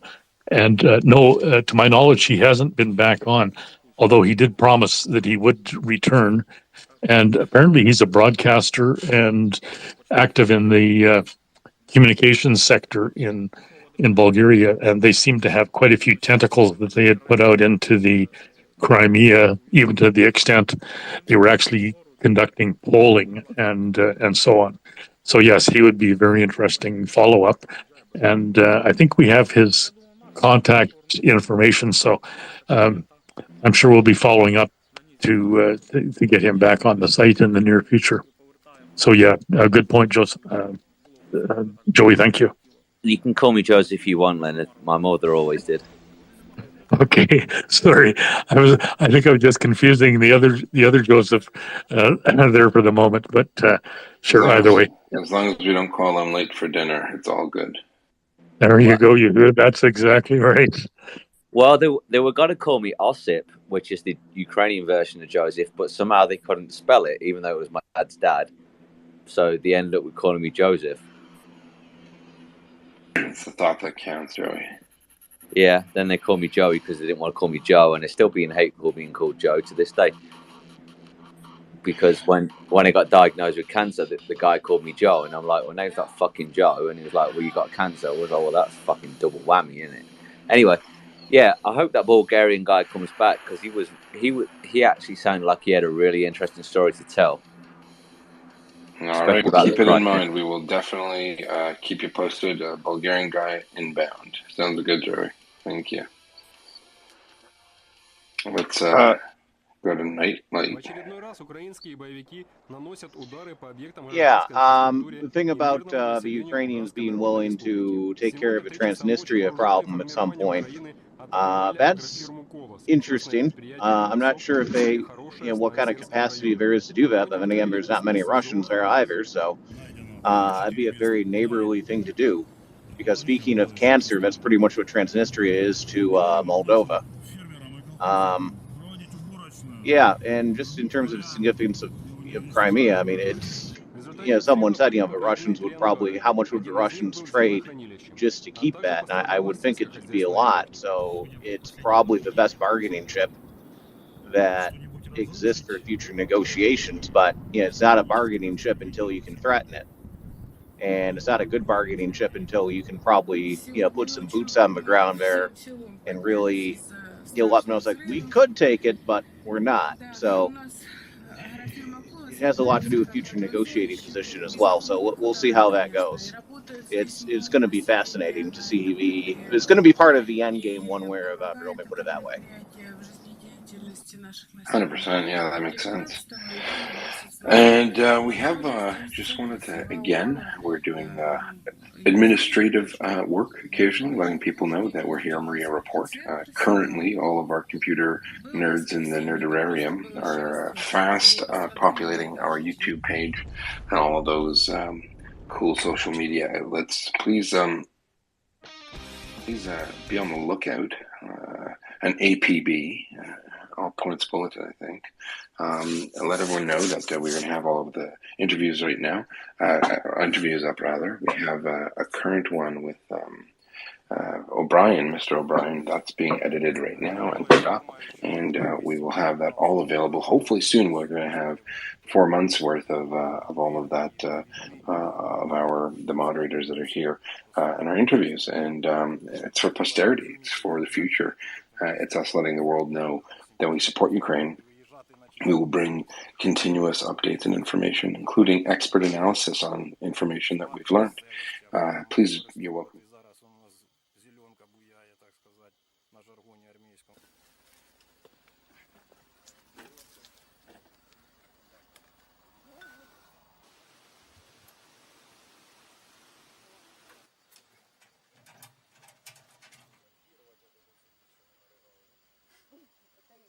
Попали ми до ГСМ складовиків. Це було феєричне фаєр-шоу, скажімо так. Там було такі зриви, такі дуже. Being a space cadet, that's different. But we were talking about a real astronaut who came in, and you want to ask a question, and if the speakers panel is full, and sometimes we have to curate. We can't have everyone come up. Sometimes we get a lot of trolls or silly people, and so we often take questions in advance. So you can ask those questions, and we'll do our best to answer them.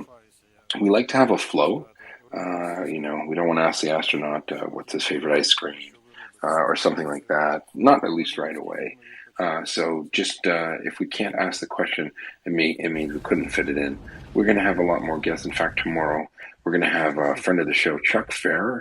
Chuck Ferrer is a former Navy SEAL. Super cool guy. Down to earth. Probably don't want to get in no fight with him personally, but he's he's a gentleman, and I think you'll like to see him back. He was on vacation, a well-deserved vacation.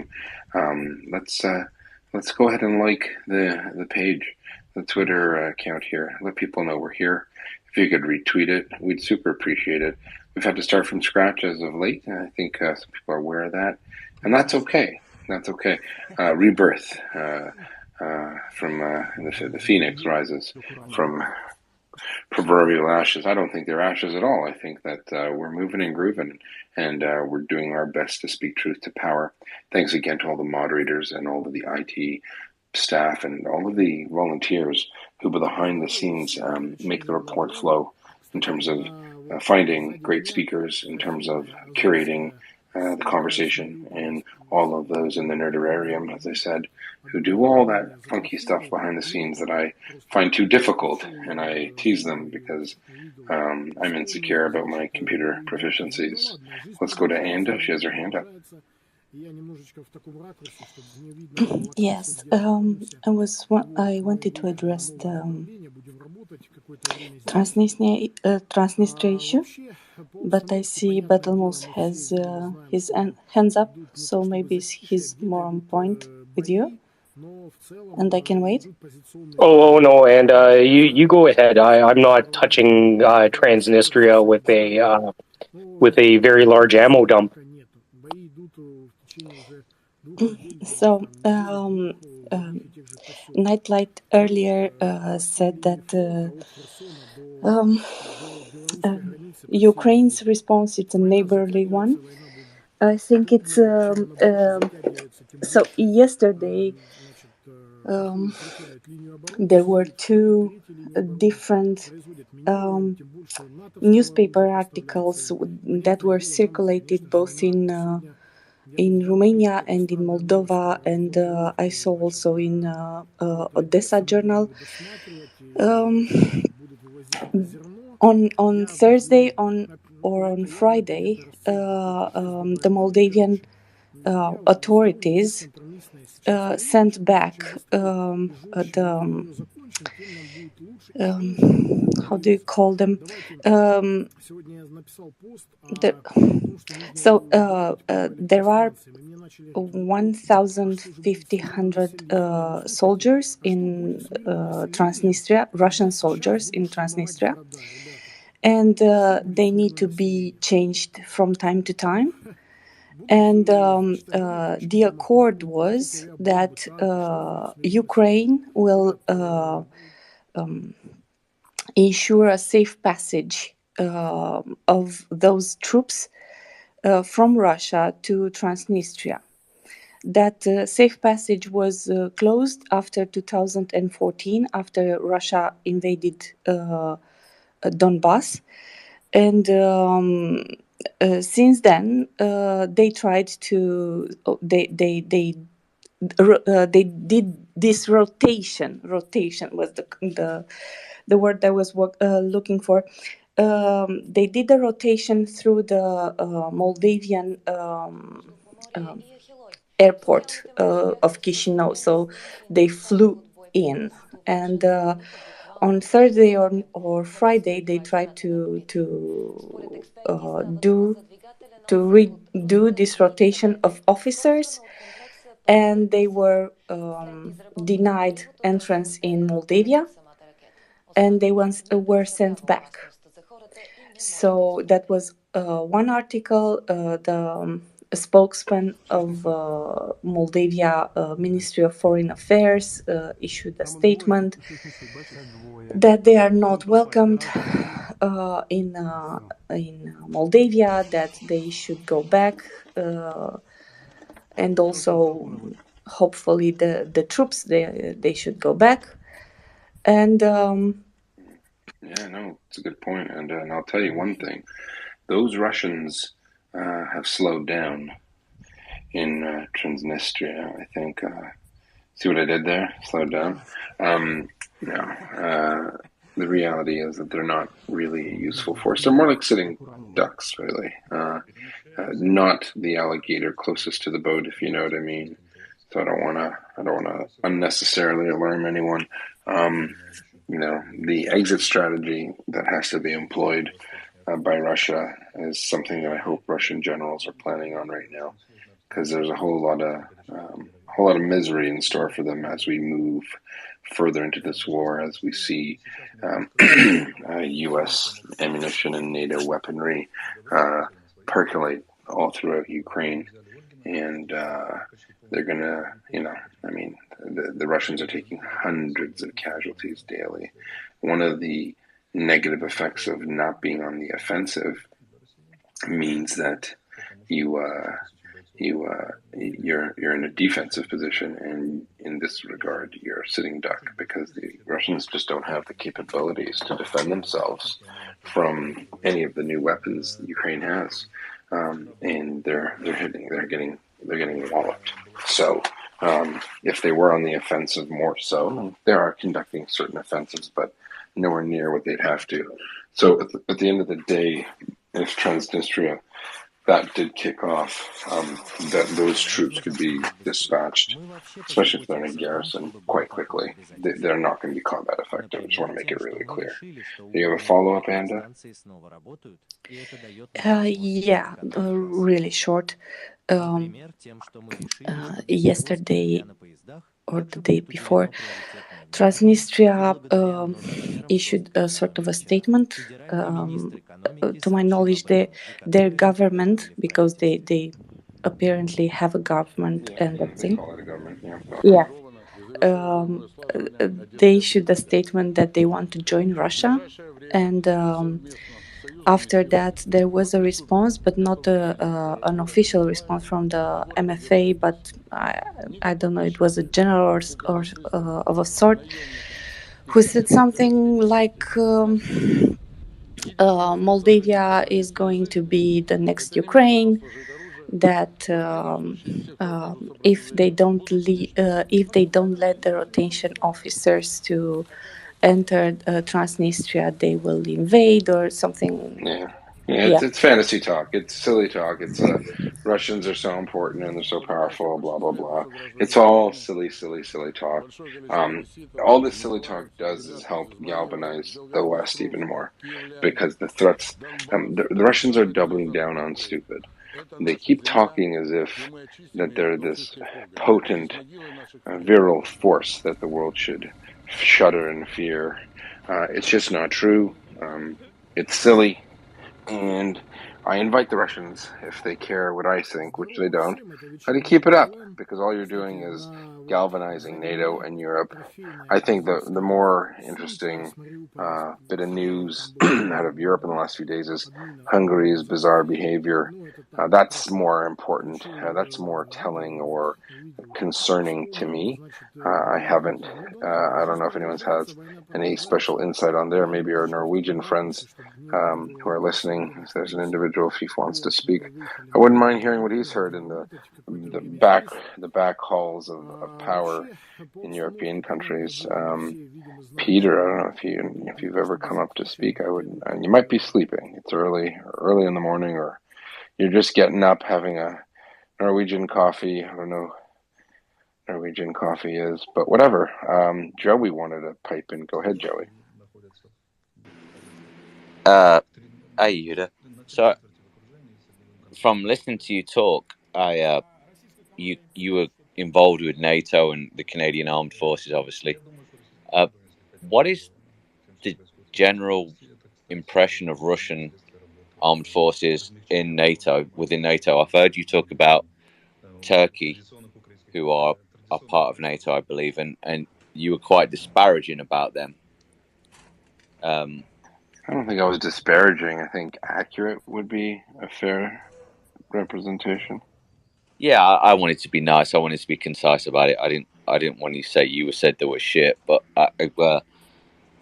yeah, no, I didn't say that outright. I mean, if you inferred that, if you felt I inferred it, I don't think anyone would accuse you of being stupid. No, I think Air siren think alert you implied update. that. Dnipropetrovsk. All clear. I will not This message has been generated with municipal data. Okay, so But Turkey is the weakest link in NATO. Go on. So with NATO, before the war, how did you view Russia? Yeah, it's a really good question.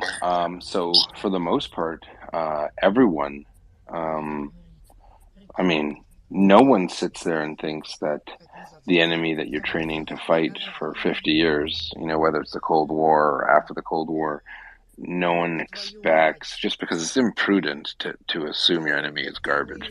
But definitely, if anyone has taken, field battle group and up type courses for officers, for example, advanced army operations courses, things like that, where you learn of Russian structure, Siren alert update. how they fight, what kind of forces to all expect clear. when you roll This up message on has them, been generated with how municipal they, data. what their how they'll conduct their battle. When you do that, the assumption is, even when you have simulators that simulate whether it's an advance, an offensive operation from your side, whether it's a defensive from your side, whether it's a mobile defense, series of delays, and you're fighting the Sims, like the red guys, and you're the blue guys, and let's call the red guys opposition force, OP4. And when you're fighting them, they're always really good. The sim operators. Air siren alert update. Dnipropetrovsk. Don't, all clear. Don't say, this well, message let's just has go been really generated slow, with and municipal data. They run fast. You see them like, holy cow! It's like you kind of make your plan, and you set up your defensive positions on the computer, and you have these like I'm describing a simulation lab where you would plan out. A particular kind of land operation, offensive or defensive, and you would basically tell the sim operators that on your side, this is where I want, this is the trace I have. I've got my battle group here, and in my battle group I got these guys there, and I got these guys here, and I'm going to do this, and then the simulator kicks off, and the the tanks move, or the enemy tanks move. Let's say you're doing a defensive. All of that simulation is as real. It's meant to be real, and it's supposed to show how your plan is working or not. So Clear you can siren kind of alert get a update. feel of how to, Zaporizhzhia. command All in the clear. field. It's a simulator. This message has But the been point is, generated with municipal data. nothing that anyone who's done that, nothing that we saw the Russians do matches up to anything we'd expect them to do. So they're far, far worse than most officers are trained to expect. And on top of that, what's strange is that they appear, from everything we've seen, open source stuff, they appear to not follow their own doctrine, which is weird, right? I mean, if you look at the attack in Kiev, gosh, it's like nothing that you saw the Russians doing is what they would even do. You didn't see a screen or a recce. You just saw people driving down the road and bunched up, and they weren't moving tactically. Clear siren which alert means update. tanks aren't 10 feet apart, Zaporizhzhia. just going All down clear. the main road. This message They has weren't been going generated down with roads, municipal they weren't data. going through fields, they weren't going in extended lines. Troops were not behaving the way normal troops are meant to behave in a professional army. So it's hard to say. I mean, before 24th of February, and you had a mixture of people who trained troops in the different NATO missions, not to pick out anyone in particular, but the different training missions trained Ukrainians, and they had we've interviewed people, they've had a really clear position that the Ukrainians were really well trained. However, even those people, I'm sure they assumed that when push came to shove, the Russians would employ an overwhelming amount of force, power, violence, and aggression in order to meet their strategic objectives. But that never materialized. So you still have some strange ones, randomly who say, no, the Russians are really, really good. We have yet to see them really, really good. Для российских войск, потому что свыше 1000 бойцов там примерно. Не 2, как объявили, но свыше 1000 там. Объявили 2. То есть точно есть. Чуть-чуть больше 1000, да, по нашим оценкам, с вооружением военной техники, они находятся в окружении тактическом. Вчера была попытка прорыва их оттуда. Была пресечена нашим огнем. Они вернулись назад и находятся, скажем так, so they can withdraw pretty well, which is a bit of a, I'm not trying to be funny, they know how to run away well, but they did conduct they really broke contact. They used mass fires. That means they used artillery as they were withdrawing. They used their artillery the appropriate way. There were people saying, we had people on the ground saying, yeah, they're hitting all these, towns just south of our positions. That's exactly what they're supposed to do. They're not supposed to kill civilians, but they're supposed to, use their artillery to mask their withdrawal, keeping their enemy, meaning the good guys, Ukraine, occupied, keeping their heads down because they were withdrawing, and they did withdraw. So that was an effect. That was actually doctrinally really sound, and that looked normal. But everything offensive, all their offensive capabilities, just seemed really weird until they got to Donbass. Then they reoriented their forces in Donbass after their ridiculous phase 1 of this campaign.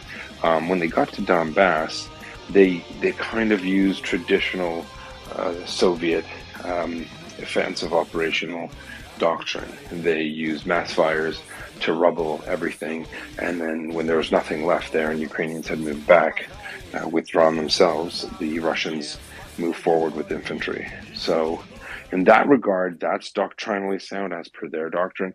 But a lot of the moving parts, a lot of the combined arms things, maneuver warfare aspect, it wasn't there.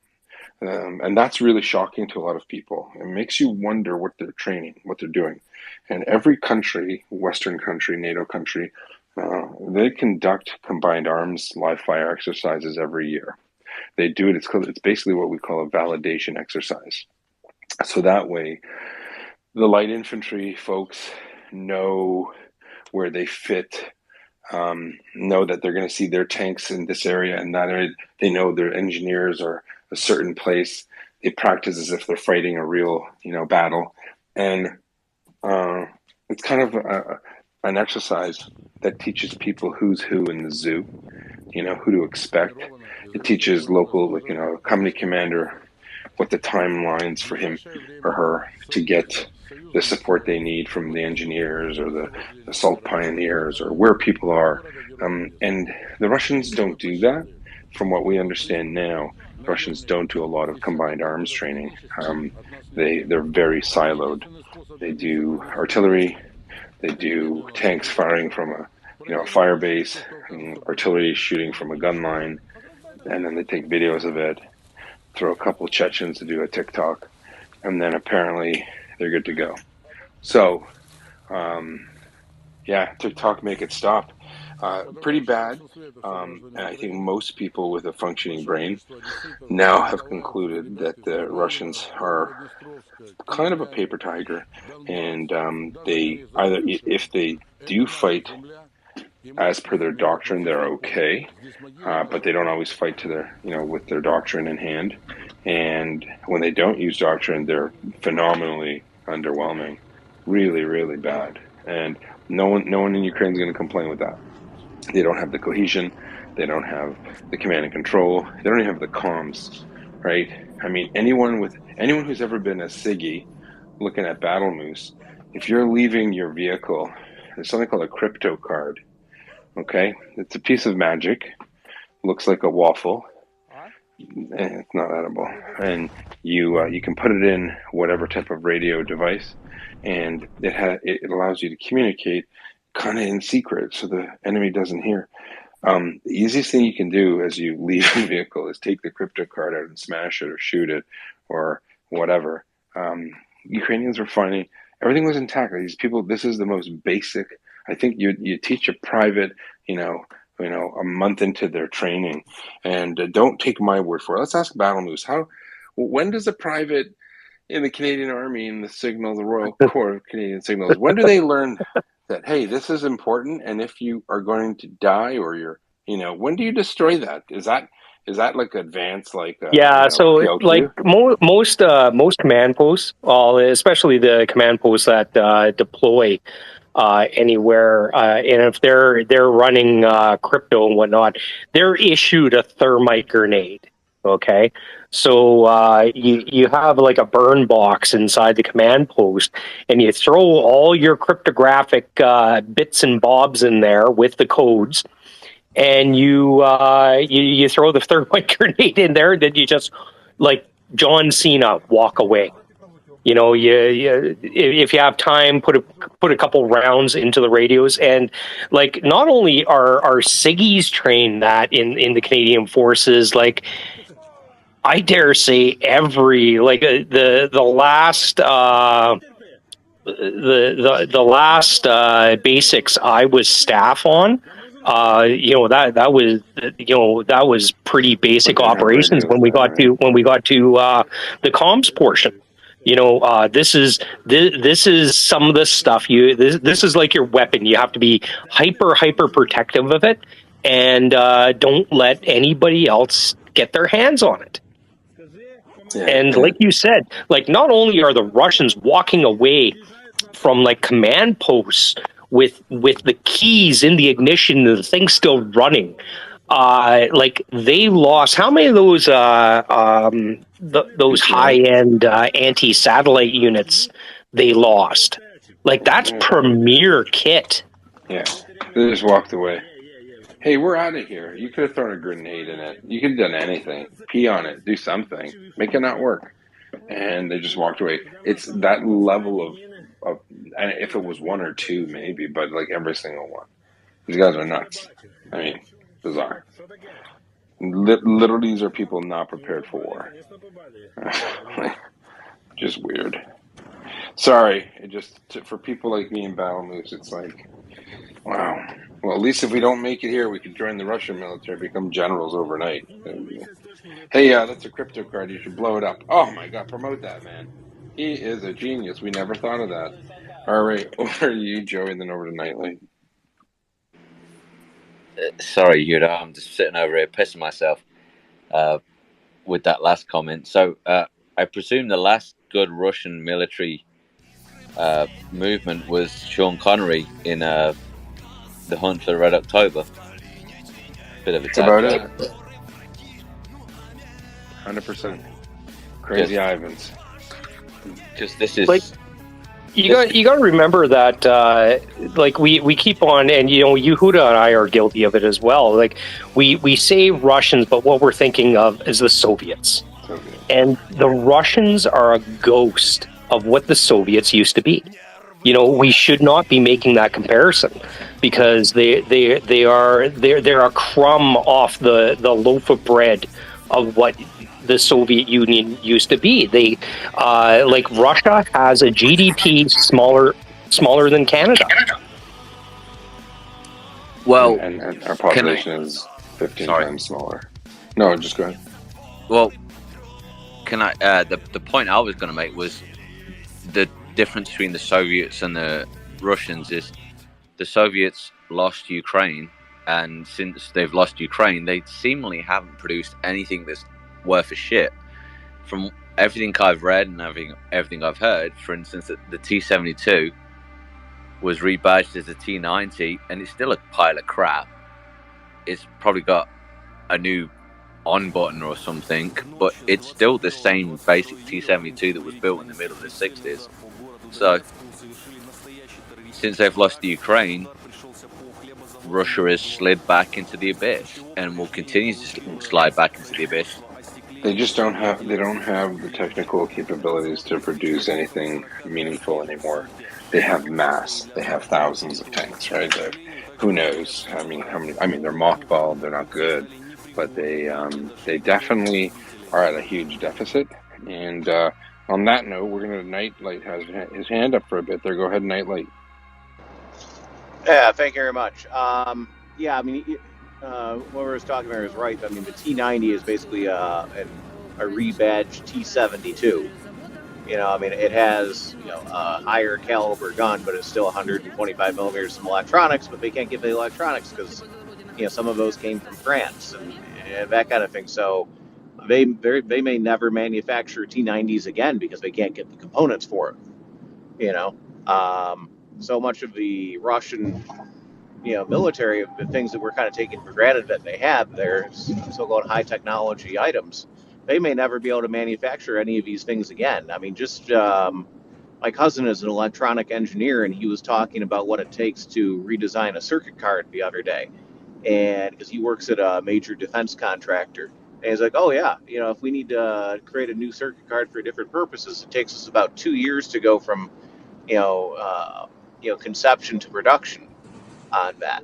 And that's at a major U.S. defense contractor. Never mind the Russians trying to create substitutions for something like that. 100%. Nightlight, there was an article in a Russian media, state-sanctioned media, where they were complaining about the Lada, or the Russian auto industry. And one of the things they were saying was they were talking about all the things that the top Ladas won't be able to have anymore. And we're talking about things like power steering, power brakes, even a component for the seat belts, safety belts. And the Russian author of this article was saying, look, we can drive without it, but should we really have to do that in 2022? Right? Like they can't even. This is a country that sent monkeys to space and whatever, and cosmonauts, and they can't make parts for substandard cars. Right? They can't make parts for an average car. So that's crazy. Korea did it in like 30 years. Russia has literally rested on its laurels. It's rested on the notion that they're just really good. And they probably made a calculated decision that they don't, now that the West accepts us, and even though we're little craps and we kill people in England and do dumb things, they're not going to cut us off. So we don't have to invest in research and development. And the brain drain out of Russia is huge. Where does everyone who's smart in Russia go? Well, they don't stay in Russia because they're smart, right? It's kind of the whole point of it.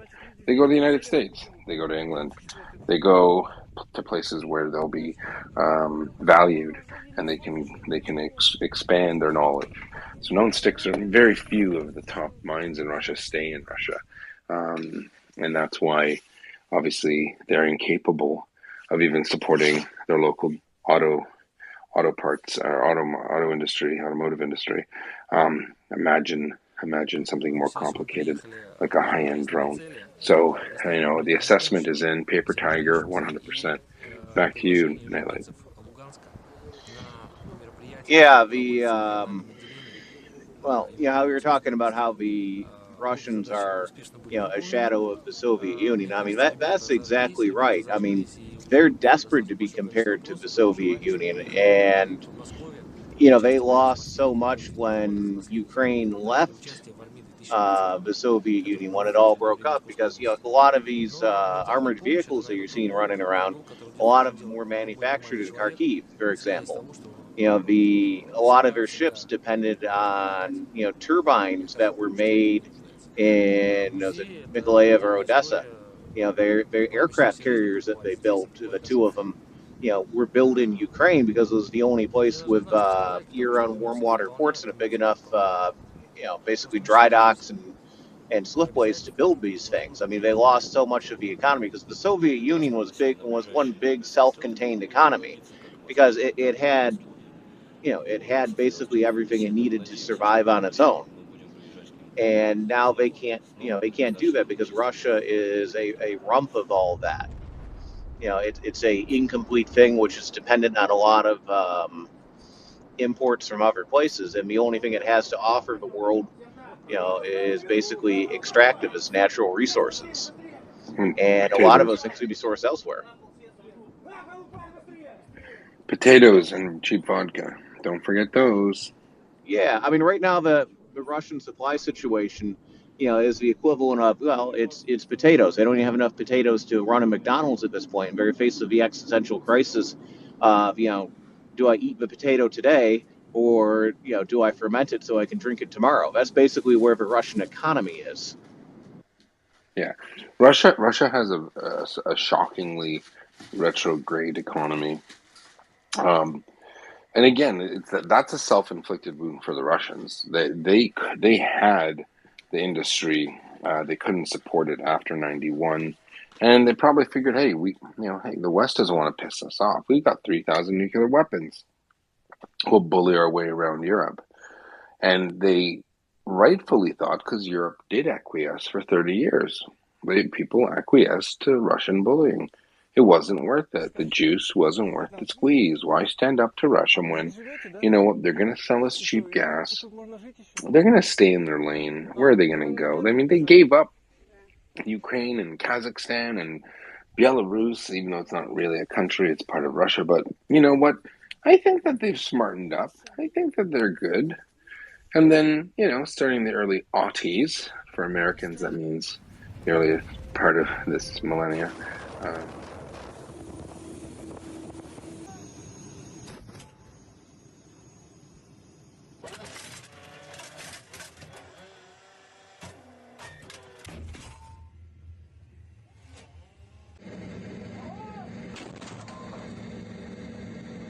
Заводили людей вночі, була задача завести людей на одну позицію, забрати звідси поранених, і хто там стояв, замінити. Philosophers, Dugin, et al., where they try to recreate history. Ukraine was never a country. It's Stalin made it. Blah. Crimea is not theirs. And you juxtapose that with changes in governments around the world, including the United States, and perhaps a failure to take seriously Russian intentions. So in the Russian psyche, they've been telling the world all this. So why are you complaining now? We've always told you this was our position. The Unabomber manifesto. It's like someone saying, gee, why did he do it? We'll never know. Why did the Unabomber do it? He wrote a manifesto. He literally told you. Putin literally wrote out letters, editorials about how he feels about Ukraine. It's not a secret. We get a lot of trolls that come in and go, well, how do you know Putin? What are you missing here? Do you want me to forward you the article? I mean, the man told the world what he thinks. And somehow when he does it, we should say this is because of neo-Nazi Jewish presidents in Ukraine, NATO expansion. None of this is true. All of the excuses the Russians have made, and they rotate through from bad to worse excuses, and they just rotate through the different ones, circle back when they get bored. Ukraine is under threat of annihilation. Its people have already been massacred. A genocide already has taken place. It is currently taking place. We need to not sit on the fence or equivocate. We need to keep telling people Ukraine is experiencing a genocide. Russia is responsible. Russia is telling us and has told the world what they intend to do. They don't believe Ukraine has a right. Even Putin said in an interview, I think 2 weeks ago. Yeah, and the tragedy is that they won't stop until all Ukrainians are dead. He literally said that. He was referring to NATO supporting Ukraine, but he said the result would be Ukrainians all dying. That's pretty creepy, and it's pretty ominous, and I think we need to, when the man literally has told the world what he thinks of Ukraine for at least 15 years publicly, we can't sit at any point in this conversation can we claim to not know why. We know why. Let's go back to Nightlight for a follow-up, and then we're going to go over to Joey. Yeah, I mean, I completely agree with everything you said right there. The subject of Ladas came up, and if anyone's wondering why the subject of Russian economy cars keeps coming up, it's, I don't know, a bit of a joke in a sense, but also incredibly sad, because what's happening is if a Russian soldier dies, the thing is the parents will get enough money to go buy a new car or whatever to compensate them, and it is really kind of sad because considering the demographics, I mean that was probably their only kid or one of their only kids, but what's even sadder about that is those are the families that are actual ethnic Russians, that are living in Moscow or St. Petersburg. Siren alert or update. Volga, Kharkiv. Oblast, or All whatever that's clear. called there. This message has been But a lot generated of with the, municipal data. soldiers that have died, the ones that they're really throwing into the meat grinder, are the ones from the ethnic minorities, that are part of the what's left of the Russian Empire, like the eastern part, Siberia, Central Asia, those kinds of Buryats, areas. Yeah, they're not giving those those families enough money to buy a car. They might get a picture frame and a bottle of vodka. No, they're getting that- potatoes and onions for a week. Yeah, I mean, it's incredibly sad because we called the Soviet Union the evil empire, but really, when you boil it down, it's the Russians are far more evil than the Soviets ever seem to have been. So, Yeah, it's definitely I don't know if it's a competition. They've all been pretty awful. I mean, Soviets, murdered. I mean, you can call them Russians, but the Soviet Empire, also Ear starved siren alert and update. murdered millions of Kharkiv. Ukrainians. All in clear. famine. This message has been generated so with it's really- municipal data. Either way, point taken. Thanks, Nightlight. Let's go over to Joey, and then back to you in a second. So let's wind the clock back to 2014 or 2013. The Maidan has just happened. Ukraine has asserted itself as we don't want Russian influence. We want to be part of the European Union. 2014 happens. Russia starts what it started in invading the Donbass, supposedly annexing the Crimea. What happens if back then the West, the US, the UK, Germany, for instance, the European Union, had been more strict and clamped down upon, and maybe not clamped down, but I don't know how to put this, but Enacted much greater sanctions is what you mean, I think. yeah, they've been more forceful about their reaction towards, because it seems now in retrospect that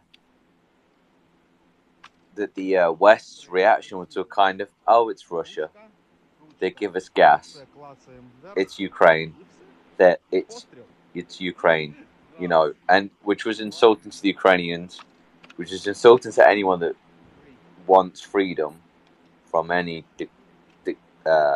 dictator kind of led nation. But what happens would if this not have happened? Would this war not have kicked off? Well, we don't have a crystal ball, Joey, but I'll tell you this. Sure. I mean, the Russians were smart about Crimea. They made a calculation. Ukraine was just going through major changes, dignity, the evolution of dignity. It had a fractured government. Corruption was rampant. And that's when the Ukrainians probably collectively as a group said, if we don't smarten up and get our act together, we're going to get absorbed by the evil empire again. And we don't want that. So all the young people in Ukraine literally changed their country. They changed the direction of their country. They changed the face of Ukrainian society. They said, we're done being a vassal oppressed by the Russians. Use it or lose it. We've got democracy. Let's make it work. And then that's when you get a lot of crazy Russian detractors that will come in and say, well, Ukraine is really corrupt. Ukraine, compared to Russia in corruption, is like night and day. Everything in Russia is corrupt. Pardon me. Right. Yeah, it's family zone, PG. So Ukraine has changed. And because it's changed, that's why that fighting spirit, I would argue, is there. That ability to work as a cohesive group and know that you're fighting for something that is a free Ukraine. So the Russians were smart in the sense that they took Crimea and they knew how much Germany was dependent. And the public will wasn't there. It was a pretty bloodless coup. They rolled in. The Ukrainian army was nothing like what it is today. So if there had been a fight, perhaps that would have been different. There obviously were deaths, but not like now. So the Russians, I would posit this. If the Russians were smart about what they wanted to do, I think that they would have just taken or tried to take Donbass, meaning they wouldn't have tried this idiotic, forlorn hope of trying to take all of Ukraine. They're just dumb, horrible intelligence, just stupid planning, lack of planning, cuckoo behavior from the top down. And that, ironically, I would argue that if the Russians had just focused on taking all of Donetsk and Luhansk, I don't think the world would have cared. And it's sad to say, but I think the world would have said, you know what, it was already being lost. Ukraine, is it really worth it? Do we want to upset all of Europe's, energy policies? Do we want to affect grain prices around the world and food prices? Not for Donetsk and Luhansk. No one even knows what that means. But the good thing is the Russians, none of it's good. But the fact that the Russians went on this psychotic, crazy idea that they could just walk into Ukraine and just annex it, that actually is what spurred the world. Because that's when the Eastern European countries said, okay, guess what? They don't just want Luhansk and Donetsk. They don't just want... They want everything. If they can take it, they're going to take it. And luckily, this was the straw that broke the camel's back. And you saw Europe all stand up and say, no. We've seen this before. This isn't some little territorial dispute to help Russian speakers in the east of Ukraine, because there's Russian speakers all over Ukraine. So this is a nonsense statement. Go ahead, Joey. Where's your mother-in-law from, Yehuda? Well, as people know, I'm hosting a Ukrainian woman myself in my home. She is my mother-in-law, though, so I'm not sure that counts. She is originally from a Chelm, from a small town called Basilia, which is in the east or west of Ukraine. It's in the center.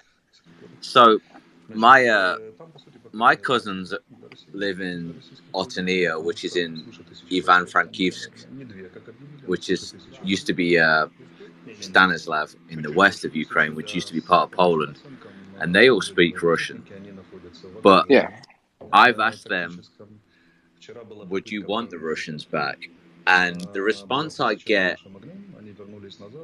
it roughly translates in English to a word with F, and it ends with K, and off.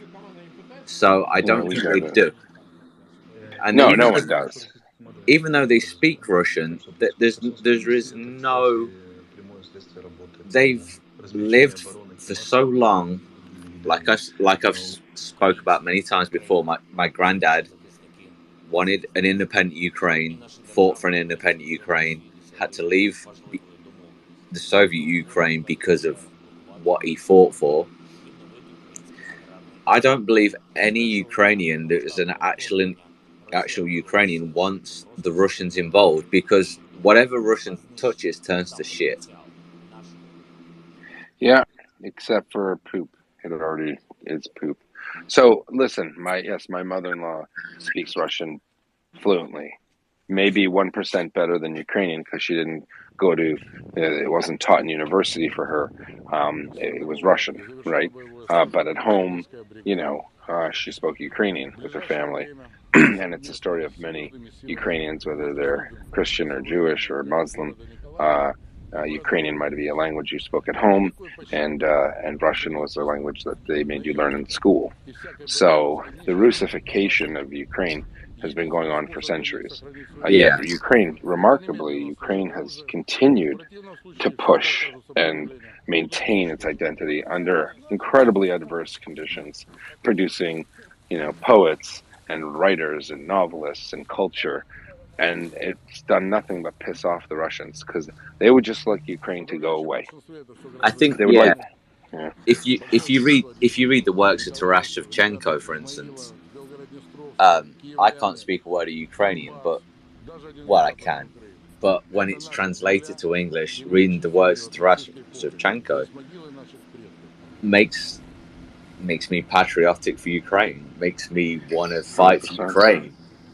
So maybe we can get a Ukrainian up here. I know it's a little late at night, but let's hear about your experiences with language. We'd love to do that for the audience. Sorry, go ahead, Joey.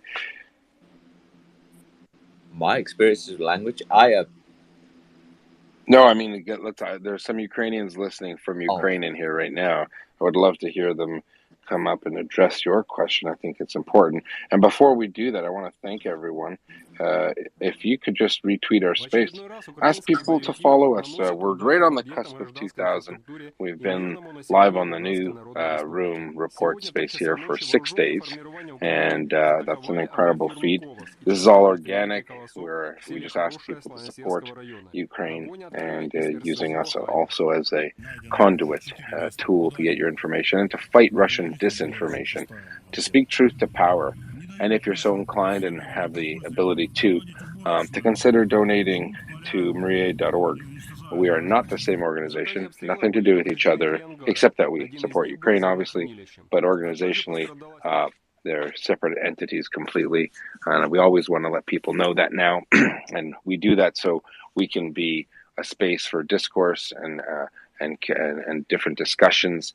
And MariaAid is not a political group whatsoever. MariaAid.org. They are a great institution filled with volunteers, and all of the money that gets donated to MariaAid ends up going to buying things for Ukraine or shipping it off to Ukraine. So we support them as they are an excellent organization, and we recommend that other people support them if you're so able to. And I really just want to get as well to that. В Стамбулі ініціативи обговорювалися з нашими ключовими міжнародними партнерами і Організацією Об'єднаних Націй. Багато лідерів були залучені до того, щоб вдалося відновити наш морський експорт. Я вдячний генеральному секретарю ООН Антоніо Гутеррішу та президенту Туреччини Ердогану за їхні зусилля. Текст підписаної сьогодні документа опублікований і We are very sorry. All right, there you go. We have made it. Well, I think the important thing is we support Ukraine. Many of us have connections to Ukraine, how vague, like mine, because I have a Ukrainian Polish name that's got lost in history. Probably started Kavalinchenko, got Polishnized into something else. But the important thing is we all support Ukraine. Ukraine is a beautiful nation. Ukraine is a beautiful culture.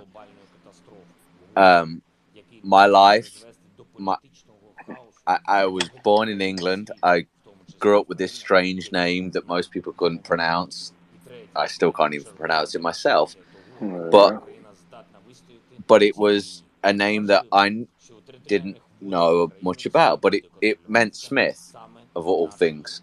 Blacksmiths, and if you want to be pedantic about it. And the more I dug into my Ukrainian heritage, the more I dug into my granddad's life, the more I dug into the history of Ukraine, the more I'm proud of this great nation that is currently under threat by a disgusting nation, by a nation that wants to downplay anybody's culture, and people must support Ukraine. I'm 100%. happy that Go ahead. I'm happy that the USA is giving weapons. I'm happy that even my home country, the United Kingdom, is giving weapons to Ukraine, because the Ukraine must defeat Russia. 100%. Thank you so much for that, Joe. We're going to go to Nightlight and JJ. Yeah, thank you. One thing that stuck with me is someone said a few days ago is, at the end of this, how do we redeem Russia? How is Russia redeemed at the end of this war? And my thought to that was, like, redeemed relative to what? Because they started off as, well, really, Russian civilization had a lot of ties to Ukrainian civilization to begin with, because of Kiev and Rus. They were conquered by the Mongols and had some, entanglements with them. Then they ended up becoming the Russian Empire and conquering all their way from, basically Europe out to the Pacific and even across there to a certain extent. And they've been a colonizing empire the whole way. And, it's been a brutal military empire, followed by, when that fell apart, the Soviet Union there. So, I think a mistake we all make is, not all, but, a lot of people make is thinking, like, Russian history started with the Soviet Union, and there's so many worse parts of it even beforehand. So it's like, redeem relative to what? And, a lot of Russians say, well, what, all these negative comments about Russia, it's just Russophobia. It's like, what do you really have to hang your hat on? There's been, some, good authors, Sputnik. And there's been contributions. Yeah, Sputnik. Yeah, and they launched a monkey into space or whatever. Okay, great. They haven't contributed to civilization. What they've done is they've exported, their civilization unwillingly on all of their neighbors. And poor Ukraine has been cursed, with the geography of being next to Russia. So they've constantly, historically, had to choose between, do I come to some sort of arrangement with the Russians or the Polish or Lithuanians? And, eventually they were just absorbed by the Russians. And it's an independent Ukraine this is still, relatively speaking, a new thing in history. And, that's going to continue. Not by choice, though, obviously. Yeah, definitely not by choice. They fought hard and, for a long time to be free. And it's just, there's only so much you can do, because people ultimately want to live a peaceful life, and sometimes you just have to choose to do that, not under ideal circumstances. But another thing Yehuda was saying there is, part of what we're doing here and going out on Twitter is speaking truth to power on that and confronting some of the disinformation and propaganda. Well, what you can also do is satire. So you can also just make fun of them, and that's a lot of fun too. That's how I keep ending up in Twitter jail, because I really dislike them, but I also really like making fun of them. So it's a good way to spend some time mocking Russian officials or some of their idiots who follow, the useful idiots that follow them. So that's also a good time. So thank you very much. Thanks, Nyla. No, that's true. That's a good way to do it. Joseph, did you want to jump in, or JJ? I was just going to say that we at the Maria Report don't advocate maybe specifically. I don't want to say that Nightlight was saying harass anyone, but we generally have a policy non-engagement, stay with positive things we can do to help Ukraine. But we're not telling anyone not to do it either. But yeah, we don't endorse any specific targeted campaign. I see what you're saying. Yeah. Yeah, no, I don't think Nightlight was saying to go and spam Russian Ministry of Foreign Silly Affairs. But I get what you're saying. Some people, if you're so inclined to leave a message, don't break the Twitter terms of service for us or anyone. But I sometimes leave smart alecky comments that are within bounds. I think the amount of people, if who demonstrate their derision, you're totally capable of demonstrating that within the terms of service. I think there was a Russian official that was chased off of Twitter, not because anyone did anything illegal to him, but he just didn't want to read the replies anymore. And I think that's fair. I think that's fair. But you're right. No targeted harassment. That's actually a terms of service violation. But I don't think it's harassment when you tell the Russian government that they're committing genocide in Ukraine. I think it's the truth. Thanks to both of you for that. Let's go over to JJ. We've got a whole bunch of speakers looking to speak, and we're going to cycle some people down and get some new, fresh faces in here because they've been waiting a long time. Nothing personal, but let's go ahead to JJ, please. Thanks, Yehuda, and hey, John and Joseph. And I see Slava is there too, so really looking forward to hearing from Slava tonight. It's been a few nights. I came across an inspiring story a little while ago in the Euromaidan Press about Vitaly Klitschko. I think that's how you pronounce that. The former boxer and the current mayor of Kyiv. And he won the Arthur Ashe Award for Courage, or ESPY, yesterday, or the Excellence in Sports Performance Award. Now, of course, he wasn't there to receive it, but The Rock did for him, which is kind of cool. But the interesting part to me is really about the words in his acceptance speech. So I wanted to share those. He said, yeah, it was really great, actually. And he said, receiving this award is a great honor for me, and I am convinced that this is a recognition of the bravery and indestructibility of the Ukrainian people who bravely oppose the Russian aggressor. This is a reward for everyone who defends the independence and freedom of Ukraine. Ukrainians have shown that they will not kneel. We will survive and win. And that's all I wanted to share. Slava Ukraini. Thank you, Jojo. That's beautiful. And that is an amazing thing. Klitschko has a twin brother, also named Klitschko. And, yeah. And these are, if you don't know them, Google them. They're both boxers. One of them might be more famous than the other. And they're honest to goodness, great people. And they've also helped to galvanize people of Ukraine, especially Kyiv, because that's the capital. One of them is the mayor. So that's incredible. And those were beautiful words. Certainly, that's what The Rock had cooking. And that's a great that he read it out, because those are heroes. And they're not jokers. When Ukraine was first being invaded, and the mayor of Kyiv, it's like, I'm going to fight. He wasn't joking. These are our brave people. These are your Lord of the Rings style people who are defending their nation. Really, it's epic. In fact, it's almost biblical. Slava, you wanted to say something. Please go right ahead. No, I just wanted to respond, Heroyam Slava, to JJ. Thank you for the great words.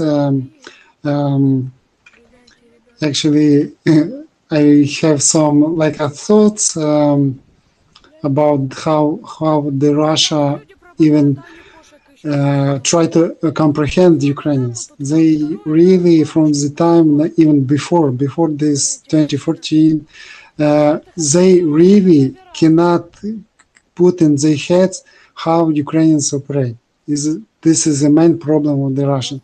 They can try to take over all Ukraine, take over some Russify Ukrainians. It's not impossible. They can deport Ukrainians to the Russia, far to the Sibir, and try to Russify from the young years. It's still not gonna work because they're gonna return to their roots. And you cannot, in all this time, was to the world, Russia, keep telling that Ukraine, it's like a part of the Russia. And I constantly heard it that on YouTube, even before war, that some Ukrainians shared this on the YouTube, that if in America, some people saying, I'm noticing the accent that not clear, and asking, where are you from? They saying, responding, I'm from Ukraine. And in the response to this response, they say, Russia. No. And some Ukrainians, even they're not corrected. Like if you say here in the response, Ukraine, it's Russia, it was before the war. And some Ukrainians did not correct it. But now it's clear that Ukraine is not part of the Russia. And all this time, while the Russia keeps saying to the world that Ukraine is part of the Russia, it never was never was the true. Because Russia never tried to understand what Ukraine is, what Ukrainian is. And for us, we are in evolution level, we are far from the Russians. They are primitive. We look at this like Yehuda said before, that asking Ukrainians that Ukrainians even speaking the Russian language, because we understand the Russian in Ukraine without a problem. Before the war, you can even sometime, if you're in Ukraine, you can notice conversation between two people, like one speaking in the Russian, other speaking in the Ukrainian, and they understand each other without problem. And what I wanted to say, I forgot, that Russia far away from Ukrainians, meaning they do not evolve like a Ukrainian. So I will remember what I want. What are some of the reasons? Let's talk about some of the reasons, right? Okay. Let's look at Ukraine geographically. Okay. Looking at Ukraine geographically, you got to remember, Ukraine is Ukraine is in Europe pretty much, right? I mean, whatever you want to look at it, but Ukraine is around all sorts of people, Poles and Czechs and Slovakians and Hungarians and Moldovans or Romanians, whatever, right? You have Ukrainians who see culture. Odessa is an international port. You have people from all over the world. When you're cubbyholed in Russia, where your only neighbors are polar bears to the north, the Great Wall of China to keep you out because they don't like you. I mean, it's a very insular society, and it breeds this kind of intolerance, because Ukraine is a vibrant country. It always has been vibrant. It's a crossroads of people, and they're welcome. And you have, Christians and Muslims and Jews and everything in between existing in Ukraine for 1,000 years. So Ukraine, it's not hyperbole what the Slava is saying there about Ukraine being very culturally advanced. It is, you know what I mean?